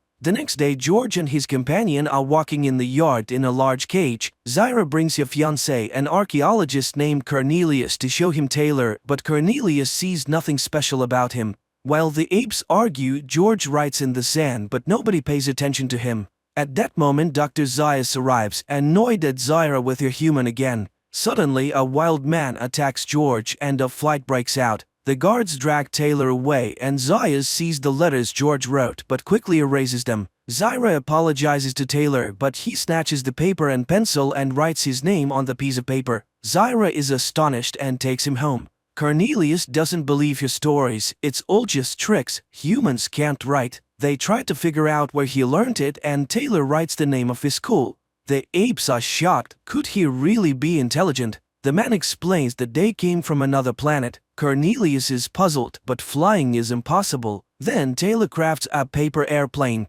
Afterwards, he asks to see the maps and explains where they landed and how they got there. Zyra and Cornelius argue fervently. She claims that humans are a mutation, the missing link between apes and monkeys. and it is quite possible that monkeys evolved from humans. Dr. Zaius, who enters the scene, discovers the paper airplane, crushes it, and orders the man to be taken to a cell. Taylor and Nova sleep in their cell when the arriving apes order Taylor to be prepared for a castration operation, but the man breaks free and runs out of the cell. He manages to hide in the ape temple but is noticed, and the man has to run through the ape city again. Taylor ends up in a museum where stuffed humans are exhibited. Shocked, he runs out into the street but gets caught in a net, where Zyra finds him, and then the voice returns to Taylor, shocking the apes. Later in the cell, Taylor tries to teach Nova how to speak, but the apes take the girl away and put her in the cell across from him. The man tells her about his life on Earth, but he didn't love anyone there. He wonders if Nova can love.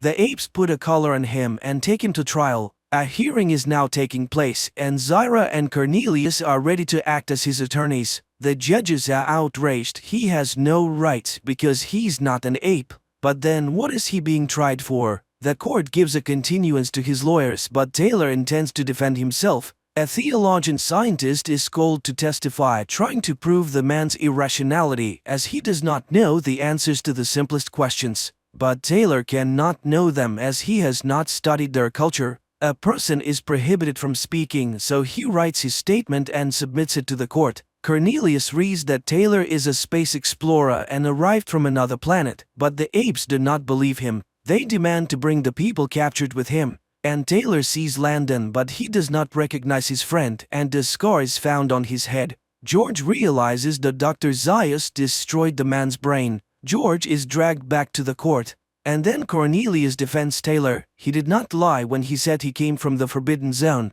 He described it very accurately, and Cornelius himself was there, and he found traces of ancient ape culture. Zyra continues the defense. If he did not come from another planet, he was born on this one. She found no reason why people cannot speak. The problem is not in anatomy but in the brain, and that is the truth, but nobody wants to listen. Zyra and Cornelius are accused of scientific heresy and the tribunal is closed. The fate of the man is predetermined. He is handed over to Zaius, who intends to perform operations on him. George is outraged. How could such an upside-down civilization arise? And most importantly, why is Zaius so afraid of him? Zyra cannot accept this and organizes the escape of Taylor and Nova. Outside the city, Cornelius meets them with horses and supplies. He suggests returning to the spacecraft landing site. A small caravan sets off and reaches the river. If they follow it, they will reach the sea. Soon they reach the place where Cornelius was excavating. He's ready to take the man to the cave. And then Zyra sees the pursuit. Dr. Zaius, who caught up with the fugitives, is in for an unpleasant surprise. Taylor is armed. The Earthling offers a compromise to the doctor. If Cornelius can prove that their culture is not the oldest and originated from humans, he will leave them alone. Everyone goes into the cave. While Cornelius shows off his findings, Taylor discovers spare parts of a human, a dental plate, glasses, and a heart valve. But the main discovery is a human doll that says the word mama. Zaius tries to find a reasonable explanation when gunshots are heard outside. Everyone rushes to the exit. It's the makeshift doctors who, unable to keep their words, have attacked the fugitives' escorts. Taylor takes Dr. Zaius hostage and orders everyone to leave. Taylor will release him in exchange for a horse, food, and water for him and his woman. But before leaving, he asks the doctor why he always feared him, and he answers because he's a man, and that his ancestors are to blame for the lifeless forbidden lands, for he is the lowest and most treacherous beast. The people leave and the doctor orders the cave to be blown up and Zyra and Cornelius to be arrested. He saves the future of his people. Taylor and Nova ride along the beach. Suddenly, the man jumps off the horse in horror. He has returned, and they did it after all. They blew them all up and destroyed civilization, let them burn in hell. Nova looks at Taylor in fear. She doesn't understand what is before her, the upper part of the Statue of Liberty rising on the ocean shore. The film is based on the book by French writer Pierre Boulle, who considered his novel one of his least successful works and therefore had serious doubts about its success on the big screen. But in the end, the film ranked 350th on Empire's magazine's list of the 500 greatest films.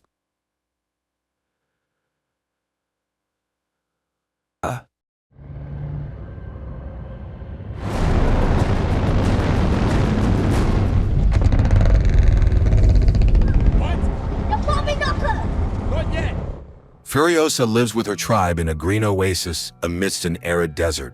One day, she and her friend go out to gather fruits. Suddenly, the girl notices strangers in the forest. She sneaks up to their motorcycles and disables one of them. However, when she moves to the next bike, the girl is spotted. Furiosa blows the whistle that her tribe uses to signal danger and starts running. However, the girl is captured, tied up, and taken away. But her signal was heard. The entire tribe rushes to her rescue, and the girl's mother, Mary, arms herself, mounts a horse, and gives chase. Mary pursues the kidnappers for a long time, eventually catching up to and killing the slowest one. She then takes his motorcycle and continues the chase.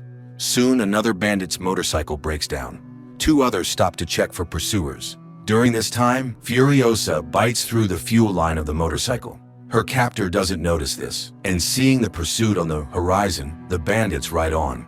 Meanwhile, Furiosa's mother finds the second bandit's motorcycle and switches to it. As evening falls, the bandits stop to check their bikes. They realize the pursuit isn't far behind. One suggests abandoning the girl, but another reminds them of their low status. Bringing the captive girl back would raise their standing in the gang. While they argue, Furiosa manages to free her legs and runs away, but the bandits notice and catch up with her. Morning comes as Mary catches up with the kidnappers. She sees them through the scope of her rifle, but shooting now is risky as they are close to the bandit camp. Nevertheless, she shoots one. The other bandit, however, has secured Furiosa to his back, making it too risky for her to shoot. The bandit rides into the camp, sparking a dispute among the biker gang members, each wanting the girl for themselves. However, her captor claims he has seen a place of abundance, causing excitement among the crowd. The bandits decide to take the girl to their leader, Dementus. Mary follows them. On the way, Furiosa manages to push her captor off the motorcycle, preventing him from revealing the oasis's location. Dementus tries to intimidate the girl, but she remains silent. The bandit then resorts to trickery, ordering her to be washed and fed, promising to send her home the next day. Meanwhile, Mary disguises herself in the clothes of the last bandit she shot and heads to Dementus's camp. Furiosa is taken to a tent where a servant cleans her up. Seeing Mary in a helmet, the servant gets scared and begs not to be harmed, promising not to raise the alarm. Mary spares her, but as soon as mother and daughter leave, the servant runs to the warriors. A chase quickly ensues following the tracks of Mary's and Furiosa's motorcycle. Realizing they can't escape together, Mary orders her daughter to ride away. As a parting gift, she gives her a peach seed and makes Furiosa promise to plant it and protect the green lands. Furiosa rides away but stops and watches as her mother fights Dementus's hordes. Mary fights bravely, but cannot overcome all of them and is captured. The girl, crying, runs to her and manages to see Dementus's men brutally executing her mother. Dementus promises to release both if the girl shows the way to the oasis, but Furiosa only cries in grief. Dementus takes the girl and locks her in a cage. She is forced to watch the bloody competitions Dementus loves to hold. He tries to appease the girl and even gives her his favorite teddy bear. Dementus's history specialist offers to teach her to read and write, suggesting she could become a historian, but she plans to escape back to the Greenlands, tattooing the path onto her arm. One day, Dementus and his horde, searching for the place of abundance, encounter a strange warrior who claims to have come from the Citadel, where there is everything. Dementus decides this must be the land they seek and heads in that direction. Soon they reach the impregnable fortress guarded by the army of Immortan Joe.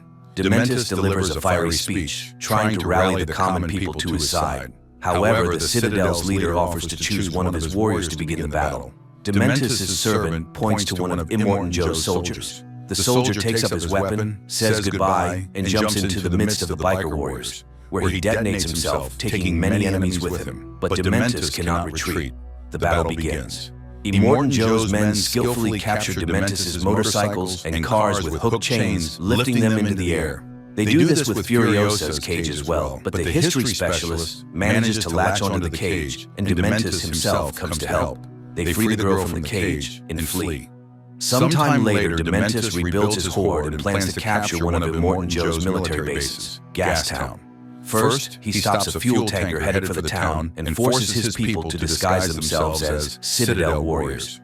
Disguised as Joe's men, they head to the town, whose guards, at the last moment, open the gates for the suspicious convoy. Dementus's men capture Gastown and now can dictate terms to Immortan Joe. Learning of this, the Citadel leader agrees to negotiations where the bikers demand tribute in the form of supplies. Dementus's people display the head of Gastown's leader, threatening to impale it with an iron spike if Immortan Joe does not meet the bikers' demands. Realizing he cannot defeat the bikers outright, Joe agrees to consider their demands, but he notices Furiosa in the crowd. Seeing his interest, Dementus claims the girl is his daughter, but for the first time in a long while, Furiosa speaks and accuses Dementus of killing her mother. Eventually, Immortan Joe allows Dementus to rule Gastown, promising to supply the bikers with some food and water in exchange for Furiosa and the biker gang's mechanic. Angered, Dementus takes the teddy bear from the girl. Furiosa is taken to a room where Immortan Joe's women rest. On this day, one of his wives gives birth, but the child is again born a mutant. While the girl watches, one of Joe's warriors, Rictus, notices the bells in her hair. Realizing she has caught his interest, Furiosa cuts off her hair and makes a wig with the bells that night. Later, Rictus takes her to his quarters, where he examines her and finds the star tattoo on her arm leading to her home. But, fascinated by the jingling hair, he starts to stroke it. The girl twists away, leaves the wig in his hands, and escapes.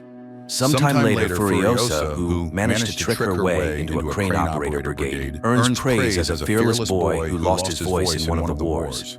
No one can even imagine she is a girl, not a tough mute boy. Only Rictus once notices her familiar eyes, but doesn't have time to understand as construction begins on a well-armed supply truck to withstand raider attacks in the lawless wasteland. Considering the situation, the girl plans to escape, hiding a motorcycle and supplies under the main truck. Sometime later, during another trip along Fury Road to the fuel farm, the truck is attacked by marauders who left Dementus's gang. The truck's guards engage in battle, which takes place while moving. The Separatists use everything, including parachutes, to capture the vehicles. Taking advantage of this, Furiosa descends under the truck to free the motorcycle from its chains. During this time, a technician descends to replace a part of the damaged hose but falls, managing to pass Furiosa a spare part. One of the attackers approaches the truck and attaches explosives to its underside. Furiosa saves the truck and, risking her life, fixes the breakdown. The Separatists don't relent, and the driver does everything to shake off the pursuers, but they are persistent, and almost all the guards are killed. Furiosa climbs onto the truck's hood, her helmet is knocked off, and the driver, Praetorian Jack, realizes she is a girl. Furiosa climbs into the cab, and together with Jack, they fend off the remaining Separatists. In the end, all the military guards are killed, leaving only Jack in the truck, Furiosa, and a mutant who, at her command, releases spiked balls, destroying the flying vehicle, but dying himself. The girl returns to the cab and tries to kill Jack, but he throws her off the truck and leaves her on the road. However, he later returns and offers to create a new convoy with her, respecting her bravery. Furiosa becomes Jack's deputy and receives the title of Praetorian. Meanwhile, Dementus, with his inability to manage, practically destroys Gastown's infrastructure, leading to worker dissatisfaction. Realizing no better opportunity will come, Jack proposes they flee, providing Furiosa with everything needed. However, they make another trip and find chaos, which Dementus unsuccessfully tries to quell. Realizing he cannot succeed, Dementus calls a council at the Citadel and orders the truck to leave, leaving supplies behind. Learning of this, Immortan Joe becomes enraged and orders Furiosa and Jack to collect weapons and ammunition in Leadtown. That evening, Jack confesses to Furiosa that he wants to help her because he still remembers his parents. The girl shows him the star map on her arm and offers to leave with her. During their last trip, Jack orders the crew to load the tanker with everything necessary and has Furiosa drive the escort vehicle. However, when the truck arrives in Leadtown, they fall into an ambush. Jack sends a signal ordering Furiosa to flee while he leads the enemy away. But driven by revenge, the girl opens fire with a sniper rifle, trying to kill Dementus. Seeing her, the biker leader fires a grenade launcher at her. Jack, thinking she is dead, destroys the tower where Dementus is hiding. Hanging on the edge, Dementus manages to see Furiosa saving Jack from the abyss where the truck fell and driving away with him on a motorcycle. The pair reach their vehicle left outside the gates and drive off. A surviving Dementus gives chase. On the way, Furiosa tells Jack the route to the place of abundance. Meanwhile, Dementus's men catch up with them. Jack tries to stop the pursuers by firing a rifle, but their vehicle is forced off the road. Furiosa and Jack are dragged out. Enraged, Dementus orders both to be killed, but Jack must die first. Furiosa is chained and forced to watch as they torment her friend. But as evening falls, Dementus sees a hand hanging from a chain with a star map. The girl has cut off her own arm and is now riding away on a stolen motorcycle. With her last strength, she reaches the citadel where she is taken to Joe. The girl recounts everything that happened and helps plan the war against Dementus. Through trickery, they convince Dementus that the warriors have left the citadel for Gastown, and the horde rushes to the fortress where most of the bikers perish. In the meantime, Furiosa, having lost her way home, shaves her head, replaces her hand with a mechanical prosthesis, and prepares for battle. She seizes a vehicle the Praetorians prepared for pursuing Dementus and sets off alone. Meanwhile, Dementus and a few loyal followers try to flee, but Furiosa catches up with him in the desert. Dementus orders his companions to scatter in different directions to throw off the pursuer, but the girl confidently follows his tracks, killing his aides one by one. After a long chase, she finally catches Dementus in the desert. He lies down before her in submission but mocks her, saying revenge will not heal her. Furiosa chains him and reminds him of her murdered mother, but he suddenly confesses that he became this way after his wife and children were killed. He reminds her that no amount of his suffering will bring back her loved ones, and he has a very high pain threshold. Furiosa beats him, but soon realizes he is right. Revenge does not alleviate the pain of loss. When Dementus loses consciousness, she takes his teddy bear, and he finally recognizes her and proposes they join forces to conquer the wasteland. But the girl throws away the toy. A voiceover narrates that Furiosa imprisoned Dementus in the citadel, using his living body as fertilizer to grow a peach tree from her mother's seeds. Later, she receives command of a new truck, hiding 5 of Immortan Joe's wives who want to escape from him. The new Mad Max movie is filled with fury and a thirst for revenge. It has an excess of harsh and unpleasant scenes, but it also has its philosophy, soul, and hope that even in the most unbearable conditions and the harshest trials, one can remain human and stay true to their goal.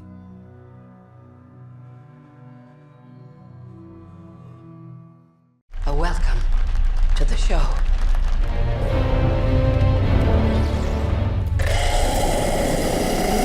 A man is running through a dark forest in Ireland. He seems frightened despite constantly encountering signs with the words point of no return and various numbers, indicating either directions or distances to something. However, he fails to escape. Darkness quickly envelops the surroundings, a flock of birds flies overhead, and he falls into a pit. In the next moment, an invisible force grabs him and drags him away. Elsewhere in the country lives an artist named Minna, who works in a pet store. One day, her boss asks her to deliver a rare parrot to a zoo in a neighboring city, and Minna agrees. She takes the bird home for the night. There, she tells the parrot that her mother died 15 years ago. Suddenly, the bird starts to respond. In the evening, Minna puts on a wig and goes to a bar where she introduces herself to a guy with a fictitious name, claiming to be a ballerina. In the morning, Minna apologizes to the parrot for her behavior, saying the real her would probably not be liked. Finally, the pair set off on their journey. On the way, her sister Lucy calls, reminding her that she has family and nieces who love and await her. Minna continues driving and eventually ends up on a road leading into an old dark forest.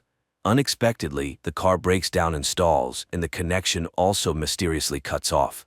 Taking the parrot's cage, Minna steps onto the road to seek help, but the forest is dark and empty. When she returns to where she left the car, the road is deserted. Minna continues to wander through the quickly darkening area, talking to the bird to keep herself cheerful and suggesting they name it Darwin. Suddenly, she notices a woman running past and decides to follow her. Minna catches up with her near a small forest cabin, and the woman, opening the door, orders her to come inside quickly if she wants to live. Naturally, Minna rushes into the cabin. The elderly woman is named Madeline. She has been living here for some time with 2 other young people, Ciara and Daniel. She immediately orders Minna to stand in front of a mirror because the watchers cannot enter inside but observe from outside, coming every night after sunset. Standing by the mirror, Minna suddenly hears sounds like applause. Madeline confirms her suspicions. The watchers are applauding the appearance of a new object. In the morning, Minna announces that she intends to leave. Although the others assure her it's impossible, she heads into the forest.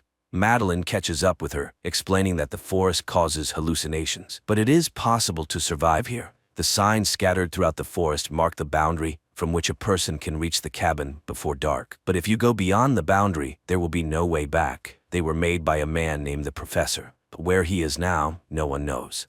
That night, Daniel puts on a show for the watchers, presenting them with the newcomer, but they ask her to behave as usual. Meanwhile, Sierra turns on the music and dances, as she does every evening. Mina, on the other hand, finds discs with recordings of Love Search TV shows. In the morning, she and Sierra go to gather medicinal herbs because her missing husband asked the girl to take care of Daniel. Then the man went to search for a way out and disappeared. Sierra explains that recently they found strange burrows scattered throughout the forest. That's where the Watchers go during daylight hours. She believes she has been in the cabin for almost 5 months. Later, Madeline announces the safety rules. Never leave at night, never open the doors for anyone, always try to stay in the light. Strange life begins with entirely identical days. Mina watches endless shows and often stands staring into the mirror. One day she knocks on it, and immediately there is a knock on the door. Madeline orders everyone to freeze and everything stops. The next day she and Daniel go hunting. The boy tells her that Madeline used to work at the university, so she considers herself a know-it-all. But she has been living here the longest. Daniel himself has been in the cabin for 8 months, but has never seen anyone. After listening to the boy, Mina convinces Daniel to help her explore a burrow. Using a rope, Mina descends, explores it, and finds old items, newspapers, toys, pieces of electronics, and an old bicycle, which she ties to the rope and sends up. But then strange sounds, similar to those heard at night outside the cabin walls, echo from the darkness. Mina screams and the rope falls at her feet. Climbing out into the light, Mina leaves the dangerous place, and they calmly examine the items. With the bicycle, it might be possible to escape from here, but Madeline has a rather strange reaction to this. Meanwhile, Daniel manages to assemble a surveillance system from the found pieces of electronics and installs a camera by the door. At night, everything goes as usual. Sierra dances when there is a knock on the door, and Daniel suggests that a person has come. Madeline forbids opening it, but they hear the voice of Sierra's husband. Sierra tries to prove that it is John by asking him what book she is reading, but he does not answer. Although they bought this book together on his advice, the man begs to be saved from death. Sierra asks to look into the camera, but when he leans towards it, something drags him into the forest. Immediately there is a knock on the mirror stronger than ever before. Madeline stands in front of the people, as if shielding them, and the knocking stops. In the morning, Madeline throws the bicycle into the burrow, demanding that they no longer break the rules. Later, Mina recalls her sister and mother, who invited the girls for a car ride. The weather was beautiful and Mina opened the window. Her mother asked her to close it because the wind was bothering her, but Mina didn't listen, mimicking her mother, who got distracted from the road, and the tragedy happened, for which Mina still feels guilty. Winter soon arrived. The days grew shorter, the nights colder, and food became increasingly scarce. Quarrels began to flare up among the cabin's inhabitants.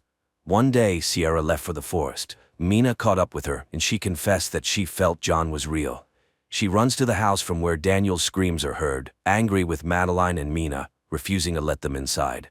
The women hide under a tree and soon see lanky spider-like monsters emerging from the forest, approaching the cabin window, and making terrible shrill noises. The Watchers stare at Daniel and Sierra while Mina and Madeline wait for them to leave so they can return to the cabin. When they do, the women rush to the door and beg to be let in.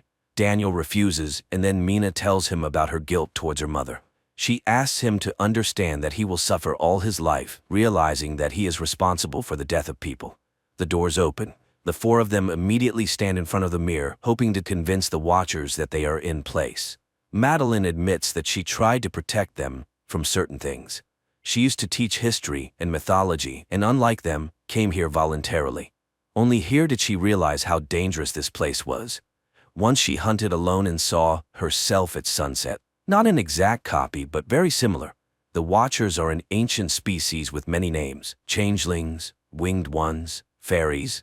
They study people to impersonate them, and they will never let them leave. Knocks and the voices of the cabin's inhabitants are heard outside. Then Daniel finds a hatch in the floor, which they didn't even know existed. Descending, they discover a well-fortified and equipped living space filled with food and equipment. Mina turns on an old computer, and a video recording shows the face of the professor, whose real name was Rory Kilmartin. He was the first to study the Watchers and tried to learn about their origins. In 1979, the scientist found this place, which he called Wonderlamp. Every evening, the Watchers came to his window and studied him. For many years before this, the professor's colleagues laughed at him, not believing his tales.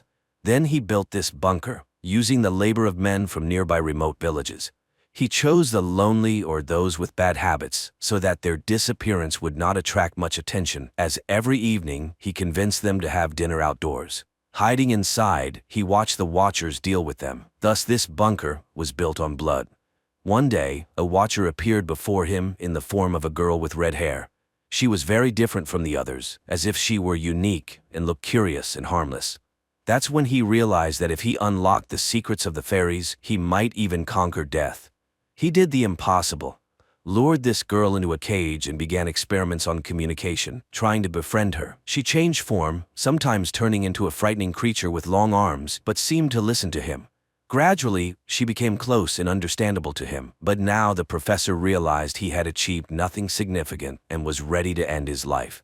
He hid a boat by the river, and this is the only way out. Just follow the birds. He asked the survivor to go to his university office and destroy all the documents found there, and now he will go to her and stay here forever. In the last recording, they see Kilmartin climbing up. Gunshots are heard, and then all is quiet. Realizing that this is their last night in the forest, Sierra turns on the music and invites Daniel to dance, but he seems upset about leaving. He says his family is dysfunctional and he has nowhere to return to. Then the girl offers to let him stay with her for a while until they find him a good occupation and place to live, as they have become good friends. In the morning, the group sets out to escape, guided by the signs and Mina's parrot, whom she asked to lead them. Soon they reach a massive stone disc in the ground, covering the entrance to a huge tunnel. Madeline explains that this is where the last representatives of the ancient fairy race were locked up, who were once very friendly with humans. After many centuries, they managed to surface, but now the friendship has turned into hatred. They stay here because they are held by magic, so they need to run far away. They walk all day. Dusk falls, but there is no river or boat in sight. It starts raining, and they fall into despair when they see huge flocks of birds flying in one direction. They run after them and reach the river. The women rush to the boat when Daniel hears screams behind him and sees John. He returns for him, rejoicing that the man survived, but it turns out to be a changeling. The women scream, begging Daniel to run, but he doesn't hear and dies at the hands of the Watcher, who then takes on his form while Madeline, Mina, and Ciara sail down the river. The women wake up in the boat and see that they have returned to civilization. They stop a bus and ride to the city, listening to music and only now realizing that it's over. Later, Mina goes to the university where Kilmartin worked, posing as his niece to enter his office and fulfill his last request. There, she finds more documents, photos, and a recording in which he discusses the fairies and the fact that there are still half-blood children in the world. Mina finds a stack of photos and, looking at them, seems very surprised. In the evening, Mina goes to Ciara's house, showing a photo of Madeline from the professor's belongings, explaining that it is his wife who died several years ago. So the Madeline they lived with in the cabin was a special fairy capable of moving during the day. It was she whom Kilmartin caught. He couldn't kill her, and she took on Madeline's form to return to civilization. Then a car pulls up to the house, and the real Ciara gets out, while the one she's talking to is actually a fairy. Realizing she has been exposed, the fairy knocks Mina out and changes shape again, turning into Daniel. They just want to live like other species, but due to human hatred, they are forced to stay underground. The fairy turns into Kilmartin and goes to Mina. In the house, the fairy transforms into her and prepares to kill the girl. But Mina says that there are others like her somewhere because she is half human and acknowledges that it was unfair of humans to banish the fairies from their world. The fairy softens and spreads her wings, admitting that Mina might be right, and she flies away. Mina revives Ciara. Later, she reunites with her twin sister Lucy, finally forgiving herself for their mother's death. She tells her about her experience, admitting that she still sees Madeline appearing in the forms of other people. Her nieces arrive to show Mina a drawing of her and Darwin, whom she still keeps as a pet. Meanwhile, outside, a girl with red hair appears, looking at their apartment windows and taking on the form of a girl with a strange face. This is probably not a horror movie, but rather a scary bedtime story when a child doesn't want to sleep and asks for something frightening. Everything builds up slowly and tastefully, but the ending unfolds somewhat mundanely, although mysteriously.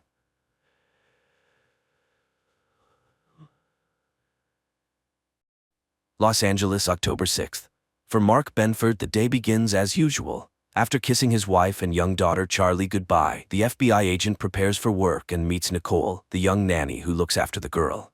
Olivia is also getting ready for her shift at the nearby clinic, but before leaving, she dials the number of her assistant, Bryce.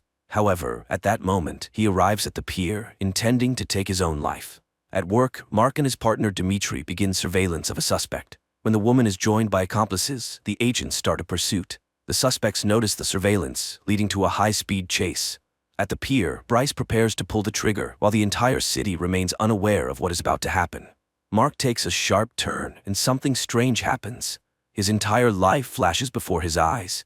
In this vision, the agent sees a board with clues and connections, and then he hides from bandits who have come after him.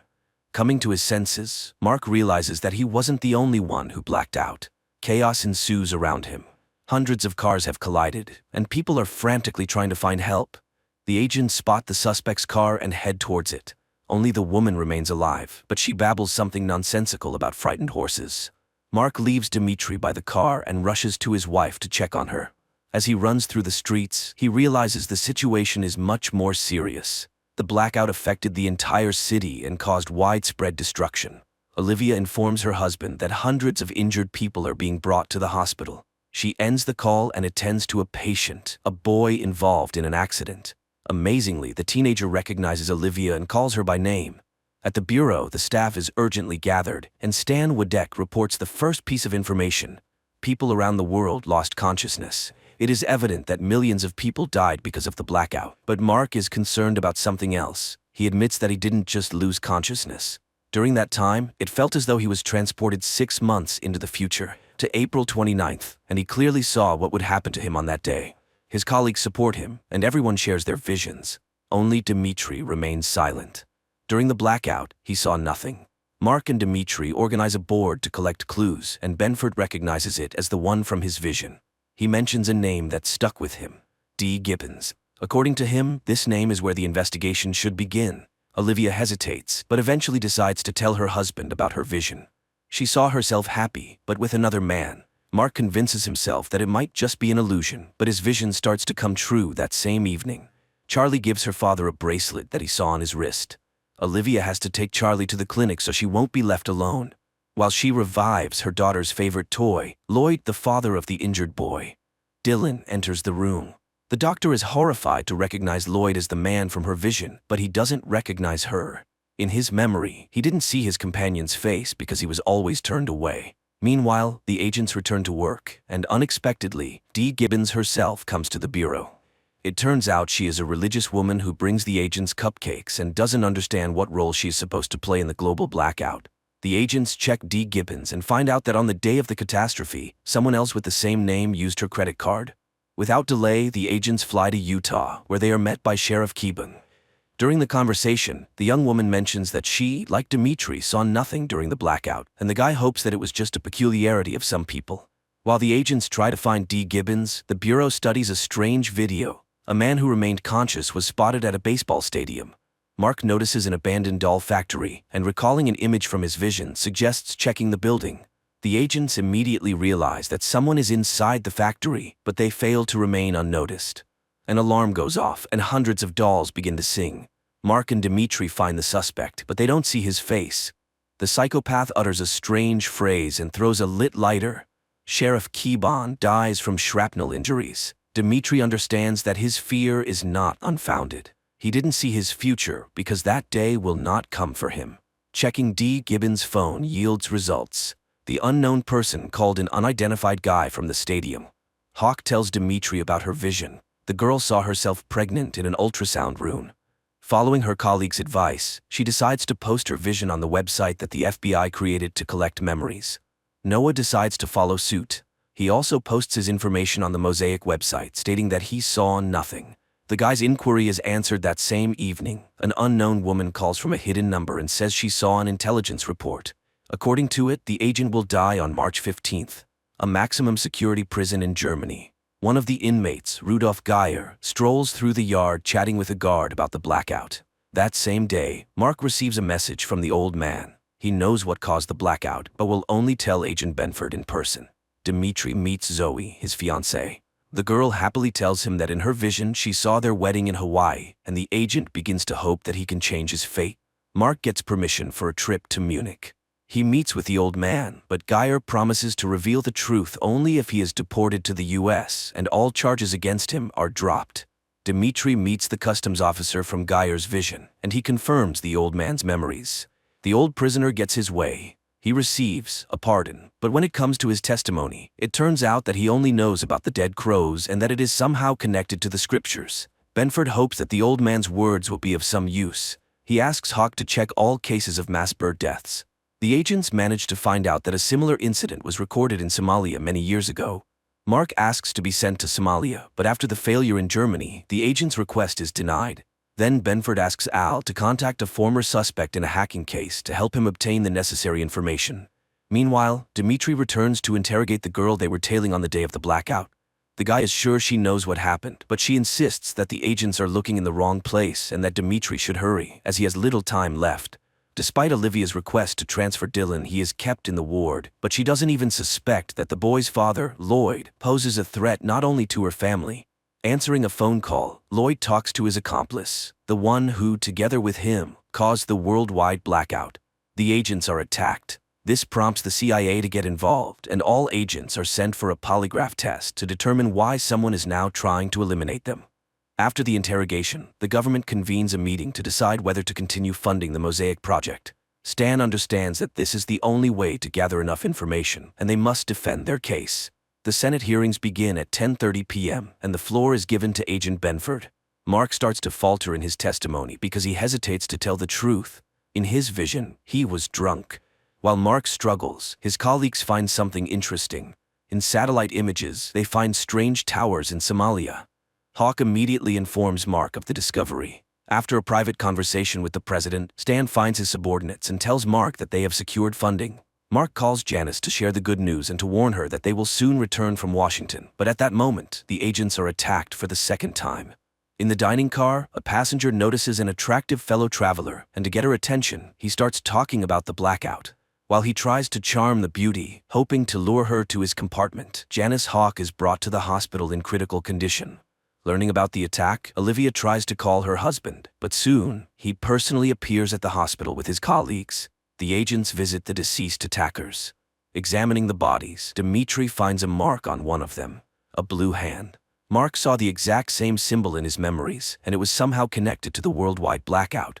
Dr. Simon Campos, the charming guy from the train, gets what he wants, and the girl ends up in his bed, but soon she begins to regret it. The stranger tells her that in his vision, he takes someone's life and enjoys it. Lloyd arranges a party for his son and brings him a Halloween costume. But as soon as the man gets distracted, Dylan leaves. The boy gets on the first bus he finds and makes his way to the right address. Dylan enters the Benford house uninvited, calling it his home. Dimitri finds another blue hand, but this time on a road sign. Following the direction indicated, he sees another marker and continues on. The nanny calls Mark and tells him about the little guest. The man is shocked to learn that Charlie knows the boy well, even though she has never met him before. Lloyd arrives at the house and immediately recognizes it as the one from his vision. Mark also instantly understands who this man is, and when Olivia enters the room, everyone feels awkward.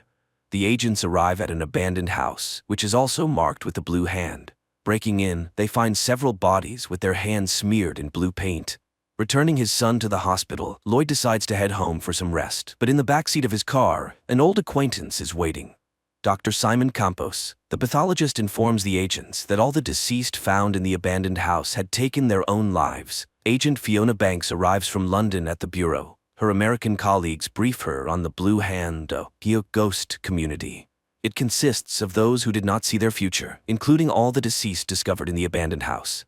Dressed as ordinary guys, the agents head to the ghost club. But to enter, the guests must play Russian roulette. The agents watch in horror, but when the leader of the movement takes the stage, they reveal themselves and arrest him. During interrogation, Dimitri tries to find out who hired the Blue Hand members that attacked Hawk, but Sunderland refuses to answer any questions, fully aware of what lies ahead. In his vision, Agent Goff heard himself talking to a lawyer. Al confessed to the attorney that he was guilty of the death of a woman named Celia. Tormented by these memories, Goff leaves Dimitri a letter and heads to the roof. To change his fate and avoid being responsible for someone's death, he makes a fateful decision. In his final letter, Al gives hope to everyone who saw something terrible in their visions. He assures people that the future can be changed. Simon finds Lloyd at the hospital, and Lloyd tells his accomplice that he wants to make an official statement and reveal the truth to the world, that they were responsible for the global blackout. Meanwhile, Mark takes his wife to the coast for a romantic weekend, but their relaxation is interrupted by a phone call. Benford is informed that a criminal with star tattoos on his hand has been found, the one Mark saw in his vision. Simon proposes a poker game to his accomplice. If he wins, the secret remains a secret, and no one will know about the blackout. If Lloyd wins, the scientists will make an official statement. Simon is confident that luck will be on his side. Hawk is protecting a witness to a crime involving the criminal with the tattoo. At night, Janice requests help from Dimitri and Benford, and Mark recognizes the person from his vision. Not wanting to take any chances, Mark shoots, once again altering fate and killing the suspect. Lloyd bluffs and wins the game. He refuses the money and asks his accomplice to prepare for the announcement. Janice receives an enhanced image of the first suspect and now manages to see the ring on his hand.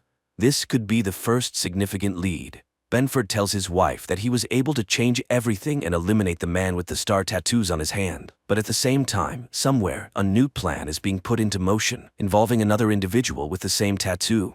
He delivers a suitcase with rings to an unknown old man. Experts manage to identify the alpha symbol on the ring that belonged to the original suspect. However, no one can yet determine its exact meaning. New information emerges. The NSA discovered that several months ago, a suspicious call was made to Dimitri's phone. Dimitri realizes which call is being referred to and demands that he be given the caller's information, the only way he can prevent his own death. Mark finds a message on his wife's phone about his vision. He tries to figure out which of his friends could have betrayed him, but both Aaron and Stan are outraged by Mark's suspicions and deny any involvement. The agents listen to a recording of the call Dimitri received. They managed to determine that the anonymous woman was in Hong Kong. Despite the boss's orders, Mark informs Dimitri that they are flying to Hong Kong. The agents arrive in Hong Kong, where a local colleague is already waiting for them. Stan is furious that his subordinates disobeyed his orders, but Mark risks his job to save his friend.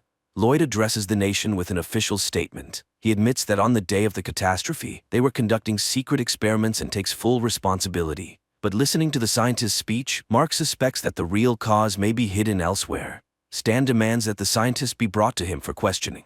Hawk remembers that Lloyd's son is still in the hospital, and the boss sends her to speak with him. An unexpected event occurs. Simon Campos himself walks into Stan's office. The scientist insists that he disagrees with his colleague and believes that someone else caused the blackout. He agrees to help with the investigation if the agents grant him access to classified information. Hawk meets Lloyd at the hospital and offers him protection in exchange for information, but Lloyd refuses to cooperate and asks to be left alone. The agents try to locate the woman who called Dimitri. To do so, Mark has to break another rule. He threatens the cafe owner who attempted to withhold the necessary information. Stan shows Simon satellite images that revealed strange towers. The scientist admits that the towers are his invention, a laser designed to accelerate plasma formation.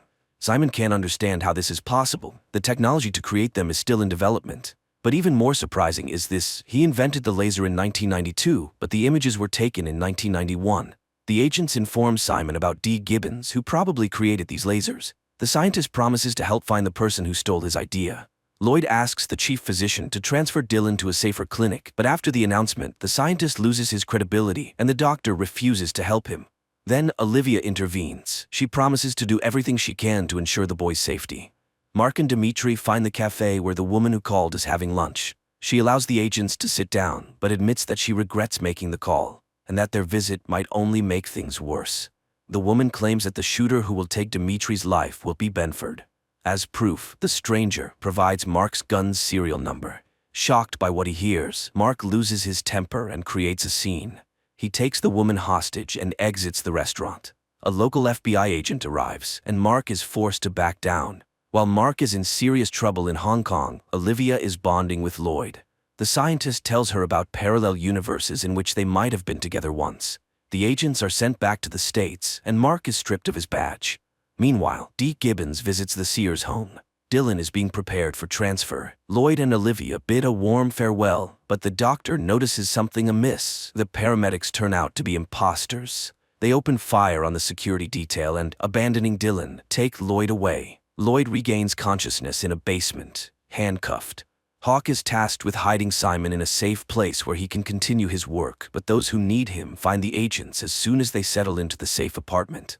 Dimitri finds Janice unconscious. Meanwhile, Simon is taken to the basement to meet an old friend. The scientists try to understand who and why they were kidnapped, but the answer comes unexpectedly. The same old man who recently received the suitcase with rings arrives in the basement. The kidnapper introduces himself as Flosso.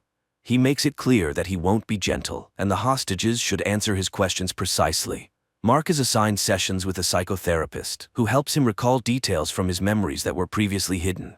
Benford remembers that on that night he was talking to Lloyd on the phone. Later, Mark reveals another memory to Aaron. In his conversation with Lloyd, he mentioned a second blackout. Lloyd remains silent, realizing that his revelations could lead to a catastrophe, but Flosso finds a way to make the scientist talk. He has Simon's finger cut off right before Lloyd's eyes. The agents discover where the captive scientists are being held. On the way to the basement, Dimitri calls Janice and asks her to join the operation. Unable to resist any longer, Lloyd tells everything that happened during the experiment, giving Flosso specific details. At that moment, the agents storm the location, but it turns out to be empty. The only thing awaiting the agents is a booby trap.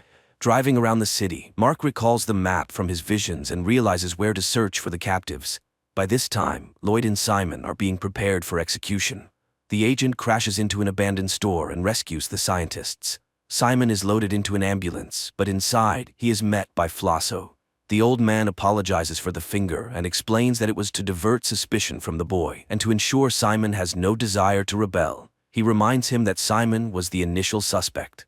Several months earlier, after his father's funeral, unknown individuals took the scientist to a baseball game and ordered him to wear the ring. Thanks to it, he remained conscious while everyone else blacked out. The operation was led by D. Gibbons. Janice informs Simon that he will be held in custody for some time.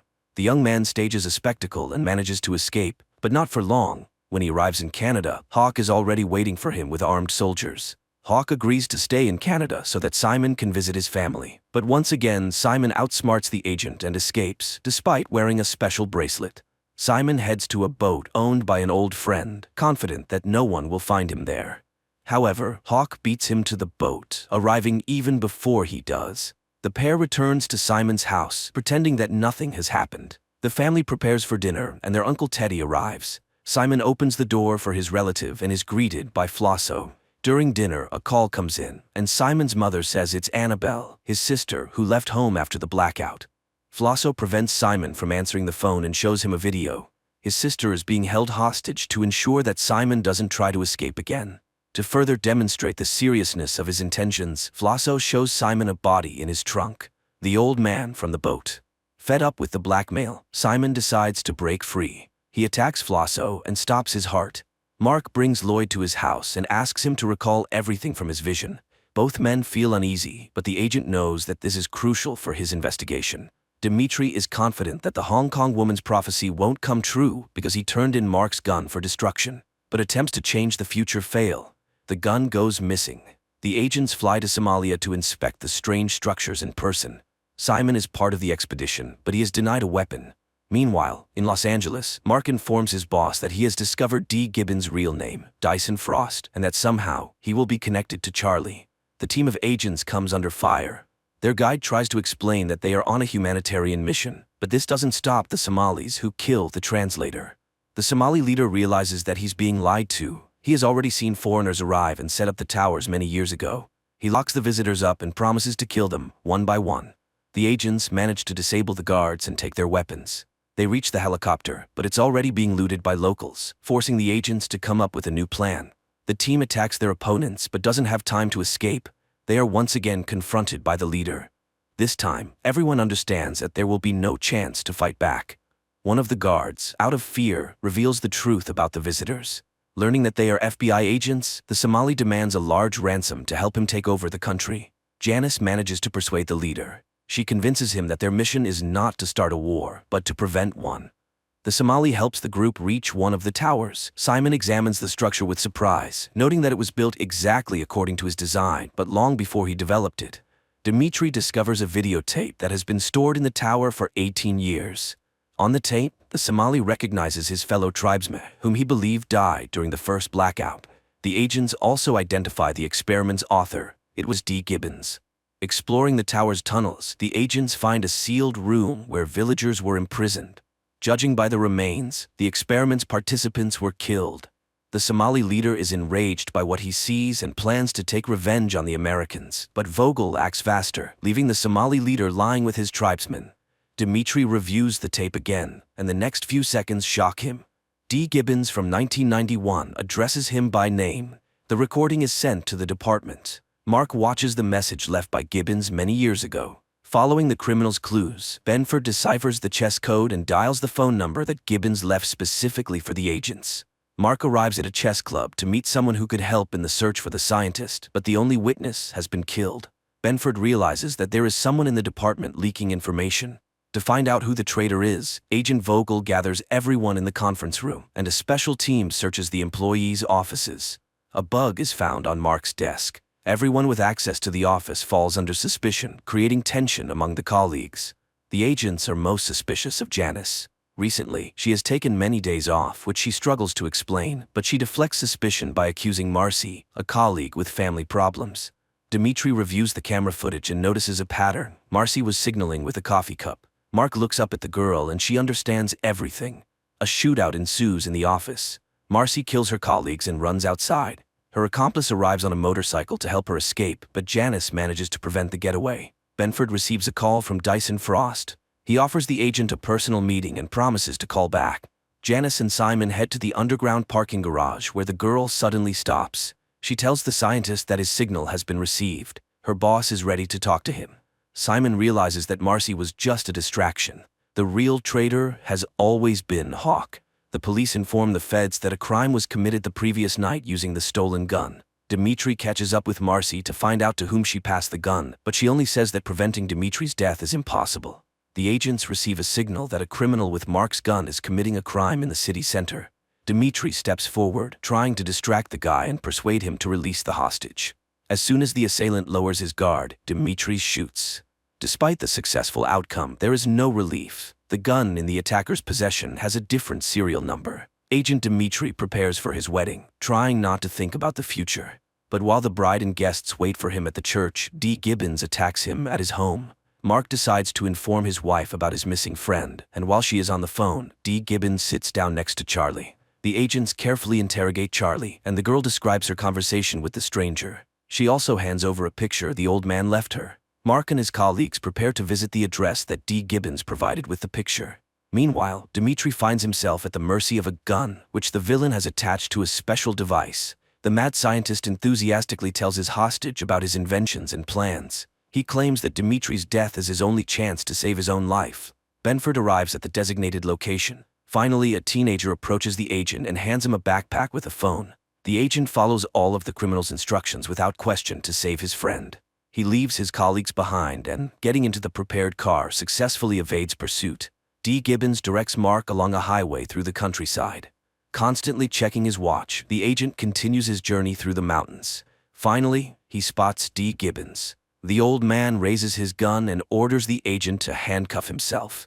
Mark distracts the old man and attacks him.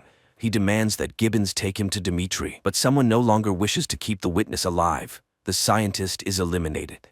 As he dies, he doesn't have time to tell Mark where Dimitri is. The navigator leads Mark to the last known location of D. Gibbons. Benford bursts into the building and spots his friend. There are less than 2 minutes left before the automatic shot, and Mark tries to solve the scientist's puzzle to stop the mechanism. The timer reaches 0 and the gun fires, but by this time, Mark manages to lift the gun and Dimitri survives. As soon as Dimitri gets out of the chair, water washes away the scientist's map, destroying all the evidence and clues. Mark instructs his colleagues to figure out Frost's blueprints and determine how they are connected to the second blackout which the mad scientist mentioned. A strange man appears at Olivia's house. He babbles incoherently, claiming that the doctor's husband is Lloyd.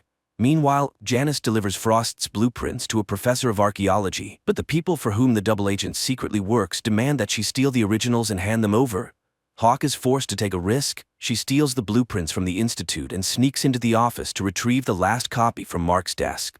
Benford catches his colleague red-handed, but she manages to talk her way out by inventing a story about lost documents. Mark asks Hawk to come to the office to meet with the professor.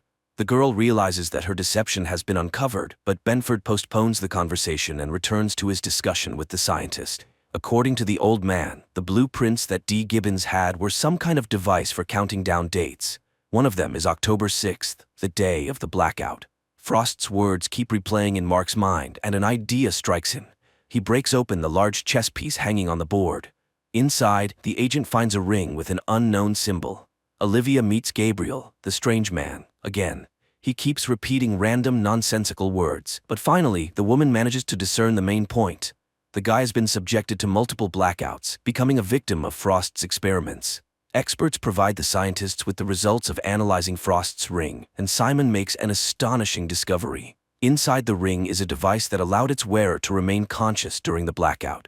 Janice meets with her handlers. After failing the mission with the blueprints, she is given one last chance. This time, she must retrieve the ring from the vault and eliminate Benford. On a city bridge, Simon spots his sister. Annabelle delivers a message to her brother. They need him and the ring. Simon has only 12 hours, or else his sister will be killed. Dimitri arrives at a crime scene and learns that someone has been eliminating all those who managed to survive the predicted date of their death in the last 2 weeks. Simon memorizes the safe's code when Lloyd places the ring inside. As soon as the scientist is left alone, he decides to use this opportunity to save his sister. The agents identify the executioner who has been getting rid of all the survivors. It turns out to be Mr. Slingerland. The agents catch the psycho just as he tries to dispose of another victim, but despite all efforts to save her, an agent accidentally hits the girl. Mark discovers a minivan and Annabelle inside. He informs Simon, but it's already too late. The scientist escapes with the ring. The agents investigate Simon and his alibi for the day of the blackout. Using special software, they establish that he was indeed the prime suspect at the baseball stadium. Olivia brings Gabriel to Mark's office to help find clues. According to the madman, Benford's wall is full of errors, and he forces the agent to redo everything according to his notebook. During interrogation, Gabriel says that Frost wasn't the only leader. There was someone much more important, and he will repeat the blackout very soon. The deranged stranger shows a portrait of this person. It turns out to be the man Simon is currently talking to. Gabriel is set to be transferred to a safe house, and Janice informs her handlers about it. The minivan falls into an ambush, but instead of the strange madman, it's Mark disguised inside. But the agent's operation doesn't end there. He manages to infiltrate the villain's lair and capture the leader. Mark realizes who the traitor in their department is, but Janice still doesn't tell the truth. She claims she was only working for the CIA. Benford begins interrogating the main suspect. He wants to know how the villain caused the global blackout, but the scientist is confident that it doesn't matter. Regardless of how the day unfolds, the outcome will be the same. Benford will be dead by nightfall. Dimitri heads to Janice's house and finds Simon there. Hawk sees no other way out. She helps her partner arrest Simon, despite their previous arrangement. Despite warnings, Mark loses control and uses force to find out when the global blackout is planned. Stan realizes that Benford is not in control of himself and orders him to be removed from the office. At 6 in the evening, thousands of people gather in the streets to celebrate April the 29th, the day from the visions. Lloyd arrives at Olivia's house to ensure events unfold correctly, but the woman also decides to change her fate and leaves town with Charlie. Mark's chain of events also changes. He starts a brawl in a bar and ends up in a jail cell. With just over an hour left until the moment of truth, all the characters find themselves in different places, but Stan posts bail for Mark, and everything starts to fall into place. The agents return to the bureau due to a report of planted explosives. At the same time, Lloyd finds Olivia and asks her to return home so they can recreate the evening from their shared memories. The scientist's plan begins to unfold. Dylan writes the formula he saw Lloyd use on the mirror. The FBI building is attacked by masked assailants, but this doesn't stop Mark, and he finds himself in his place at the map with the clues. Simon infiltrates the corporation's server room to hack the computer and prevent another blackout. At the appointed time, Lloyd calls Mark and gives the date of the next blackout, the next 48 hours. Thanks to Gabriel's notebook, Benford learns the exact time. The blackout will happen in 12 minutes. The masked criminals destroy Mark's office and all his work, but the agent survives and tries to fight back. Simon notices that someone has remotely taken control of the program and he cannot stop it. Dimitri suspects the scientist did it on purpose, but Simon swears he is trying to prevent the catastrophe. Mark manages to warn his boss about the next blackout, but he can't get out of the building and is once again surrounded by armed mercenaries. With 30 seconds left before the explosion, Mark runs for the exit, but at that moment, the mechanism activates, and the world freezes again, glimpsing into its future. This is where the series ends. And Zum ersten Mal der The movie begins in Leningrad in 1940. A young woman named Anya works as a seamstress in a factory where a young machinist, Vasily, who is very serious, notices her and even asks her to introduce him to her only relative, her brother Peter. However, Anya asks for a little more time, and the young man agrees to wait until the next day. But as the girl leaves for her lunch break, he quietly follows her, admiring her. Anya walks down the street, looking at a dirigible hovering above, from which German journalists are filming the city below. At this moment, a tram driven by Peter pulls up to an intersection. Suddenly, Anya realizes that a fast-moving truck is about to crash into the tram, and her brother will likely perish. Frozen in fear, she suddenly emits light waves that lift the truck into the air and throw it away from the intersection. The tram's windows shatter, injuring people, but a major accident is averted. This entire incident is captured on film by the journalists in the dirigible. As the shocked people try to recover, Peter jumps out of the tram, grabs Anya, and quickly takes her away. The girl regains consciousness in their shared room. Peter packs their belongings, urging his sister to flee Leningrad, although she is reluctant since they have already had to move several times due to her supernatural abilities manifesting at the most inappropriate times and attracting the attention of the authorities. Peter asks her to control her powers, but Anya is unable to master them as they are beyond her control. At that moment, representatives of the People's Commissariat for Internal Affairs burst into the room and arrest the siblings. An investigator named Ivan arrives at the scene. He interviews the victims, and one of the women recalls the strange girl standing at the crossroad.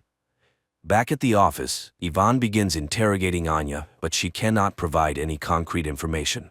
She insists it was just an unfortunate accident, and then Ivan shows her photos from their previous residences where strange incidents and destruction occurred, prompting the siblings to move hastily. The investigator is willing to believe she is not a criminal, especially since he has also witnessed something very strange in his life. However, Ivan is unable to elaborate as his superior, Petrov, who turns out to be his father-in-law, takes Anya and leads her to the secret facilities managed by Professor Ilinsky. The scientist welcomes the girl, explaining that she is special and now they will study her abilities. However, Anya refuses to cooperate until she sees her brother, and Ilinsky promises to arrange a meeting for them. Meanwhile, Ivan cannot calm down, although Petrov, who is also his father-in-law, demands he forget the incident and focus on other matters. He had already barely managed to suppress his absurd report about an incident in Madrid. Returning home, Ivan tries to tell everything to his wife Vera, but she asks him to take a vacation and forget everything that happened. The action shifts to 1936. A group of Soviet soldiers, including Ivan, engages in battle with Spanish fascists in Madrid. Suddenly, a man in a strict coat and hat, wearing a strange mask, appears before them. Looking at the soldiers, he utters something incomprehensible, after which Ivan's comrades start shooting themselves one by one. Only Ivan finds the strength to shoot at the man in the mask. The man quickly disappears, leaving Ivan amidst his fallen comrades. The year is 1940. A man in a mask named Neumann and his assistant Katerina arrive in Munich, where the woman meets a Jewish boy named Baruch on the street, who plays chess brilliantly. She offers him a ride with them, noting he can always leave if he does not like their school. An orphan agrees and gets into the car, where Neumann utters several hissing words, causing Baruch to fall asleep instantly. Neumann agrees that the boy is brilliant, but by no means possesses superpowers. However, Katerina is determined to help the boy. Meanwhile in Moscow, Professor Ilinsky leads Anya to the laboratory where she will be studied, and fulfilling his promise, brings her to a cell to see her brother. Peter again asks her not to show her abilities, and she promises to write to him. Baruch is brought to an ancient castle owned by Neumann. The boy is laid in a hammock in a hall inhabited by many other teenagers, but when the adults leave, he wakes up and is frightened by the dark silhouettes surrounding him. Back in Moscow, Professor Ilinsky leads Anya to a separate room, more like a cell, and locks her in there. He then reports to Petrov that he has never seen anything like it. The girl is a scientific discovery, a unique case, to which the chief objects. She is a new weapon. Later, Anya is subjected to various tests, but she shows nothing special. Ivan cannot forget the incident, studying everything related to the strange explosion. The video footage of the accident also reaches Neumann, and he decides to fly to the USSR. There, the man is taken to meet with Professor Ilinsky. Neumann introduces himself as a worker from the Ahnenerbe organization and immediately determines that the professor is terminally ill. He offers to ease his pain if the professor allows him to speak with Anya. Ilyinsky does not believe in his abilities, but Neumann utters something, and glowing waves emanate from him, enveloping the professor, causing him to lose consciousness. Taking advantage of this, Neumann searches his desk and takes some papers. Soon, Ilyinsky regains consciousness, but strangely feels no pain. He agrees to arrange a meeting with Anya and leads the German to the laboratory. Neumann approaches the girl and secretly shows her an execution order for her brother. Then waves of unprecedented force begin to emanate from the girl, literally blowing up the entire laboratory. Neumann grabs her and escapes. Ivan sees from the window a man in a hat whom he immediately recognizes and runs to the laboratory where explosions are heard. But Neumann and the girl are nowhere to be found. The narrative shifts to 1924. In a remote Karelian village, a woman lives with two children, Peter and Anya. One day they go with the village boys into the forest. Suddenly a pack of wolves leaps out at the children. The children freeze in fear, but waves emanate from Anya, scattering the beasts. When the men arrive at the clearing, they find the girl dead. 1940. Petrov enters the devastated laboratory, where people connected by tubes into a single organism and marked with the letter M lie in chairs. At first glance, this structure was not damaged by the explosion, as the injured Ilyinsky lying nearby confirms. The professor reports that Anya caused all this and refuses to continue the experiments. Then Petrov shoots him. Afterward, he goes to Ilyinsky's colleague, who everyone simply calls Professor Lyubov. Petrov asks her to activate the M squad. Learning about the professor's death, the woman refuses to help Petrov, but he reminds her of her family, and Lyubov reluctantly agrees. On the train, a customs officer searches Neumann's compartment and finds an iron sarcophagus with Anya inside. Unsure of what to do, he goes for help. Meanwhile, Anya envisions her own funeral following the incident with the wolves. Frightened, she comes to, and Neumann informs her that he is saving her. Anya tries to run, but the customs officers, who decided to detain the strange German, stop her. However, he utters something, and the military personnel bring their pistols to their own heads. Neumann and Anya leave. At the same time in Moscow, Petrov reports to his colleagues that a member of the Ahnenerbe, which translates to ancestral heritage, Neumann has stolen a valuable exhibit from the USSR, the girl Anya. A squad has already been formed to pursue the German and will depart in a matter of days. Learning of this, Ivan requests to be included, but Petrov, feeling sorry for his daughter, refuses to do so. Neumann leads Anya to a spot where Katerina's car is waiting, and she drives the pair to the castle. It is apparent that the woman does not like Neumann's new toy, but he immediately says that Anya is just like him. At the castle, they are greeted by children whom Neumann calls his army.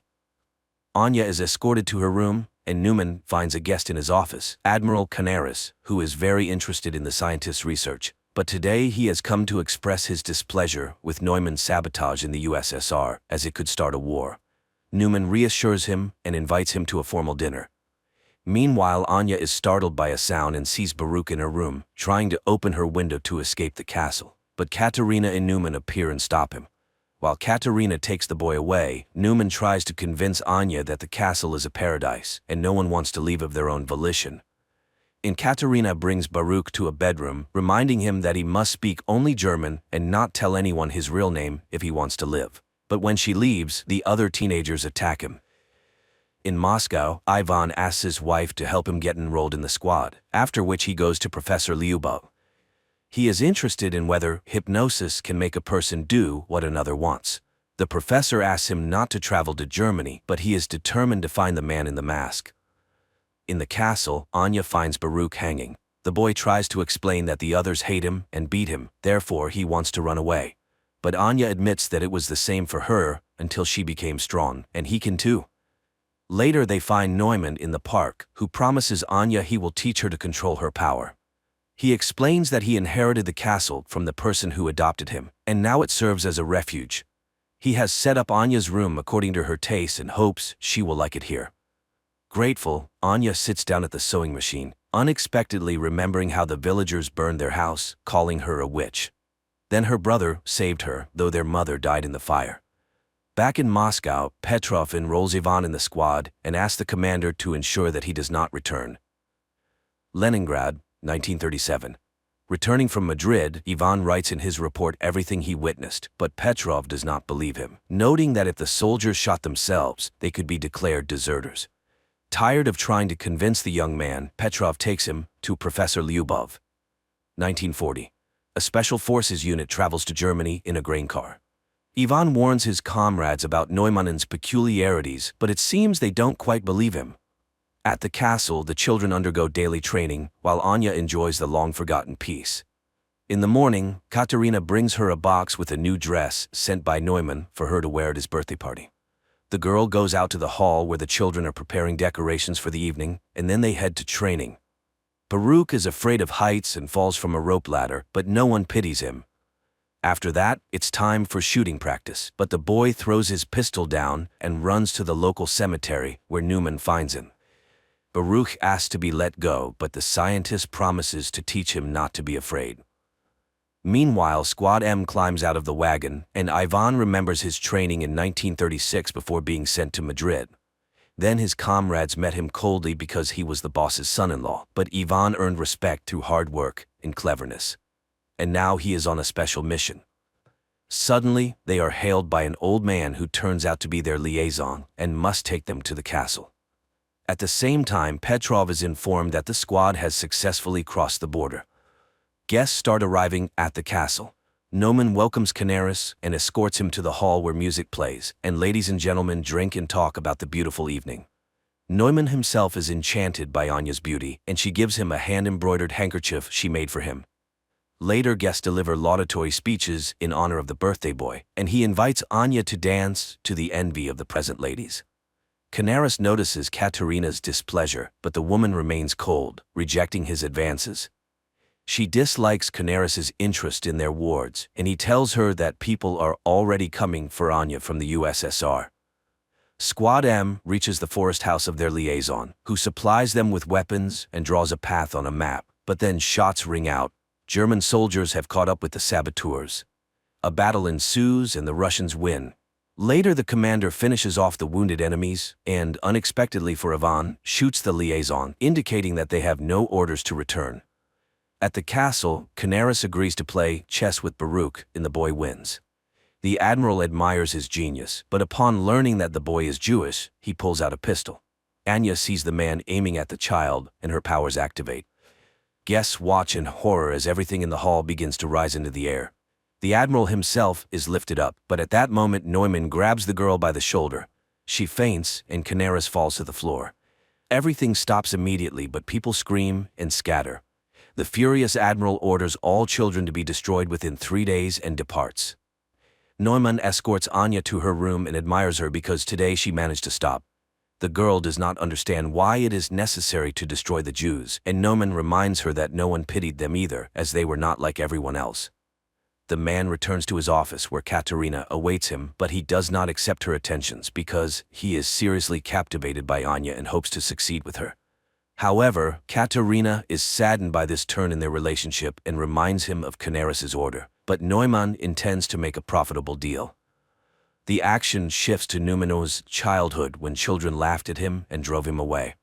His parents were forced to put a mask with a digital lock on him so he couldn't harm anyone, and the boy suffered greatly from this. One day his father complained to the landlord that his son was hindering his ability to fulfill his duties as a tenant, and the man came to see the unusual child. They explained to him that Neumann scared all the guests and caused his father to lose a finger. The year is 1940. The morning after the dinner, Anya goes out to the hall, but the servants who witnessed yesterday's incident look at her warily. Then the girl goes to the park, where she is met by an armed Katerina, but seeing the guards, she returns to the house. Later, Neumann conducts a meditation for the teenagers, asking Thor to give them strength. Anya sees this and asks for permission to start training.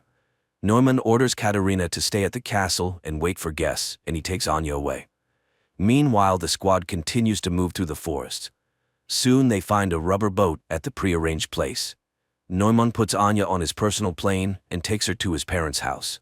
Landing, they walk across a bridge, and suddenly Neumann asks the girl to remember her brother. Her powers activate. Water rises up, carrying fish and creating a reverse waterfall. But then the man calls her, Anya comes to her senses, and everything returns to normal. However, now she can use her powers when she needs to. Soon they enter an old house and Neumann recalls how he was taken from his father's home.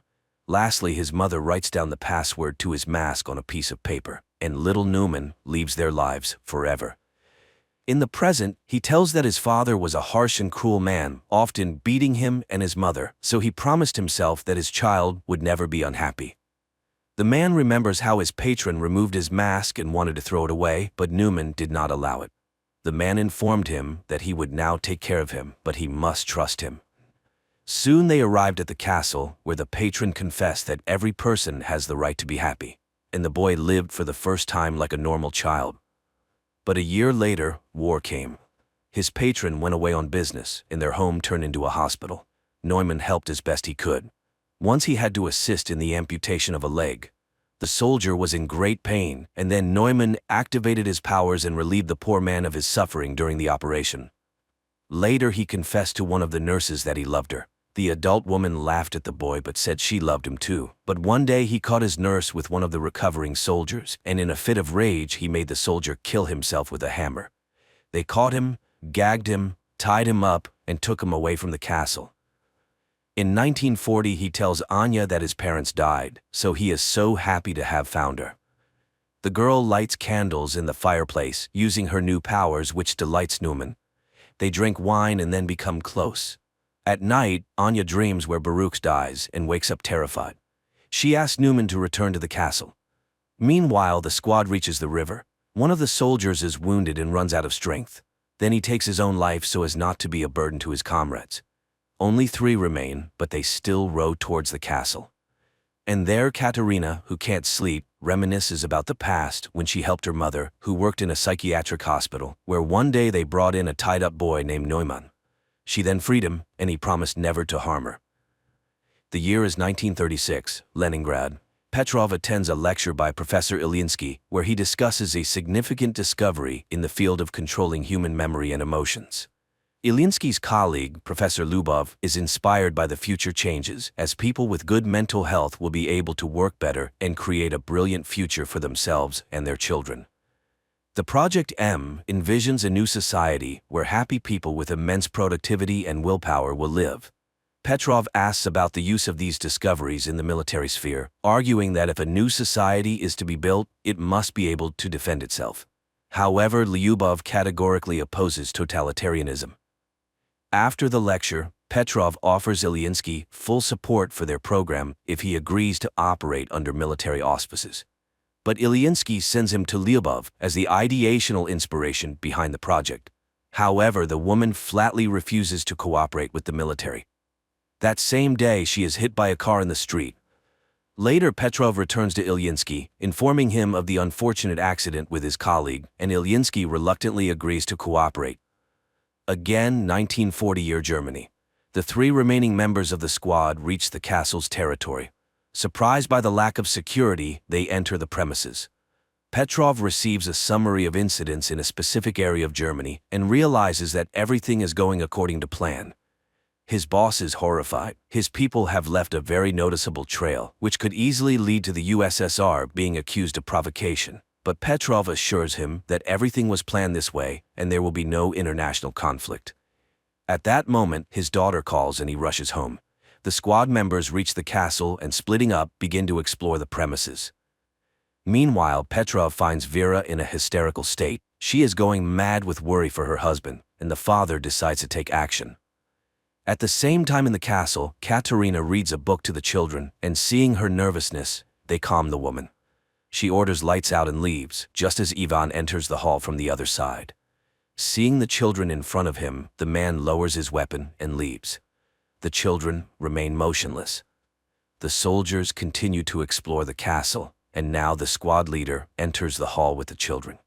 But he does not lower his weapon and prepares to shoot. Then the children attack first. The commander fires in all directions, but the teenagers throw their clothes at him and knock him down. The eldest orders the pistol handed to Baruch to kill the enemy, but the boy cannot shoot the man, and the man manages to wound him with a knife before being killed. The children carry the bleeding Baruch to the bedroom, leaving the soldier's body on the hall floor.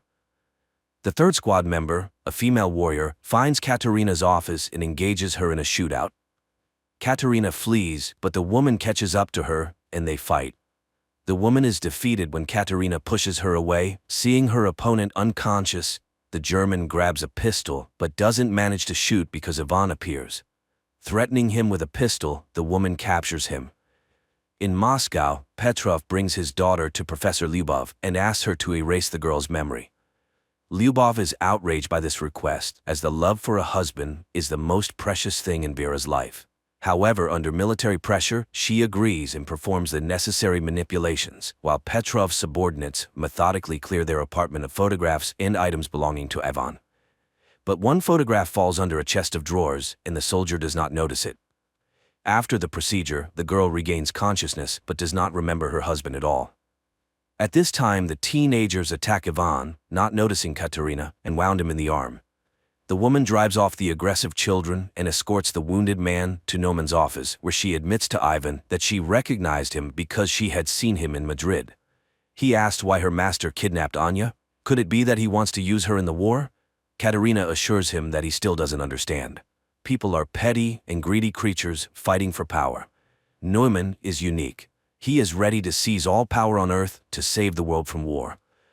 Meanwhile, Neumann and Anya arrive at the castle and find a wounded woman on the threshold. The scientist finishes her off with a pistol while Anya runs to the bedroom to the teenagers and finds Baruch dead. At this time, Ivan is bandaging himself while Katerina explains that they teach the children survival by developing their skills, because their destiny is to save the world under Neumann's leadership. The woman offers to help him escape if he will help her, but before Ivan can hear her out, Neumann enters the door. The Russian immediately picks up a pistol and takes the woman hostage. However, the German informs him that he does not care about her fate, which visibly upsets her. At that moment, Anya runs into the office and uses her power to knock Ivan off his feet, but when she recognizes the man, Neumann quickly takes her away, leaving the Russian with Katerina. In Moscow, Professor Lyubov mourns Ilyinsky when Petrov brings her folders with the names of the condemned, whom she can save by including them in Squad M. She remembers how after the accident, Ilyinsky came to her in the hospital. The man was shocked to learn that she had been mutilated by the military, but he was frightened and could not refuse to cooperate. Now the woman is alone and forced to make difficult decisions. She takes out a vial of M activator and recalls Ivan's story about the man in the mask. After his return from Madrid, she worked with his memory, suggesting removing the traumatic memories of his comrades' deaths, but Ivan refused to erase his life. And now the young man is chained in a cell in the castle of the man in the mask. Later, Anya visits him, accusing him of killing Baruch, but the boy denies it, and he is not particularly interested in her fate. He only wants to destroy Neumann because all evil comes from him. He hypnotizes children, turning them into killers. Their conversation is interrupted by Naumann's appearance. After sending Anya away, he thanks the young man for revealing his vulnerability, as he is the only one who could stand up to him. To prove it, the scientist shows the finger shot off by Ivan in Madrid. He too is special, and Neumann really wants the Russian to join his side. Yes, he killed his friends, but it was war. He came to Ananurba to find gifted people. Anya is like him, and they are the future. He asks Ivan to admit why he is immune to his hypnosis. Then Ivan reveals that there is a whole squad like him, Squad M. There are many of them, and they will all be here soon. So Neumann cannot hide. After talking with Ivan, Neumann finds Anya in the castle's backyard. The girl asks him to hand over all affairs to Katerina and to leave this place forever. But Neumann does not want to run because they are extraordinary people, and when they are together they are unbeatable. He asks for her help in defending their new home. Later, he thanks Katerina for managing the situation and confesses that he is glad she was not hurt during the Russian raid. Meanwhile, Anya remembers how in Moscow she wrote letters to her brother while locked up in the laboratory. She used to give them to the professor, but she could not have imagined that he read her letters to Peter, who was undergoing mental processing as a participant in Squad M. At this time, she burns them in the backyard of the castle, hoping that life will give her a chance to start over. Later, the castle's inhabitants conduct a funeral rite for Baruch. The teenagers carry the boy's body to the seashore, where the cemetery is located, and burn it on a ritual pyre. Anya is shocked by the number of children's graves and realizes that Ivan was telling the truth. Katerina urges her to leave and save herself. Anya runs to Ivan's cell and asks him to tell her what he saw in Madrid that was so special. The boy talks about the death of his comrades and Neumann's chilling whisper, but the German doesn't know that he just had a misfire. He is not special and survived only because of the pistol's malfunction, but if Neumann finds out, he will kill him immediately. And only Anya can stand up to him. Out of the darkness comes Katerina, who has heard everything. She will let them go if they leave forever. Neumann is planning to sell the children to Canaris, and Anya can do nothing about it. They are weapons, and it is high time the Russian understood this. But Anya runs away while Katerina frees Ivan from his chains and advises him to make sure the German never finds them. Meanwhile in Moscow, Petrov enjoys his daughter's good mood, hoping she will meet another man, marry, and give him grandchildren. The girl is lively and cheerful, unaware that the photo under the dresser awaits its moment.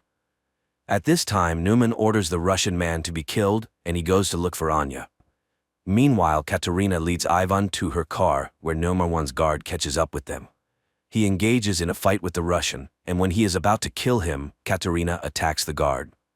The guard is much stronger, and Katerina has to shoot. The teenagers hear the sound and run into the courtyard while Katerina puts Ivan in the car and drives him away from the estate. Neumann finds Anya at the cemetery. The girl asks him to let the children go, but he refuses. They are insignificant to him because he hopes to build a new world using their combined powers. Moreover, they will definitely have a son who will be the strongest and greatest on the planet. Hearing this, Anya wants to leave. Then Neumann sees Katerina's car and realizes what she is about to do. He puts on his quantum mask, which greatly amplifies the power of his voice, and begins to speak while Ivan stands on the car step and aims an assault rifle at him. The mask works. Katerina's car loses control and crashes from a high cliff into the water, but Ivan manages to jump from the step and survives.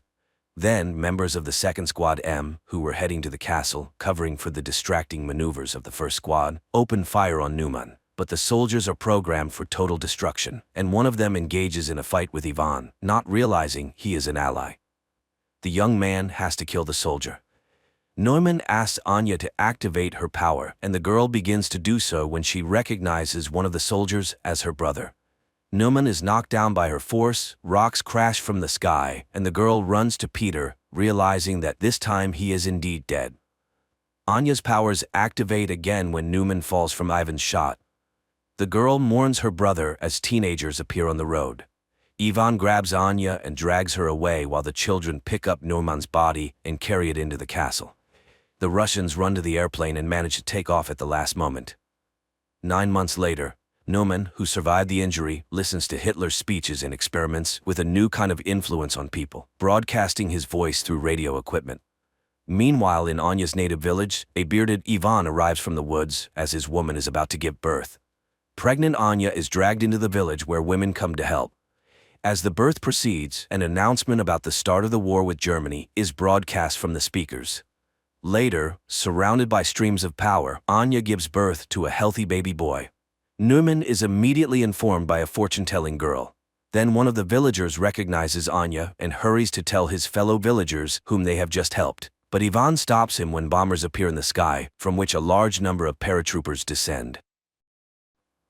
The film takes place in the small town of Wengenberg, where a young girl named Jennifer lives with a skewed face and a disgusting hump in the family of a cowman. Because of her ugly appearance, the girl is constantly mocked by the locals, and one day when Jennifer is once again mocked by a couple of local young men, the girl accidentally opens a portal to the magical Tor Lara in Aretuza, where she's met by the young wizard Istrid. The guy is concerned. All magic leaves traces, which wizards can use to find someone who has even an ounce of magic in them. He decides to save the budding sorceress and opens a safe portal that brings Jennifer home. Time later, a beautiful and wealthy lady arrives at the farm of the girl's father to buy a pig. But upon seeing the girl, she expresses a desire to buy her too. And the father, who does not hide his disgust for his daughter, sells her for half the price of the animal, despite the pleas of her mother, who recognizes the lady as a witch. So Jennifer finds herself in the magical school of the enchantress Decide of Rees, where several girls are already studying.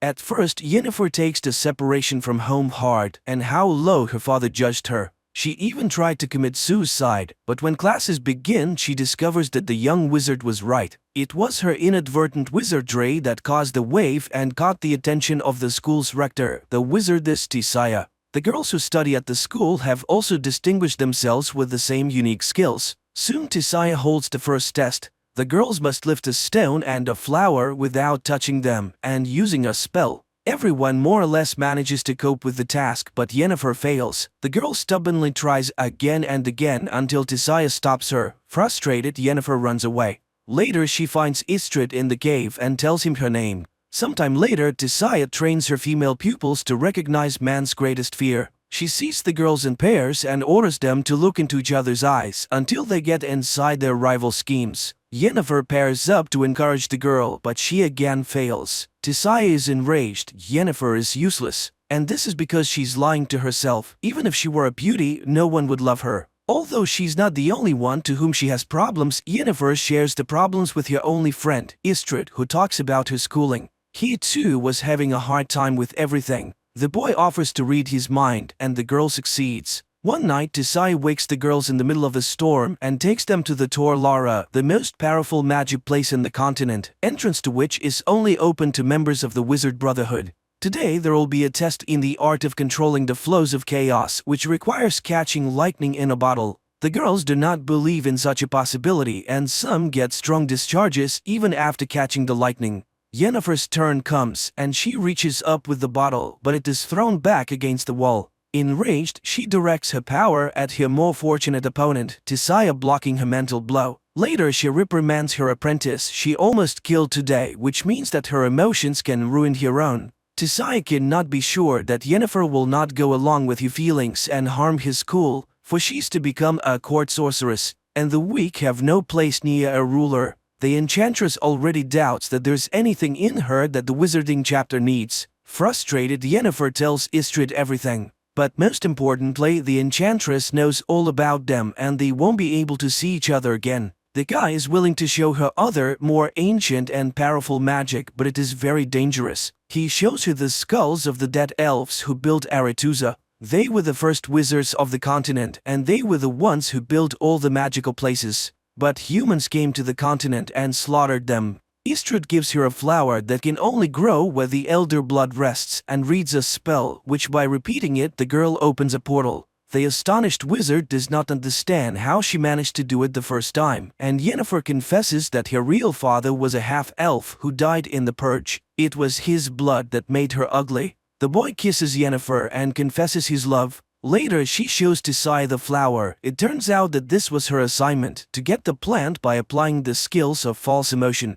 Yennefer hopes to be elevated. The enchantress promises that she will soon hear a knock and know when it is time. Meanwhile, Istrid is also reporting to his mentor Strigobor about what he has learned about the girl. One night, Yennefer hears a knock at her neighbor's door and, taking the flower, goes after them. She peeks out as Tisaya turns the four of them into eels. The enchantress knows the girl is here and orders her to come out and push her former fellow students into the water. They are now the conduits of magic for Aretuza. Yennefer performs this and then sees many silhouettes of former schoolmates in the water. Time passes. Yennefer enjoys a love affair with Istrid, applying what she has learned to enhance the effect of intimacy. Thus, one day she created a whole crowd that watched her intimacy and then rewarded the lovers with applause. The guy is amazed at her imagination. What will she come up with next time? So the day of the final rite is approaching, after which they will be masters of their own destiny. Yennefer dreams of graduating from Aretuza and returning to her native Aedirn as a powerful sorceress to show her longtime abusers and her father what she's been able to achieve. In addition, all Aretuza graduates are perfected before being sent to the different kingdoms. All physical defects are removed, which awaits Yennefer as well. The wizard in charge shows her his work, the flawless beauty of the graduates, and promises her an equally wonderful result. He suggests making her color a noble but strong gray. Tisaya, on the other hand, teaches her to look in the mirror and see what Yennefer herself wants. She orders the girl to close her eyes and imagine the most powerful woman in the world. Yennefer complies with the order but does not yet see the promised beauty. Meanwhile, the chapter of wizards gathers in Aretuza to decide where their graduates should go, for all kings need court wizards. Then it transpires that one of the leaders of the council, the wizard Stregobor, knows that Yennefer is a quarter elf, which means that she will not be accepted at Aretuza, where there is a prejudice against elves. The chapter vows to send Yennefer to Nilfgaard, which the aspiring enchanter does not like. She demands an audience with the chapter, but Tissaia declares herself in charge of the distribution. Yennefer is beside herself. She has no intention of wasting her life serving the king of a small southern kingdom and a lover of women. The tutor reminds her of the elven blood, and the girl understands how Stregobor knew about it. The initiation ceremony begins, which Yennefer does not attend. Worried, Istrid finds her behind a letter to her father, asking him to confirm that she's his own daughter. The boy does not believe that this letter can convince the chapter. But the girl simply does not know what to do, for even if Istrid disproves his words about her origins, no one will believe him anymore. The enchanter is frustrated. He didn't know why Stregobor needed this information, and she has already missed all the initiation spells. Istrid suggests that she should go with him, for he has been offered to become an explorer. They can travel the continent and discover the unknowable. But unexpectedly, the girl cruelly ridicules his plan. She's not going to dig through the dust of the ages at all, and these are his dreams and intentions, and her opinion, as always, he does not even ask. Istrid is shocked. Yennefer is not at all what he thought she was, and he expresses his opinion that she's angry because she missed her chance to find beauty. But a girl needs power, and she didn't experience so much hardship studying at the magic school for nothing. Yennefer runs to the enchanter, who is in charge of perfection, and demands to show her art. Not even the lack of a potion to dull the terrible pain that accompanies the transformation process stops her. As the magician begins the process, Yennefer asks for her eyes and the cut marks on her hands as a reminder of her former weakness, and the wizard informs her that every magic has a price. Having been reborn, she will not be able to walk. But the girl agrees to everything, even to the removal of her womb necessary for a complete transformation.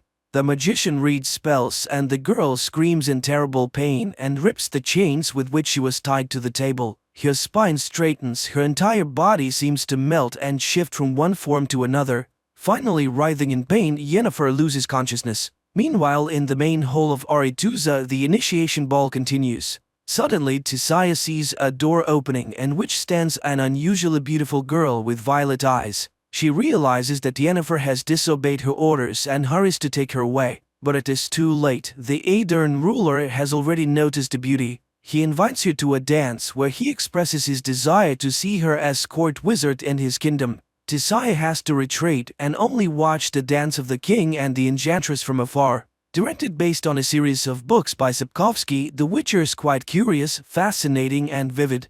The atmosphere of magic, the world of monsters and steel swords transferred quite well, so the adventures of the female protagonist will be even more exciting in the next episodes.